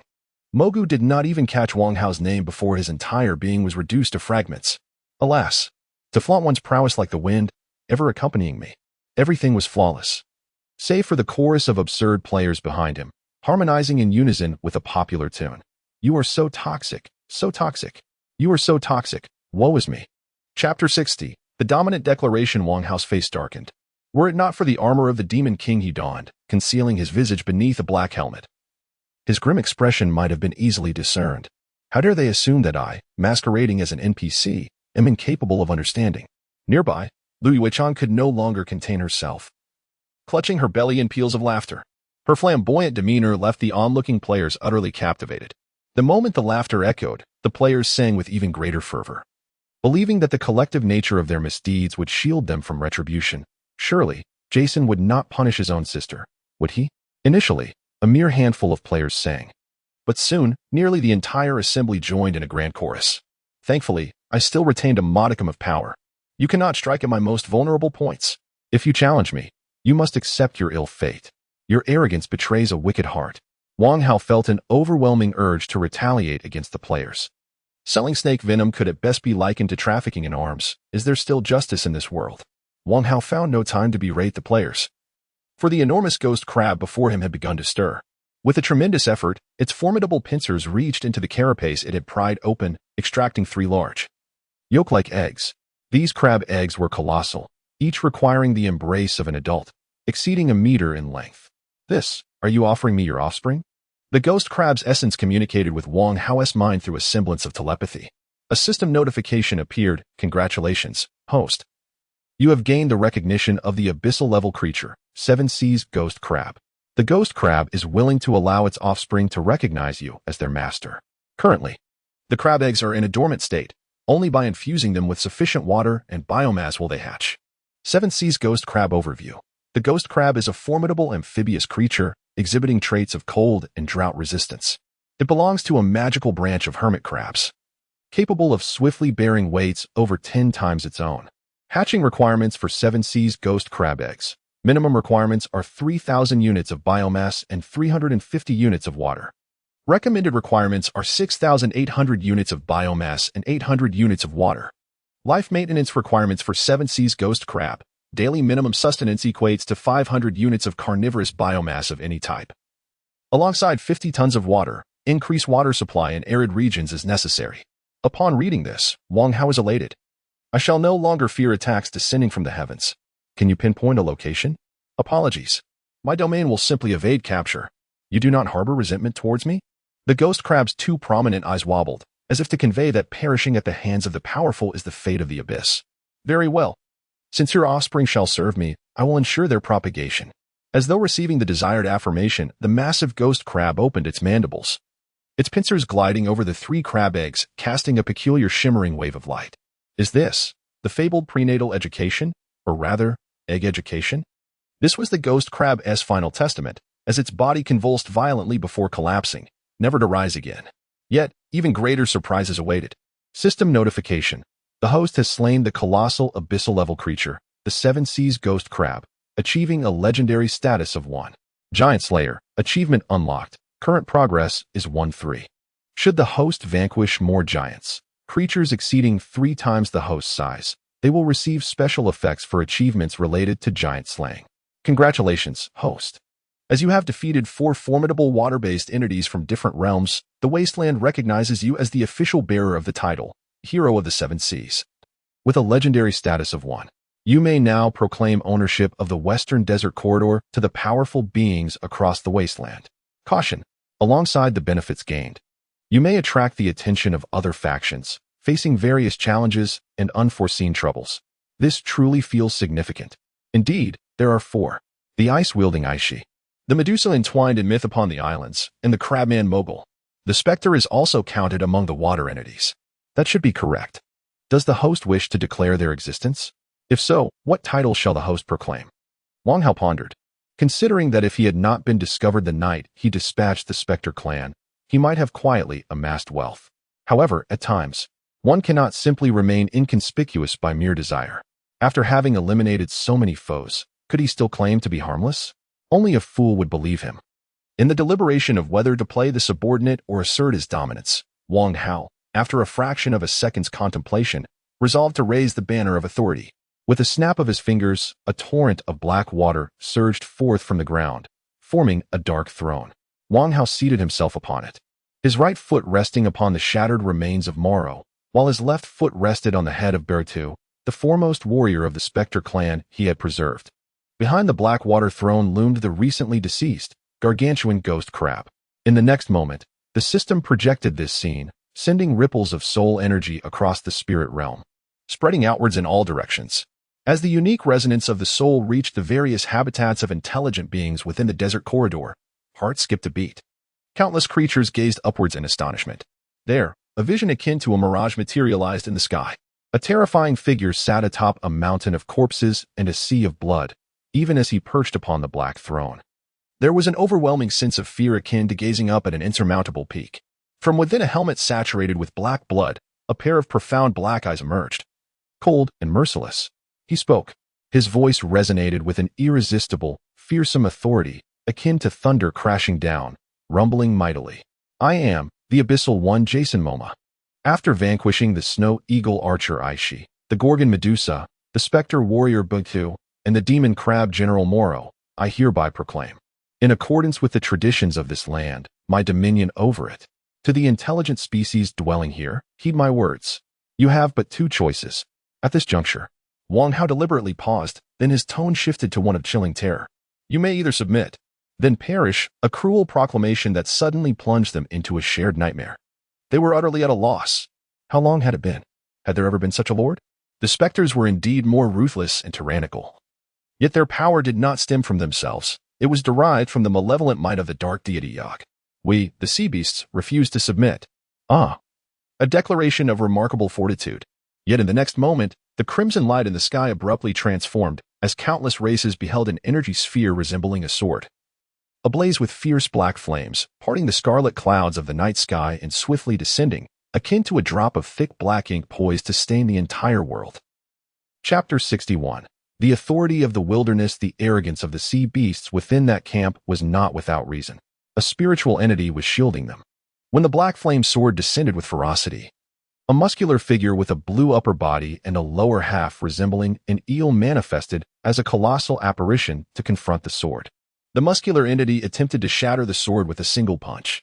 However, after a brief clash of forces, the mysterious energy emanating from the black sword swiftly obliterated the guardian of the sea beasts. The raging black flames transformed into a meteor shower carried by the winds, spreading further afield and descending upon the crude and savage encampment of the sea beasts. Despite the tents and wooden structures being coated with fire-retardant plaster, the black fire still flowed like oil, seeping into the crevices of the camp and engulfing every corner in a sea of flames. Each rudimentary street wailed and groaned amid the inferno. Countless grotesque beings struggled for survival within the fiery chaos, their bodies ablaze, cries of anguish filling the air. Some even abandoned their defiance for moments before, kneeling in desperate supplication. But it was too late. Wang Hao, eager to strike the first blow, had no interest in deciphering the sea creature's dialect. At the zenith of the inferno, an explosion erupted throughout the camp. It was a wholly unscientific detonation.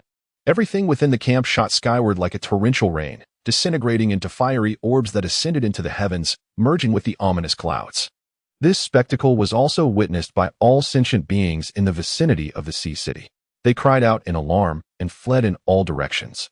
In that divine perspective, akin to gazing down from the clouds, Wang Hao was pleased with the reactions of various races. Indeed, this was the authority he had gained upon declaring himself the sovereign of this realm. As the ruler, he possessed the privilege to unleash a map strike within his territory approximately every 5 days, with the specific charging time dependent on the energy accumulation of the locale. Remarkably, this map strike could be customized. A mere thought could transform it into his preferred form. Regrettably, the total energy remained constant. For instance, whether to concentrate 10,000 units of energy upon a single target or to distribute it among several, as he had previously done with the malevolent god Yog, was entirely at the discretion of the sovereign. In retrospect, Wang Hao felt exceedingly fortunate. That night, Yog had evidently divided his forces to confront multiple targets, resulting in significant losses for the specters. This had granted Wang Hao the opportunity to utilize the petrifying magic eye against the Spectre's main force. The fate of the other specters was of no concern to him. At least from the divine perspective of this territorial map, he could not discern any organized specter presence. However, perhaps his intimidation had been excessive, as he clearly observed several races beginning to pack their belongings, preparing to flee under the cover of night. Did they realize that the light of judgment had a cooldown limitation and that a second strike was impossible in the short term? Wang Hao mused to himself while stroking the chin of his metallic helmet. The tribes are attempting to flee, and he finds himself powerless to stop them. It would be preferable for them to meet their demise of their own volition, rather than being indiscriminately executed by the Lord. If chaos ensues, this game will cease to be enjoyable, and Wang Hao shall suffer the consequences as well. Therefore, he resolves to abandon the pursuit. A forcibly obtained fruit is never sweet. If he were a conquering madman, he would undoubtedly chase down and eliminate those who dare to escape. But he is not. Authority, in its essence, can either backfire on oneself or be wielded against others. The choice is remarkably straightforward. He is no masochist and would much rather retain control over his strategies, relishing the power to dictate his actions. Lighting fireworks for amusement is infinitely preferable to living in constant dread, fearing that upon awakening, his homeland may have vanished. With the unruly tribes that refuse to be tamed now frightened away, Wang Hao shifts his gaze ahead. At this moment, nearly 300 pairs of small lobster eyes are fixed upon him, as if they are collectively shouting, "Hurry up and settle the score." Yes, players are indeed such straightforward creatures. They demand compensation in the form of currency and experience, and in return, they will fulfill tasks, collecting their rewards and departing without a second thought. Loyalty? That notion is merely a fantasy. Wang Hao feels a surge of frustration as he examines the system prompt, only to be astonished to discover that he appears to have incurred a loss. Congratulations, host, for utilizing Toxin to achieve an overlevel kill on the formidable Sea Dominator monster, 7 Seas Ghost Crab LV-59, earning 758,000 experience points. Due to the Toxin provider, Medusa, being a captive of the host, the system deems this kill as a joint effort between the host and subordinate players, thus no experience deduction shall be applied. Upon reading this, Wang Hao initially feels a wave of joy, but that joy soon dissipates. Based on mutual contributions, the sniper system No. 11 has determined that the player shall receive a 50 experience share from this kill. Experience points are being distributed. The system does not even allow Wang Hao a moment to voice his dissent, proceeding to allocate experience to the players. Previously, players such as Stable, Eternal Dawn, and Direct Hit, who specialized in Toxin strategies, are elated to discover that dying once has yielded them double the rewards. Completion of the Dancing with Ghost Crabs quest. Congratulations, XXX. You have valiantly collaborated with the esteemed Lord Jason Momoa to defend this encampment. You have gained the Lord's favor, receiving 3,000 experience points and a goodwill increase of 500. Due to the body of XXX you provided, which has been transformed into an unknown corpse toxin. It played an unexpected role in the defeat of the 7 Seas Ghost Crab, granting you an additional 2,000 experience points, as well as Carapace Hardening Level 2. An effect that will persist until reincarnation. The high priest of the Morning Wind Church exclaimed in disbelief. What the hell? One application of toxin, multiple effects. How impressive. No. I must purchase a more potent toxin for the next encounter. The player's reaction suddenly filled Wang Hao with foreboding. With the presence of such a remarkably potent item as Medusa's venom, which requires minimal effort to wield great power, why bother with any training? A veritable army of toxin users would emerge. This cannot be allowed. The dissemination of snake venom must be curtailed. The recklessness of players knows no bounds.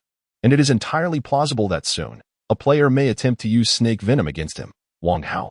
Damn it, while my armor may offer some protection, I am no immune to poison. Wang Hao felt a chilling sensation that coursed from the base of his spine to the back of his head. Furthermore, vanquishing the ghost crab demon General Mogu LV-41 awarded him a staggering 120,000 experience points, propelling him straight to level 38 with a total of 500,000 experience. He was uncertain about how experience was calculated. Nonetheless, since the system granted him such a generous amount, he accepted it without hesitation. Naturally, all his free attribute points were allocated entirely to vitality. Chapter 62. Counting the harvest. Do you aspire to become a sword saint? Naturally, one must don heavy armor. Do you wish to be a priest? Undoubtedly, heavy armor is the way to go. Do you dream of being a mage? Fear not. Simply invest all your points in vitality, and it is assured that you shall remain unscathed. Look, even a formidable 7 seas ghost crab has succumbed to mere saliva poison. Although Wang Hao is well aware that it was the result of Medusa's relentless efforts over several days, who can deny that some might resort to such means? Legend has it that it requires 2 liters of saliva to transmit HIV to another. On such a day, who would dare to force 2 liters into your mouth? Wang Hao is precisely that sort of individual. Even if he possesses 300,000 health points, losing a mere 100 leaves him feeling unwell with a remaining 299,900 health points. It is prudent to tread carefully in life. A single misstep could lead to demise, and he certainly does not have the luxury of resurrection. Since there will always be troublemakers intent on causing harm, it is imperative that he bolster his poison resistance to find peace of mind. Simply augmenting attribute points will not bestow skills such as petrifying gaze. However, upon reaching certain thresholds and specific attributes, one will be granted special abilities. For instance, possessing 100 vitality unlocks rock body, while 200 vitality grants black iron body. When he accumulates 300 vitality in one breath, a new transformative level is reached. The system rewards him with bronze body. Wang Hao's heart swells with joy upon this revelation. Had he not elevated his attributes to this extent, he would have remained unaware of such benefits. Bronze body, your strength surpasses the genetic limits of your race. Your potential for growth is heightened from this moment forth. Your Sea King lineage is elevated to level 3, and your racial level is set at 9 by default. To fully harness the effects of bronze body and evolve to higher tiers, higher purity divine blood must first be obtained. It is noteworthy that the system's determination of racial level is purely based on the average attributes of the race. The higher the attributes such as strength, endurance, agility, and intelligence, the greater the racial level. As a side note, the racial level for humans is 5, largely due to their high intelligence bonus. In terms of sheer physical strength, there exists a plethora of creatures that outrun and overpower humans. The bronze body temporarily locks the vitality cap at 300. And the attribute augmentation coefficient is adjusted after the host reaches level 40, with the conversion ratio for free points to strength, vitality, agility, and intelligence being elevated to 1, 3, 3, 2, 1. By the heavens, I am no longer a fool. Even more delightful revelations await. Bronze body special effect. Your skin and muscles are equivalent to armor with 30 points of defense. While the health value augmentation coefficient has been elevated from 50 times vitality to 100 times. Your body has entered a templated state, shielding you from pain's impact on mobility. Providing 20 points of resistance to all attributes and enhancing self-healing coefficient to 50. Immune to all diseases below level 70. Immune to all toxins below level 60. Bronze body trait. Part of resilience. You can, at will, enhance any 2 of your resistances, gaining up to 30 points of resistance augmentation. The effectiveness is contingent upon your willpower and inherent attributes. Wang Hao concentrated, reallocating his resistances towards poison and curse resistance. Instantly, he discovered his poison resistance had risen to 35, while his curse resistance soared to 48.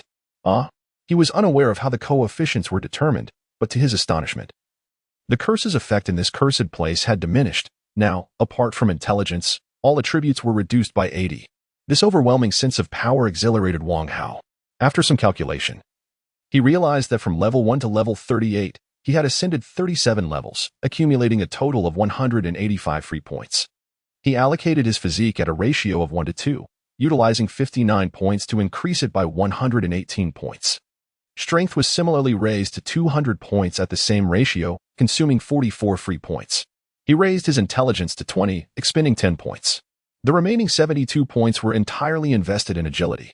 After this allocation, Wang Hao gazed at his attributes within the system. Name, Jason Momoa, Wang Hao. Title, Horse King. Level, LV 38. Strength, 210. Agility, 160, 10. Physique, 310. Intelligence, 2010. Will and Judgment, 136, 10. Charm, 125, 10. Bloodline, Sea King. Bloodline LV3. Most attributes were reduced by 80 due to the curse. Yet he was in a far better position than before. It felt akin to having just acquired the physique of a superhero, instilling a sense of invincibility. Slaying monsters and leveling up, while examining skills, was not the ultimate reward. Wang Hao had yet to loot the corpses. He first unleashed Blackwater, engulfing the massive form of the Seven Seas ghost crab in one go, earning 812 points of biomass, along with an unprecedented 24,088 points of chitin and 387 points of mixed toxins. This was due to Wang Hao deliberately leaving the outermost thin shell intact. Ah, little ghost crab, just wait. I shall bring your mother's flesh to nurture you. Next came Mogu. Initially, Wang Hao assumed this creature was impoverished, but when Palana approached, she surprisingly discovered a shell hidden beneath its chest shell. The interior of the shell was densely inscribed with Atlantean script, resembling a booklet. Wang Hao merely glanced at it, and the system prompted him, "Congratulations, host, you have acquired the beginner's compendium of water magic." Wait, system, isn't this something I already know?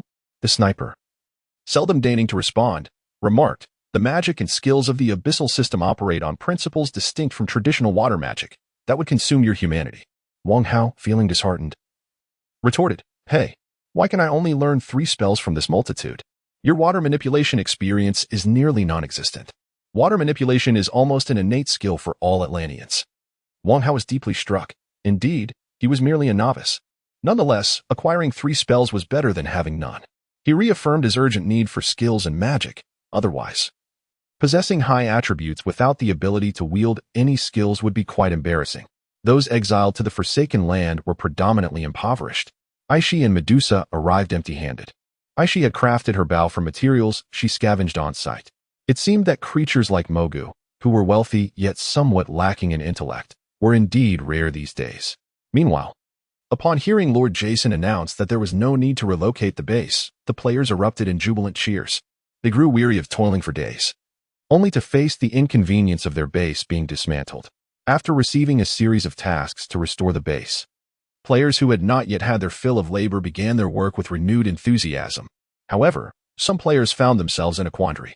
Among the highest-ranking players, such as those from Abyssal Dawn, Eternal Dawn, Skyward Wings, and Simply Lazy, each discovered that their levels had inexplicably reached their maximum. Eternal Dawn suggested, "Why not ask Sister Wachan?" Just as they were lost in their confusion, Thrust suddenly exclaimed, "The official version has been updated. A new race has emerged, Lobster Folk." Chapter 63, New Races Announcement for version 0.06 on the official forum.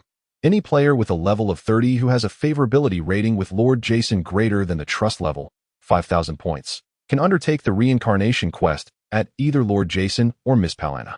The required favorability for the single-player campaign version is 2,000. The available reincarnated races are Boston Lobster People or Australian Lobster People. Boston Lobster People, racial level 2. Level cap 45, possesses natural strength equivalent to a shell with 12 points of defensive capability. Due to their innate large claws, they are specialized in strength, with a conversion rate of strength points being 1 to 2. Note, for small lobsters, it is 1. Australian Lobster People, same racial level and level cap, possesses natural strength equivalent to a shell with 25 points of defensive capability.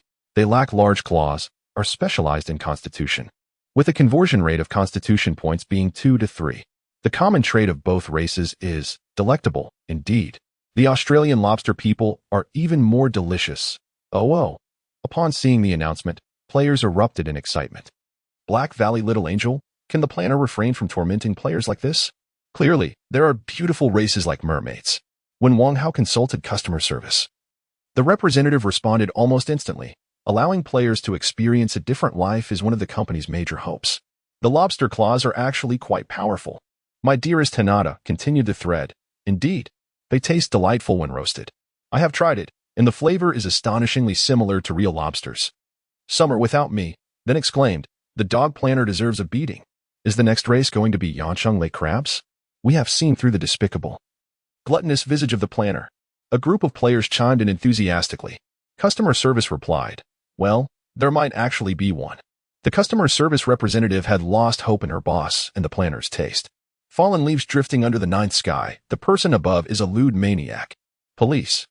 It's this individual. A multitude of playful players spoke without restraint, creating a fervent atmosphere. At this moment, the number of players online in the game exceeded 30,000. An astonishing figure indicating that more than 75 of those who purchased the game were actively engaged. Even those unable to access the online game were diligently grinding reputation in the single-player campaign. The official staff at Station were taken aback. In the game, the character Skyfire Dawn approached Lu Yuechan. Miss Palana, may I inquire if there is an option to pay for reincarnation into the Atlantis race? Faced with the wealth of a player who could pave the way with currency, Lu Yuechan found it challenging to respond and reluctantly entered performance mode. I'm sorry. Everything is at the will of the sea god. Yes, the sea god is the official. What Wang says is what goes. She was merely a struggling worker selling her labor for 997 in order to restore her body. Her words held no weight. Meanwhile, after dismissing the players, Wang Hao secretly checked the inventory of Medusa's venom held by the players through the system. A stroke of good fortune. The players had little stock remaining. Wang Hao boldly announced, Medusa's venom, I have use for it. Submit all that remains. The players are somewhat perplexed by this task. They are entirely unaware that Wang Hao fears the players might impulsively decide to poison Balu. Currently, Aishi is petrified, while Lu Yuechan, essentially a player herself, can resurrect infinitely. Only the unfortunate dwarf is truly at risk, unable to withstand the venom of the Medusa. If Balu were to meet his demise, where would Wang Hao find a substitute blacksmith? Preferably one who does not require compensation, with a touch of humor. Mo pondered. Perhaps the developers realized the snake venom was too overpowered? Although there is a system for tracking, not every player is inclined to disclose their findings. Jun Yuki shouted, wait. Why should I relinquish the snake venom I obtained through my own efforts? The next moment, he beheld a pair of elevated black metallic boots. Hold on. I've already submitted. I've done my part. Spare me, boss. To his surprise, Jun Yuki discovered that the favorability rating from the system towards his lord was slightly higher than that of other players. Wang Hao's mood brightened, his heart swelling with joy. It is everyone's duty to resist toxic tactics, but might I indulge a bit longer? He cast his gaze towards the levitating Medusa. Previously, he had withdrawn too thoroughly, inadvertently removing even the tool for extracting the venom. Now, upon encountering Medusa again, he produced a hollow black rod, approximately 20 centimeters long and 3 centimeters in diameter, formed from black water. Seeing the rod thrust towards her, she instinctively parted her lips, fully aware that resistance would be futile. In a jovial mood, Wang Hao eagerly inserted the rod into Medusa's mouth to extract the venom, playfully asking, Miss Medusa, do you consider this surrender? Translated into ancient Greek, Medusa understood perfectly and immediately wished to bestow upon him a petrifying gaze. Unfortunately, she was powerless to act, left only to glare with her reddened throat. After speaking, Wang Hao experienced a peculiar illusion. Why does it feel as if the wheel has just rolled over my face? Why did the car door lock automatically? However, upon observing Medusa's sharp teeth, even without fangs, he could swear he possessed no audacious thoughts whatsoever. After extracting the venom, Wang Hao retreated to his spiritual realm. As dawn broke in the forsaken land, the players suddenly stirred. What is happening? Wang Hao emerged from the Lord's chamber, only to hear the players exclaim, wow, another new race. Are the developers so diligent? Again? Who am I? What have I done? Wang Hao found himself utterly bewildered. Summon them. I shall await them in the Lord's hall. The art of pretense never fails, and even occasional failures do not diminish its effect. After a prolonged period of posturing in the silent abyss, he felt himself becoming a cold, unemotional pretender, seated upon the black water throne. Wang Hao observed Lu Wuchan gracefully manipulating the gradually regaining consciousness fishtail, elegantly departing to welcome the new race. Continue to seek recommendations, request small donations, and various reviews, indeed. I am enticing all esteemed readers with a little spectacle. Chapter 64, The Cat Car Service by Heavens. Alive. Leopard print. Long legs. Cat ears. Cat tails. The players were undeniably exhilarated, albeit in a rather peculiar sense. Swearing allegiance to the covenant. Goodness. A cat girl. Falling leaves in the ninth sky. This is truly a talent of the feline kind. Case HCMK. No one shall stop me from petting the cats. Down number Stardust. Sniff, sniff. This is the sin of my master. Before the players appeared genuine cat people, aside from their upright bipedal stance and their attire resembling short coats. These beings with feline heads and faces looked entirely like cats. They were even slightly taller than the crayfish people, standing at approximately 80 centimeters. Sun Xiangying had just rushed to Montreal when she was immediately assigned a new task. If she were an ordinary secretary, she might have harbored some grievances. But all she felt was exhilaration. Finally, a boss who appreciates my talents. I shall ensure the task is completed within 24 hours. Wang Hao stood in the three-story central tower of the base, gazing at the cat people entering through the ruins. There was an orange cat, a folded ear cat, and a blue cat.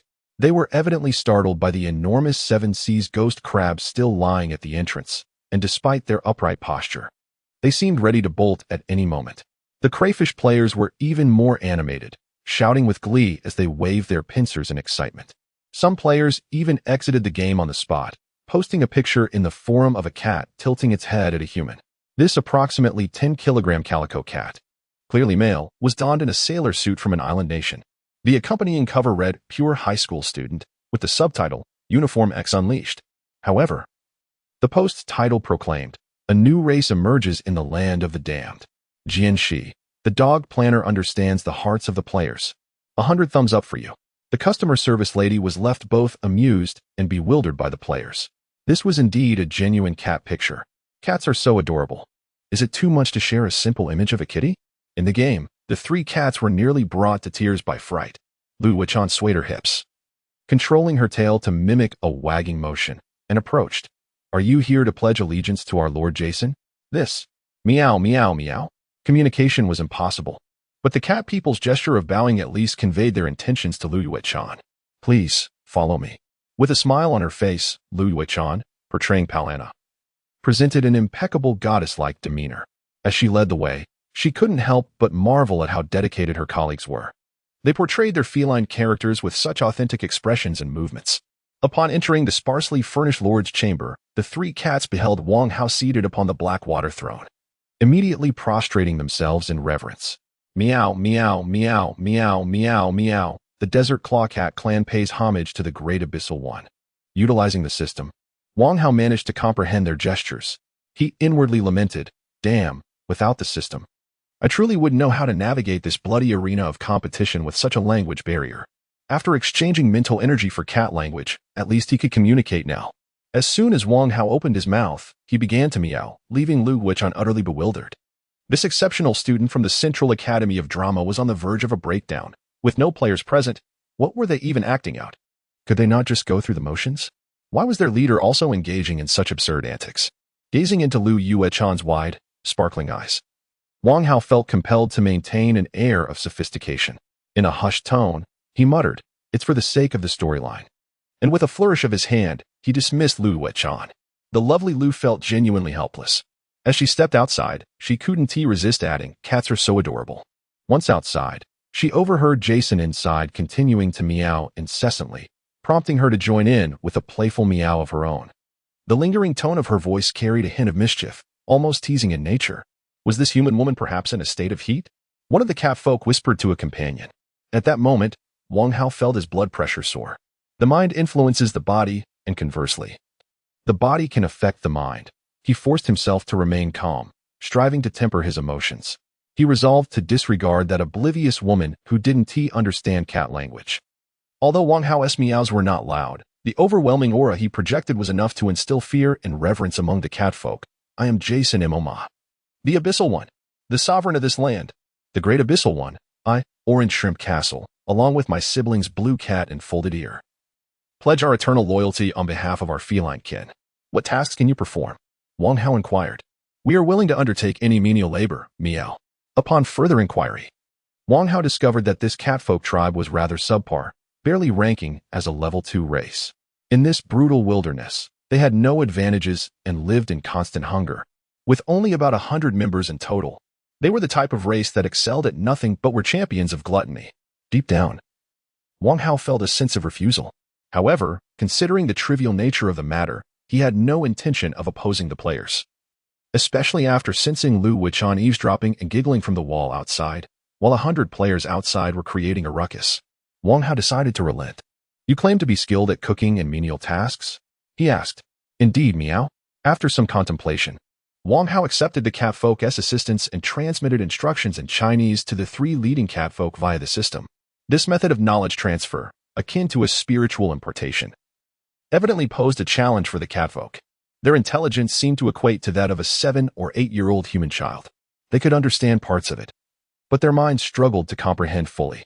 When Wang Hao sought to enhance their understanding further, the system informed him, please raise your intelligence to over 30 points, which will allow you to utilize the wise enlightenment skill to enlighten the catfolk's intellect and instill all Chinese knowledge at once. Wang Hao abandoned the idea. This is the work assigned to you.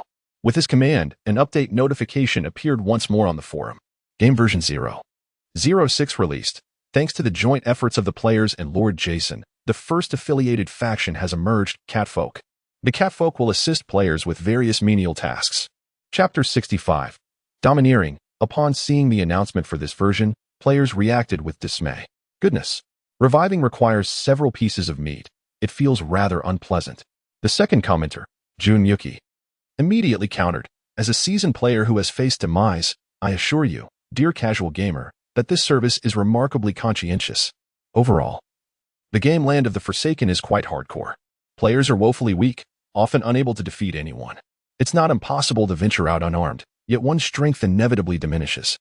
Much like in actual warfare, the defeated have no right to scavenge the battlefield. This leads to an exceedingly high rate of equipment obsolescence. Those who have been spoiled by World of Warcraft over the past decade find it hard to accept such a stark reality in equipment drops and have lodged complaints. Wang Hao finds himself in a difficult position. After all, this is a genuine alternate world, merely mistaken for an online game by foolish players. If luck is unkind and one's equipment is claimed by a comrade, revenge becomes futile. In this game, there is no concept of bound equipment. Moreover, traveling great distances only to find one's gear stripped away is a double dose of harsh reality. Suddenly, a tribe of catfolk arrives, offering assistance in retrieving equipment, which is certainly praiseworthy. Initially, the felines were quite apprehensive. I would actually recommend roasting my claws for consumption. A sprinkle of salt and dried chili would enhance the flavor. Chaos Eric Hai Xiao flaunted his own lobster whiskers, presenting himself as a dashing shrimp gentleman. He successfully startled the female catfolk, causing her to leap onto the rooftop. Meow, you, do not perish? The cat arched her back, her limbs gripping the rooftop, gazing at the lifeless shrimp and then back at the one who approached to greet her. Based on her years of predatory instinct, she determined that the two were indeed the same shrimp.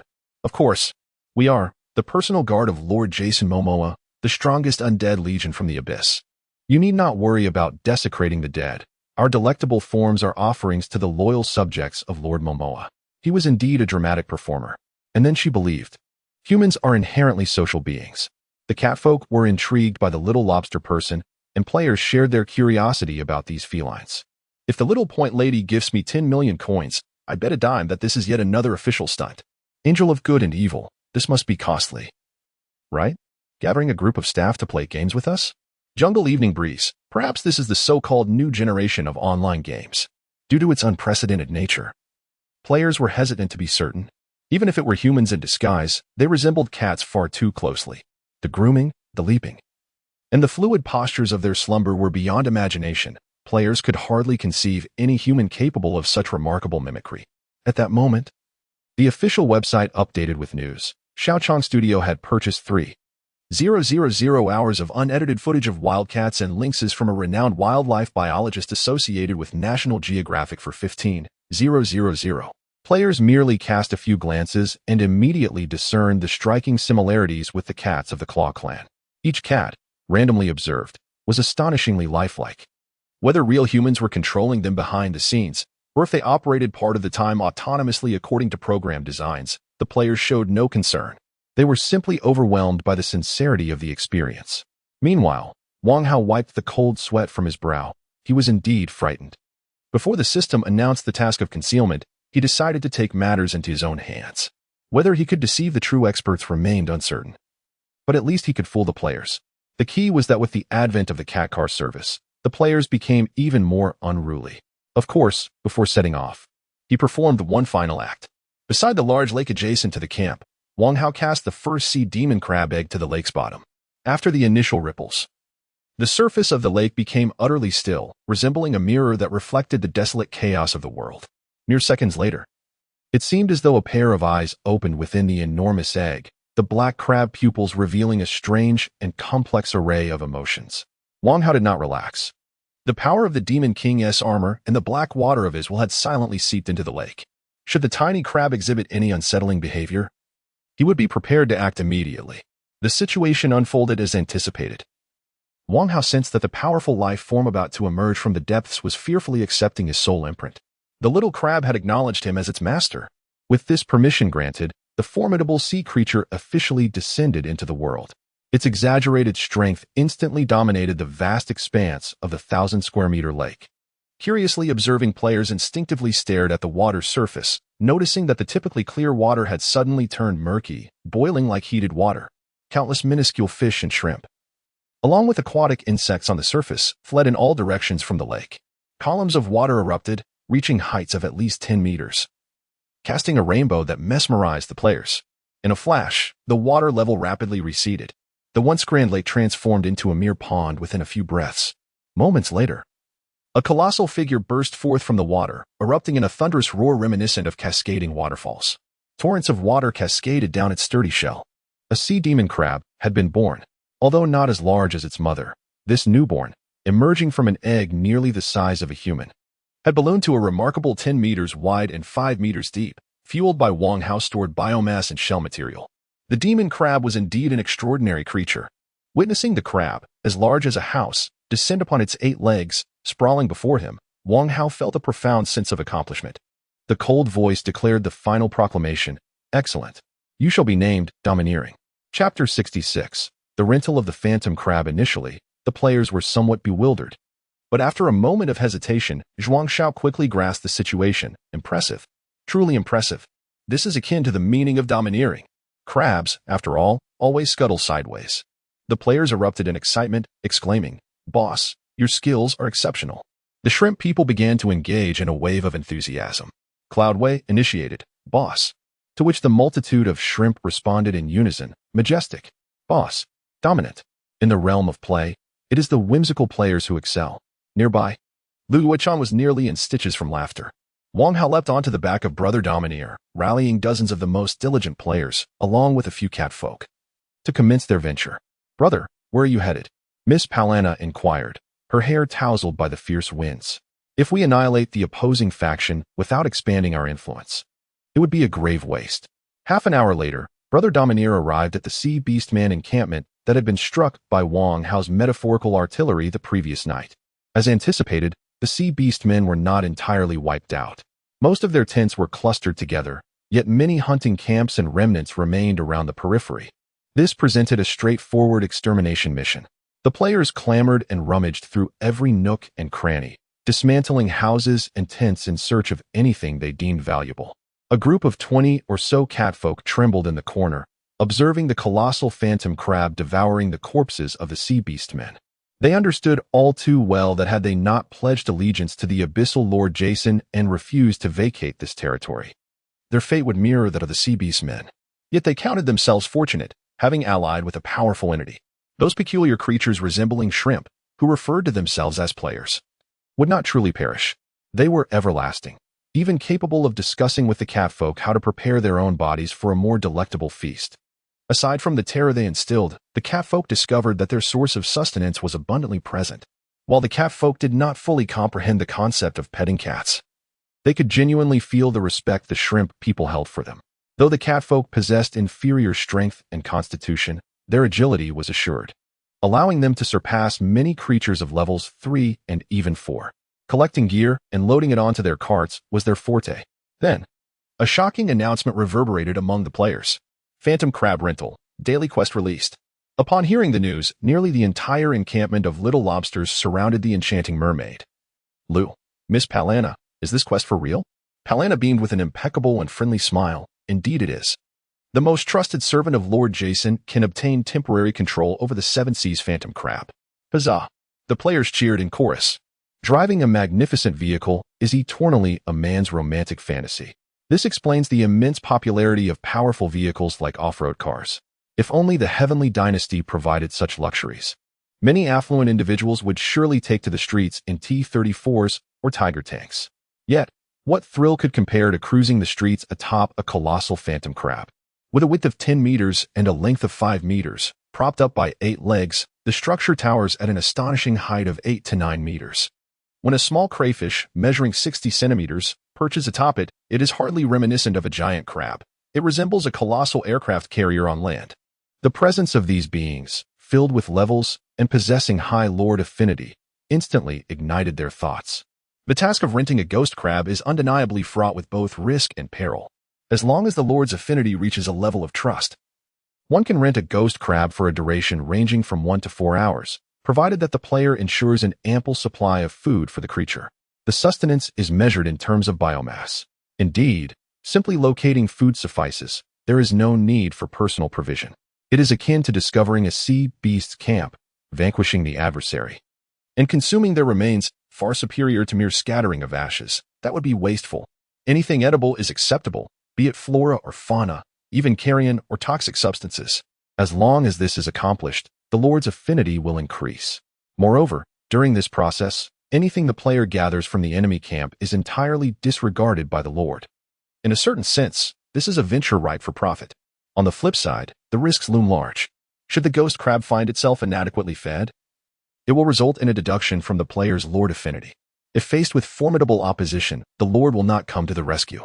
The task explicitly states that if the ghost crab perishes, regardless of the Lord's original reputation, it will plummet to a staggering negative 10,000. According to the game's parameters, such an account would be rendered worthless. This scenario profoundly tests the player's strategic planning and reconnaissance skills. Liu Yuechan had approached Wang Hao regarding this matter. However, Wang Hao remained indifferent. They must be given tasks to prevent them from causing trouble for us. Additionally, ghost crab eggs are plentiful.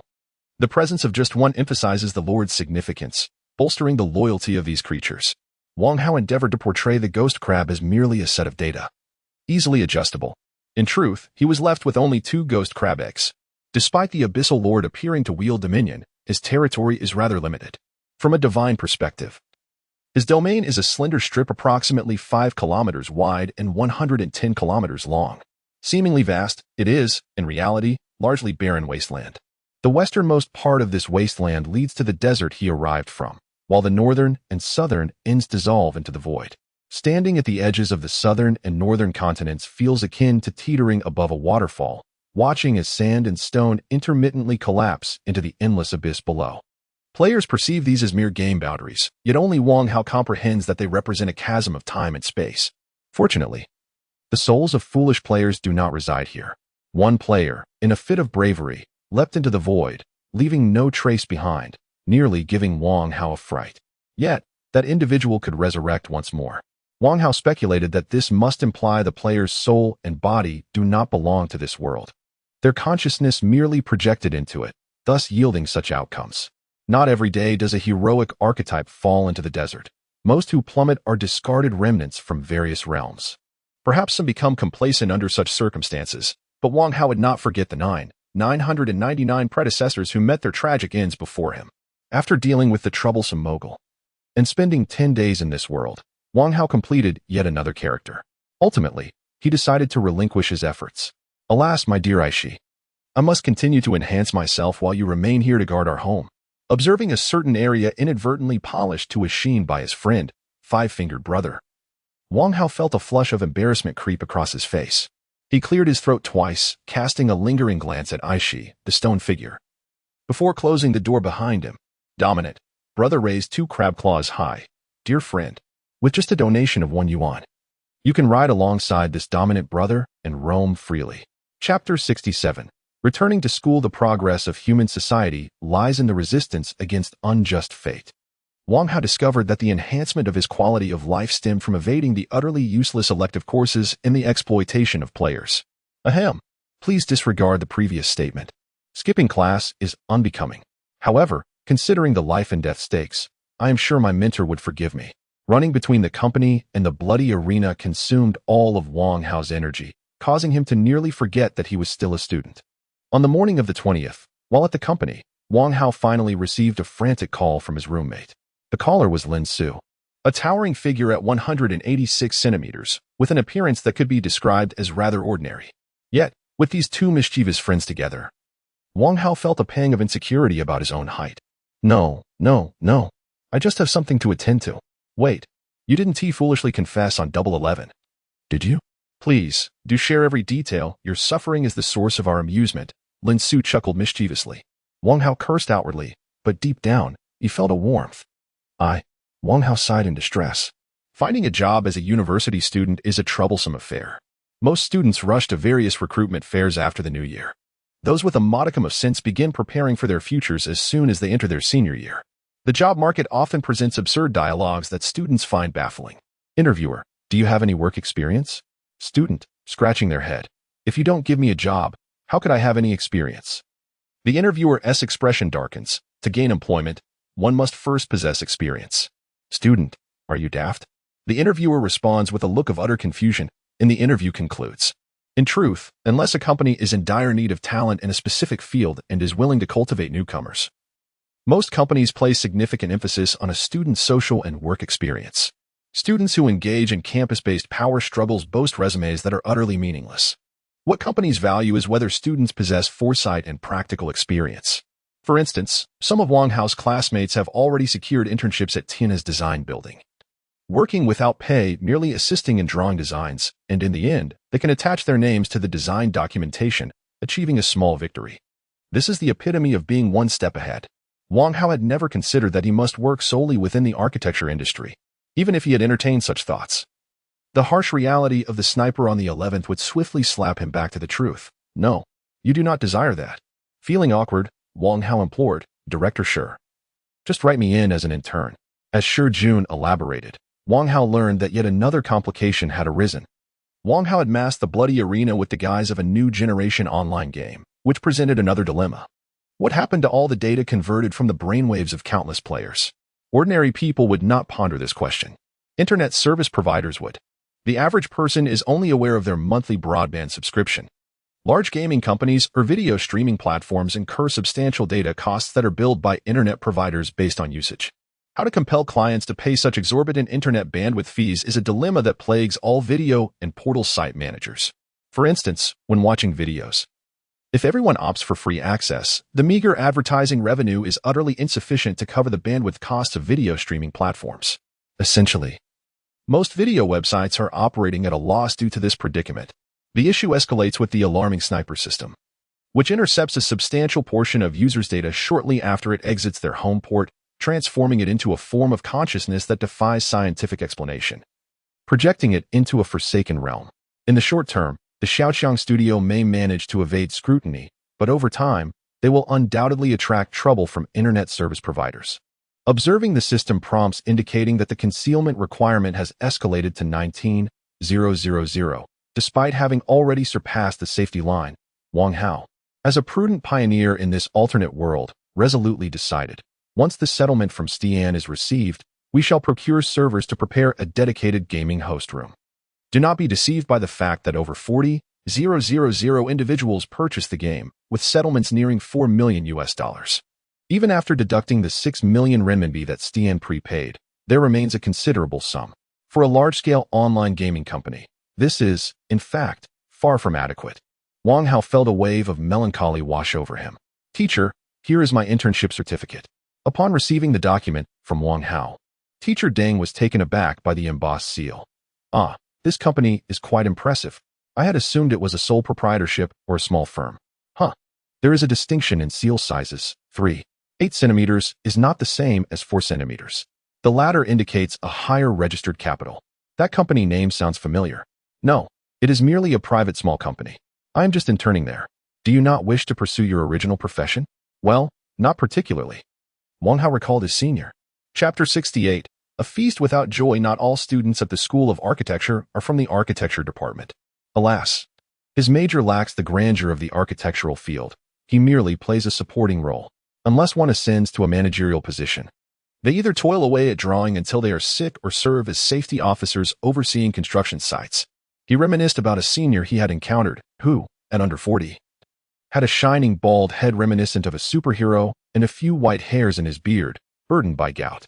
Watching him smoke while vowing to remain unperturbed at 40, Wang Hao found such a life unbearably dismal.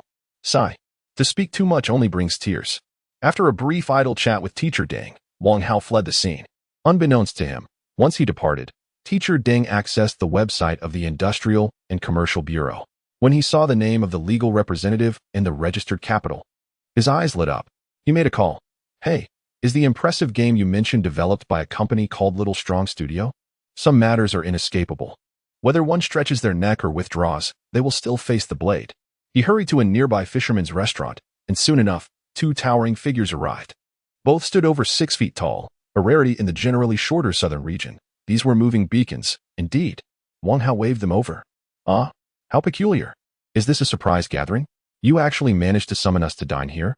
Gu Chenhan exclaimed upon spotting Wang Hao, flashing his signature middle finger as he adjusted his glasses. Wang Hao felt an urge to retaliate. This was always his friend's way of jokingly mocking him. Lin Su, however, was straightforward. We all know our financial situations, so unless it's something significant, let us not splurge. Speak up. Did a wealthy woman coerce you?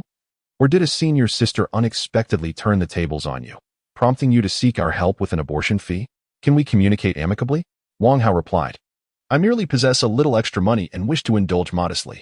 He found himself caught in a web of conflicting emotions. After all, these two good friends were the type who would share their last meal with him, embodying the spirit of brotherhood. He recalled the time he accidentally lost his meal card, which had over 200 yuan on it. In the days leading up to the end of the month, these two friends rallied together, pooling their resources to help him survive the week. With true comradeship, Wang Hao could not be stingy. It's nothing. I just found an interesting internship. There should be a bit of pocket money by the end of the month. Before he could finish, his friends erupted in disbelief. Lin Su exclaimed, No way. You really found an internship. Gu Chenhan chimed in, Incredible. We must treat you to a feast. Wang Hao imagined his wallet exclaiming, Come on. Don't hold back just because I'm a delicate flower. Face me head on.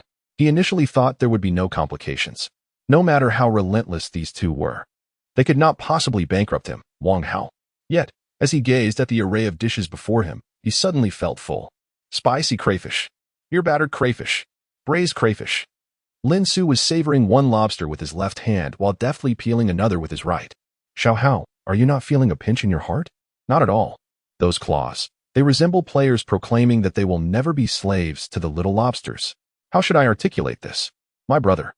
Every day I witness players engaging in absurd antics with lobsters, yet in their eyes, there is a pixelation that does not obscure Wang Hao's vision. Moreover, there are lobsters with hands and legs, which is almost a visual pollution. Gazing at the boiled lobsters brandishing their claws, I can't shake the feeling that they are the bizarre offspring of those ridiculous players, wishing I could swat them down. Gu Chenhan, ever considerate, remarked. Don't go for the big one. If there's a real issue, my brother, we can chip in for this meal. Wang Hao quietly opened his wallet, revealing a stack of crimson notes symbolizing his homeland. Despite the prevalence of Alipay and WeChat these days, Wang Hao insisted on keeping some cash on hand. After years of financial struggle, seeing money brings a sense of reality. Gu Chenhan instantly transformed his demeanor, exclaiming, 666, Xiao Hao, you're impressive.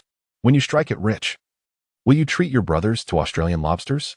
This struck a chord in Wang Hao's heart. He could almost envision countless reborn Australian lobsters meeting their demise right before his eyes. Damn it. Every word hit the mark.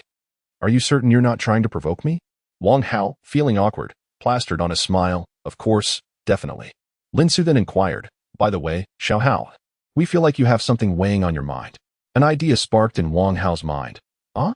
It's just that my parents have finally taken matters into their own hands and are pushing for marriage. The two friends nodded knowingly.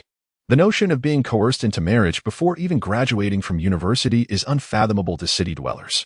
However, in rural areas, it is common for people of this age to have children. They hold a banquet and proceed as they please. intending to get the marriage certificate later when the time is right. Theoretically, Wang Hao is also a city dweller, but he hails from an urban village that still retains the traditional mindset of the older generation, who prefer to arrange their children's futures with clarity. I mourn for you. There are no words left to say. His two mischievous friends wore expressions that suggested, I understand, but I relish watching you squirm, before diving into another plate of lobsters. Lin Su asked, how's your internship at the company? The company is decent, but there are too many uncertainties, Wang Hao replied, speaking his true feelings. If the day comes when he can no longer mask his emotions, it will surely be a spectacle. That's great. I'll recommend a brother to join you. My mom also disapproves of me working on construction sites or in design institutes, claiming it's too arduous. Of course, definitely. Just then, Wang Hao received a call from his mother. Chang, come to Zhuing for dinner tonight. Huh? Don't say that. After such a long time without seeing my parents. Is it really that difficult to have a meal together? It's not that. Then it's settled. Zhuing isn't far, and the subway is quite convenient. Wang Hao didn't think much of it. Aside from his parents, sitting across from him was an elderly woman and a young lady. Upon seeing this arrangement, Wang Hao was taken aback. What the heck? Is my mouth somehow enchanted? I just mentioned my mother's marriage pressure at noon, and now this is happening. The woman appeared to possess a score of approximately 75 after her makeup application, adorned in what seemed to be designer attire. Upon catching sight of Wang Hao's face, she initially blushed slightly, but her gaze dimmed considerably upon noticing his ordinary clothing. Chapter 69. She is our target. This is Amin. The matron urged Wang Hao to sit down, enthusiastically introducing him. Meeting her disdainful gaze, Wang Hao understood her meaning and simply nodded, forgoing even the effort of a self-introduction. The woman was quite direct. I actually find you somewhat appealing, but I believe it is inappropriate. Appealing means handsome. Inappropriate means I think you are poor. Had this been a month prior, Wang Hao would have felt a profound emotional blow, his psychological scars expanding infinitely. However, upon hearing her words, he felt a sense of relief. Without comparison, there is no harm. Nearby, he had the star-like beauty of Sun Xiangying and Lu Yuechan. Far away, the exotic allure of AC and Medusa. Apologies, but with your looks, I truly find you beneath my notice. As she spoke, Wang Hao's parents grew anxious. They were quintessential villagers. What does it mean to be a villager? They might be impoverished or lack education, but they cannot afford to lose face. Whenever there was a need to renovate a temple in the village, they would scrimp and save to contribute a sum that, for them, was considerable. Wait, Lu's daughter, we. The woman waved her hand, cutting him off. I was pushed into this by my mother. If you were truly an outstanding young man, I might consider you.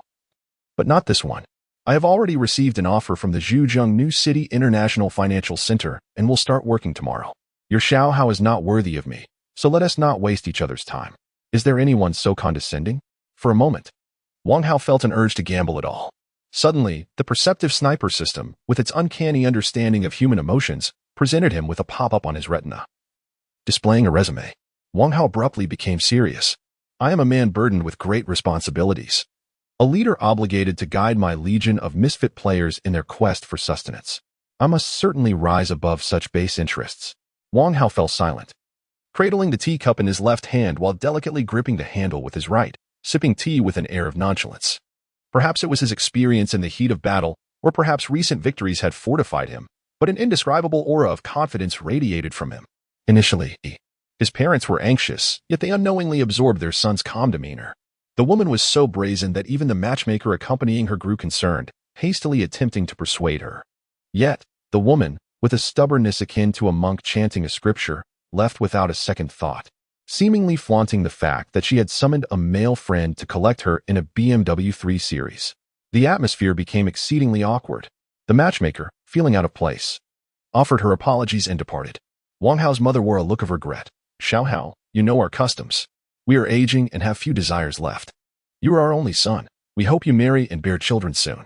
That would bring us peace before we pass. Wang Hao's hand trembled, his serene composure evaporating. How burdensome. Mother, even if you wish to lift the weight off your heart, you need not send me a 1-ton stone from the bottom of Daming Lake. This cold joke is utterly unamusing. Observing Wang Hao's silence, his mother continued, I understand our family situation is not ideal, but if it comes to that, we can find someone back home for you. Wang Hao nearly crushed the cup in his hand and hurriedly protested, No, Mom. Your son has already secured an internship. The income is decent. In fact, I've started a small company with a few friends. A small company? Is it reliable? What is your share? Perhaps your father could have a look? His father, who had transitioned from farming to working as a furnace operator at the Guangzhou steel plant and had lived an honest life, could retire early. Wang Hao was at a loss for words. Should he really explain to his father that he had crossed over to become a demon king? That even the game company was merely a fade? Noticing Wang Hao's discomfort, his mother added, "Don't put pressure on the child. This year's economic climate is tough. Even if our son were to sell soybean milk, we could proudly say he is the syrup department manager or white sauce department manager." Someone could no longer contain themselves and spluttered hot tea, cough. "Mom, do you really think so poorly of your son?" His father encouraged, "We know you're doing well. The kids you played with back in the day are all working as security guards in the village now. We'd be very happy if you had a proper job." His mother hinted, "Oh, it seems you look down on Amin. Are you in a relationship?" At that moment, for faces, each exuding charm, grace, wildness, or allure, floated through Wang Hao's mind. He vehemently denied, "I'm not. I don't. Stop saying such things." That evening, Wang Hao nearly fled in disarray. And once outside, he called Shi Jun, who laughed for a long time. "Boss, take it easy. Just enjoy the show tomorrow." The next morning, Amin felt anxious. Although she believed she had dressed appropriately, simply riding the elevator made her doubt herself. Women possess a natural repulsion towards one another. Why does an average-looking girl often have a press F to enter tank friend? Even Xiaoxiang needed a bunch of plain women to highlight her beauty. Otherwise, how could she entice Tang Bohu? However, as the elevator ascended to the 28th floor, Amin began to question her life choices. So many stunning women with perfect figures? Was this not an audition for the Central Academy of Drama? Or perhaps a casting call for the fabled Curse of the Golden Flower too? A multitude of beauties, each clearly having trained in poise, effortlessly outshone those around them who lacked any dance background. As she entered the grand lobby with its impressive V-shaped reception, stared at the extravagant projection screen, and caught a glimpse of the spacious, bright, modern office area, Amin felt her confidence wane. After submitting her application, she could no longer resist asking a woman who bore a striking resemblance to a counterfeit version of a famous celebrity nearby, "Miss, are you here for the front desk interview too? This is just a 5,000 yuan front desk position, right? With your qualifications." The beautiful woman cast a glance at Amin and remarked, "Did you see those individuals over there? We have journeyed here from Hongdian, flying across vast distances. Is it easy for us? Who would be interested in such meager salaries?" At that moment, the large projection screen displayed a video of Lu Yuechan as a mermaid. The woman surveyed Amin with a hint of disdain and added, "She is our true objective." Chapter 70. A new opportunity. Amin overheard the murmurs around her. Speaking of the first female gaming streamer of the new generation, they mentioned her impressive follower count on various platforms and the attractive annual salary offered by Bias Station to recruit talent. Amin found herself utterly bewildered. Her mind was a muddled mess. In a moment of panic, she searched on her phone and was taken aback. Lu Weichan was incredibly popular. The reasons for her stardom were clear. A seasoned commentator described her with eloquent praise, an exquisite visage, eloquent speech, a vocal talent akin to that of a professional singer, and an inspirational background. In the show Heavenly Kingdom's Melancholy, every contestant feigned hardship to elicit sympathy, while Lu Yuechan possessed a legitimate disability certificate. While the streaming industry was saturated with a plethora of talentless hosts, she established a new benchmark. With impeccable 3D modeling, Miss Lu Yuechan transcended the barriers of reality, becoming a true icon. There were countless similar accolades. Amin gradually realized that the numerous beautiful women flocking to this little strong studio were not merely seeking clerical positions. They aspired to seize the opportunity for ascendance, to spread their wings like a phoenix and soar to greatness. Perhaps by working at the front desk, one might captivate the boss with their beauty? Suddenly, a wave of regret washed over Amin for being there. With her qualifications, she stood no chance of competing. Just then, a commotion arose at the entrance. "Hello, President Wang," someone called out. Amin felt as though struck by lightning. Was it him? The handsome visage she had seen the night before was now adorned in a striking ensemble, a silver suit paired with a pristine white inner lining, and a dazzling watch that caught the eyes of many, complemented by his commanding stride that resembled a male model on the runway. Beside him stood a female secretary in a tailored suit skirt, radiating confidence with her starlet-like features, her hair gently swaying as she walked. At first glance, Amin almost mistook her for Li Hyeri. They appeared so well matched.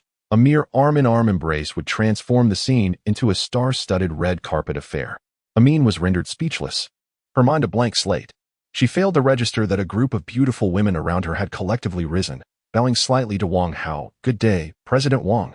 Even though they were clad in business attire with minimal makeup, their poised stature and striking figures outshone the ordinary, leaving those without any dance training utterly eclipsed. Indeed, Wang Hao was taken aback. How was I to know? Recruitment is not my responsibility. I merely recalled that manager sure needed a receptionist. Lu Weichan was to perform as a mermaid and needed a front desk assistant. That was all. Wang Hao murmured to Sun Xiangying while awkwardly greeting the ladies. He had no idea who was who, forcing himself to appear at ease as he entered the company. He dared not meet their enchanting gazes, maintaining a facade of a smile while internally feeling an urge to flee. I merely sought a shell company for the sake of pretense. Yet this burgeoning situation is utterly perplexing. If I am indeed called upon to participate in some motion capture cinematic endeavor, shall I comply or abstain? Wang Hao's mind was clouded, entirely oblivious to the fact that someone was due to arrive that very day. Unbeknownst to him, at the moment of his appearance, Amin had been engulfed in melancholy for quite some time, a feeling akin to having missed out on a fortune of 100 million. It was not until the evening wrap-up that Wang Hao, awakening to reality, inquired of the temporary front desk attendant, only to discover that Amin had come and gone. He could easily humiliate Amin. However, perhaps his true identity was already the utmost affront to her perspective. Some opportunities, such as the proverbial monkey dung, are simply lost forever. Had she possessed a more amiable tone back then, they might have forged a casual friendship. Shi Jun recounted the events. Biostation has approached us with a proposal to acquire the exclusive live-streaming rights for the Forsaken Land. They also wish for Xiaochan to become a resident 3D virtual host for Biostation. The offer they presented is quite generous, accompanied by a zero-distance virtual idol initiative. He pushed the fax from B-Station across the table to Wang Hao, while Lu Weichan sat nearby in her wheelchair, attentively listening. Wang Hao merely wished to play a game, yet many astute individuals discerned an expansive market beyond that. Biostation prides itself as a video platform, but it was originally founded on mobile gaming, with a once-derided mobile game accounting for half of its revenue. Following its Nasdaq listing, it has faced persistent criticism for straying from its core purpose. The live-streaming video sector is notoriously costly, and amidst ongoing financial losses, discovering new profit models is imperative for Biostation. At the onset of 2019, they launched the Virtual Talent Broadcasting (VTB) initiative, which yielded some success but failed to dominate the live-streaming industry. A vast number of internet users still preferred watching streamers engage in games like League of Legends, Arena of Valor, and PUBG. The consciousness immersive VR experience undoubtedly represents a novel market frontier, unlike the latest VTBs emerging from Japan. Advanced technologies like the Forsaken Land exemplify the true future of virtual engagement.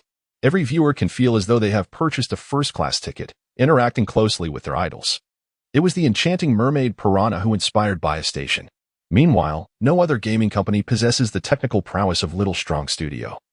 The modeling of virtual idols from real individuals often results in subpar representations. For instance, when seated, the model's thighs awkwardly protrude from beneath their skirts, rendering it quite unwatchable. The appeal from B-Station prompted the influx of eager applicants from Hongdian, with many willing to accept even clerical positions. Such astuteness is commendable. Wang Hao shrugged. Lu Weichan carefully considered her words. This is rather commonplace. Following last year's tax evasion scandal involving a prominent figure, the government initiated reforms within the entertainment sector. Hongdian has reduced its production schedules by 45 this year. Many young actors, or those who have long been relegated to minor roles, are struggling to survive. Given the opportunities here, it is only natural that they flock to us. If you were to broaden your hiring timeline, Mr. Wang, we might find applicants queuing at the IFC entrance by next week. The Bayou platform has offered a substantial sum for the exclusive live-streaming rights to the abandoned land, which is undoubtedly a positive development. However, the demands for discretion have escalated significantly. Wang Hao is truly at his wit's end. Chapter 71. Adhering to one's true nature as of today, The Forsaken Land has sold 108 copies, a truly astonishing figure. Remarkably, due to the rapid advancement of the single-player campaign in line with the closed beta testing, players regard this as the most conscientious early access game. Little do they realize, it is because the Forsaken Land is, in fact, a genuine world. What they experience in single-player mode is merely a mirrored replica. Consequently, on the Steam platform, This new type of VR online game boasts an impressive 99 approval rating and overwhelming acclaim. This is a figure capable of driving anyone to madness. No new company has achieved such a feat. Only Wang Hao is aware that the profits are hardly substantial. Firstly, there are requirements for discretion to meet. Secondly, there are costs associated with the Sniper system's game engine licensing fees.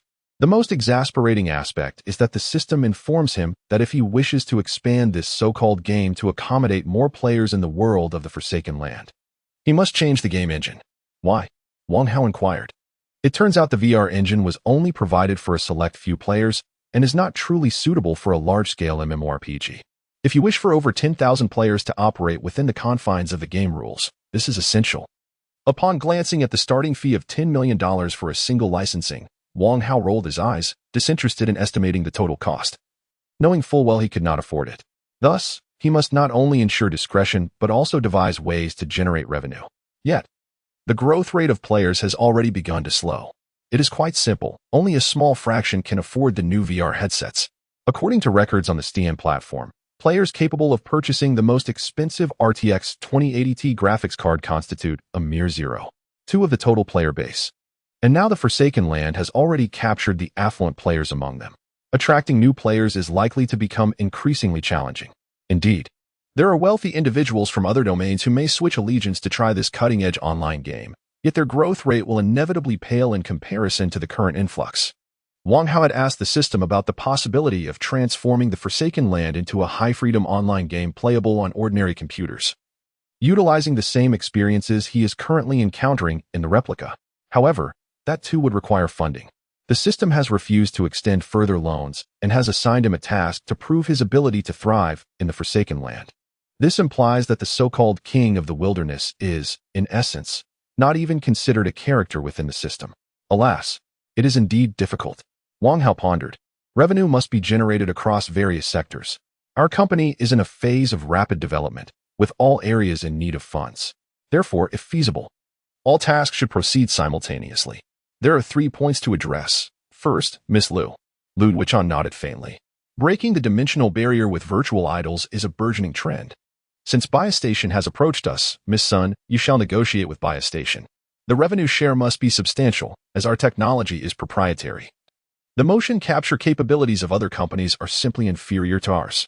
Furthermore, we must secure additional resources from Biostation to promote us effectively. Ultimately, they endeavored to disseminate news of exclusively broadcasting our company's game videos. Upon hearing this, Shijun clapped his hands in delight, exclaiming, "Brilliant! Absolutely brilliant!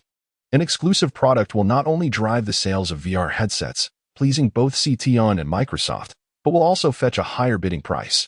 In this era, where the absence of new games renders one powerless in the realm of video content, while a multitude flock to watch talented performers, a greater number of viewers opt to witness skilled players showcase their prowess in gaming.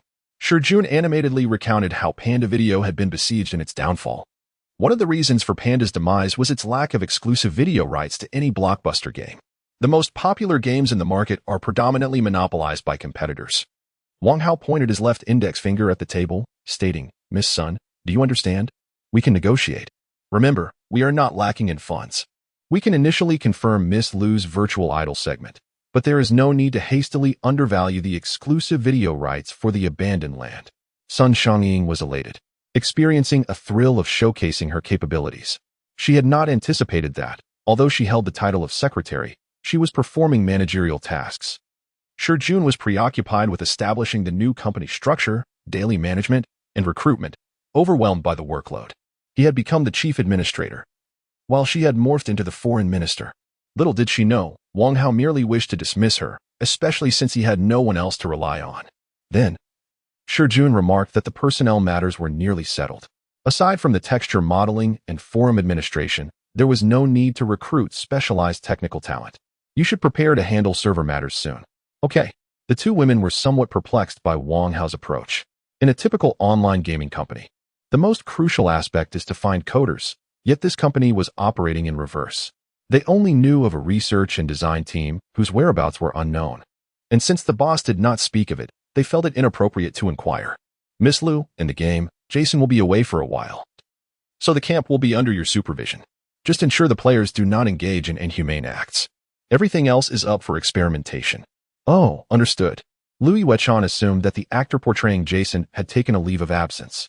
In the end, it was Sun Xiangying who asked, "How will you arrange the beautiful women outside, gentlemen?" Sun Xiangying appeared serious, yet perhaps she was already preparing to enjoy their misfortune internally. "I merely wish to invite a receptionist to assist with receiving deliveries," Wang Hao replied, turning to glance through the blinds at the outside. If the two women in the room possessed an exceptionally high concealment score due to their unique backgrounds. The group of ladies outside radiated high scores solely based on their beauty and figure, each seemingly scoring a perfect 500, making it feel inconsequential whom one might choose. It was not that Wang Hao was unmoved. Had it not been for the bloody arena incident, he might have spent his days engaging in playful games with those ladies. However, in his current precarious state, he lacked the disposition for such frivolities. He immediately exuded an air of resolute composure, reminiscent of someone who navigates through a garden of flowers without a single petal clinging to them. "Regarding recruitment, I have always placed my trust in Manager Sure. Thank you. I have no interest in any of those from Central Academy of Drama or China Film." Shi Jun appeared utterly indifferent. "Then I shall proceed to the interviews." Observing the unwavering determination etched on the faces of Shi Jun and Wang Hao, the two women were inwardly astonished, pondering the immense fortitude such resolve must require. Perhaps offspring of affluent families could achieve this level of composure, but their origins seemed rather ordinary. Sun Xiangying gazed at Shi Jun's silhouette, casting a glance at Wang Hao, and found herself regarding them with newfound respect. Only Wang Hao understood that Shi Jun's steadfastness was not due to a lack of affection for beautiful women, but rather stemmed from his singular devotion. Since childhood, his gaze had been fixed solely upon the golden-haired kingdom. Wang Hao, preoccupied with the demands of his burgeoning responsibilities, remained oblivious to the implications of his designated quest, which allowed players considerable freedom. After successfully navigating the bureaucratic maze with the studio's internship documentation to excuse himself from class, he lawfully absented himself. The dormitory was no longer tenable, prompting him to seek a solitary apartment in Zhujiang New Town. Numerous upscale single apartments were available, with rents starting at 4,000 yuan for a modest 20 square meters, boasting efficient management. Save for the exorbitant cost, they were quite satisfactory. After relocating to a fully furnished apartment near a company, Wang Hao redirected his focus to the Forsaken Lands. The system offered players various skills, yet as the leader, he lamented his inability to find a mentor. The sole source of skills and magic resided in vanquishing that elusive mogul. This was wholly insufficient. Akin to an NBA player possessing exceptional physical attributes without the requisite skills to become a star, both technical prowess and finesse were indispensable. After bidding farewell to Piranha, Wang Hao stealthily departed. Upon exiting the camp, he encountered the sandfish of the novice tribe. The true duration of the Forsaken Lands remained shrouded in mystery, its eerie expanse having existed long enough for certain species to undergo mutations. The sandfish exemplified this phenomenon, an odd creature resembling a loach, yet possessing 2 legs, measuring approximately 5 meters in length, with particularly robust individuals reaching 10 meters. Their most notable attribute was their innate ability to perform a rudimentary earth-shifting technique, enabling them to burrow into the surface of the ground like a diver, typically to a depth of around 5 meters, beyond which they could not venture. Even in arid regions, one could occasionally witness their dorsal fins ominously breaking the surface, reminiscent of a shark's fin slicing through ocean waters. These creatures were not true predators.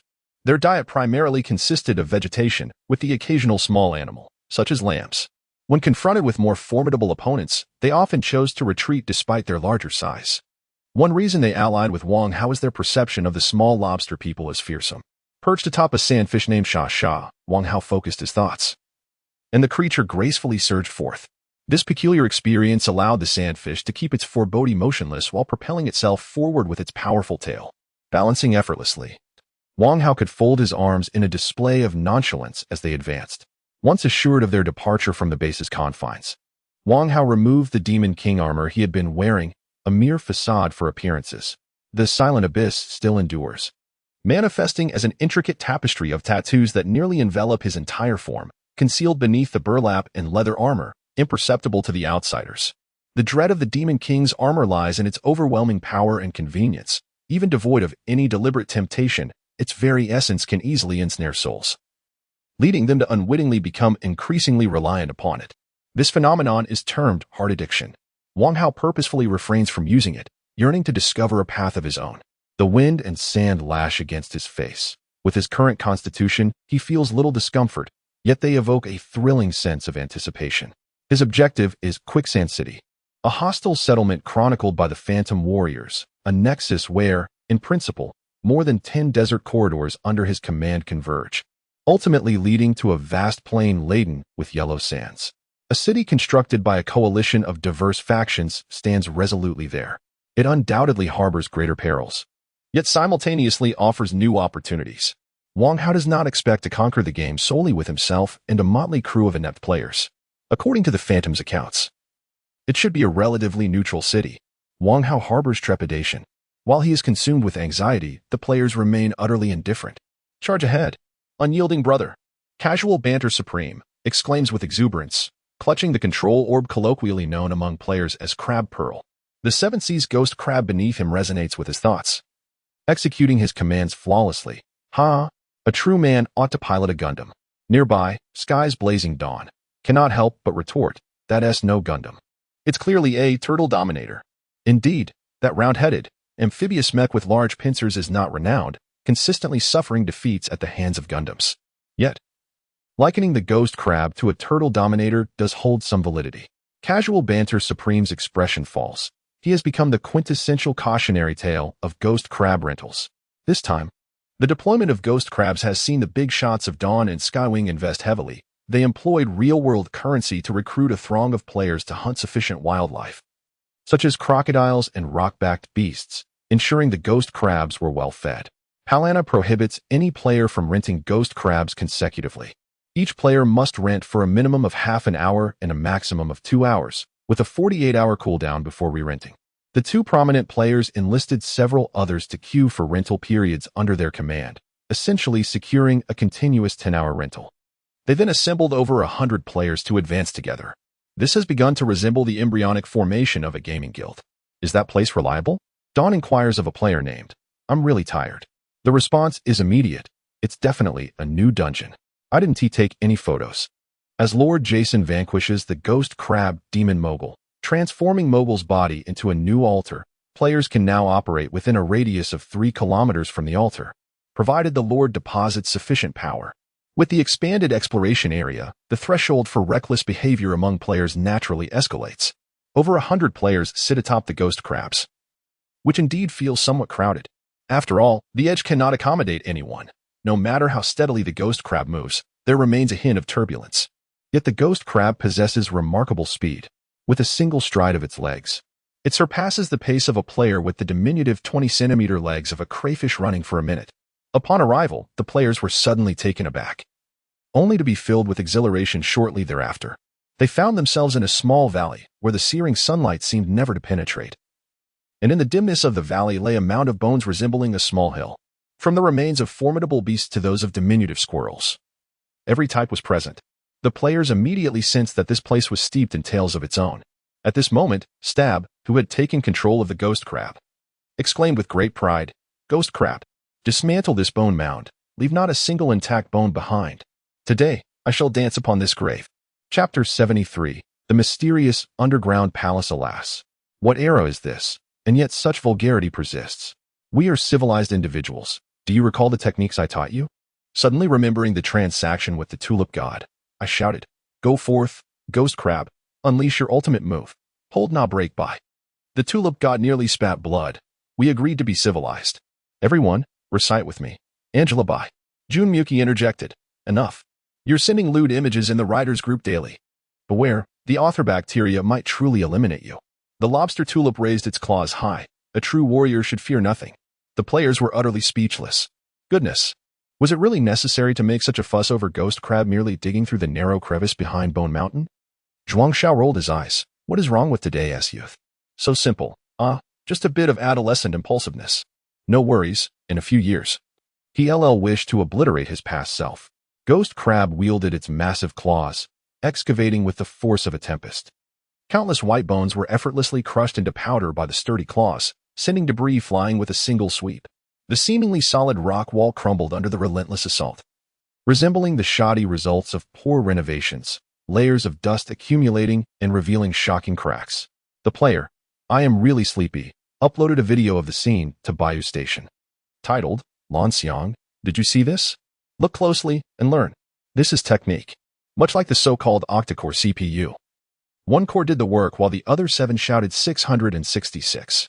Amidst the chaotic cheers from the players, the well-fed ghost crab worked with remarkable efficiency, creating a massive cavity behind Bone Mountain in mere minutes. 10 minutes later, it's open. It's open. A player shouted. Originally, there were contraptions within the stone crevice. Once the over-a-ton stone door shut, a lobster player could never enter alone. Clearly, the opposition had not anticipated such a digging machine as Ghost Crab. When the rock wall was finally breached, the so-called defenses were nothing but a jest. Through the enormous opening large enough for Ghost Crab to enter, players tossed in what they termed glow sticks, composed of ghostly leg or arm bones, combined with the unique bioluminescent algae from the lake next door. Once activated, they illuminated an area of about 10 meters. Bathed in the gentle green glow emitted by a dozen glow sticks, the players beheld the entire expanse of the hall. It was evidently an artificial underground palace. The neatly arranged brick walls bore no signs of aging or peeling, and the murals on the walls were unmistakably freshly painted. Even the crescent-shaped wall lamps contained a substance akin to lamp oil. One player threw in a torch, instantly enhancing the hall's illumination. Swimming in water, suddenly exclaimed, "Wait, aren't all artifacts discovered in tomb raiding supposed to be handed over to the state?" A burst of laughter erupted from countless players. Such an old joke, little did they know. Someone took it seriously. Xian Su from the pile of old papers, come on. Man, look at the style of the murals. This is clearly Egyptian. The lineage of Tutankhamun saw numerous pharaohs of Egypt, yet in the end, they were all gathered neatly together, displayed for the world to see at the Grading Empire Museum. This is merely a game, so there is no need to take it too seriously. Many might argue that it is you, my friend, who is being overly earnest. Meanwhile, the esteemed Wang Xiao and others grew anxious. Do not let your guard down. The massive crab could not enter the tomb, and the fate now rested upon the players. Over 100 small lobsters, accompanied by 10 cat folk, appeared feeble and helpless within this clearly human-sized tomb. But the players were undeterred. They dispersed in teams, their presence reminiscent of invaders storming a village, even contemplating how to meticulously extract the frescoes. The cats stared in bewilderment. The orange tabby asked, "Is this truly wise?" This seems to be their territory. Brother Scowing lamented the game's remarkable intelligence. Or perhaps the dedication of the staff portraying cats was so profound that he too fell into character. Our master, Jason Momoa, has commanded us to eliminate all foes on this land. Those who refuse to submit to our Lord shall be met with absolute annihilation. Nearby, a player interjected, "Wait, boss. What if they're truly dead?" Brother Scowing, unfazed, replied, "Then we shall grant them eternal obliteration." This declaration was delivered with considerable bravado. The orange tabby pondered for a moment, suddenly filled with admiration. Indeed, this was the indomitable legion under Lord Jason. Suddenly, a scream echoed from the west. "Enemy attack! Enemy attack!" It is the dog-headed Anubis accompanied by scorpions. A nearby player team was swiftly overwhelmed. Most players, however, retained some semblance of sense, scrambling to regroup around Wang Xiao, who waved a red glowing stick. Nearly 100 small lobsters raised their pincers, clutching tiny bronze short swords or bone knives, forming a fragile circular formation. The enemy loomed in the dimness, barely discernible. Suddenly, a green light shimmered in the distance, elongating the shadows around them. Emanating from a towering figure adorned with a golden dog-headed mask, standing at least 2 meters tall. As the creature spoke in a rapid, unintelligible tongue, the players stared at the shadowy giant, utterly perplexed. In this day and age, players are of a high caliber. Their English is hardly a concern, as it has long been part of obligatory education. They have even learned Japanese for the sake of FBI warnings and Korean for the allure of K-dramas. Some can even utter a few phrases in Thai. Yet, faced with this giant dog-headed figure, none understood its words. This did not deter the players, as one promptly recorded the audio and video of the encounter and uploaded it to Jihu. Shortly thereafter, a player reported, "The Jihu expert claims that the creature speaks in Egyptian dialect, or perhaps ancient Egyptian. It is cursing us for trespassing into the sacred land of the great Ptolemy." The players were unfazed. They would fear trespassing into a forbidden zone of the Celestial Empire. But who cared about Ptolemy? Many foolish players couldn't even pronounce the full name of the American president, so expecting them to know anything about Egyptian history was absurd. After all, there were no exams to worry about. Players merely exclaim in awe, "What a meticulously crafted game." They truly rush to delve into the intricacies of the Egyptian language, unlike certain lackluster films that, while set in Britain, resort to American English. Now, the game system, which is meant to disguise itself, offers no translations for the players, leaving them unable to communicate with the dog-headed beings. We are the vassals of the Abyssal Lord Jason Momoa. In the name of the Great Abyssal One, we command your surrender. The character Zhao Xia symbolically shouted a few phrases in Chinese. In response, a cacophony of incomprehensible chatter erupted as a horde of scorpions surged forward. Additionally, figures adorned in peculiar skirts, or perhaps drapery, wearing dog-headed, jackal masks, advanced menacingly, wielding weapons steeped in Egyptian style. The god of tulips bellowed, "Let us go for it. Just do it."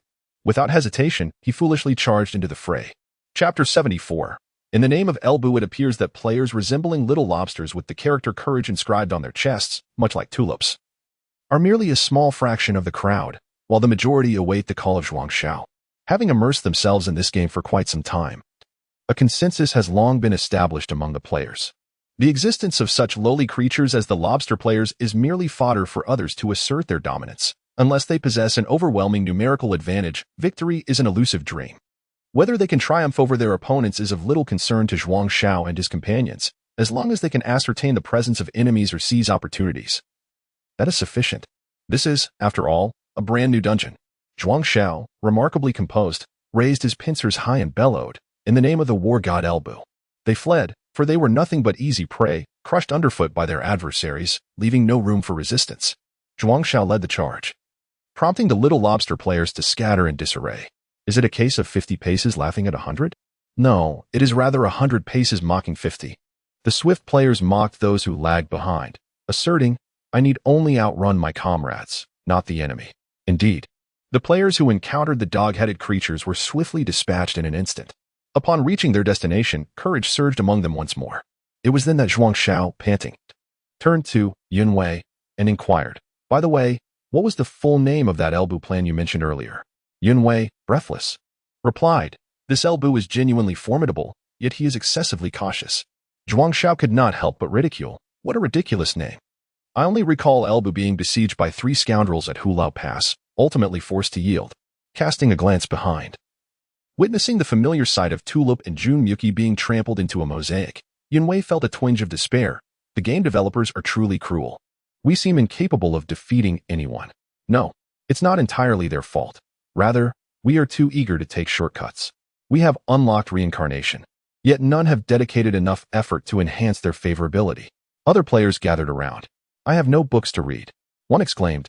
"I highly suspect the lobster people are not nearly as strong as they seem." Zhuang Shao shook his head. "No, based on their size. The lobster creatures must be significantly larger than the little lobsters. The developers have confirmed that their shells are at least thicker." Timeless Reading lamented, "Stacking the thickest shells only to endure the harshest blows. Is it not better than our current predicament?"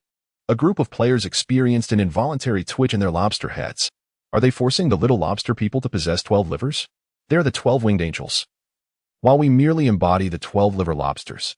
At that moment, the dog-headed creatures charged forth with a battalion of minions, only to be met with the merciless assault of the ghost crabs. A massive crab claw came crashing down, reminiscent of a giant lifting a small car and indiscriminately smashing it down. The dog-headed creature screeched in alarm, narrowly evading the blow. Yet his unfortunate minions met a grim fate. In the eyes of the players, it was their turn to become bloodied horses soaring through the air. Observing the chaotic display of pixelated carnage, the players had become seasoned in their trepidation. Once within the protective range of their own turret, their blood pressure dropped, and their courage surged. "Unpredictable," exclaimed. "Ha! Let them perish." UQC added, "This is what you deserve. Embrace the judgment of the river, demon, crab. Apologies, but we are unwaveringly steadfast. To engage us is akin to challenging a defensive tower." The scene appeared exceedingly awkward, as players found themselves unable to breach the lines, while the canine-headed Anubis dared not emerge. Indeed, though enemies, both sides resembled 2 quarreling huskies, or rather, like internet trolls hurling insults from afar, each too apprehensive to approach the other. Yet, this is of little consequence. Players, when subjected to torment, are entitled to retaliate, and when the opportunity to boast arises, they seize it without hesitation, regardless of whether the opposition comprehends their fervor. "Hey, canine over there, are you brave enough to come up?" This provocation truly roused the opposing Anubis.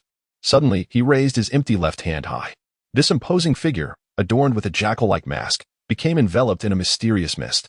The air grew thick with an aura of desolation and chill, sending shivers down the spines of the players, who could almost hear the mournful dirge for the departed echoing in the distance. The battlefield transformed. Numerous human corpses floated ominously upon a murky black river. Shadows knelt along the riverbank, their soft sobs heightening the eerie stillness that had descended. 50 meters away, Anubis' eyes, radiant with golden light, gleamed with profound insight, as if he could pierce through time and space to unearth the deepest sins hidden within the souls of the players before him. He scooped up a handful of earth with his sharp claws, letting the grain slip through his fingers like time itself. Suddenly, a massive balance scale materialized behind him. The shrimp-like forms of the players underwent a startling transformation. Their hardened exoskeletons seemed to melt away like wax, revealing what was ostensibly their hearts beneath. Throughout this entire ordeal, the players were utterly powerless, unable to even blink. They could only watch in astonishment as Anubis unleashed his formidable power. A faint sound of metallic chains echoed in the void. Ethereal, translucent silver chains, each no thicker than a human pinky, manifested and pierced into the chests of the shrimp-like beings, seemingly intent on extracting their hearts. Yet, in the next moment, Anubis froze. After what felt like an eternity, a weak, incredulous voice escaped him. If any players understood ancient Egyptian, they would discern his words. How is this possible? These shrimp-like soldiers possess no souls. It felt as though 10 minutes had elapsed, though in reality, only seconds had passed.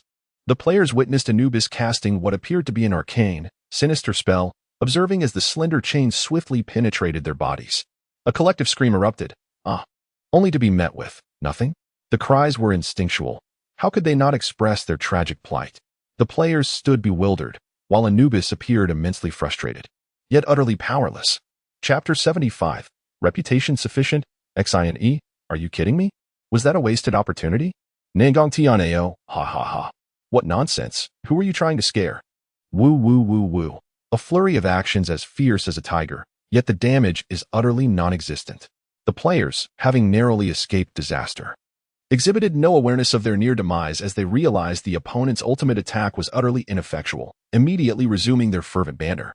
Observing the group of foreign adversaries, who were clearly posturing despite the language barrier, Brother Doghead began to doubt the purpose of his existence. He gazed at the audacious ghost crab, feeling utterly helpless. Have my powers been severely diminished upon entering this realm? I cannot even handle such insignificant minions, helpless against the formidable souls of this world. Indeed, I have sullied the esteemed name of Anubis. With no intention of enduring further humiliation, the entity resembling Anubis grasped his long staff and retreated into the shadows of the underworld. Thus, a grand confrontation concluded in a rather anticlimactic manner. The players, however, were unfazed. After all, who has team met their demise 100 times in an online game?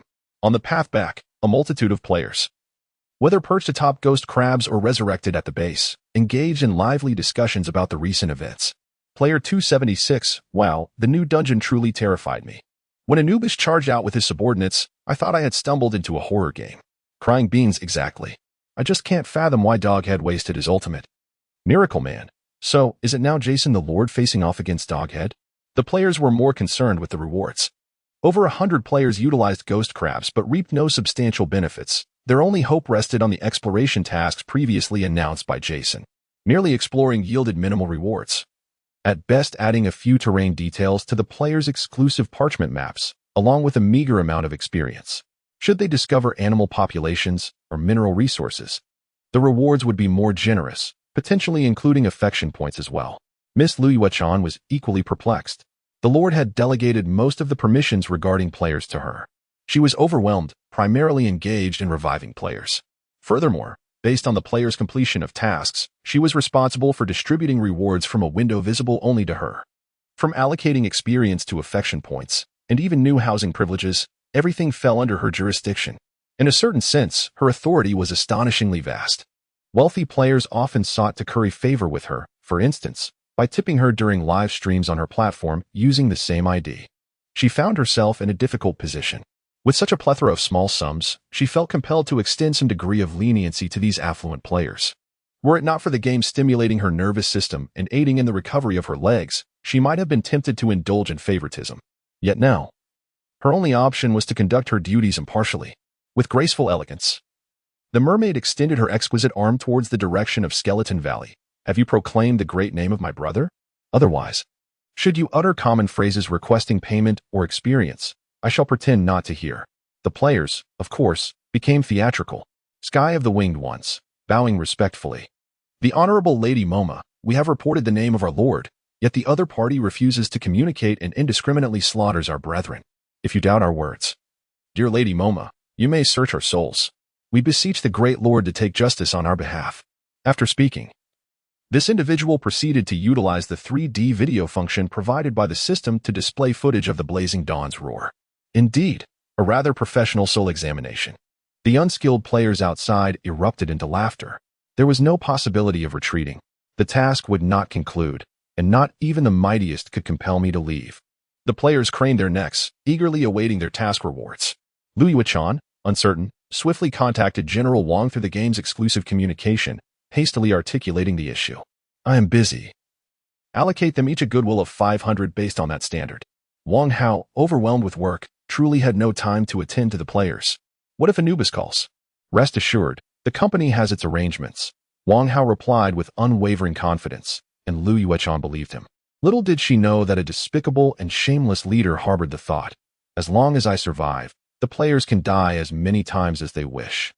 If I perish, it would mean the game producer has met their end, leading to the company's collapse and the game's closure.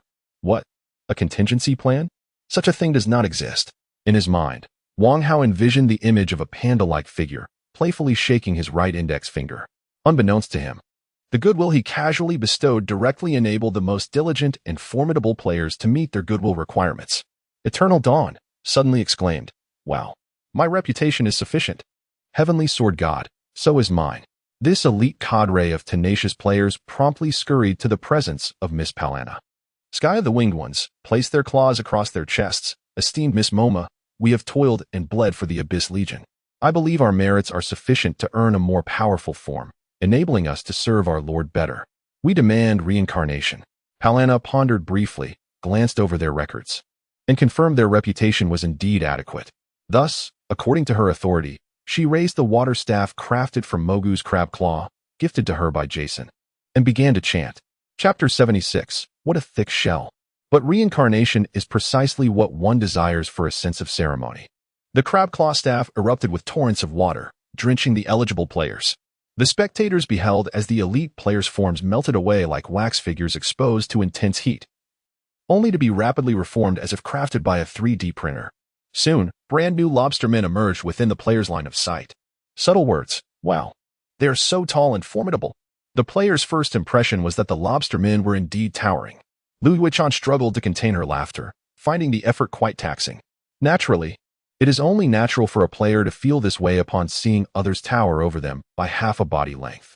Although they had become accustomed to targeting feet or knees in their little quests, it did not imply that they had entirely lost their sense of humanity. Regrettably, height is a relative concept. When a heavenly sword god and his companions realized they could not measure up to Piranha, who sat majestically in the center plaza's flower bed, they understood the lobstermen were still quite the tricksters. Even if they could swiftly vanquish all their little lobster kin, their height remained a mere 1 meter. Piranha could no longer stifle herself and turned away, concealing her laughter. The most amusing part was that the first batch of players with sufficient prestige numbered exactly 7. Chicken meat big watermelon. Isn't this just Snow White and the 7 little lobsters? Dark Wind, show some respect to the esteemed ones. They're lobsters now, while we remain mere little lobsters. In that moment, the 7 esteemed players felt the profound malice emanating from the game developers. Wang Hao. Goodness. Must we always receive such ridiculous roles? Awkward chat unmatched. Oh my. Just give me a hot pot.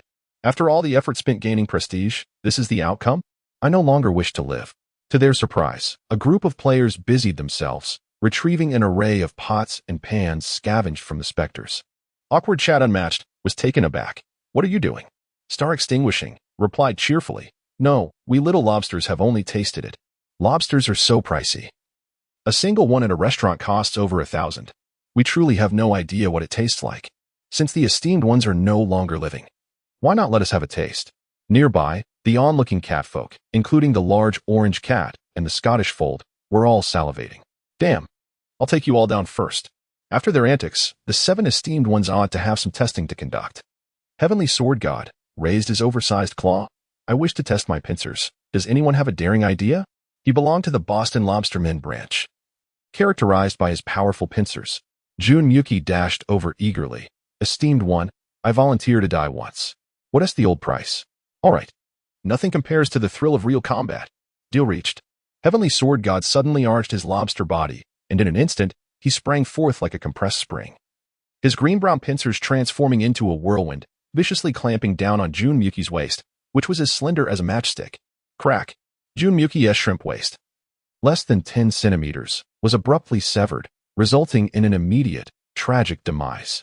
For reasons unknown, the male players present suddenly felt a tightening sensation below. It was an illusion. Keen Beauty Ginkgo Jam. Wow, that grip is enough to kill. Impressive. The Sword God of Judgment spoke. It seems I can allocate a considerable number of free attribute points towards strength here. Perhaps the grip strength of the Boston Lobsterman surpasses that of a human. The Lobsterman is not merely a lobster.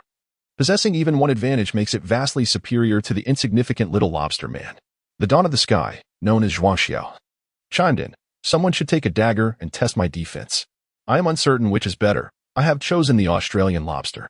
Yue inquired curiously. Zhuangxiao, why did you choose that? In reality, Australian lobsters are more expensive than Boston lobsters. The Boston lobster merely has large claws with less meat.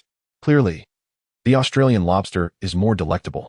Zhuangxiao's reasoning was unmistakably that of a wealthy connoisseur of lobsters, leaving the other lobsters speechless. A group of little lobsters rushed forward, clinging to Zhuangxiao's leg. Big shot. Can we be friends? After the playful commotion, the god of tulips thrust a bronze short sword into Zhuangxiao's chest, resulting in GG. Ah, big shot. How did you die? The players were dumbfounded. After respawning, Zhuangxi was fuming. Damn. Why did you aim for the gap in my shell? I was testing its strength. Sorry, I'm used to aiming for weak points, the tulip god replied, feeling rather vexed. There was no other choice. The little lobstermen were too weak to put up a proper fight. After spending considerable time in the game, who among them was unaware of the critical damage inflicted by headshots? Skilled players could leap onto the limbs of monsters, striking at the head and neck, targeting vital areas. Those who only practiced footwork would habitually seek out weak points like the heels and knee joints. After playing for over 10 days, it was evident that the average player's weak point strike level was off the charts. Upon conducting a serious evaluation, it was discovered that the Australian lobster man was indeed quite formidable.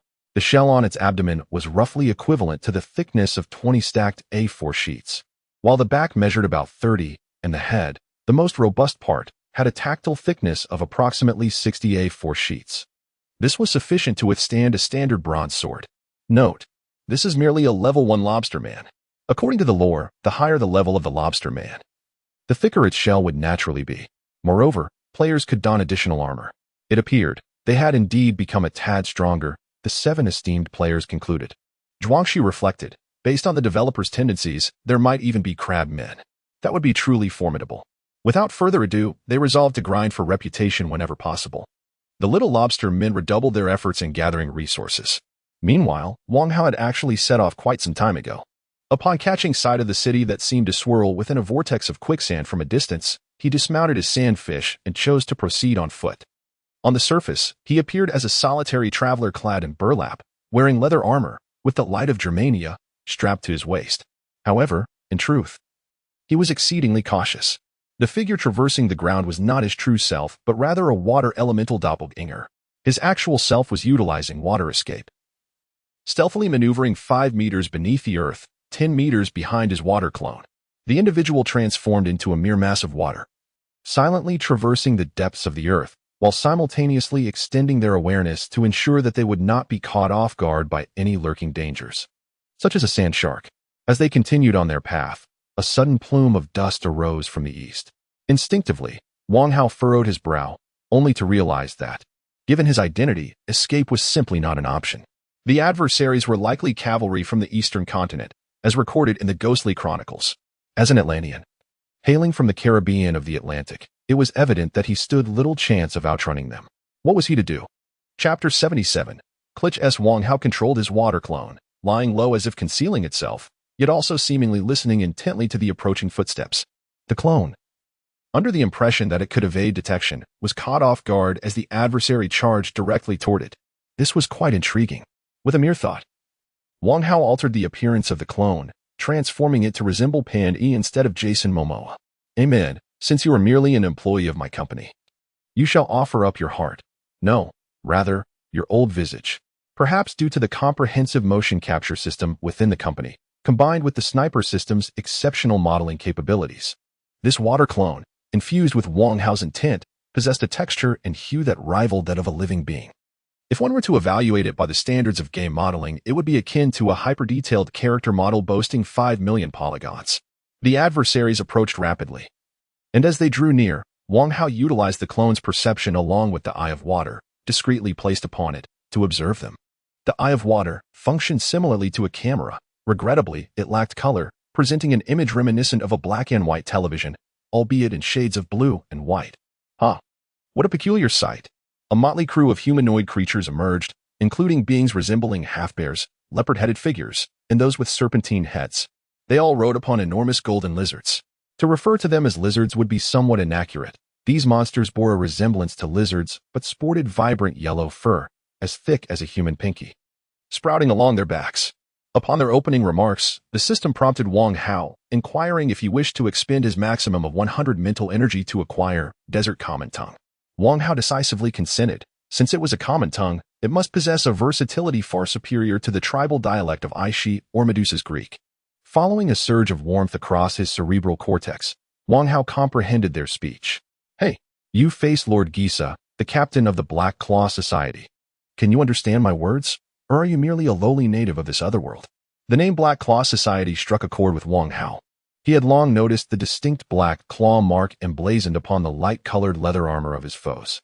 I can understand. Wang Hao transmitted his voice through the water clone, as though the clone were speaking for itself. Oh, you are not a native? That makes little difference. A bear man beside him chuckled, tossing a filthy collar onto the sand before the water clone. Put it on, and swear allegiance to the Black Claw Society. Another leopard man brandished his sharp claws, his highly anthropomorphized visage breaking into a sinister grin.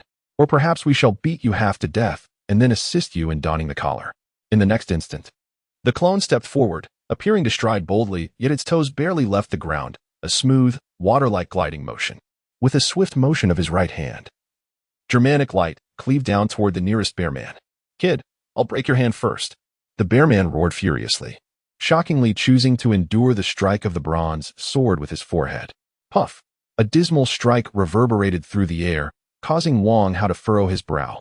The water clone's power could not be deemed weak. As a mere replica, it was only permitted to harness approximately one-third of the original strength, possessing a diminished version of the rock body ability, lowered by 2 tiers, after being cursed and weakened by 90. Its prowess was akin to that of Wang Hao when he first entered the Forsaken Land. The predicament lay in the fact that he was unable to breach the defenses of what appeared to be an insignificant adversary. It felt somewhat awkward, akin to holding a hand of 3 threes in a game of cards, suggesting that the opponent likely held a bomb. A cruel smile crept across the bear man's face, an expression of delight at the hunt. His arms, as thick as Wang Hao's thigh, surged forward like a tempest. The water clone, quick and agile, sidestepped gracefully, drawing a curved dagger fashioned from the fong of an anglerfish with its left hand, ensnaring the bear man's arm with both weapons. Let us sever this hand, the clone declared fiercely, channeling its strength into a simultaneous thrust of dagger and sword. Yet again, the wretched bronze sword proved ineffective. Its blade merely grazed a few strands of the bear's fur without penetrating the muscle beneath. The anglerfish fong, however, accomplished its task, its razor-sharp serrated edge piercing the bear man's armpit, causing blood to spurt forth. Ah, you barbarian! The bear man cried out in pain, twisting his arm. In an instant, a surge of force propelled the water clone like a ragdoll, sending it tumbling across the ground in 7 backward rolls before crashing against a stone with a resounding thud, nearly contorting its form. The dramatic Wang Hao let out a pain scream, clutching his chest tightly, adjusting his facial hue to a ghastly pallor, his chest heaving as if momentarily rendered speechless. The onlookers erupted in laughter at the sight of Wang Hao's display. The leopard man was in a state of unrestrained glee. Bear too. Can't handle it, huh? Ha ha. Be careful not to trip. Wang Hao, concealed underground, felt a wave of exasperation. Wait a moment, could it be that your leader is named Bear Big, and you have a friend named Aqiang, albeit bald. Bear 2, incensed, tore a strip of cloth from his body, hastily binding his bleeding wound, and with heavy steps, approached Wang Hao's water clone. The clone, a master of theatrics, feigned being unable to move, as if countless bones had been shattered. It gasped, its breath sounding like the wheezing of a bellows. Why? Why are you not cursed by this damned land? I can sense that your powers are not excessively suppressed. This was a ruse. Wang Hao, with an impressive 136 points in willpower and judgment, perceived the true nature of the beastly adversaries before him as if equipped with a combat power detector. In terms of strength, they were far inferior to the initial Jason Momoa. However, the curse had not significantly diminished their capabilities, resulting in a display of power slightly surpassing that of Jason, who had been reduced to 10 of his former might. The leopard man laughed heartily. Huh? Are you dumbfounded? Our leader is a peerless powerhouse who controls 3 corridors to other realms. As the master of this land, he can naturally mitigate the effects of the curse. You may be a great hero in your world, but here, I'm afraid, you are destined to be toyed with by us insignificant beings. The serpent man interjected, inquiring about the woman adorned with vibrant tattoos, seemingly a hero herself. It appeared that we had tormented her for 7 days before she succumbed. The bear man advanced with great strides, his maw filled with jagged teeth emanating a putrid stench. Wang Hao's doppelganger, devoid of the sense of smell, felt a wave of nausea merely from the sight of the rotting flesh clinging to the bear man's teeth. Ah, I appreciate your intelligence, he remarked. The water doppelganger shed its pretense, suddenly transforming into a torrential surge, hurtling towards the bear man. The stream pierced the wound on the bear man's arm, effortlessly tearing away a substantial patch of blood-soaked bear hide. In a mere moment, the bear man was transformed into a bloodied figure. Chapter 78. Intelligence. Who am I? What has happened to me? How could I have become this way? Bear number 2's eyes were bloodshot, and every inch of his body throbbed with excruciating pain. He could hardly maintain his footing and, after staggering, collapsed onto the ground, writhing in agony. The members of the Black Claw Association were left in a state of shock. Even having witnessed the entire scene, they could scarcely believe their eyes. In the blink of an eye, Bear number 2, who had seemed to hold the upper hand moments before, was suddenly flayed alive, completely oblivious to how his opponent had accomplished such a feat. The elegant execution, akin to a master butcher at work, was entirely inscrutable to onlookers, as a complete bear hide was stripped away. Suddenly, a faint sound pierced the air. Wang Hao wished for his water clone to feign a slight discomfort in its abdomen. However, upon sensing the situation, he realized the gravity of it.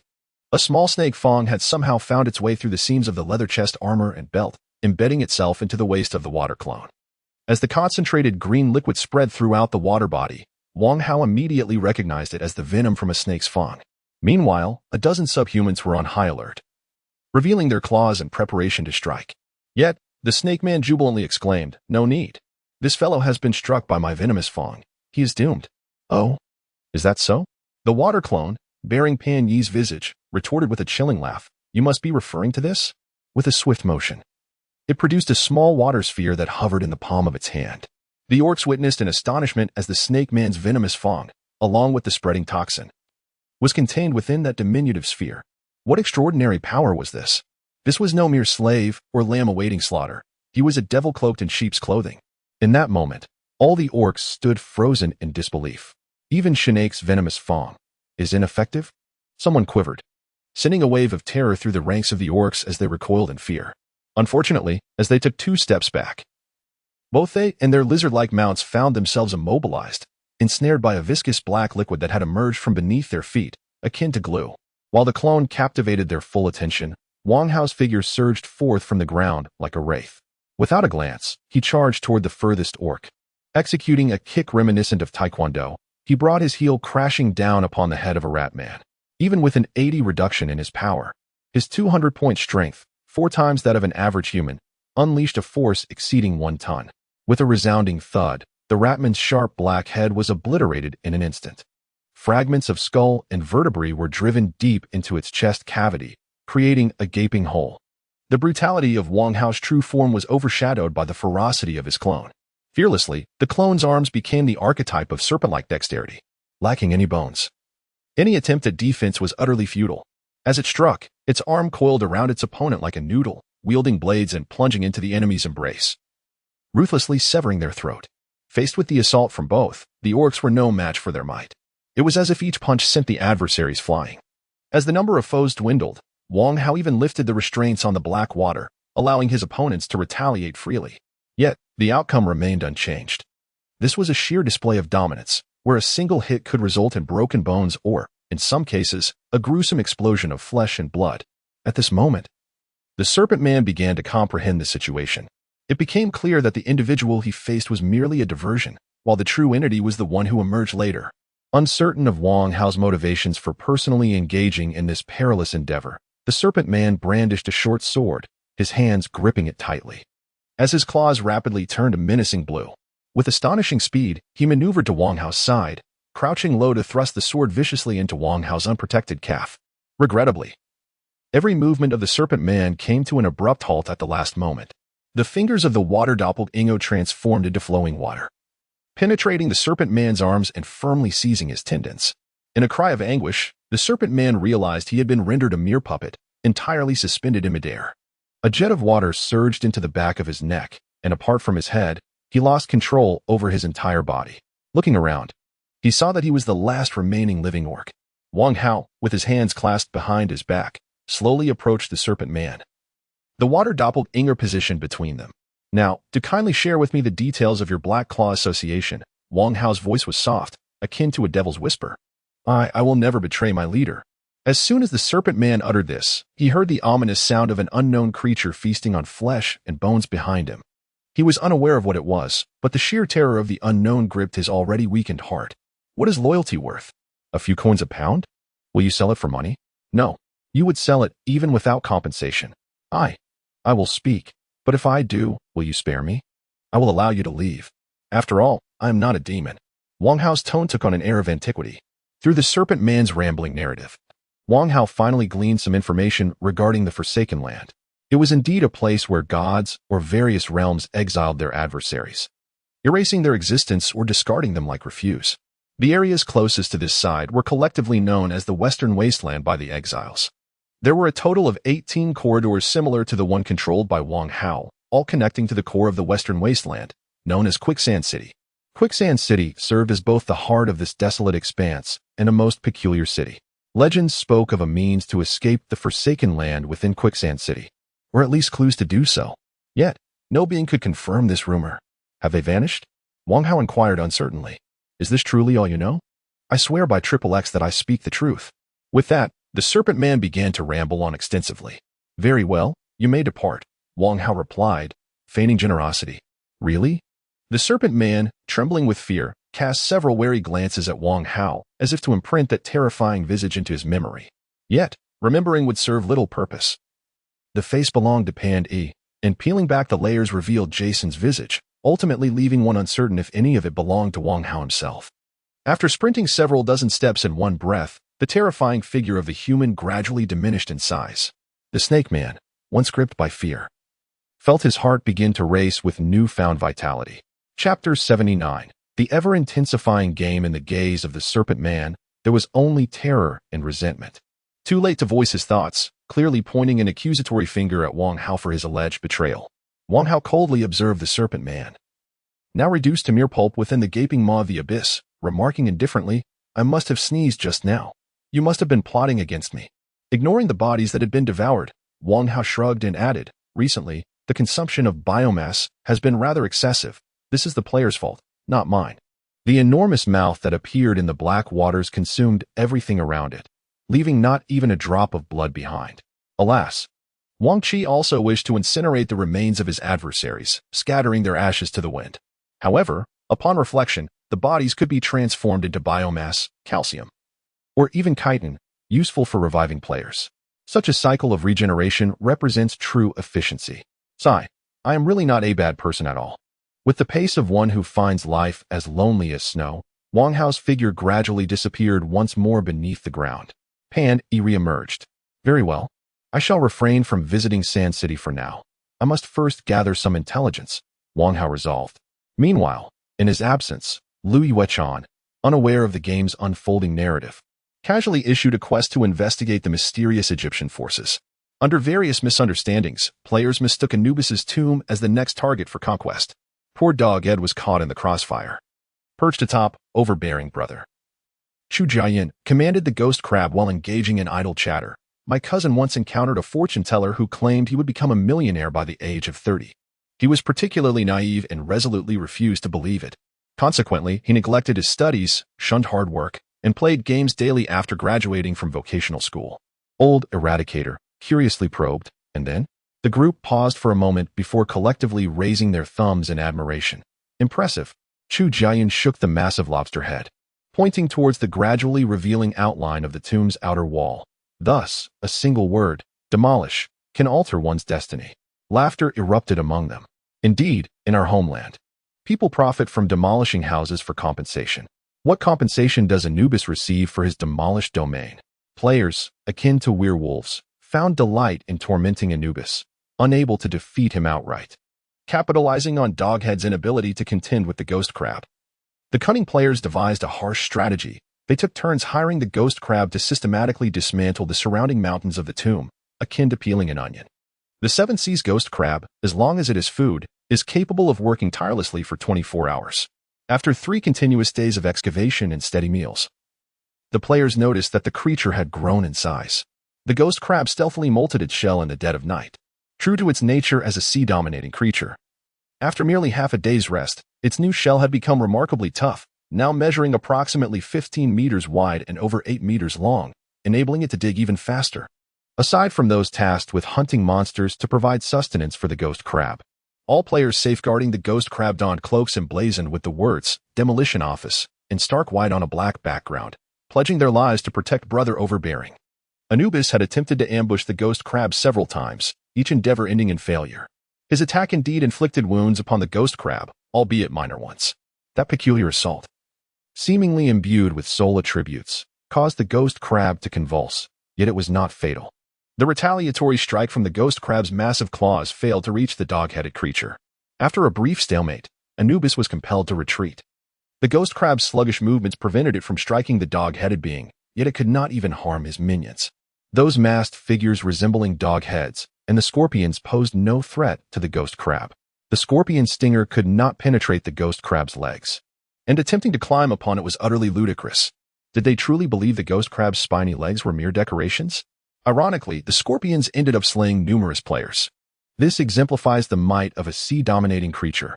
While it may falter against heroes of formidable strength, as a war machine, it is undeniably proficient. Simultaneously, the experimental footage of the newly available race, the Lobster People, has been released. Spectators and players awaiting entry into the Forsaken Realm beheld the majestic figure of the sword god of Heaven's punishment. Though still a lobster, he had evolved from a weakling to a heavily armored lobster soldier. Standing at a meter tall, he appeared diminutive to humans. Yet his robust chitinous armor rendered him akin to an ancient Roman heavy infantryman, accompanied by the resonant soundtrack of Nuclear Explosion Divine Melody. He ambled towards what appeared to be a fallen tree trunk. Just as the moment arrived, the audience witnessed a sudden transformation. The withered would shed its deceptive guise, revealing a gaping maw filled with fangs. Not even the most prepared human could withstand such a ferocious onslaught from the lobster man. In the video, the sword god of Heaven's punishment, synchronized with the rhythm of the music, struck at the moment of crescendo. The scene abruptly transitioned from extreme motion to profound stillness. The 2 massive claws on his shoulders sprang open, resembling a jack that firmly held the jaws of the monstrous crocodile apart. The beast's foul, gaping mouth could not close. Sword, come forth.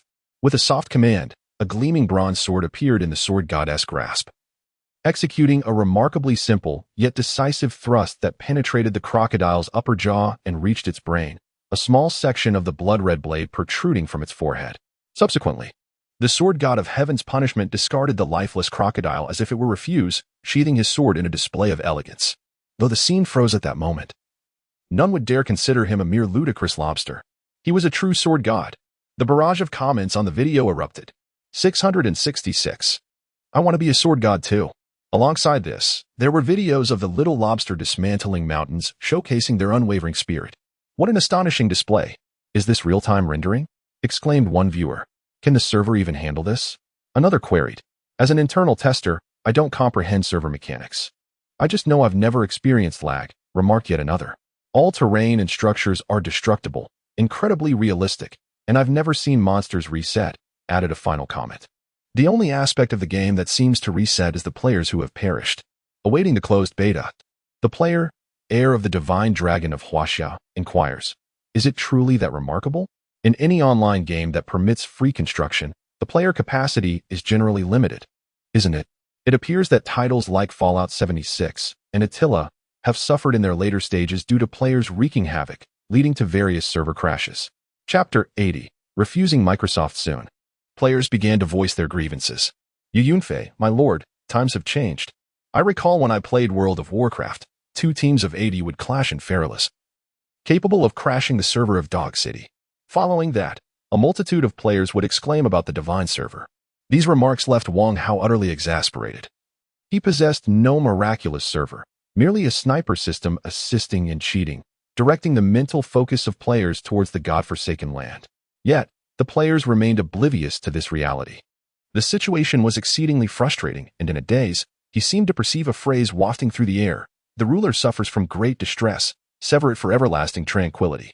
Not likely. In a fit of anger, Wang Hao overturned the table of his thoughts. It was better not to check the forums, but upon doing so, he discovered that the forum for the godforsaken land had once again erupted in fervor. Observing the videos transmitted by beta players, countless gamers were roused to a fervent outcry, or perhaps merely poked at an itch, leaving them in discomfort. Cultivator Ice Flame, with blood pinned in thousands. We demand to play. 1. Maintain formation downstairs. 2. This is not the work of paid commentators, that group, who daily awaits updates for single-player campaign content while also anticipating the expansion of beta testing, has indeed created a massive thread together. This post caught the attention of the officials at Saint Suite. Initially, some suspected it was a ruse orchestrated by a small studio. However, upon closer examination, it was revealed that most of the players leaving comments had logged over 100 hours across 10 or more games. These individuals were, in essence, the core diehard fans of the Saint Suite platform. Though Saint Suite's Light of Favor initiative for new game developers imposes no strict requirements on the development timelines, the majority of game developers adhere to the process from beta testing to server closure. In truth, less than 10 of games successfully transition from early development to official release. Most fall by the wayside or are treated as side projects by their developers, progressing at a snail's pace, far worse than a slow drip of life support. Updates every month? No. Not engaging in annual updates is already a gesture of goodwill. Most developers participating in the Light of Favor program are often comprised of only a handful of individuals, lacking the structure of an official company. However, the new generation game, Godforsaken Land, had long been designated as a key support project by Saint Suite. After all, it boasts both acclaim and sales, had it not been a next-generation VR game. Constrained by the price and production capacity of VR headsets, it might have already achieved true blockbuster status. On the morning of the 24th, while Wang Hao was outside Sandflow City gathering intelligence and biomass, he was suddenly interrupted by a knock at the door. "Boss, Miss Haas has arrived." Haas. Observing the perplexed expression on Wang Hao's face, Sun Xiangying felt a twinge of irritation. Was this truly the same prodigious CEO who had single-handedly developed a next-generation game, commanding an unparalleled presence in the gaming world? At that moment, Wang Hao called over Shi Jun while lost in contemplation. Who was Haas? What was her purpose? Shortly thereafter, Sun Xiangying ushered in a middle-aged woman with golden hair, likely of mixed heritage, followed closely by a young man from the Celestial Empire. Ms. Haas evidently possesses a higher education, exuding the demeanor of a white-collar elite, discernible from her posture and poise. Her hair is styled in a chic bob, with a small hairpin securing the strands back behind her ears. What a pleasure. Mr. Wang. I am Joanna Haas, the general manager of the Shanghai sales department at Microsoft China. She articulates in impeccably enunciated Mandarin. Mr. Wang politely shakes her hand and introduces, I am Wang Hao, the CEO of our company, and this is our general manager, Shi Jun. Mr. Wang, you are truly impressive for your age, she compliments. You flatter me, he replies modestly. After exchanging pleasantries, they take their seats. Ms. Haas gets straight to the point. I am here today firstly to congratulate your company on its remarkable achievements, and secondly to express my hope for a fruitful collaboration moving forward. Wang Hao nods in agreement. Developing a new generation of large-scale online games is undoubtedly a laborious, time-consuming, and financially draining endeavor. May I inquire about your company's funding situation? The hearts of the trio in the studio sink momentarily. Is this the direction the conversation is taking? Shi Jun had anticipated that with such impressive performance, there would be interest from potential investors or acquirers. However, he did not expect such an approach so swiftly, especially not within 2 weeks of their opening. In recent years, Microsoft has adjusted its gaming strategy to acquire numerous small to mid-sized game studios, aiming to fill its gaming store with exclusive content and attract a broader clientele. Shi Jun was aware of the shift but was taken aback by the speed of Microsoft's approach. Unbeknownst to them, since the Forsaken Land topped the sales charts, Microsoft had been eyeing them, a cutting-edge company specializing in new-generation VR game design. Lacking in reputation and severely underfunded, was this not an ideal acquisition target? Joanna approached with the mindset that Microsoft reigns supreme. Observing the astonishment on the faces of the three, she felt a sense of satisfaction and continued to persuade. Developing a new generation of AAA games is an arduous task. If financial pressure is a concern, would you be interested in joining the Microsoft family? We possess a dedicated gaming store and can offer nearly limitless financial support. As she spoke, Wang Hao felt his heart sink further. Are you attempting to push me to my limits? Wang Hao could almost envision the moment of his erasure by the system. Selling the company to Microsoft would entail not just financial implications, but also the necessity to share their game engine, disclose programming databases, and reveal the identities of the programmers involved. It was a recipe for disaster, and the sniper system would undoubtedly eliminate Wang Hao in such a scenario. While others perceived Joanna as a benefactor brandishing a checkbook, Wang Hao saw her as a sorceress wielding the scythe of death. Infuriated to the point of trembling, he managed to regain his composure, his voice turning cold and detached, resonating with an unsettling chill. Miss Sun, please escort our guests out. From now on, we shall not entertain any representatives from Microsoft. Joanna was utterly taken aback. Is this how you refuse me, despite our mutual respect for business? Wait, I represent Microsoft. By acting this way, you jeopardize your shareholders. Shi Jun was bewildered by the unfolding events, yet he unconditionally supported Wang Hao. I apologize, but Mr. Wang possesses 100% ownership of this company. Chapter 81. The Grand Game of Corporate Espionage. Joanna's assistant's expression shifted dramatically as he spoke in a hushed tone. No one can circumvent Microsoft. Is that so? Wang Hao replied, his gaze turning almost cruel. It matters not, if I so desire. Our company's games could be launched on the PS4 platform in the land of the rising sun within 2 weeks, and the Switch would be equally compatible. I would not hesitate to release our games there. Even next year's PS5 would be within our grasp. The words Wang Hao left unspoken were clear to both Microsoft representatives. In the previous generation of console wars, the Xbox One had already fallen to the PS4. Wang Hao did not mind facilitating yet another defeat for Microsoft. The two men's faces paled. While the West may not shine, the East certainly does. They indeed possess the technology to operate across all platforms, leaving Microsoft at a loss. The Little Ant Studio, however, had not even acquired developer-exclusive VR headsets. Yet it had miraculously emerged as a formidable contender in the burgeoning VR market. Unbeknownst to outsiders, Wang Hao's confidence stemmed from his possession of otherworldly technological advancements. Joanna immediately recognized her misjudgment. The world is never devoid of audacious geniuses, individuals whose spirits cannot be swayed by monetary incentives. Take, for instance, Gabin from the Steam platform, who left Microsoft to forge his own path. Numerous major corporations had sought to acquire Steam, yet Gabin remained resolute. He would not sell, daring anyone to attempt to extinguish his enterprise. In truth, no one could dismantle Steam. To this day, it remains the largest gaming platform globally.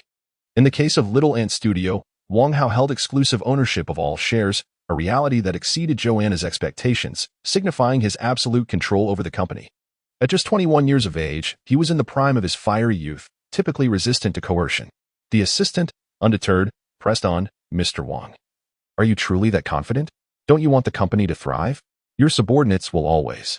The moment he spoke, Joanna wished to silence him. You fool. You are merely adding fuel to the fire. Every company has its insiders, and this assistant was merely a pawn inserted by higher-ups to gain exposure. He mistakenly believed he had discerned the gaming strategies of the Chinese companies and sought to impose his will. It was akin to how a certain company, unable to compete with Gree, attempted to poach a research team with exorbitant salaries. Little did they know. Wang Hao burst into laughter, tears streaming down his face. How about I give you a year? Excluding those running forums, if you can poach any of my lead programmers, I will gladly let you have them. And I will jump out of this window myself. But if you fail, will you jump out yourself? With that, Wang Hao, brimming with unshakable confidence, pointed towards the bright window, radiating an aura that was nothing short of terrifying.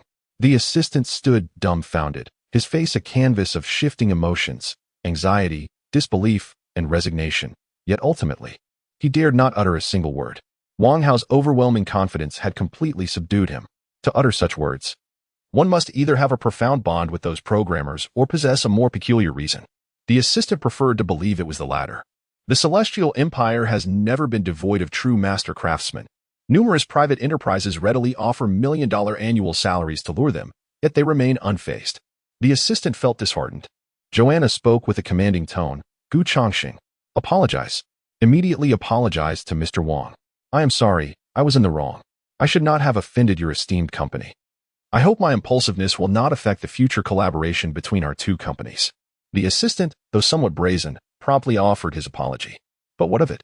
The rift had already formed, and both parties parted ways in discontent.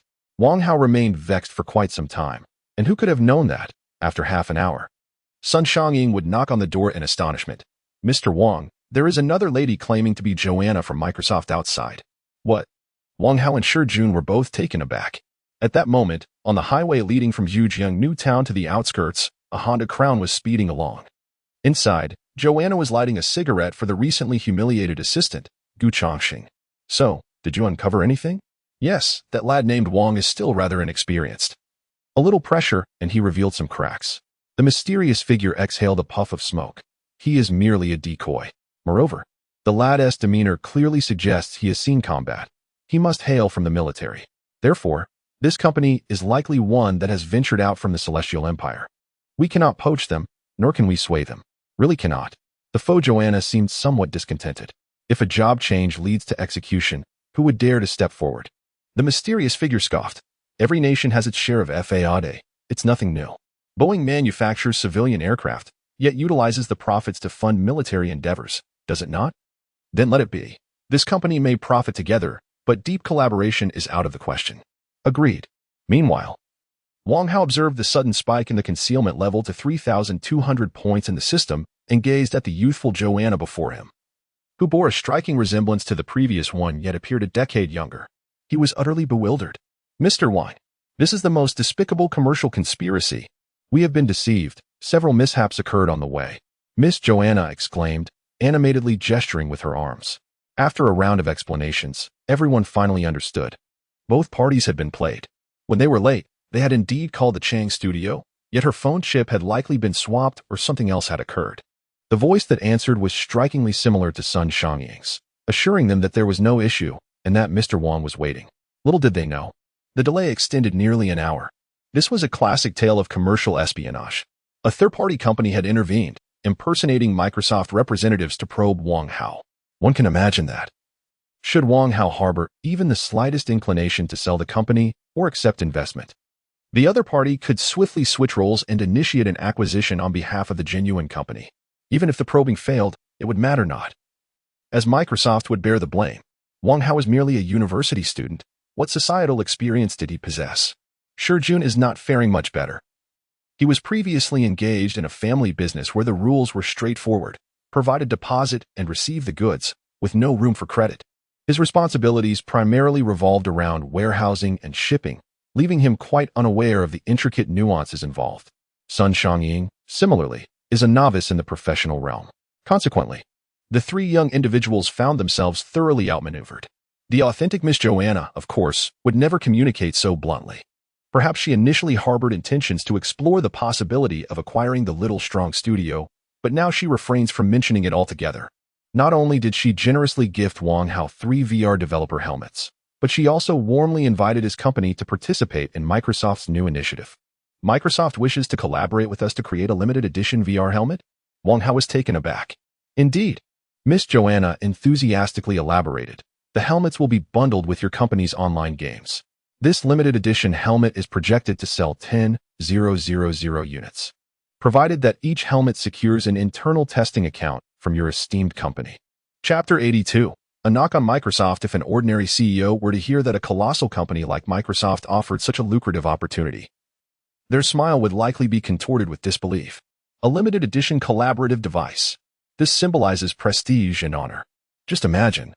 Akin to the limited edition console linked with God of War 4, it exudes an air of sophistication. It is a relationship of mutual enhancement. Wang Hao furrowed his brow. Is this truly a matter of finances? Well, it seems to bear some relation. The crux lies in how many players he can attract to the abandoned land. It fundamentally hinges on his own level and strength. If the attribute of Born Ruler does not ascend, the upper limit of players entering the abandoned land will remain firmly locked. Even if his level rises, without new cutting-edge gaming engines, he would be utterly incapable of accommodating it. Joanna harbored uncertainty within her heart. She was unaware of the insidious schemes the previous imposter had devised against Wang Hao. And after reviewing the company's surveillance footage, she found herself at a loss for words. Those competitors were indeed detestable. Yet this was an issue that could not be reported to the authorities. After all, no tangible damage had been incurred. It was not a case of attempted murder.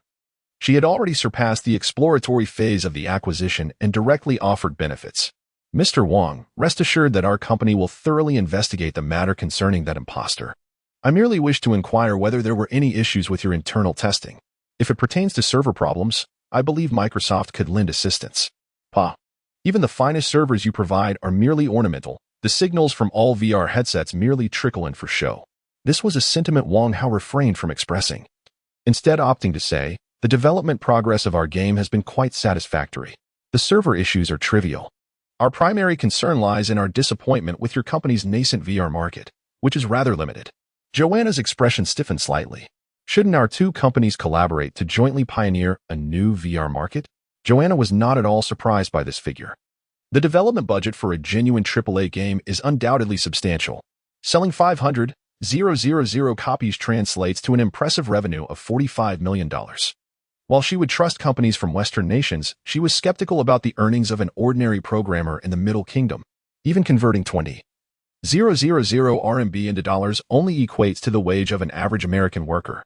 Given the quality of abandoned land, it would likely require tens of millions of RMB. Wang Hao continued his performance. The new generation of VR is, in essence, an exploratory venture. Our company has long prepared a standard PC version, as well as a PSVR version. Joanna could no longer maintain her composure. What relevance did the development of a standard PC online game have to her company, Microsoft? She had received no prior whispers of this. The PC or assistance was yet to come. Wang Hao signaled to Sun Xiangying, Miss Sun, please retrieve the prototype of the new PSVR headset that Sony sent over a few days ago from the warehouse. Despite her best efforts to mask her shock, the fear in Joanna's eyes was unmistakable. The console market within the gaming industry had seen Microsoft and Sony as bitter rivals for quite some time. Microsoft's successful development of the next generation of VR does not imply that Sony has been idle. In fact, Sony's progress is not significantly lagging. After Microsoft achieved mass production, the question arises why they hastily launched their new titles with insufficient preparation. This was merely a strategy to seize the market first. A step ahead leads to further advantages. Even if game developers create a few minor games for Microsoft's headset, it is far superior to having nothing from Sony. Is Sony content with this? Certainly not. Aware of the success of God's abandonment, they sought to appease the situation by presenting an unproduced prototype headset, hoping for collaboration while simultaneously insisting on not entering into exclusive agreements with Microsoft. In the realm of next-generation gaming, what entices players beyond the performance of the console is the availability of exclusive, engaging games. In recent years, Microsoft has fallen short compared to Sony. The P-Box series from Microsoft, aside from Halo and Gears of War, lacks substantial offerings. Even the last two installments of Gears of War have merely met average standards and cannot be deemed masterpieces. In contrast, Sony's franchises such as God of War, Uncharted, and Red Dead Redemption are overwhelmingly dominant, resulting in Sony's previous generation of consoles outpacing Microsoft's sales by a factor of 2. The stakes involved extend beyond merely selling fewer consoles. They encompass the substantial profits from game sales, representing a colossal market worth billions of dollars. With the impending next-generation VR headsets, which could potentially revolutionize entertainment, the implications could easily reach trillions of dollars. Sun Xiangying's initial reaction was one of astonishment, but she quickly composed herself and exited gracefully. Upon reaching the warehouse, she swiftly unboxed the Sony prototype VR headset, which had never been opened, and made some rapid modifications. 5 minutes later, she presented to Joanna a headset that bore numerous scratches at the connection point, clearly showing signs of extensive use. In front of everyone, Wang Hao invited Joanna to experience God's abandonment using the competitor's headset, not in a casual testing environment, but directly integrated into the operational server. Joanna was astounded to see players from the Lobster and Little Lobster faction dismantling the home of the dog-headed character. A young player, struggling with the complexity of the game, pointed at Joanna's displayed title of Test GM and exclaimed, "Hey, everyone, come look. There's a GM." A crowd of Little Lobsters quickly gathered as spectators. I can decisively state that our company should refrain from agreeing to any collaboration with Sony for the time being. We will undoubtedly present a more sincere proposal. Personally, I am staunchly opposed to exclusive partnerships on any gaming platform or console. My ultimate aspiration is cross-platform promotion. Naturally, if the price is right, everything is negotiable. This meeting yielded no fruitful discussions. On one hand, Microsoft was irked by the counterfeit situation, and on the other, the strategy from the small company caught Microsoft's gaming division completely off guard. The head of Microsoft's Shanghai branch was astonished. What? That company has already developed the PS version of God's Abandonment. Indeed, I have video evidence to prove it.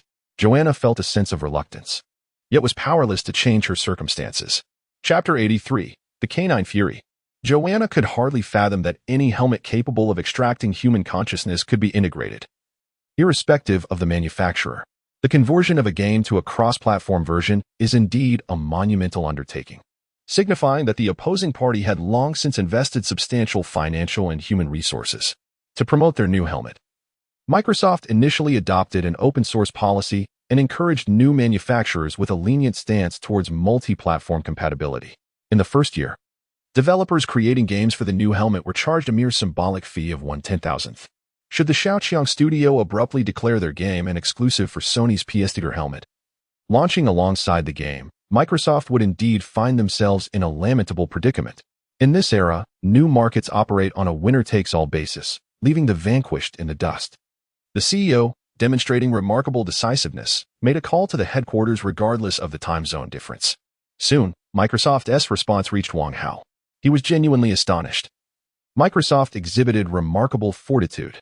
They were willing to launch a limited edition helmet for the Forsaken Land, handling all promotion and sales, with the helmet priced at an additional 200 over the standard version, which would cover the cost of the game. Microsoft would not take a dime. The first batch consisted of 20,000 units, guaranteeing a minimum of 4 million regardless of sales volume. Beyond that threshold, Microsoft was prepared to pay Shaoqiang Studio 300 for each additional sale. Furthermore, a confidential betting agreement was proposed, provided Wang Hao committed to ensuring that no version of the Forsaken Land would be released outside of Microsoft's VR version within a year. They would immediately pay him 20 million. Of this sum, 10 million would be a fixed fee, representing the cost of the exclusive period. Additionally, every time a customer purchased the Forsaken Land for Microsoft's VR helmet, Wang Hao would receive an additional 100, while referred to as a gift. This characterization is somewhat misleading, given that the new helmet's price exceeds 2,000, with an estimated production cost of around 800, Microsoft's profit margin is substantial, nearly allocating a fraction to Wang Hao.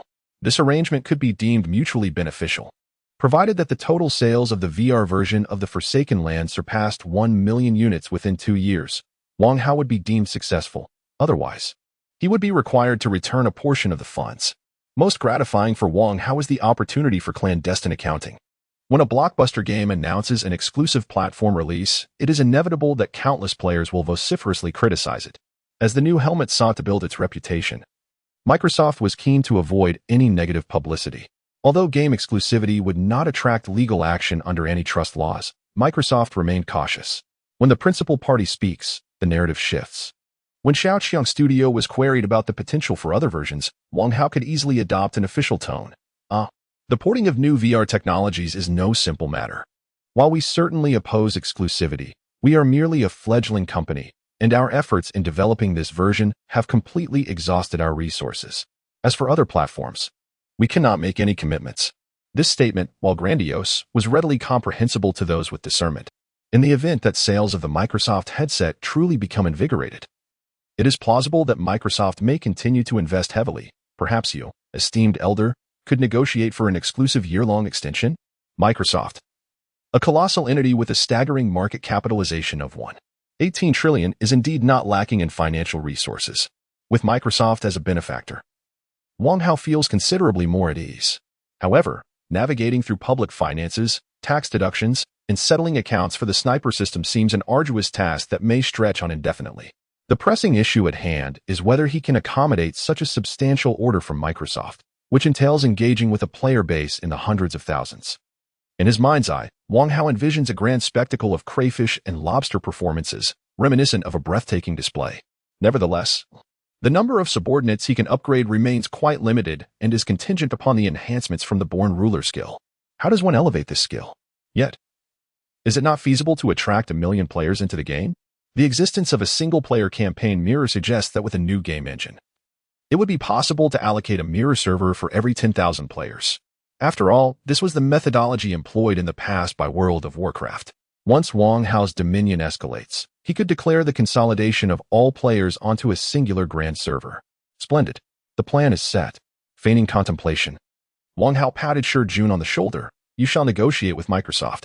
Primarily, we aim to delay the increase in internal testing players as much as possible, and to negotiate terms that favor us.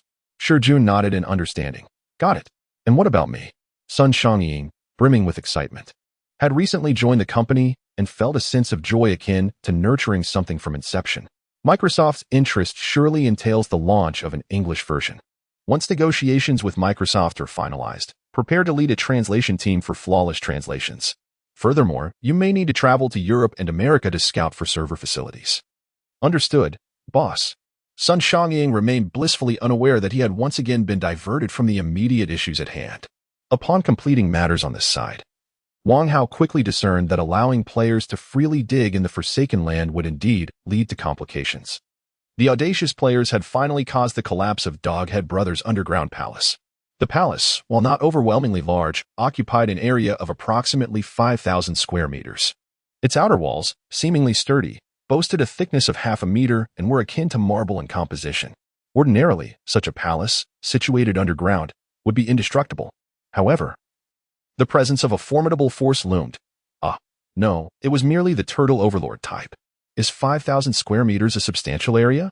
With a single grasp from Brother Domineering, several cubic meters of earth and stone were sent flying. The crux of the matter is that the palace resides within the mountain's belly, above the horizon, rather than being truly subterranean. With the affluent builder Chu Jiayun involved, the players cunningly excavated along the base of the palace walls. The mountain peak was not particularly large. By excavating a bit at the top and a portion of its foundation, it would inevitably cave in. The palace, originally supported by the mountain's rock, could not withstand the immense weight from above measured in tens of thousands of units. This scenario is akin to deliberately felling a tree on one side. Once the critical point is surpassed, the weight above will naturally crush what lies beneath. Whether the heavens will collapse remains uncertain, yet fissures in the earth are assured. Upon hearing the thunderous roar of the mountains, the ghostly crab, under the direction of the players, scuttled away in a panic, its 8 legs moving frantically. Almost immediately, tons of rock and stone began to collapse before their eyes, accompanied by a deafening cacophony that shook the very earth. The terrifying grandeur of the mountain's collapse profoundly stimulated the senses of the players. Each participant in this excavation felt an exhilarating illusion of transforming into a hero of legend. I'm Lazy Cat number 0. It has collapsed. It has collapsed. Sakura Lin. Oh no. Eternal reading time. Our interdimensional demolition team is impressive. A group of small lobster players, sheltered at a safe distance, joyfully waved their pincers, their capes emblazoned with the words demolition team fluttering in the wind, creating a celebratory atmosphere akin to a festive holiday. And then, the dog-headed creature became enraged. Chapter 84. The declaration of Anubis leading the charge was Anubis, accompanied by over 100 subordinates and thousands of scorpions. As they abandoned their lair and launched a deathly assault towards Wang Hao's base, nearly 3 kilometers away. Upon learning of this, Wang Hao's expression shifted dramatically. Could it be that the reckless actions of the players had finally drawn him into their chaos? He had yet to enter the quicksand city. If they could resist, they would. If not, they would retreat. After all, there was little to lose. Originally, a certain irresponsible leader might have said this. In response to Liu Yuechan's inquiry, Wang Hao feigned profundity. The honor of the Imoma family must not be tarnished. Is there enough biomass?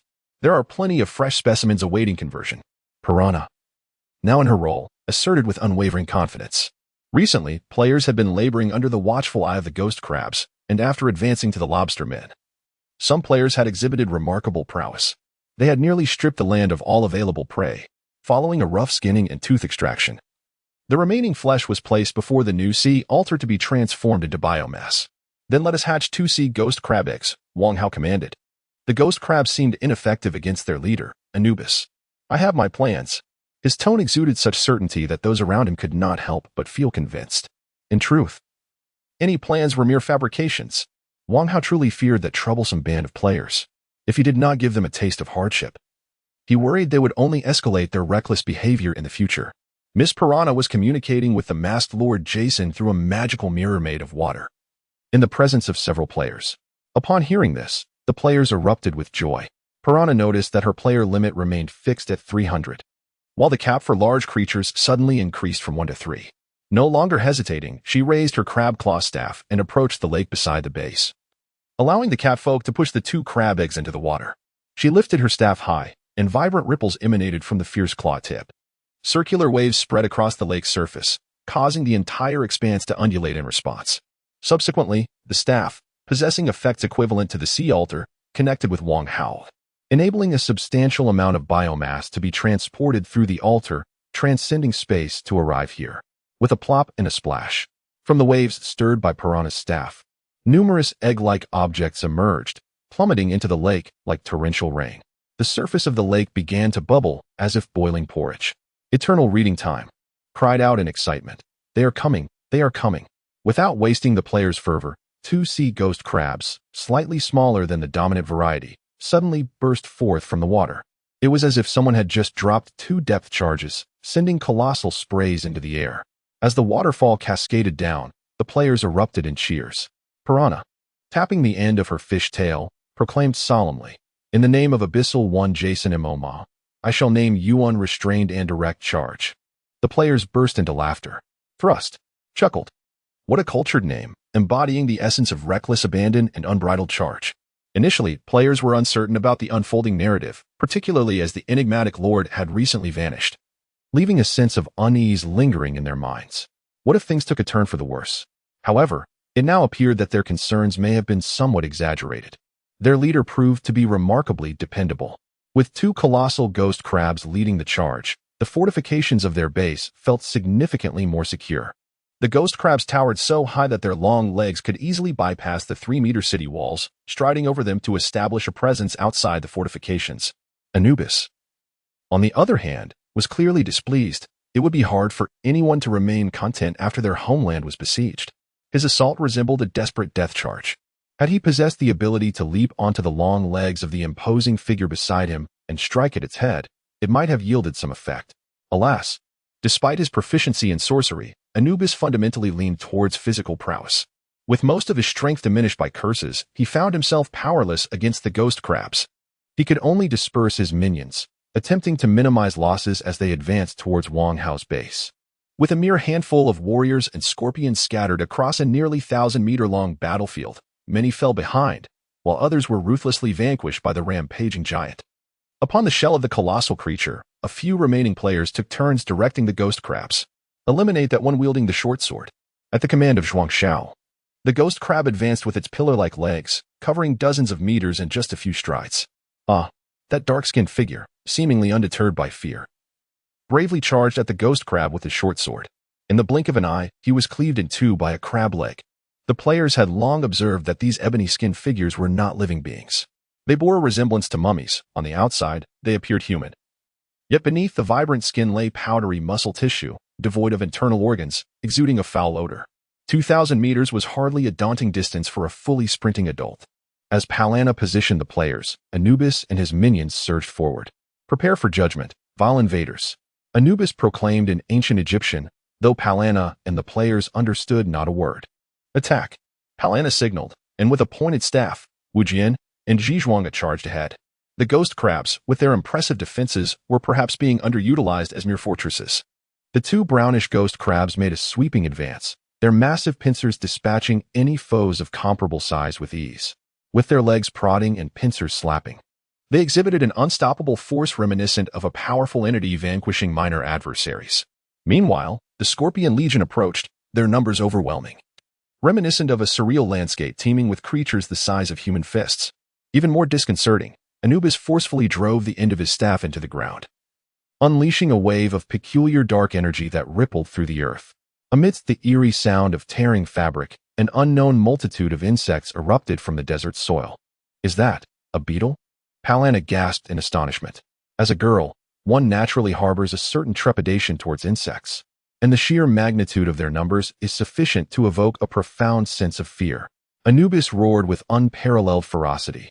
"In the name of Ptolemy XIII, I declare war upon you and bestow upon you eternal death." Accompanying his thunderous proclamation, a peculiar tremor surged within Wang Hao's heart, even from 100 miles away. Chapter 85. Absurd upgrades. Upon receiving the system notification that Anubis had declared war, Wang Hao felt an odd sense of inevitability. It was only natural for players to retaliate when provoked. However, he was perplexed that the dog-headed brother had chosen to declare war on his faction. Leading to the system's announcement, "Congratulations, host. Your innate sovereign has leveled up to LV3 due to the limitations of the game engine. The maximum number of players you can summon from the Forsaken Lands is now capped at 1,000. What had he done to deserve this? He had merely been wandering through the desert, preparing to discuss international affairs with the members of the Black Claw Society. How had he leveled up? This was quite awkward. Was this the legendary scenario where one merely beckons and receives? Nevertheless, this did not hinder Wang Hao from working at lightning speed. At that moment, all players engaged in the single-player campaign of Forsaken Lands, including those who had long since completed the campaign and were grinding for scores, suddenly received a game pop-up. "Dear Forsaken Lands players, greetings. Our studio has just released an online update for version 0.08, Shadow of Anubis, and has decided to randomly select 700 players with the highest battle scores from the single-player campaign to join the ranks of beta testers. You have been invited to become a beta tester. Do you accept?" This update was astonishingly sudden. 99% of players decisively clicked yes, in a game that incorporated social elements. The thrill of multiplayer far surpassed that of single-player. Even players who were about to head out momentarily set aside their plans. Better to secure a spot on the beta list. Who knew when the next invitation would come if they declined this time? Lui Wachan was equally taken aback by her boss's unexpected demand. As a top graduate from the Central Academy of Drama, she possessed remarkable skills in dialogue delivery. As she observed the swarm of scorpions advancing, Miss Polana's expression turned grave. Gripping her staff tightly, she raised it high and proclaimed, "Evil Anubis, do you think your army of scorpions can overwhelm the domain of the Abyssal Ones? Do not underestimate the Abyss. In the name of Palanamoma, I summon the servants of the sea. Fight for us." Her resonant voice echoed throughout the base. Players who had been trembling atop the city walls immediately became aware of the strange phenomenon occurring in the square behind the walls. Even if they were all merely level 1 characters, the lobster men were at least competent cannon fodder. Newly arrived players paused for a second, noticing the system update and the quest issued by Palana. They then felt the warmth and support from the beta players. Lazily Simple promptly called out, "New brothers, the enemy is approaching. There are leather armor and weapons by the square. Take what you need and head up to the walls." Lazily Simple laughed. "Nonsense. Those are all cast-offs from veteran players. Of course, you can choose to come empty-handed and become fodder." The beta players were no longer willing to wait for the sole blacksmith to craft their gear. They thought, given the game's near 100 realism, why not take matters into their own hands? While players were not particularly skilled in blacksmithing, crafting leather armor came quite naturally to them. Several players with a modicum of knowledge in fashion design began instructing others on how to skillfully cut crocodile hides, utilizing crocodile teeth as needles and thread. Threading fibers made from hay through the meticulously cut skins to craft serviceable leather armor. The system, after all, acknowledges this as valid equipment. Since the emergence of players transforming into lobster people, the efficiency in hunting crocodiles has surged. A 10-meter-long crocodile yields enough skin to arm 30 to 50 lobster people. Discarded at the edge of the square, one often finds poorly made or slightly damaged leather armor. As for weapons, they predominantly consist of bone knives or small daggers fashioned from crocodile teeth. Why would anyone opt for the feeble crocodile tooth weapons when they could wield bronze armaments crafted by the dwarven blacksmith Barilil? The hand-me-downs from veteran players have undoubtedly become the most desirable gear for newcomers, while the new players clumsily equip themselves. The seasoned testers on the city walls were already engaged in battle with the scorpions. Scorpions may struggle to scale walls, yet they possess their own methods. They trample over their comrades' bodies, constructing a chilling slope of scorpions against the 3-meter-high city wall. Black Valley Angel called out one, "We need incendiary bombs." "Wake up, mate," replied another. "We are sailors. Where would we procure incendiary bombs?" The lobster people players fared reasonably well, their hard shells rendering them largely impervious to scorpion attacks. However, the smaller lobster people were not as fortunate. Their backs and claws were somewhat protected, yet their humanoid arms and legs relied heavily on the crocodile leather armor for defense. The scorpions were venomous, and the fragile constitution of the smaller lobster people could scarcely withstand an attack. If a scorpion's tail pierced through the gaps in their armor, it would likely spell doom. "Goodness, I just realized I have a fear of clusters," exclaimed one. "Don't just stand there. Be wary of failing the mission," shouted another. Overall, the seasoned players exhibited far superior performance compared to the newcomers, attributed not only to their equipment but also to their experience in cooperative combat. They understood the importance of teamwork and established a defensive line atop the walls. Nevertheless, some new players also demonstrated commendable prowess. One player, with a leap, wielded a dagger honed from crocodile fangs, carving a splendid arc that felled 7 scorpions in one swift motion. More players joined the fray, overwhelming the scorpions with their relentless assault. When a claw descended, the impact was nothing short of staggering, witnessing countless black scorpions shatter and splatter. The two players suddenly felt as though they were piloting a colossal mech. The players held their ground, yet Anubis was rapidly approaching Palana. He immediately noticed that it was this mermaid who was tirelessly resurrecting the lobster people and lobster men. A team battle may be lost, but the healer must not perish. Anubis brandished his staff, resembling a long-handled battle axe, and strode purposefully toward Palana. The players erupted in fervor. "The Tengu Legion has arrived. Protect the lady." However, with a resounding crack, a staff swung forth. Why are there so many flying balls now? Chapter 86. The resurrection of Aishi, the hound-headed creature unleashed its fury, mercilessly dispatching players as if they were mere blades of grass. Not even the already feeble lobster folk stood a chance against it. Their armor, akin to parchment, offered no true protection, even when layered 50 times.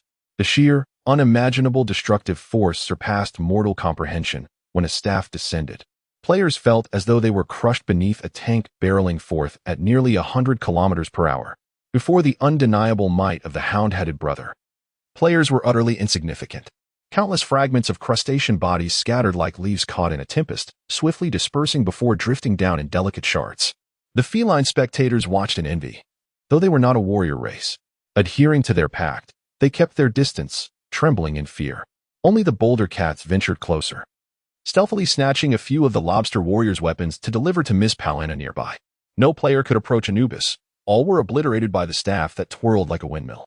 Despite their collective effort to construct a formidable wooden gate for their base, it was effortlessly torn apart by the hound-headed brother, as if it were but a sheet of toilet paper. "Headquarters. Emergency assistance requested," cried the panicked player, Crazy Rain Carp. "Shut up," retorted Eternal Nightwolf, slapping the lobster's head. "Where's the headquarters? Unless the boss intervenes, we're doomed." Miss Mermaid felt a pang of anxiety. She had to retreat into the fortress. Yet no matter how valiant the players were, they could not withstand a true hero unit. Even knowing it was merely a game, the sensation felt all too real. From a distance of 100 meters, Lu Yuechan was gripped by the illusion that the terrifying hound-headed monstrosity would surely slay her. She refrained from retreating to the Lord's chamber, knowing that Jason Mama was not within. Instead, she chose to withdraw to the lake, which had seen its water level drop significantly. In that location, Anubis's combat prowess should diminish considerably.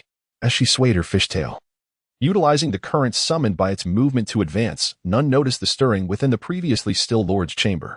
The enchanting figure of Miss Aishi had turned to stone, leaving countless players heartbroken. Many had fervently petitioned for her resurrection, even threatening to send letters to the developers in their frustration. Yet, players quickly forgot, relegating it to a mere example of the developers' cruelty, forgetting entirely. No matter her beauty, Aishi could not grant players quests, aside from the earliest players. The majority held little sentiment for her. Jason, the Lord, had kept her hidden away, denying players any sight of her, let alone the opportunity to touch her. At that moment, the statue, its breastplate smoothed by countless touches, retained an expression of astonishment, poised like a drawn bow. Suddenly, a subtle sound broke the silence, a crack. Barely audible at first. Within seconds, a cacophony of explosive sounds erupted. The statue, which had long been safeguarded, began to fissure from the center of her brow, spreading to her delicately crafted chin, then to her neck and collarbone, until it enveloped her entire form. Aishi. She had come back to life. suddenly dropping to her knees. Aishi gasped for breath, her azure eyes darting around in uncertainty. The windows of the room were tightly shut, with only two dimly glowing sapphires illuminating the modest furnishings within. Instinctively, she searched for her weapons, discovering her bow and dagger resting on a nearby table. Grasping them in her hands, a wave of reassurance washed over her. I was not petrified. I have returned? How is this possible? Sweat trickled from her brow, and confusion still enveloped her. Then, she noticed something peculiar on the outer side of her thigh, mysterious square inscriptions resembling arcane symbols. Her initial reaction was one of embarrassment and anger. But upon summoning the spirit of a falcon, she began to comprehend the events that had transpired during her petrification. For days, the falcon spirit had silently lingered around her. Without its master's command, it had remained hidden in the corner of the room while she was transformed into stone. As a being of the spirit realm, it existed in the liminal space between reality and the ethereal, possessing Aishi's essence to such an extent that even Wang Hao's perception had been evaded. Through the art of necromancy, she relived Jason's every action at an accelerated pace. Initially, he merely stood guard, marking her with a stroke every other day. On the 10th day, he began to chatter, recounting the events of the past days. Speaking in the clan's tongue, she learned that she had fallen victim to Medusa's petrifying gaze. She should have been doomed. Jason had wrested control from Medusa, attempting to extract her from the stone through torment, yet his efforts had proven futile. As days turned into weeks, Jason needed to hone his combat skills. Ultimately deciding to depart, he entrusted his subordinates and base to his mermaid sister, Palana, though she was not adept in battle and he felt deep concern. Yet there was little he could do. Eventually, he left, burdened with regret and unease, leaving behind a note that echoed the falcon spirit's words. Gazing at her shimmering breastplate, Aishi found herself grappling with conflicting emotions. Were it another person or being, she would undoubtedly pursue them to the ends of the earth. You freed me, saved me, and now save me again. This marks the third time. The divine light in Aishi's cerulean eyes softened, only to sharpen into a razor focus in the next moment. She heard the tumultuous sounds of battle outside, intending to wipe the inscriptions from her thigh. She reconsidered and instead hastily wrapped a piece of beast hide around it. Upon stepping outside, she was met with the astonished exclamations of the crayfish folk. Xiansu from the pile of old papers, they exclaimed, waving excitedly and pointing towards another direction. Oh, it is the goddess Aishi. We are saved. Veteran players would surely recall Aishi's exquisite prowess when she vanquished the wraiths, each arrow striking true. Aishi could not comprehend their language, yet she discerned the direction they indicated. A towering giant clad in a golden jackal mask was advancing menacingly towards a female mermaid, Palana, who appeared on the verge of being struck down by a grotesque weapon. In this critical moment, Aishi suddenly loosed a sharp arrow. The winds roared in fury. The atmosphere surged with tension.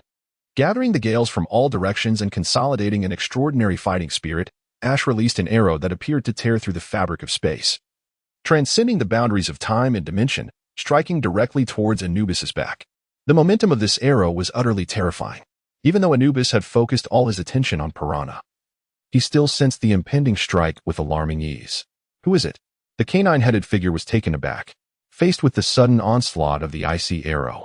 He could only awkwardly turn halfway, raising the end of his staff to shield his chest. But what difference would it make? The arrow, radiating a blinding white light, magnified rapidly in his line of sight. The players were equally stunned, perceiving the arrow as large as a telephone pole, crashing directly into Anubis. Chapter 87. Doghead vs. Ash. Anubis exerted every ounce of his strength and defense, even striking the very tip of his staff against the arrowhead with precision. A standard arrow would surely have been sent soaring away from this range, but this arrow was far from ordinary.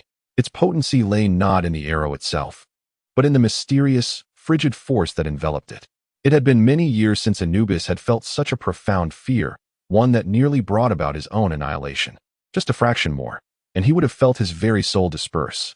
The immense radiance of the arrow fragmented into countless smaller energy projectiles, forcefully embedding themselves into his formidable frame, exploding within him and transforming into swirling vortices of energy that viciously tore at his body. Fortunately, Anubis's physique was no longer human. Surrounding the internal wounds that had been wrought upon him, a deluge of sand surged forth. Countless grains raced towards the vortices, rapidly sapping their power. No tempest, no matter how ferocious, could obliterate a whirlpool of quicksand. From Doghead's shoulders to his chest, then to his abdomen and hips, extending to his limbs, Ash's ultimate move was thus resolutely countered. Although the decline in Doghead's aura was palpable, he remained steadfast. This was disconcerting. Ash raised her elegant brows, momentarily at a loss for a viable strategy.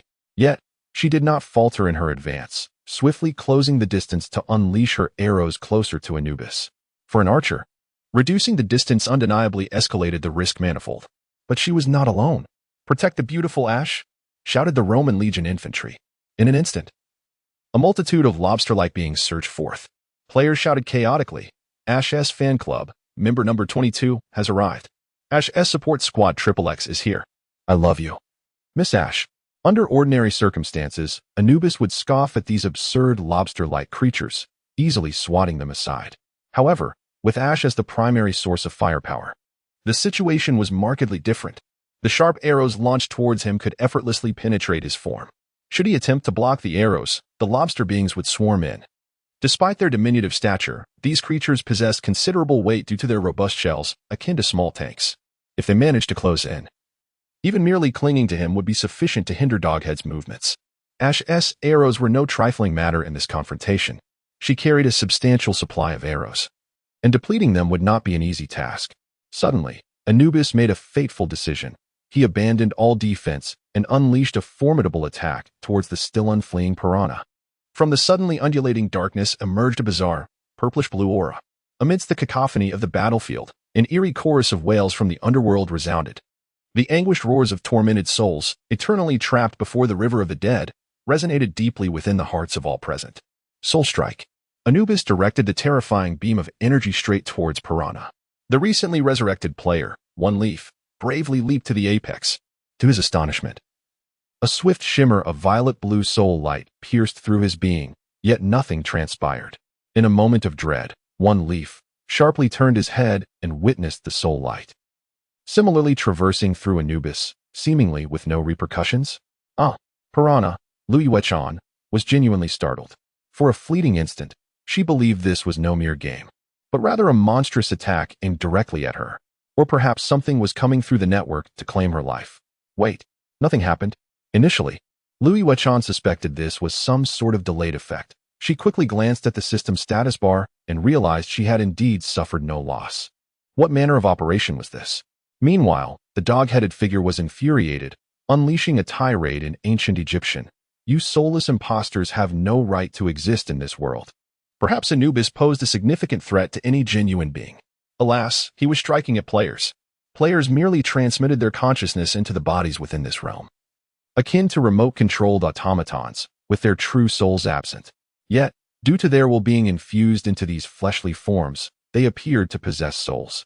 Consequently, Anubis's tremendous attack met only empty air.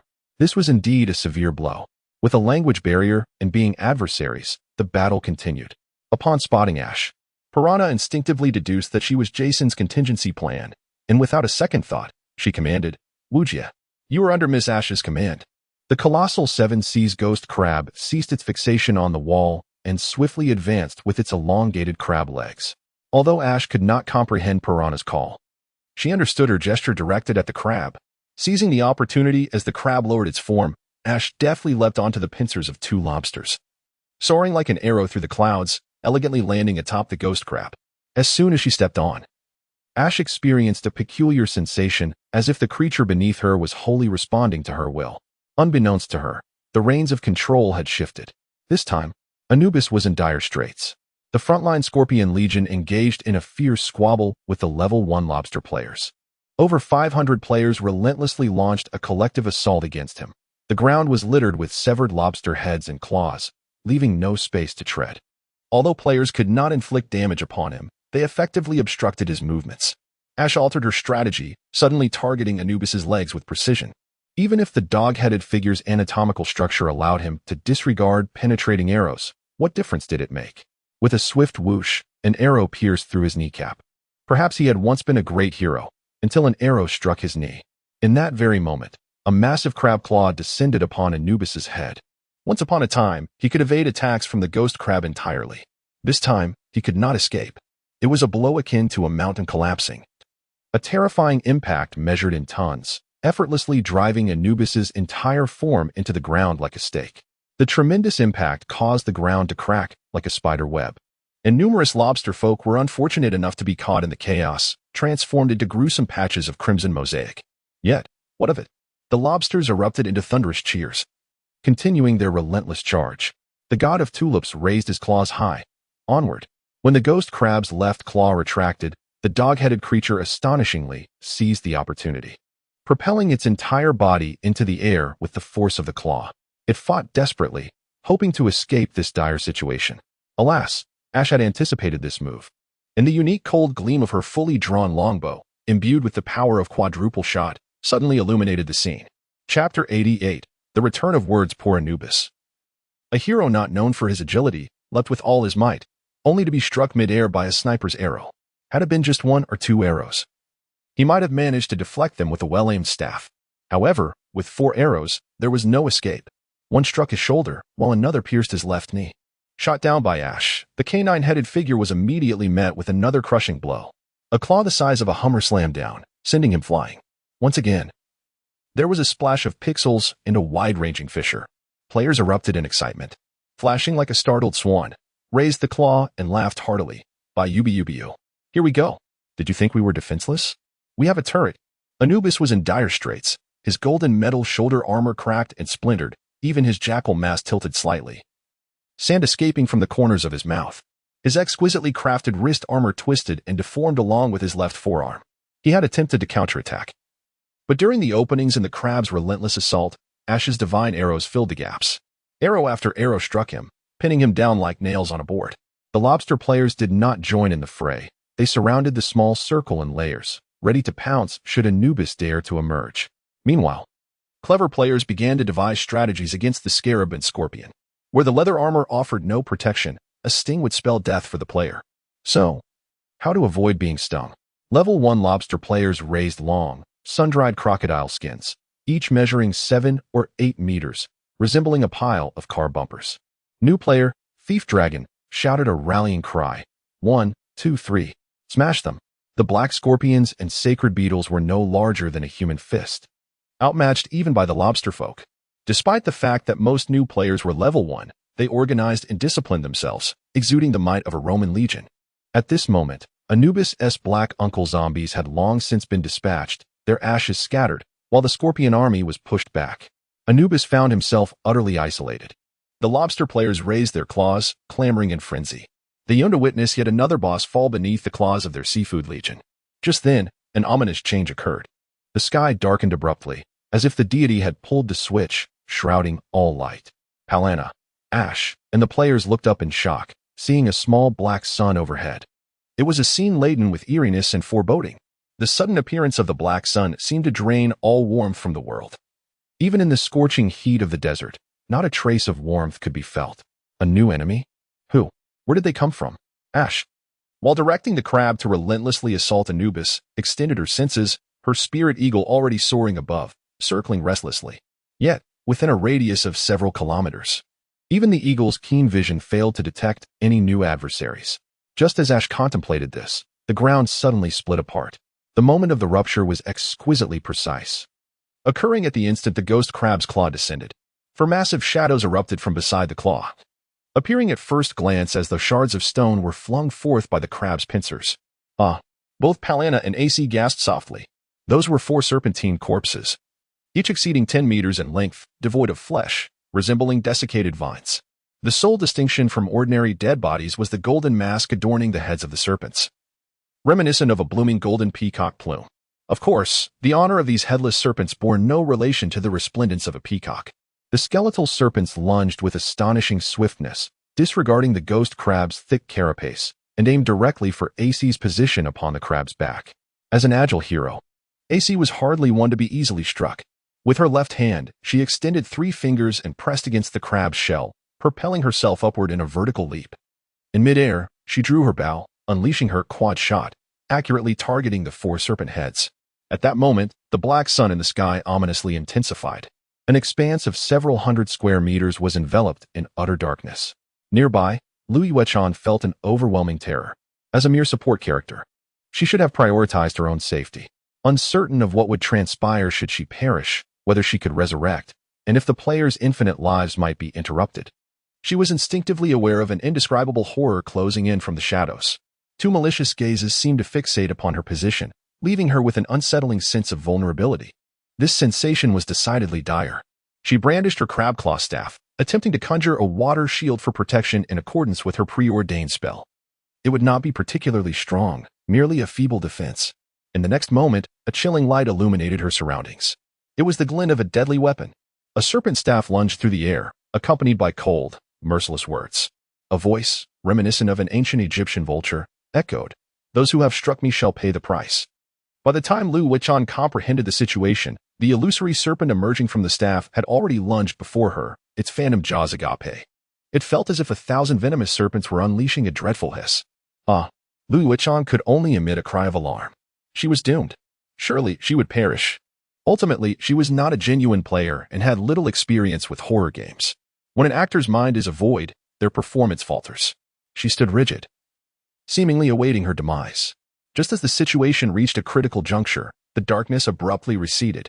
To say it receded is perhaps misleading, for it transformed from an inky blackness into a contrasting monochrome world. Lu Wuchan beheld her adversary, a figure adorned with a pharaoh's golden crown, resembling the Sphinx. Draped in white silk, and cinched with a white skirt, embodying the quintessential traits of an Egyptian pharaoh. He held aloft a serpent staff, pointing it directly at her chest. Clearly, the spectral serpent had been conjured forth by him, and it should have claimed Polana's life immediately. However, a figure clad in dark armor, familiar to both Lu Wuchan and all players, descended like a divine warrior before the pharaoh. The cold, somber gauntlets extended fingers resembling hooks, which sank deeply into the pharaoh's wrist. The pharaoh's grand attack was rendered futile, akin to a rooster grasped by the neck, unable to utter a sound. Lord Jason Momoa's chilling declaration echoed throughout the realm. "Those who dare to strike against me shall bear the consequences." Indeed, this statement was unequivocally returned to the old. Cunning Pharaoh. Chapter 89. Stepping on Pharaoh, the boss. A player by the name of Falling Wood stepped forth, feigning elegance as he performed a gentlemanly bow with a lobster claw. "Jason Boss, please commence your performance." Players are inherently free spirits, akin to wild stallions that, when uncontrolled, would recklessly gallop towards their demise. In any game capable of city sieges, players would leave no pet alive for their opponents. After all, striking a blow to their adversaries would not cost them any flesh. Yet this time, they were seething with frustration. Not only did they confront Anubis, but they also nearly witnessed their beloved piranha fall victim to this enigmatic and sinister pharaoh. Whether out of sympathy for Lu Wuchan or appreciation for the beauty within the game, the boss pursuing their beloved must perish. Compared to the detestable pharaoh faction, Jason, the Lord, suddenly appeared much more agreeable. They conveniently forgot who had dismantled the pharaoh's tomb. Wang Hao remained oblivious to whether this pharaoh was a living entity. Given that mythical beings had emerged, a lively pharaoh was hardly a rarity. The opponent possessed bloodshot eyes that could move, along with a diminutive body wrapped in yellowed bandages. Was this a mere mummy, or a unique being infused with malevolent divinity? Wang Hao could not ascertain. The frenzied black water rapidly spread across the metallic gauntlet gripping the opponent's arm, saturating the bandages imbued with an unmistakable mysterious power. The pharaoh was startled. His golden metallic mask suddenly expelled a purple-black miasma, while his left hand drew forth a short sword with a golden serpent-shaped hilt, thrusting it violently towards Wang Hao's mask in a desperate attack. Witnessing the opponent's seemingly slow-motion assault, Wang Hao was tempted to utter, "A wizard who cannot engage in melee is not a worthy assassin." In this age, was there truly such a Navi wizard, solely practicing magic? It was evident that this character's agility and strength represented the lower limits of heroic existence. Observing the system prompt indicating that his bronze body had immunized him against the miasma of Ptolemy 13, level 31, Wang Hao stifled a laugh. No, he must maintain the demeanor of a master. Onlookers could only see Jason swiftly extend his other hand, deftly flicking his thumb against his middle finger. With a resounding clang, Jason executed a pseudo-finger flick, sending the pharaoh's dagger flying. The pharaoh's spindly wrist was also ensnared. Ptolemy 13 screamed, in ancient Egyptian, "Release me, you vile creature. Do not sully the descendant of the great sun god with your filthy hands." Wang Hao sneered, "Descendant of the sun god? You, who play with the black sun, dare to claim such lineage?" This pharaoh was indeed unfortunate. Such a tainted battle strategy proved effective against most terrestrial beings. Egyptian pharaohs often proclaimed themselves as descendants of the sun. The sun god of Egypt had numerous incarnations, and honestly, Wang Hao had no time to discern the specifics. All he needed to know was that striking this foe was the right course of action. Having become immune to the poison of the deceased, Wang Hao exerted an immense force with his hands, a terrifying grip far surpassing that of a lobster claw.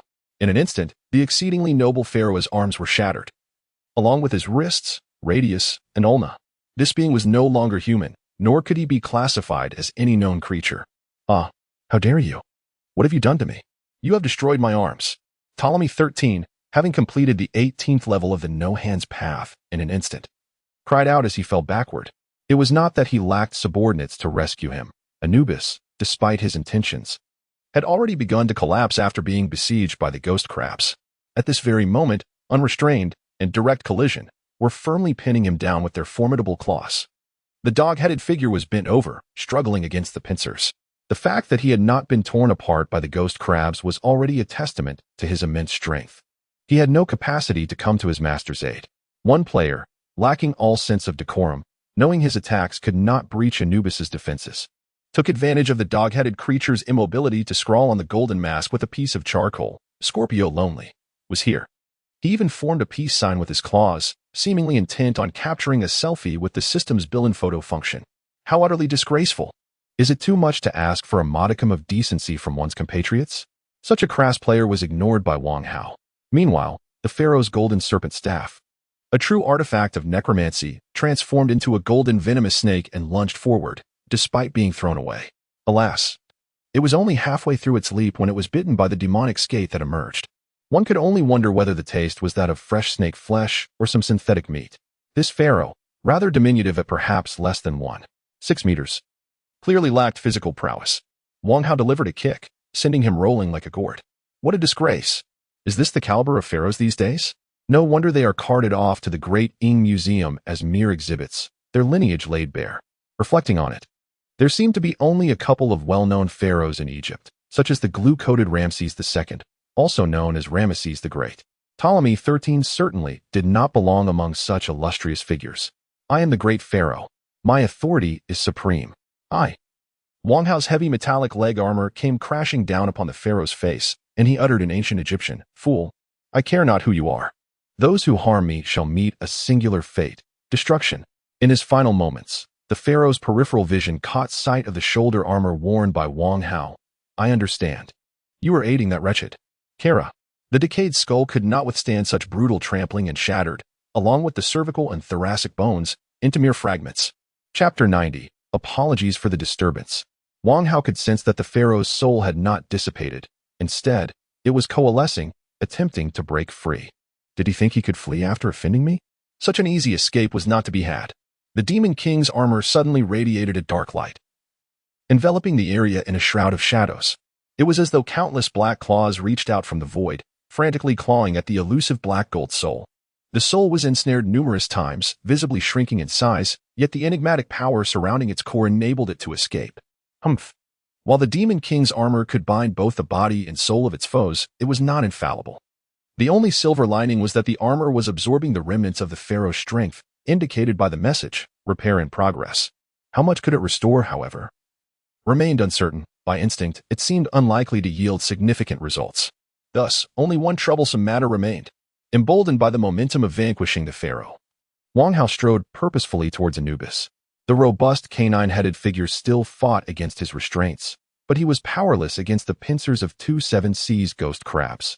The golden dog-headed mask glimmered as the eerie blue light of its eyes focused intently on Wang Hao's countenance. He roared defiantly, "My master has not been defeated. He shall return." Oh, is that so? After enduring numerous battles, Wang Hao had grown remarkably indifferent. Truth be told, he admired loyalty. What was a loyal servant to one was an adversary to another. No further words were necessary. It was time to extinguish him, just as he extended his hand, preparing to unleash a devastating blow upon the canine head. A sudden voice resonated in his heart. "Great Lord Moma, please wait." Wang Hao recognized the voice and reconsidered his approach. He brought his right hand together, fingers forming a sword-like gesture, and pointed. Instantly, a pool of inky black water surged forth beneath Anubis, countless claws reaching out to ensnare him, dragging him downwards. Gurgle, gurgle.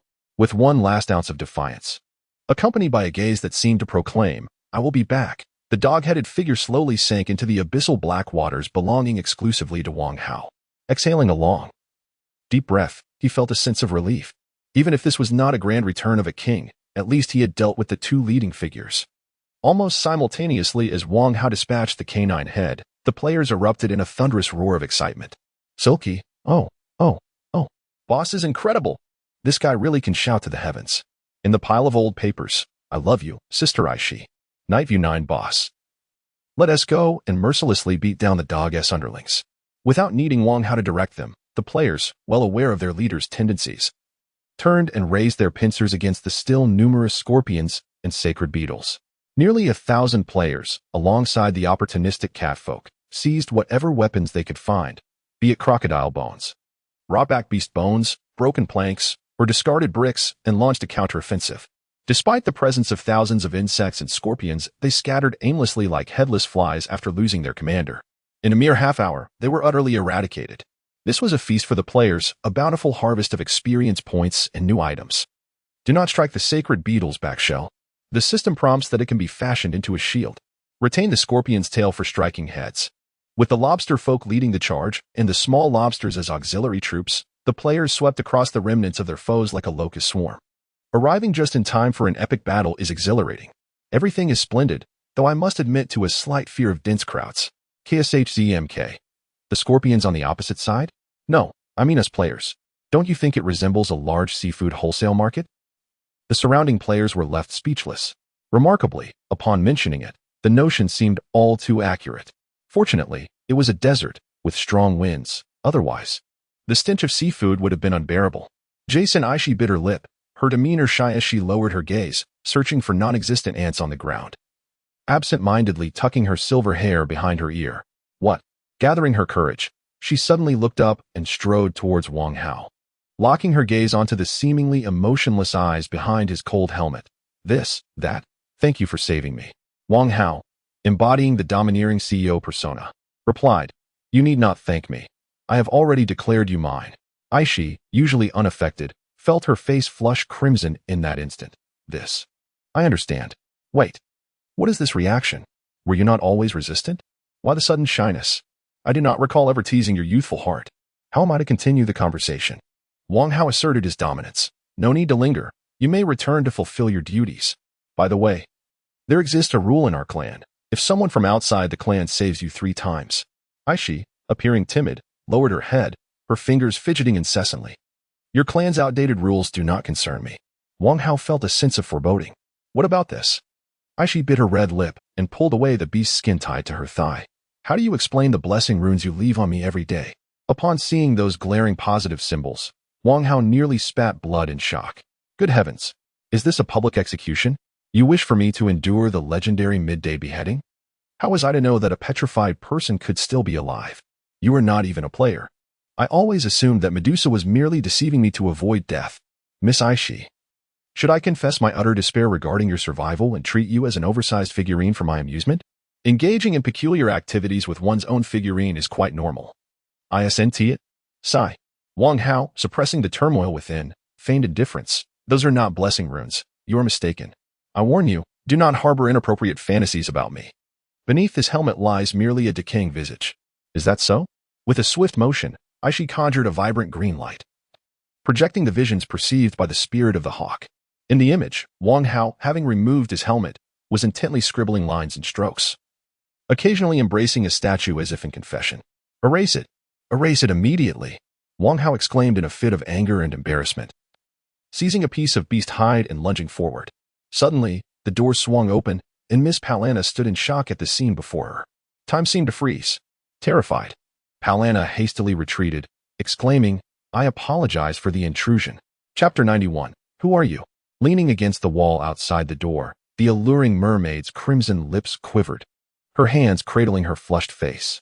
Palana, or perhaps Lu Yuechan, gazed with uncertainty in her eyes. What did I just witness? Is Miss Aishi not an NPC but actually a player? Lu Yuechan's mind was in turmoil. The recent scene had greatly unsettled her. Jason had lifted one of her legs, his hand pressing against it. Wasn't that rather suggestive?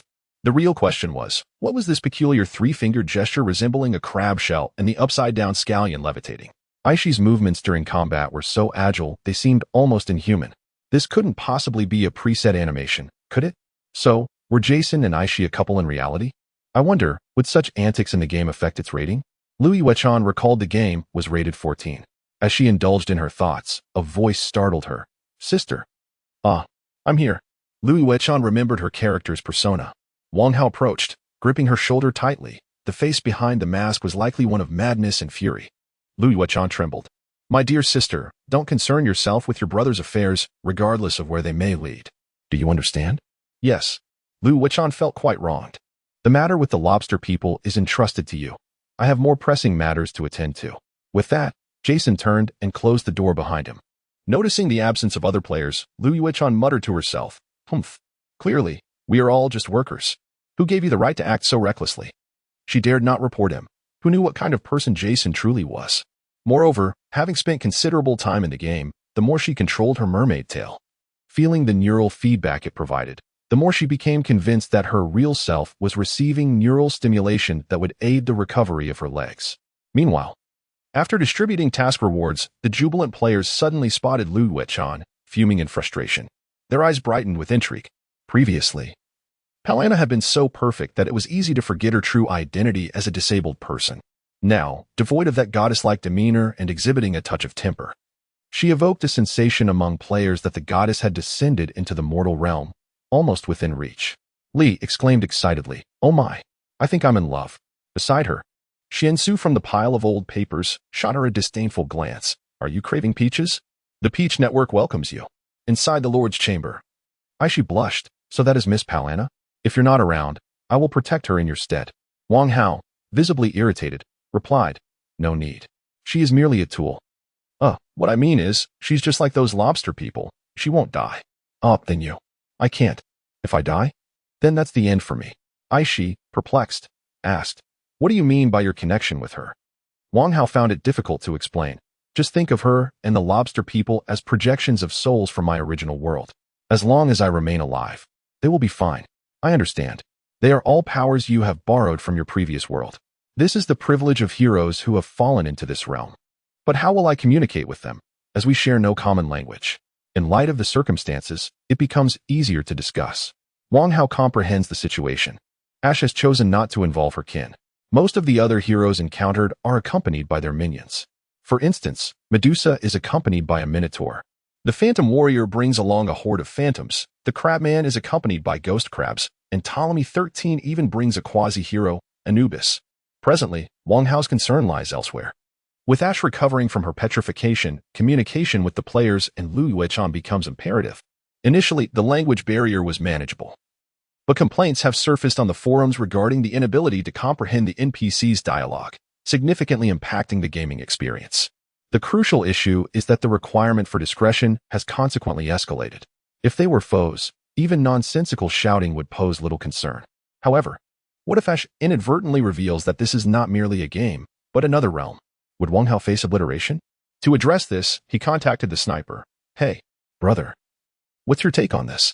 Let me confer with the counterpart, the guide. After a brief exchange between the two systems, Ash suddenly experienced a sharp pain in her head, followed by a moment of clarity.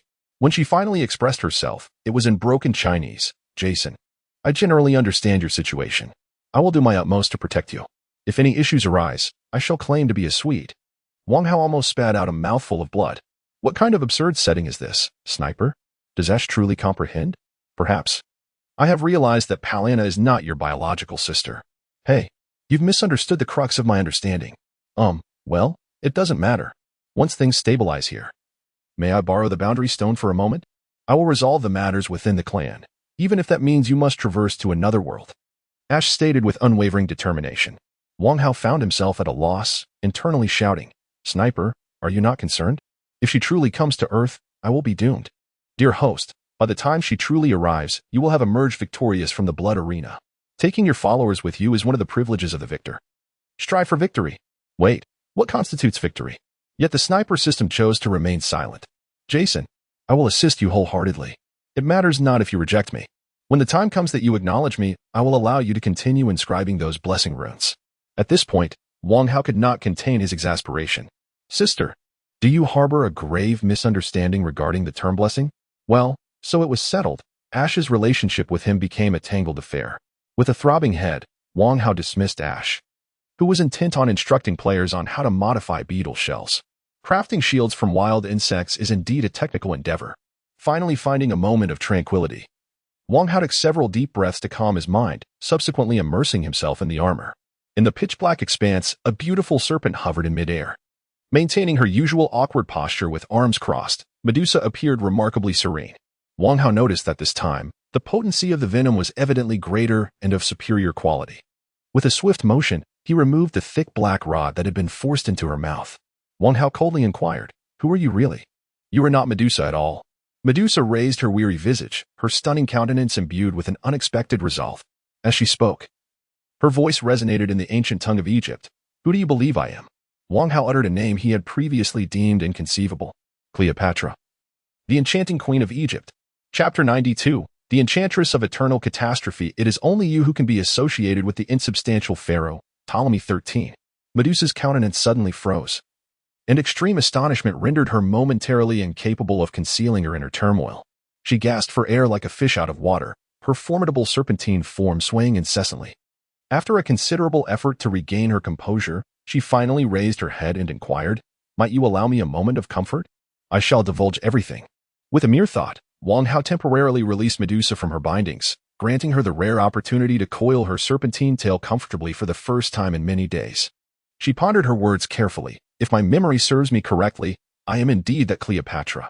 However, I cannot ascertain whether I am the same entity you refer to as the Egyptian enchantress. Please continue." Cleopatra hailed from Greek lineage, tracing her ancestry to Ptolemy, one of the 4 generals under Alexander the Great. Following Alexander's demise, Ptolemy and the other 3 generals divided the vast empire, with Ptolemy acquiring a significant portion of Egypt, establishing the Ptolemaic dynasty therein. Her command of the Greek tongue was remarkably pure, a testament to the dynasty's emphasis on untainted lineage, which persisted until its eventual downfall, marked by the unsettling practice of consanguinity.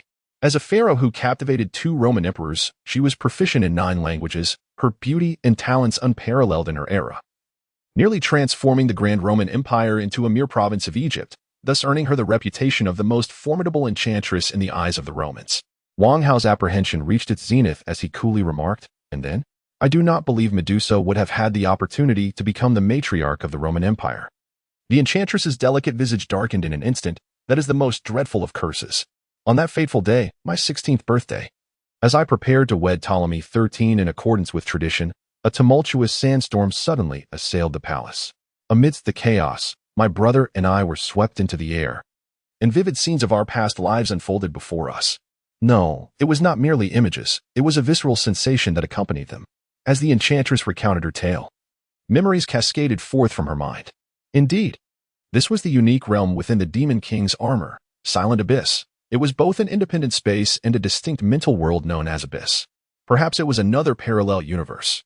The sight was utterly heart-wrenching, just as 2 individuals poised to wed, deeply in love, suddenly became aware of their fates, whether Cleopatra believed it or not. Ptolemy 13 evidently did. In the unfolding visual, the countenance that had borne a smile earlier that day morphed into one of sheer terror, swiftly engulfed by a tide of hatred. The enchantress continued to narrate in her captivating voice, "My brother and I were both cursed. We were ensnared in the vortex of destiny, exiled together to this accursed place. He, who fancied himself a descendant of the sun, could no longer tread upon sunlit ground. Without the dark sun, his very being would ignite in flames. And I have become Medusa, the figure from Greek mythology, slain by heroes and feared and scorned by mortals." Why Medusa? Wang Hao pondered with curiosity. As the entire Roman Empire cursed me, the collective resentment manifested into a malevolent force that irrevocably twisted the trajectory of my fate, ensuring that the creature into which I would be reborn would undoubtedly be serpent-related. Such profound indignation sent shivers down Wang Hao's spine. It was no wonder that she endured the tortures in silence. "Oh, what of Ptolemy 13? Wang Hao inquired. The Demon Queen sneered disdainfully. "He, who prides himself on nobility, is nothing more than a laughable jester, a third-rate dark sorcerer. Without that Anubis guard, he is utterly inconsequential." "Guard?" Wang Hao squinted. "The true Anubis is a legitimate deity. How could he be so feeble? He is merely the head of the royal guard." who sacrificed his life and soul to inherit a mere fraction of the god of death Anubis' power. At this juncture, the Demon Queen shifted her tone. His loyalty lies with the Ptolemaic dynasty. If you, Lord Jason, can utterly destroy my brother's soul vessel, I can ensure his allegiance to you. Perhaps, but it is unnecessary. As she uttered the first half of her sentence, a flicker of joy sparked within the Demon Queen, only to be extinguished by the cold rejection that followed. She suddenly chuckled bitterly. Do you not wish to trust me? Such is the natural outcome, for I am indeed the snake-haired Medusa. Wang Hao turned to leave. Suddenly, the Demon Queen's voice echoed once more. Upon sensing my brother's malice towards you, I liberated that female archer. Is she still alive? Alive. With that final affirmation, Wang Hao's will dissipated into the darkness that surrounded him. The Demon Queen curled up and lay down. She had not experienced a restful sleep in ages, and suddenly, she felt that this time, she could sleep for a long while, unseen by anyone. A faint smile graced her sleeping face. Moreover, no one knew that outside the city of Quicksand, a group of orcs was in a furious uproar. That mysterious figure escaped just like that? Impossible. We sent out so many decoys. Chapter 93, Plundering the Home. Wang Hao is utterly unaware that he had inadvertently achieved a thrilling milestone of strike and retreat. After assigning Palana to safeguard their base with 500 players, he embarked on a journey to raid the subterranean lair of Ptolemy, accompanied by 3 ghost crabs, 200 players, and several catfolk.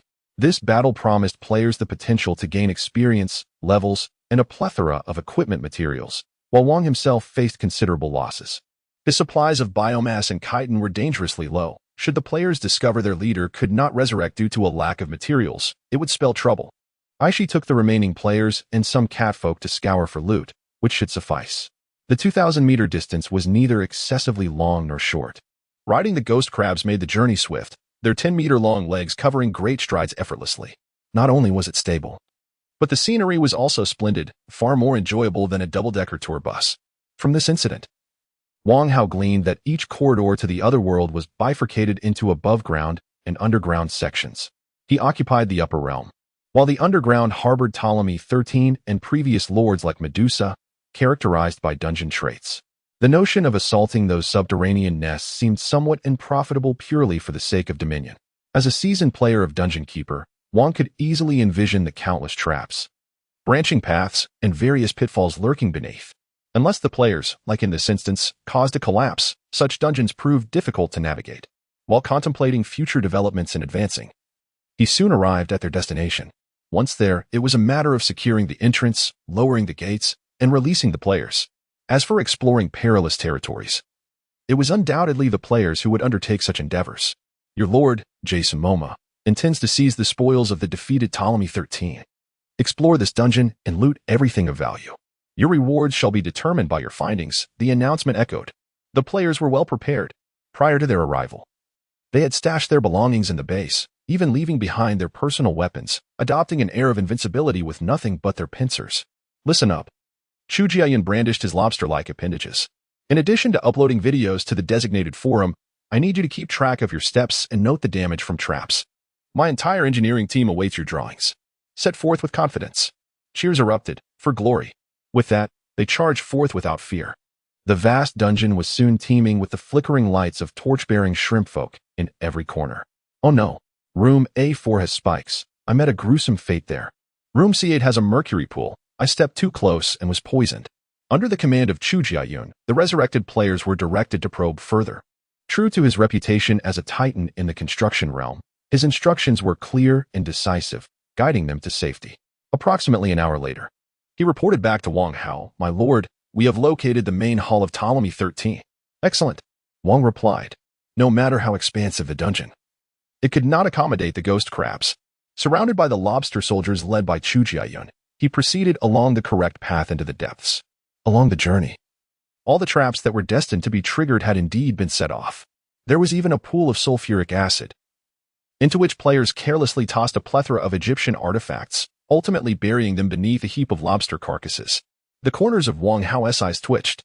Such relics, if brought back to Earth, would undoubtedly be considered treasures. Yet, these invaluable items were dismissed by players as mere worthless system debris, all destroyed without a second thought. However, he could not voice his discontent. As they approached the Grand Hall, an increasing number of upright coffins came into view. It was likely that mummies or similar guardians lay within. Wang Hao witnessed, with his own eyes, a coffin painted in yellow lacquer being restrained by several lobstermen. Scorpion Lonely leisurely lit a large torch with what resembled a tobacco stick, then shouted exuberantly, "Fire in the hole." The nearby lobstermen hastily pried open a gap in the coffin. Soon, flickering flames and a charred odor emanated from within, causing the coffin to shake violently. Immortal ice flame. Mused, I suspect that creature inside might be Newton. Xiao Hong softly retorted, "Nonsense. How could Newton possibly be Egyptian? If it were Newton, we would never be able to contain his coffin." Indeed, the players had stumbled upon a significant number of ancient Egyptian warriors' curved swords, known as kopesh.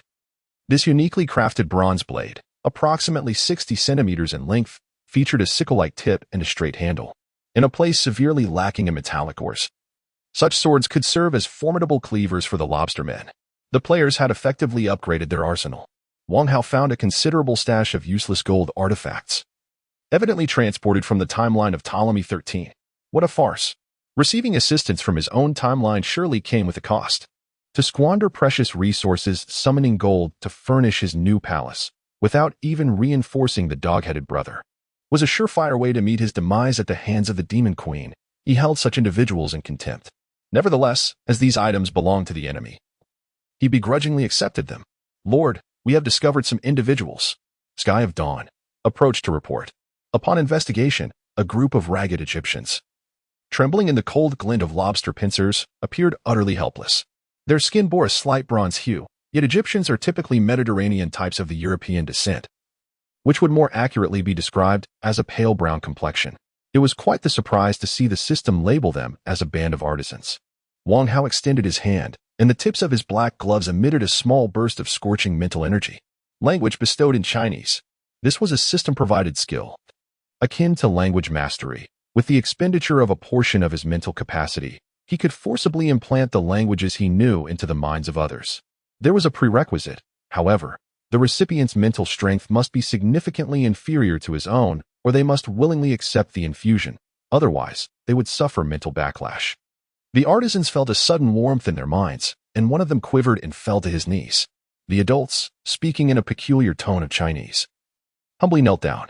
As Wang Hao intensified the fear aura to its utmost limit, even the players became intimidated and retreated to a safe distance. These strange, spineless beings simply refused to yield. With no other recourse, Wang Hao dismissed the players and called out loudly, "Come forth, my loyal assistant."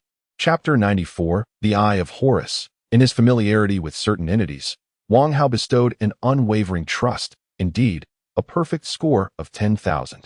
Otherwise, how could one speak of utmost caution? Recently, he had been deceived by a fraudulent Microsoft manager, leaving him with lingering unease.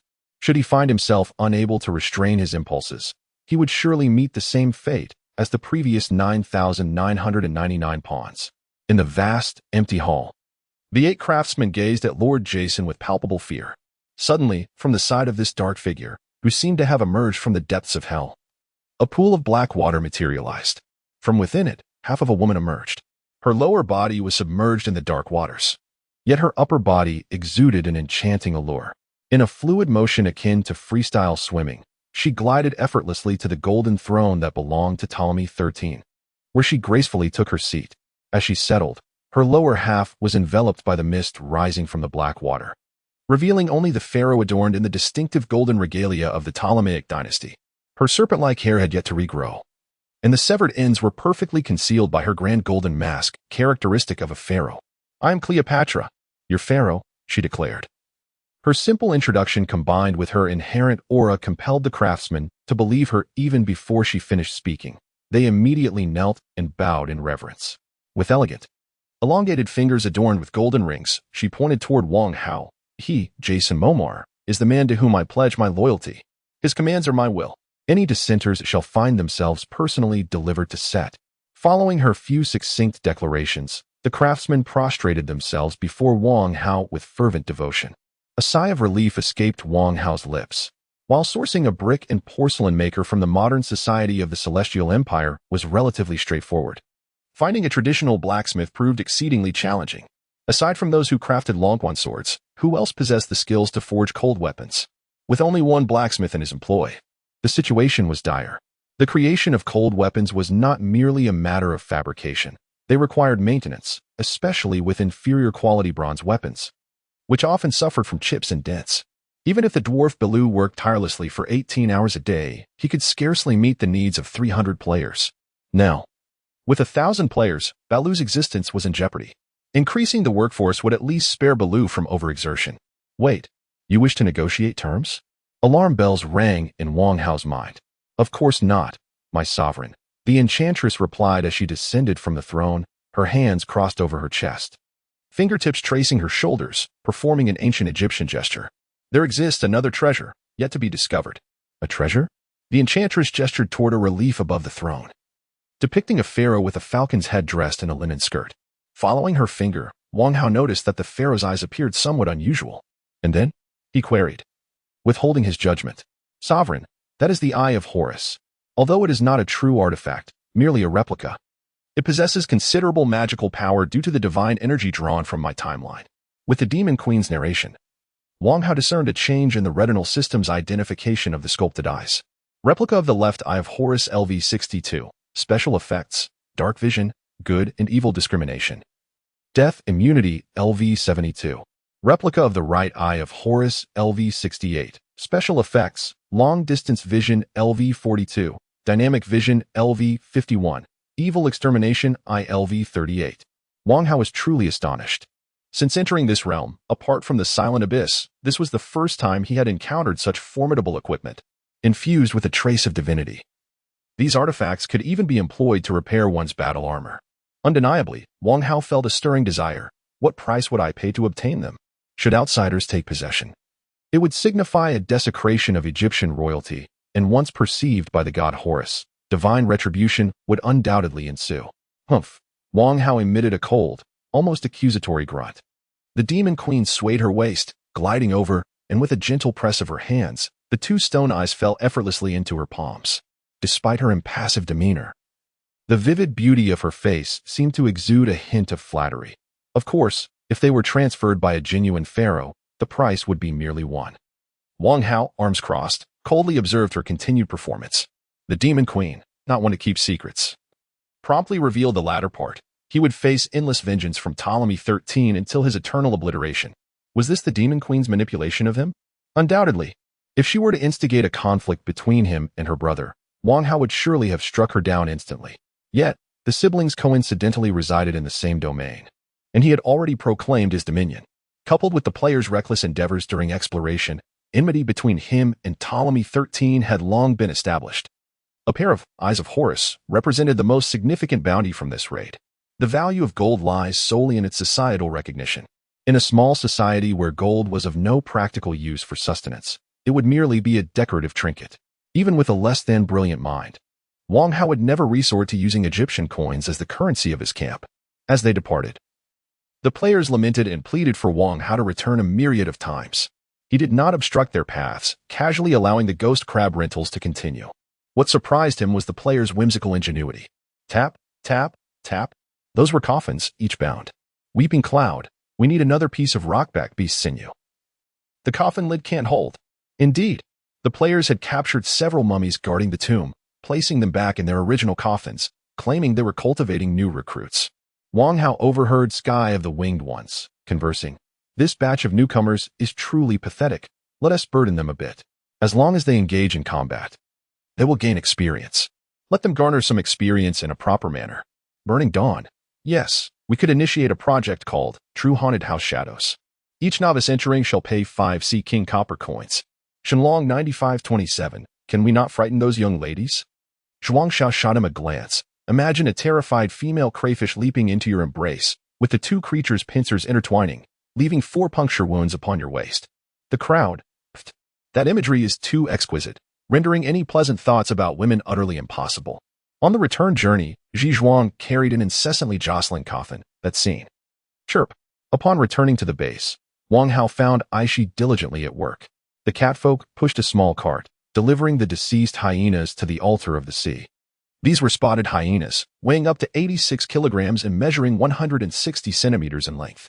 At this moment, the hyenas, the size of small ponies, had evidently been completely annihilated by Aishi's team. Over 80 hyenas, more than half of which had already been skinned by Aishi. Some players were undertaking a task to clean the remaining flesh from the hides, hanging the skins out to dry. The meat of the hyena is notoriously poor, and no one would desire to consume it. Aishi thrust the bloodied hyena meat into the black water pool before the altar, where the flesh could be directly transformed into biomass for players' resurrection needs. Aishi caught sight of the imposing figure of the Seven Seas ghost crab and silently quickened her pace. When the last hyena was perfectly skinned, she discarded the bone knife used for skinning. As a core hero of the camp, she enjoyed the corresponding privileges. The lake contained a waterway leading directly to her quarters, allowing her to bathe at any hour. Although she feigned indifference, her keen-eyed players were not easily deceived. After all, there were only 3 decent-looking individuals in the base. The rest were all crawfish, making it quite impossible to overlook them. God of tulips, wait. What transpired? Something seems amiss. Could it be that my Aishi has fallen in love? Is this not akin to the graduation of AKB and VP young ladies? My youthful narrative indeed harbors issues. A lone lobster person began to slump dejectedly. As numerous lobster people came to their senses, they let out a wail, collectively bowing in despair. A throng of players lost their aspirations, automatically transforming into salted fish, pseudo. Meanwhile, observing Piranha and Aishi awaiting at the entrance. The former was merely performing the basic courtesy of an employee awaiting their boss, while the latter's gaze was somewhat unbearable for Wang Hao. After issuing a few casual words of encouragement to the tool-wielding mermaid, Wang Hao noticed Aishi closely following him. Well, the players should still be unable to ascertain whether I am an NPC or an impersonator. With this thought, a shiver ran down Wang Hao's spine as he led Aishi into the Lord's chamber. He had never anticipated the situation would be so awkward. In the eyes of the players, there was nothing but resentment. Upon entering the room, Aishi appeared to be both eager for closeness yet somewhat apprehensive. Aishi. Aishi lowered her head, unable to meet his gaze, twirling a strand of hair around her left index finger. I infiltrated the lair of Ptolemy 13 and acquired this. Although it is a high-quality replica, I believe it will be immensely beneficial for our battles. You are an indispensable asset to my team. Enhancing your strength is of great utility to me, someone stated solemnly. Aishi nodded enthusiastically, resembling a chick pecking at grains, as she received the Eye of Horus. As a true archer, she immediately sensed the formidable power of this Egyptian artifact, her excitement palpable as she inquired, "May I go out and test it?" "Yes," Wang Hao replied coldly. Meanwhile, Helena cast an annoyed glance at a group of crustaceans loitering outside the Lord's residence, attempting to eavesdrop on conversations. The sign at the entrance, warning of immediate expulsion, held significant deterrence. However, the players were inevitably drawn by their insatiable curiosity. The loss of the harem beast, how outrageous. Must we consume dog food even while playing a game? No way. I shall protest on the forum against the official's cruelty. Junmuki chimed in, "Come. Join the family of crossdressers. Get lost." Before the players could approach, they were astonished to see Aishi burst out of the building just moments after entering, brimming with excitement. The heroic figure nimbly leaped to the highest tower of the base, surveying the landscape. Ah, how far? The Eye of Horus undoubtedly provided a significant enhancement for a true archer. Unable to contain her exhilaration, Aishi drew her bow and released an arrow. The players watched in awe as the arrow soared through the air in an exaggerated parabolic arc, traveling nearly 300 meters before plummeting downwards, striking a passing vulture. Even as they heard the distant, anguished cry of the vulture, doubts lingered about whether Aishi had truly struck it. To their astonishment, the arrow had pierced through the vulture's skull from above. Mio, incredible! Is this a game effect? Or is it simply that this archer is exceptionally skilled? Lanchi, did anyone else hear that? It seems Miss Aishi has started speaking Chinese. I heard it. Palana, portrayed by Liu Yuechan, was a revelation from the officials.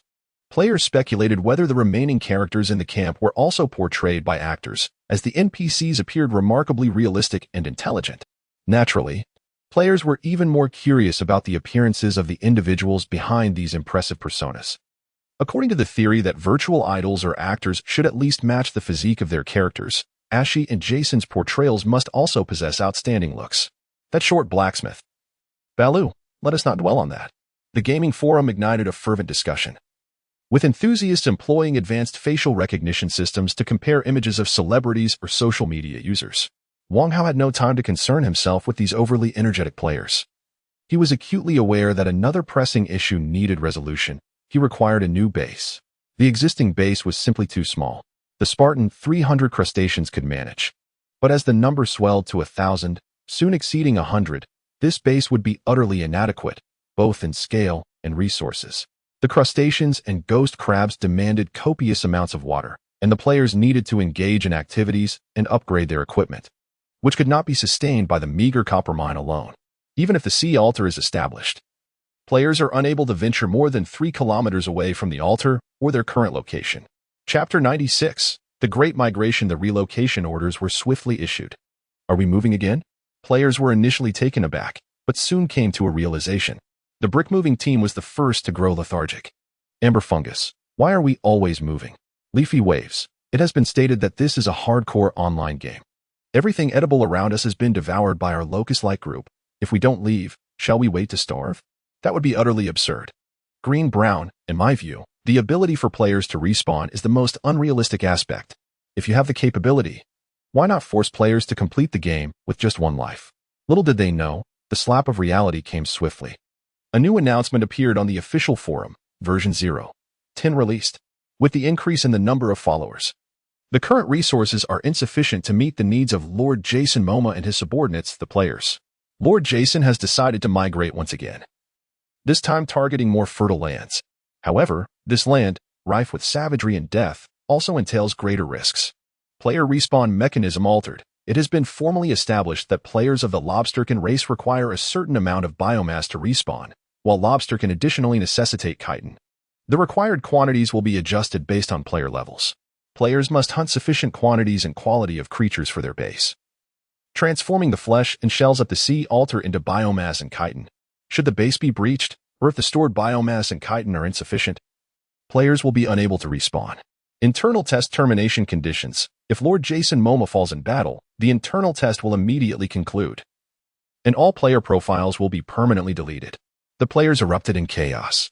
Polar Wolf Fong Z. Wow, it truly is the most hardcore online game of the year. Such conditions for terminating the internal test are astonishing. Walker 1989. The officials are being lazy. Small Cockroach Studio deserves a beating. God of Tulips. We shall not protect men. Bring in Athena. We wish to be Athena S. Golden 12 harem. Yongle, the person above is dreaming. Athena S. reverse harem has a 3-digit number. One cannot deny that the officials played their hand remarkably well. Whether it be in closed beta or internal testing, these were all preliminary versions being tested. As long as it is not open beta, players cannot lodge complaints about their profiles being deleted. Many games have ceased operations during internal testing. Wang Hao's maneuver was essentially a subtle coercion for the foolish players to zealously defend him. If there were 1,000 lobsterkin, they would indeed possess some strength. Having explored the vicinity of Quicksand City for an extended period, Wang Hao is well aware of the prime locations for habitation. However, that place was not easily obtainable. Regardless of the player's willingness, a great migration was inevitable. Alas, farewell, our home. A group of foolish players wailed before the lowly communal living quarters. The space was truly cramped, less than 20 square meters, with a height of merely 1.2 meters, housing dozens of small, toilet-like pits. For the lobsterkin players, who were only 60 centimeters tall, when they needed to log off, they would simply find a pit to squat in, soaking themselves in water. That would suffice. The sign on the door had been scratched countless times. The latest version is titled The Accumulation of High Tea on Salty Shrimp Sauce. No one knows what peculiarities await them upon awakening. Some may find their eyes shrouded in gray, mistakenly believing their connection has failed or their vision has gone awry. Others may awaken to find themselves amidst a pot, surrounded by swirling steam. In any case, mischief abounds, with the sole exception being the theft of equipment, which results in immediate account suspension if discovered. Aside from the esteemed players permitted to own private residences, the rest are mere pawns in the game. Rumors circulate that a new location offers vast expanses, prompting these players to cheer and rush forth in excitement. The migration is extensive, posing no challenge to Wang Hao. The esteemed lobster people are granted seats atop the VIP section of the ghost crab's shell, which offers breathtaking views. Everything else is whisked away. In truth, these shells belong to 3 ghost crabs and the discarded shell of a domineering brother, turned upside down, resembling a grand vessel. Meanwhile, the cat people drag wooden carts laden with abundant undried hides and sun-dried meats. Players are elated to discover the presence of sand sharks, unique fish that glide through the sands, pulling wooden rafts laden with all the copper ore and ingots they can carry.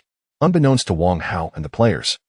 3 hours after their departure, a formidable army suddenly materializes before their former base. The vast expanse of desert earth collapses, revealing a colossal void from which surge thousands of large, humanoid creatures, their bodies covered in grotesque tumors. They resemble frogs with relatively slender limbs and possess heads akin to massive frog-like forms or malignant tumors, devoid of visible nostrils and eyes, appearing almost faceless. Their gaping mouths reveal 2 rows of sharp teeth, and their slender limbs end in 3 elongated fingers, with one hand clutching a sharp wooden spear crafted from stripped branches. The stronger among them sport even more fearsome tusks and sharp, bony spines reminiscent of a stegosaurus along their backs. Their spears are tipped with bronze. These beings are the fabled troglodytes. Behind the throngs of troglodytes, a group of cloaked figures appears, seemingly disdainful of the sun above. Closely following them are towering minotaurs, unable to conceal their imposing stature. Finally, a cluster of beholders emerges. These peculiar creatures typically possess a massive spherical body, beneath which numerous tentacles sprout. Their hardened scales as tough as steel, crowned with an enormous, malevolent eye. It is said that they possess a captivating power and can perceive things invisible to ordinary eyes. The beholder's tactile system is notably primitive, with a greedy tongue in their cavernous mouths serving as their only sensory organ. They enjoy long lifespans, often exceeding 1,000 years. At this moment, beside the largest eye demon, a diminutive skeleton trembled with trepidation. "Is this the base you spoke of? Where are the others?" The words were delivered with an air of respect, yet the tone was chilling. The unfortunate soul, evidently Ptolemy 13, appeared as if he might lose control of his bladder at any moment. They should still be here. A shadow materialized beside the eye demon. Murmuring softly, he speaks no falsehood. The signs of evacuation are fresh. This was not a hasty retreat, but rather a strategic withdrawal. An astute observer indeed. How fortunate for him. The eye demon's scara shimmered with an ethereal blue hue as it gazed towards the direction in which Wang Hao had departed. Chapter 97. Parting Gifts. A report was made, revealing some valuable findings.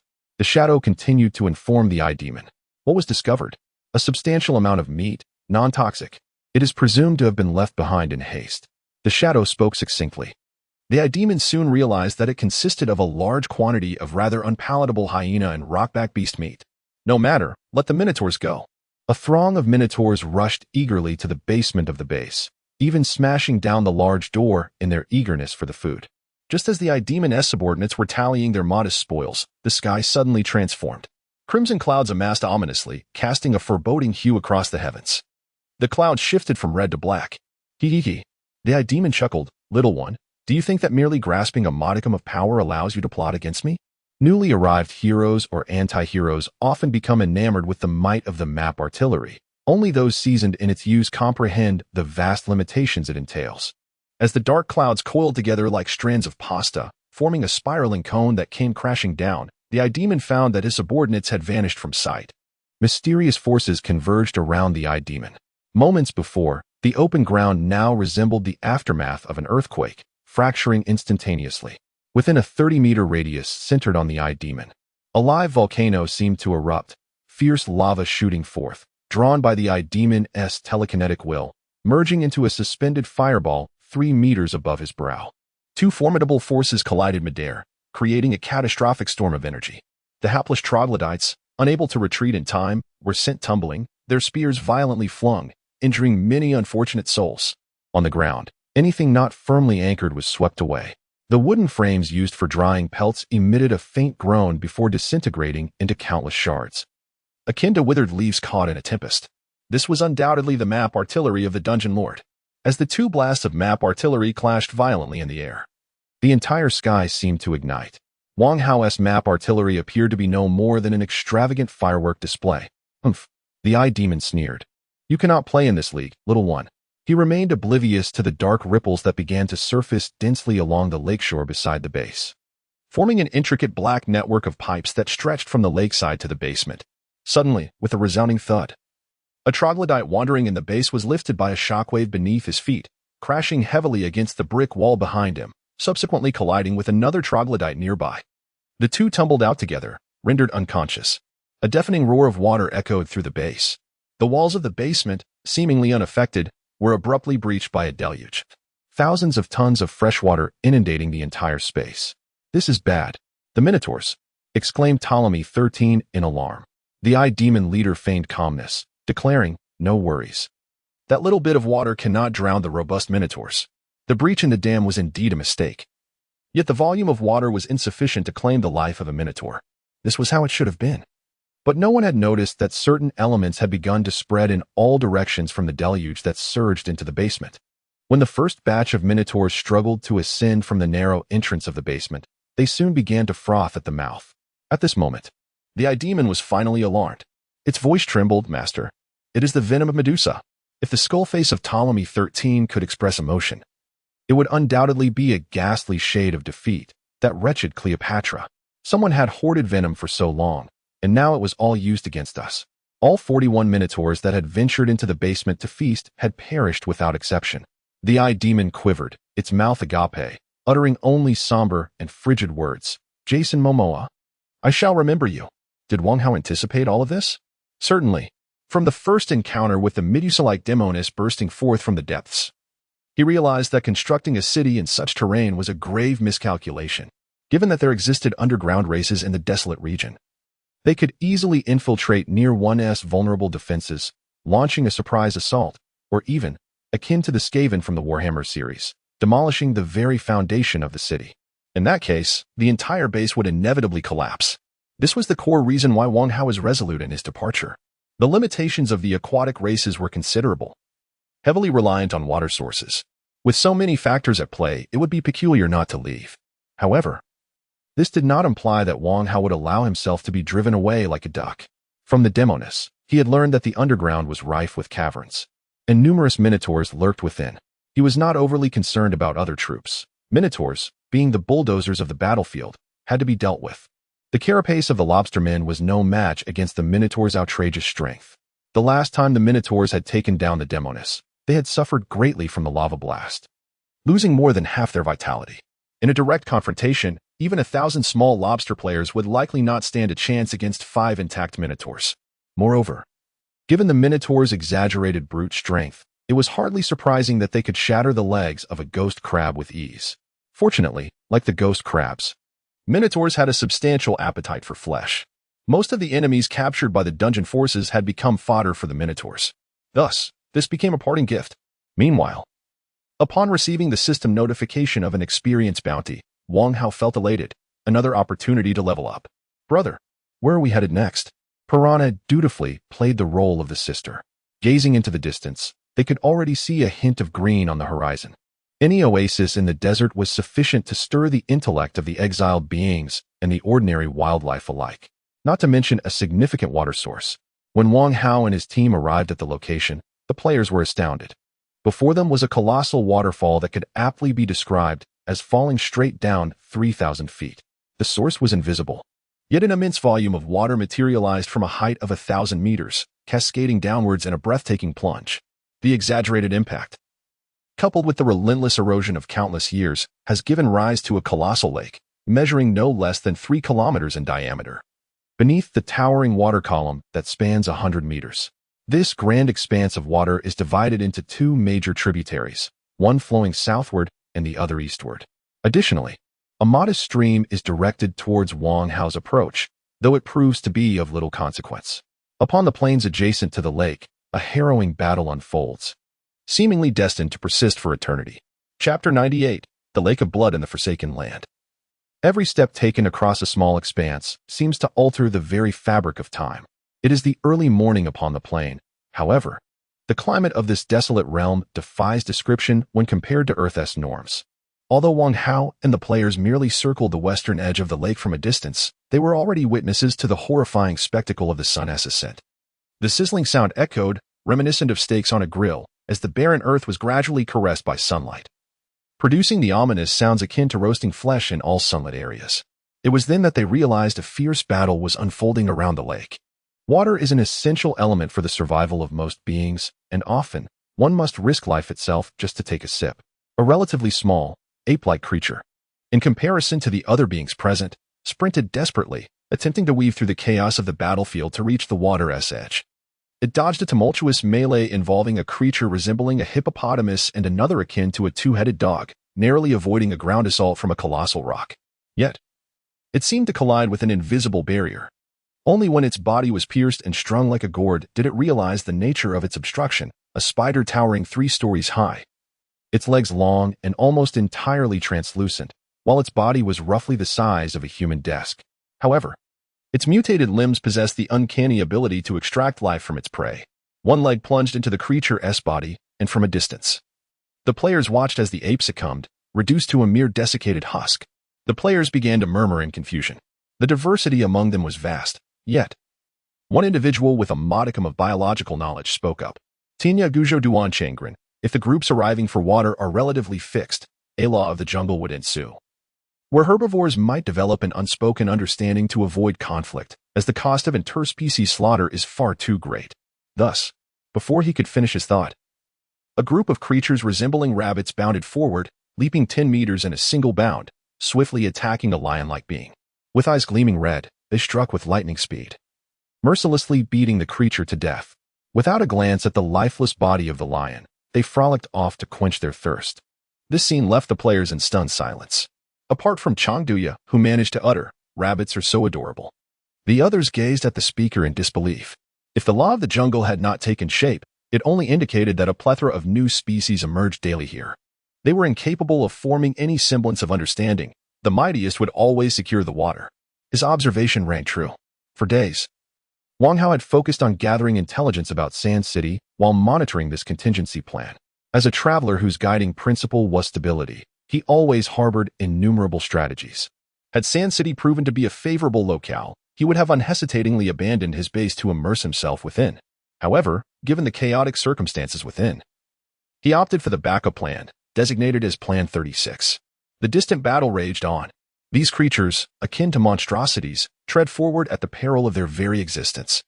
Absent beings with exceptionally unique physical attributes, no one can find solace here. The scorching sun violently pours its rays upon the earth, creating a bizarre distortion of air above the parched desert.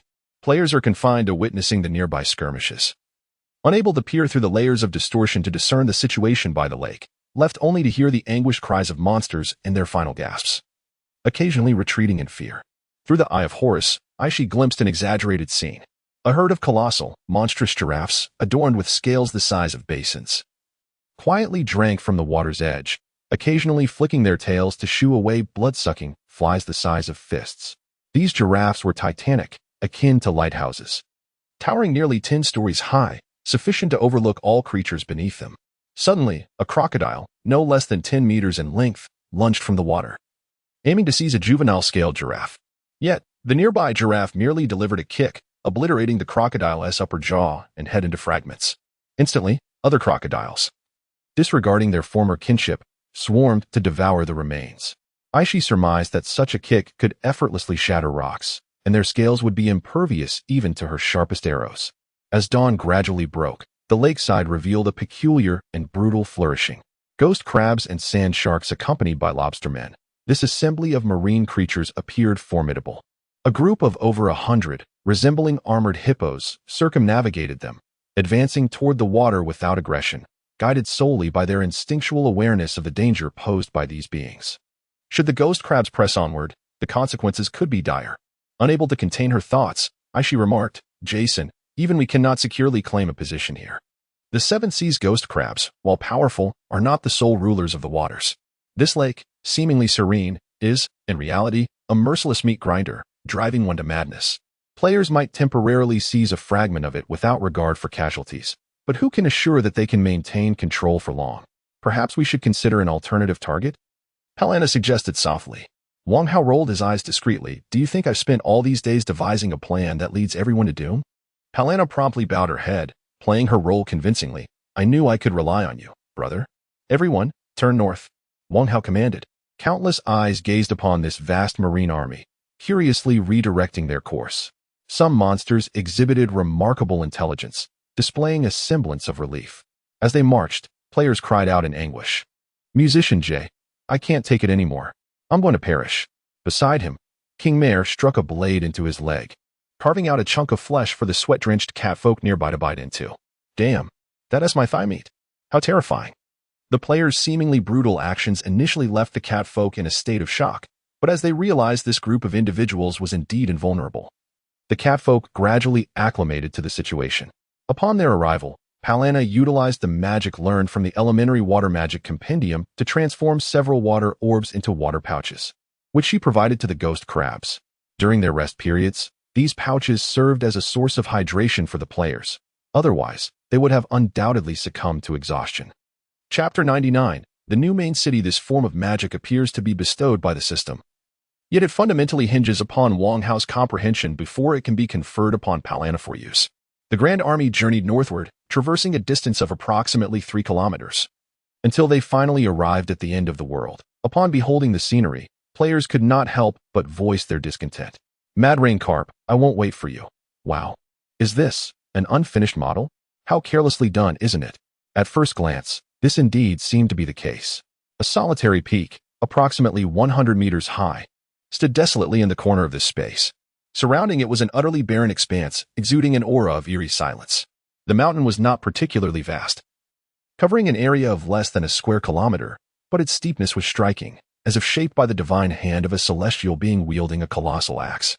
With sheer cliffs rising at right angles from the ground, behind the mountain lay an abyss of nothingness, seemingly a manifestation of the starry sky. What players perceived as an unfinished model was, in fact, the boundary of this forsaken land. Through the grand cross that Wong Hao first encountered, it was likely possible to access other, more civilized worlds.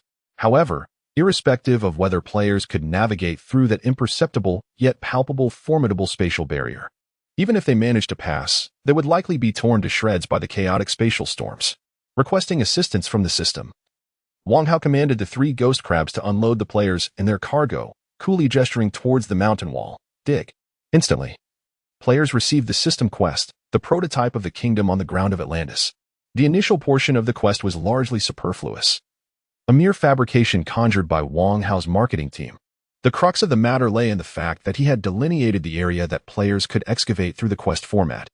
Although the spatial stability of this world was relatively assured, to securely maintain territory, 3 prerequisites were essential. The first was to establish dominance over the region. This chosen site was strategically located at the very edge of the Western Desert Corridor, an area that Wong Hao could control, barely within the range of his specialized map artillery.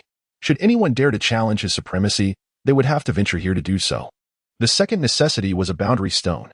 A base lacking the protective power of a boundary stone was exceedingly vulnerable, akin to the tomb of Ptolemy, where the surrounding mountain was unprotected, rendering the rock layers inherently fragile. Following the aggressive excavation by the ghost crabs, the tomb could not withstand the mountain's weight and would inevitably collapse. The medium-sized boundary stone in Wong Hao's possession had a coverage radius of 500 meters, essentially enveloping a significant portion of this small mountain. With the reinforcement of the boundary stone, even a colossal creature's assault could be endured for an extended duration. The third necessity was a water source. What appeared to be a barren wasteland devoid of water to the untrained eye was, for Wong Hao, a veritable paradise. It is worth noting that he was a student of water supply and drainage. Countless times he had cursed this wretched field of study for lacking any appealing companions. Yet now he found himself grateful for the knowledge it provided. The volume of the void waterfall, even through mere observation, could be estimated based on the diameter and velocity of the water flow, allowing him to calculate the approximate cubic meters of water per second. Coupled with the tributaries that flowed away, Wong Hao's immediate reaction was that the water volume was insufficient. The influx of water into this world is excessive, while the outflow from the rivers is remarkably minimal. As a student of the relevant discipline, Wong Hao immediately deduced that the water must be escaping from elsewhere, most likely through an underground river. This phenomenon resembles a colossal subterranean pipeline, channeling the water away. Otherwise, with such a deluge occurring daily, the entire world would surely be submerged. This nameless barren mountain is fortuitously situated above a moderately sized underground river. On the surface, the stones of this mountain bear no distinction from the bedrock found beneath the desert. However, a mere 2 meters below the surface, one would uncover a transformation in the geological layers. No longer ordinary rock, but sandstone emerges. Sandstone is a type of sedimentary rock formed from the erosion and deposition of sand grains on riverbeds over millennia, solidifying into a robust material. In addition to its hardness, sandstone is predominantly impermeable due to its siliceous cementing agents, except in the case of highly fragmented varieties. The underground river beneath this mountain exhibits peculiar characteristics. It initially flows from deeper subterranean depths until it reaches this desolate mountain, where the water level abruptly rises, as if a pump resides below, forcing the water upwards. Whether due to proximity to the dimensional boundary or other factors, the mountain remains devoid of vegetation. In fact, were it not for the presence of the Seven Seas ghost crab, even the knowledge of a water source beneath this mountain would be futile. The game is about to undergo server maintenance, expected to last 24 hours or more, with specific reopening times to be announced later. Following this, version 0.11 will be updated, and players will soon gain access to the first main city. Stay tuned. Players erupted in excitement yet again. Moonlit shadow of ice. Oh my. Is the server finally undergoing maintenance? I thought this was some sort of black technology that didn't require maintenance. Woo woo woo woo. This is the first maintenance after so many days. It's quite commendable. Silently wielding the sword. I'm absolutely thrilled. The absence of a game to play does not imply that these players, entrenched in the VR world, will engage with other games. Those who have genuinely immersed themselves in a virtual realm find other games lacking, questioning, what is this inferior creation? Was my life once squandered on it? If one must squander time, it ought to be in a game like Land Abandoned by the Gods, that is truly a second life. Soon, nearly 1,000 despondent players began to boast fervently across major gaming forums, sharing videos and strategies. Observers on Bias Station, watching these affluent players showcase their videos, felt a pang of envy. Aishi sought out his attention. What is it? Are they all right? Aishi gestured towards the outside. 1,000 lobsters and crayfish lay haphazardly in an excavated ditch, resembling a mass grave or a dumpster next to a fish market, filled with dead fish and rotten shrimp. Most unsettling to Aishi was the sight of Palana completely submerged within a water sphere, peacefully resting in the liquid. This was acceptable. Aishi's right hand gracefully arched over his proud Northland peak. Chapter 100. The establishment of a new city, even the dark. Spotted pelt of the shadow leopard could not obscure the exquisite curve that captivated Wang Hao. He swallowed hard. After 3 years in engineering, he felt like a mere shadow of the legendary beauty, Diao Chan. It was once said that in a class of 40 in the water supply and drainage major, there would be 5 or 6 girls. Yet now, in his own class, there were only 2. One resembled a Barbie version of Neza, while the other moved and acted like a goblin. Times had changed. Girls were no longer easily swayed into the water supply profession. Much like the medical students who dared to step into the operating room, none were without an indomitable spirit. Observing Aishi, it would be a lie to claim that Wang Hao felt no stirring within. With his striking looks, had he chosen to indulge in romance, he would have already soared to great heights before turning 18. He had toiled relentlessly through his youth, only to find himself ensnared in a monk's institution. In this day and age, a monastery head is merely a profession, and it is not uncommon for them to perform blessings for female patrons. The truly unfortunate ones are the individuals whose aspirations are confined to the stench of sewers, the water supply professionals. Yet, Wang Hao could not shake the feeling of unease that nestled in his heart. The world was dreadfully terrifying. Today he might eliminate one threat, only for another to emerge tomorrow. He felt ill-equipped to handle the emotional weight Aishi represented. Initially, his demeanor was commanding, for he had resolved to view her as a mere tool. However, as that tool evolved into a close comrade, and with her pursuing him, he found himself faltering, deliberately ignoring the fervent glimmer in her eyes. As Aishi approached him with small, tentative steps, Wang Hao turned away coldly, asserting, "Our worlds are vastly different. You cannot fathom our lives." He rubbed his temples in frustration. "My dear girl, what use do you have as a primitive in the Celestial Empire? There is no space here for your hunting endeavors. That is merely a noble pastime." Noticing Wang Hao's hesitation, Aishi took another step forward. "I know there is much I do not understand, and I cannot comprehend the language of the lobster people, but I am willing to learn." What a powerful rationale. Aishi was no mere maternal tyrant. Had she been, he might have confidently asked what she found appealing about him so he could change. But now those words hung unspoken in the air. Aishi's fervor was in stark contrast to her icy silver hair, pressing Wang Hao into a corner. He flicked his finger against her smooth forehead. Ouch. Aishi winced, momentarily distressed by the contact. Why indulge in such convoluted thoughts? First and foremost, they needed to survive. Then claim victory in this bloody competition. The future could wait. Wang Hao disregarded Aishi, focusing intently on guiding the ghost crab in its excavation efforts.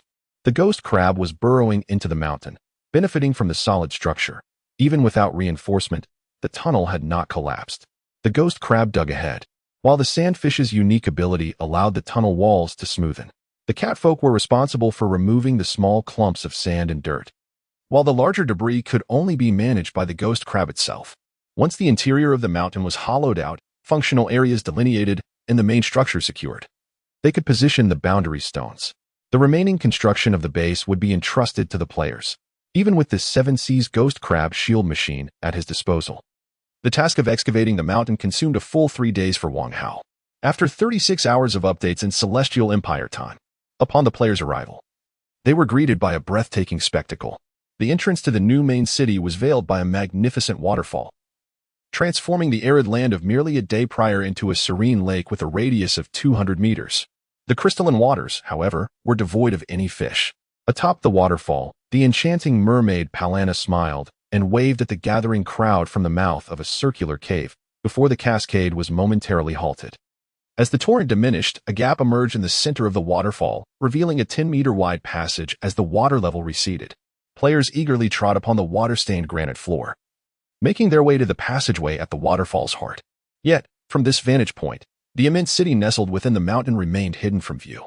The grand entrance of the city at the mountain's base boasted a massive semicircular archway, 30 meters wide and 15 meters high, extending a full 100 meters in length. Torches, radiant with an eerie glow, lined the passage, lending it a somewhat ominous air. However, every 10 meters, slender openings served as ventilation shafts, allowing sunlight and fresh air to permeate. Remarkably, upon entering the mountain's interior, the players discovered that the entrance was situated within a vast subterranean pool. When the water level rose, it could easily submerge the entire passageway. Lord Jason Momoa stood atop a dais in the center of the expansive plaza before the pool. Sunlight streamed through the numerous openings carved into the steep cliffs, converging upon the dais like a spotlight. To his right stood the mermaid Palana, gripping her crab-claw staff, while to his left was Miss Aishi, bearing a longbow. The formidable ghost crabs and sand sharks knelt on either side, while the catfolk prostrated themselves on the ground. Children of the sea, my loyal servants, though we have endured a tumultuous existence, I hereby declare that the glorious path of Atlantis commences at this very moment. In this very place, cheers erupted from the lobster and crayfish players, their arms raised in exuberance, claws clapping in jubilant rhythm. The atmosphere seemed overwhelmingly vibrant. Yet, Wang Hao was acutely aware that to believe these creatures genuinely supported him would be rather foolish. Did he truly think they were elated? Nonsense. Throughout his life, during school assemblies, how many students genuinely listened to the leader's speeches? A few words from him? The leaders often spoke for half an hour without pause. No matter how grandiose their words, they were of little consequence. Practicality was far more valuable. Thus, as players witnessed Lord Jason gesturing grandly, he proclaimed, "Of course, I understand that your humble intellect cannot fathom the greatness of the Atlantis revival. Your only duty is to fulfill your responsibilities." With that declaration, players were inundated with pop-up notifications, a plethora of construction and hunting quests flooding their screens. Wow, so many tasks and rewards. Houses. I can't afford a home in reality, but here I can earn prestige for a mansion. I shall no longer endure communal living. Every time I log in, someone leaves a monstrous mess on my face. Who have I offended? Don't they have any self-awareness? Amidst the raucous excitement, players hurriedly accepted their quests and scattered in a frenzy. Chapter 101. The exasperating surprise: how captivating can construction games be? In 2015, 3 exceptional single-player games emerged: The Witcher 3, Metal Gear Solid 5, and Grand Theft Auto 5. Indeed, I indulged solely in the Gwent card game within The Witcher 3 and the human trafficking elements of Metal Gear Solid 5. Even more astonishing was the construction system in Fallout 4. What? My son has vanished? To prepare for future adversaries, let me first scavenge some refuse to build a house. While engrossed in construction. Son? What son? Is there even a son in this game? No one shall deter me from my scavenging. By 2019, with AI Shoujo, players became so engrossed in building homes that they overlooked the alluring characters within. It is not uncommon for players to become unexpectedly captivated by ancillary elements within games, and the aforementioned examples illustrate this phenomenon. In the game God-Forsaken Land, after the unfortunate dismantling of outposts and the abandonment of bases, players who relished construction believed hope was lost. Yet, to their astonishment, the developers unveiled the main city in its rudimentary form. The excitement among players was palpable. Currently, they congregate in the Grand Plaza, merely the foundation of this mountainous city. Gazing upon the vast expanse, one can discern at least three distinct zones. The outermost area, centered around this plaza, constitutes the lower district, accessible via a path that meanders through a pool. The plaza is flanked by colossal granite steps leading to two large pools. Although the depths remain obscured, discerning players, guided by the wet footprints, surmise the presence of ghost crabs and sandfish nests beneath the surface. Two paths, leading to terrestrial caves, extend to the northeast and northwest, frequented by catfolk, presumably their new abode. Ascending against the current, one reaches the middle district. Upon arrival, players are astounded by the developer's grand vision. A vast internal plaza, spanning at least 100,000 square meters, is illuminated by radiant sunlight streaming through a circular opening, at least 20 meters above ground, rendering the space exceptionally bright. The southern end of the plaza is partitioned by a quaint fence, marked with the words trading area. A bit further north, a sign indicates the service area.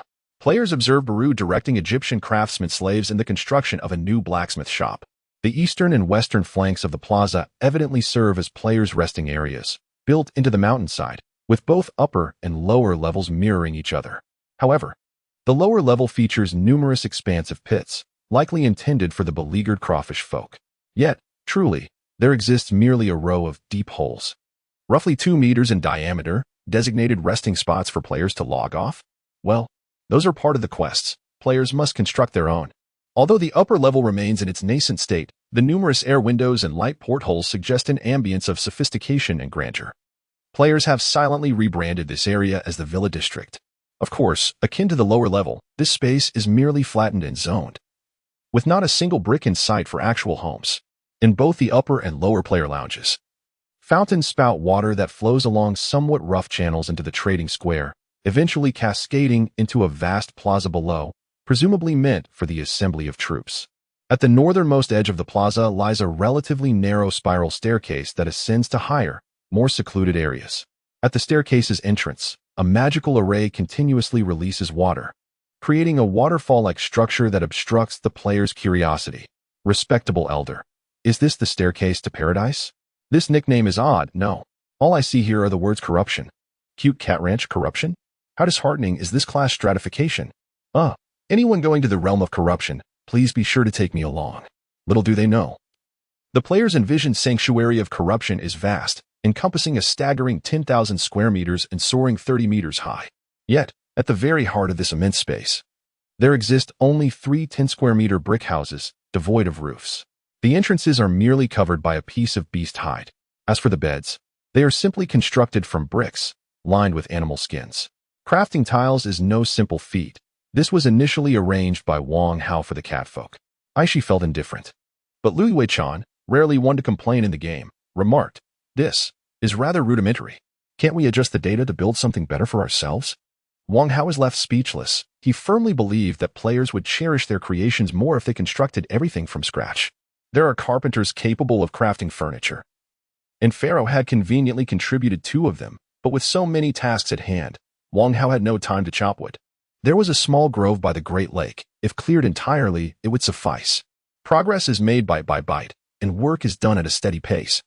After all, starting from nothing to build a city left the players exhilarated.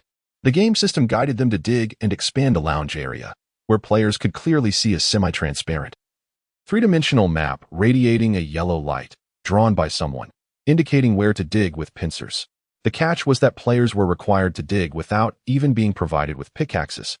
They had to manage everything with shrimp claws, a rather devious tactic. The players, however, seemed unfazed. After all, it was their formidable leader, who, perhaps, had changed his approach. Wang Hao anticipated all of the players' reactions but had not foreseen an issue with the water gate he used to conceal the base. Both magical creatures and wild animals possess unique abilities. While humans might need to be relatively close to sense the presence of moisture, these creatures rely on their heightened sense of smell, capable of detecting water from several kilometers away. Jason, something is amiss. Numerous magical creatures are heading our way. At the highest lookout point of the small hill, Aishi, equipped with the Horus's right eye, was the first to notice the anomaly. Originally, the animal herd intended to engage in a fierce struggle at the Great Lake, solely for a drink, but a significant portion turned around to head in this direction. Wang Hao hurriedly dashed up the staircase connecting the Lord's level to the lookout tower, witnessing a scene that sent shivers down his spine. mammoths towering over 10 meters, saber-toothed tigers with elongated fangs, and monstrous hounds with 2 heads. Yet, the swiftest to arrive are the vultures, a type of avian predator. Shortly after the players enter, these creatures begin to descend upon the lakeside to quench their thirst. One can easily envision the ensuing dire scenario where the main city is besieged at its gates by an unrelenting swarm of malevolent beasts. Wang Hao suddenly felt a sense of self-sabotage, establishing a branch city here, competing for territory by the lakeside, bore little distinction from his previous endeavors. Chapter 102, The Marvelous New Profession, Happy Winter Solstice. King Mayor, incredible. The officials are outstanding. Unremarkable chatter, the doors are welded shut. Until the main city is repaired. No one shall leave. A golden giant python, measuring no less than 20 meters in length, had just strangled a heavily armored magical gazelle when it was suddenly ambushed by a colossal ape wielding a sharp stone knife, which swiftly eviscerated it, leaving it lifeless on the spot. Players organized an assault with ghost crabs, but it became evident that even the formidable ghost crabs were not invincible. A massive insect, resembling a dung beetle and nearly 30 meters long, descended from the sky. Its 5-meter-long mandibles nearly severed the claws of the ghost crab. Its arrival sent all creatures near the pool into a frenzy. For the duration of its rampage, which lasted an hour, the area within a radius of 500 meters was devoid of other life forms. Only after it quenched its thirst and devoured the remains of several long-deceased magical creatures did other beings dare to approach. In such a state, the prospect of venturing outside seemed impossible. They would rather not be attacked than face imminent doom. Wang Hao felt a throbbing pain in his head. The crux of the matter lay in the difficulty of obtaining additional supplies. He had initially chosen this location for its water source in the nearby oasis, dotted with large trees that magical creatures rarely consumed. To the southwest, there was a low-grade open-air iron mine. Now, however, the path was obstructed, leaving Wang Hao utterly flabbergasted. Brother, you anticipated that they would not be able to endure, thus employing this method to confine them, allowing them to focus on city construction, right? Miss Palana gazed at him with admiration. Wait, who am I? What have I orchestrated? Is this part of the plan? Is it a decline in human nature or the moral corruption of exploiting player power? Internally, Wang Hao was bewildered, yet outwardly composed. Everything is proceeding as I have planned. That steady voice, paired with a gaze filled with profound foresight, left both women somewhat entranced. Of course, their fascination stemmed from different motivations. Aishi's was somewhat intimate, while Lu Wuchan admired his strategic prowess. The most astonishing turn of events occurred when Wang Hao, from within the company, received a notification from Sun Xiangying. Boss, there is a plethora of recruitment posts about our game circulating online. Upon inspection, Wang Hao discovered it was a recruitment drive for talent in the gaming industry, which left him feeling somewhat exasperated. In a certain sense, the online ad sought game boosters, yet compared to other games, the recruitment for the Forsaken Land was refreshingly unique and distinctly sophisticated. Game the Forsaken Land is seeking stonemasons. If you are, or have been, skilled in utilizing rudimentary tools to carve reliefs, you can work from home and earn a starting daily wage of 1,000 yuan paid daily. The content was utterly remarkable. The first page of the post prominently featured the business license of a construction company owned by a certain Jew, along with photographs of buildings they had constructed. It elaborated that applicants would need to use a pair of pliers, attuned to their spirit, or bronze tools to carve specified reliefs on materials such as granite and sandstone within the virtual game. Upon application, a representative would fly out to assess the applicant's skills. If deemed competent, they would receive a VR headset, enabling them to work within the game. In the contemporary talent market, recruitment often garners comments and speculation, with some questioning whether this is merely a promotional tactic employed by gaming companies. However, Zhu Jiayan countered these claims with fervor, opting to appear in a live interview on Bilibili, asserting his identity as a genuine player. He merely facilitated connections for a cohort of affluent gamers seeking his expertise. This provoked a flurry of discussions among viewers. Goodness! In this day and age, is mere proficiency in keyboard and mouse no longer sufficient to qualify as a professional gamer? Nowadays, those capable of crafting relief sculptures are predominantly artists, while most other sculptural materials are predominantly produced through 3D printing techniques on milling machines. This recruitment initiative has indeed posed a challenge for many. A significant number hesitate, harboring suspicions regarding its legitimacy. Ultimately, it was a middle-aged craftsman from Sichuan who first dared to take the plunge. At the age of 53, this seasoned stonemason had been incapacitated by a car accident, rendering him unable to pursue his trade. Lacking a work-related injury status and not yet reaching retirement age, he subsisted on meager disability benefits, leading a rather dismal existence. Upon hearing of opportunities for traditional stonemasons, even those with disabilities being welcomed, he decided to give it a shot. What followed was nothing short of miraculous. The game seemingly failed to recognize the old stonemason's disability, bestowing upon him the capabilities of a fully able-bodied character. After toiling for the better part of a day within the game, he managed to carve an exquisitely menacing sword relief for the new residents of Zhutian. The nature of the transaction he engaged in with the affluent Cheongkong Zhuishao remains unknown, but ultimately, it was Zhuishao who settled the bill. Satisfied with the outcome, Zhutian watched as the middle-aged craftsman, in front of the camera, received his initial payment of 2,000 yuan for his labor. Besides the initial batch sold off at a bargain price by Microsoft, it is true that not every owner of the new VR headsets is wealthy. However, they certainly belong to a select group of players with considerable financial means. With this promising start, a multitude of players exhibited the fervor characteristic of elite gamers, inundating the middle-aged craftsman with an overwhelming volume of requests. Social media platforms like Weibo buzzed with reports of other craftsmen being employed on a temporary basis by Zhu Jian's company. Stone carving is undeniably a skilled and arduous endeavor. The workshops where such sculptures are created lack air conditioning, and laboring in these conditions yields far less than reclining at home with a VR headset. Consequently, stonemasons have suddenly emerged as a sought-after profession. Additionally, craftsmen specializing in traditional brickmaking have also found themselves in high demand. This turn of events left Wang Hao utterly alarmed. Should the main city known as Abyss City fall to enemy forces, resulting in Jason Mo Ma being forced to flee with his subordinates? What would happen if he survived while a host of misguided players sought retribution against him in reality? In conclusion, he reminded players to review Article 16 of the Beta Test Agreement, which clearly outlines the XXX exemption clause. Yet, players remained unfazed by this caution, instead becoming even more fervent. Since time immemorial, who has escaped death? Who dares to touch my home? I would face death 1,000 times to exact my revenge. Chapter 103, Blue-Ringed Octopus. Subsequently, a miraculous online game sought out skilled furnace builders, successfully locating some seasoned craftsmen.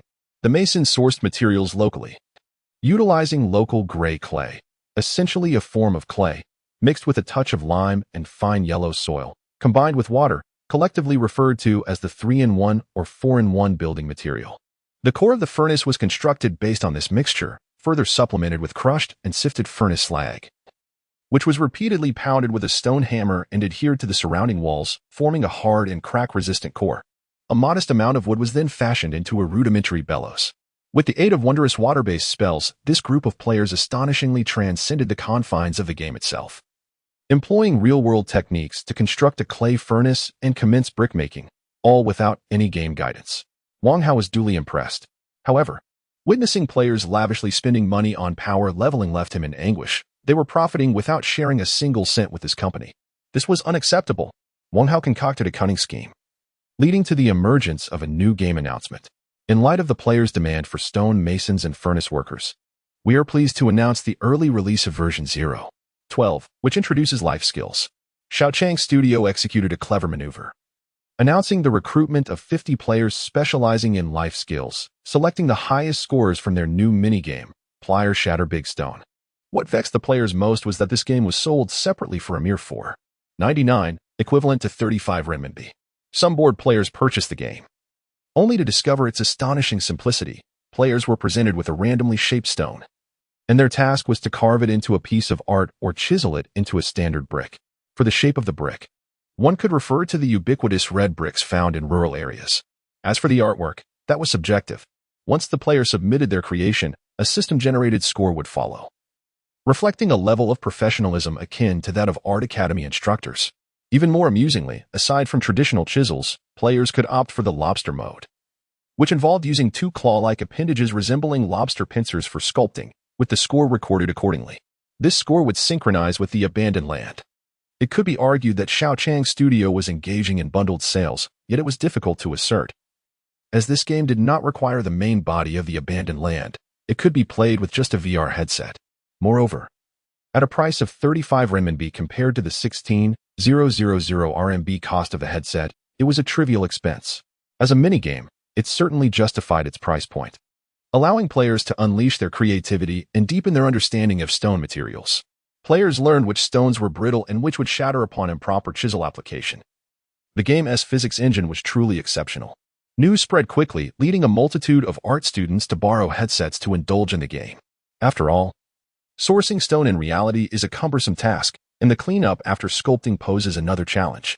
What delighted Microsoft was that this game was available in 8 languages, proving beneficial for their global sales of VR headsets. After all, such a remarkably realistic physics engine is truly unparalleled. Within the game, the entrance to Abyss City is under siege. Wanhao harbors a desire for all players to construct houses and engage in similar activities, yet such aspirations remain unfulfilled, as those who revel in construction are not the predominant demographic. Additionally, there are always monstrous creatures and wild animals that infiltrate via waterways, causing chaos.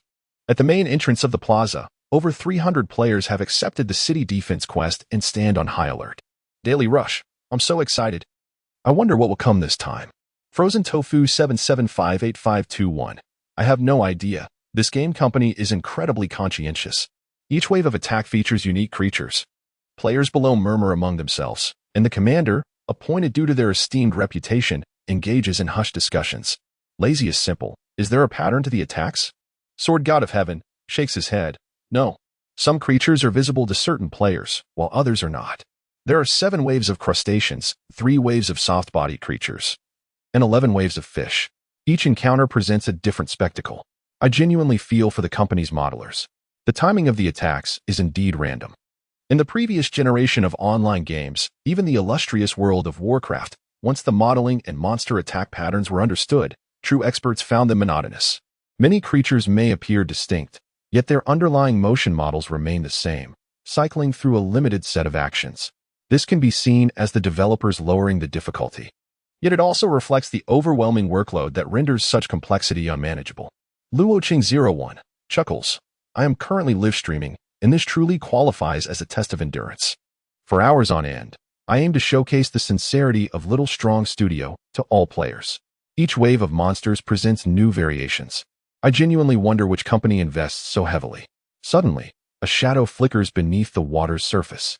Just a glimpse of the creature's indistinct form through the crystalline water. And all players feel as though they've been pricked by a needle, instinctively taking a step back. Gathering their courage, they raise their heads, gazing in bewilderment at the creature submerged in the shallow waters. In that moment, a sense of impotent dread subtly rises within each heart.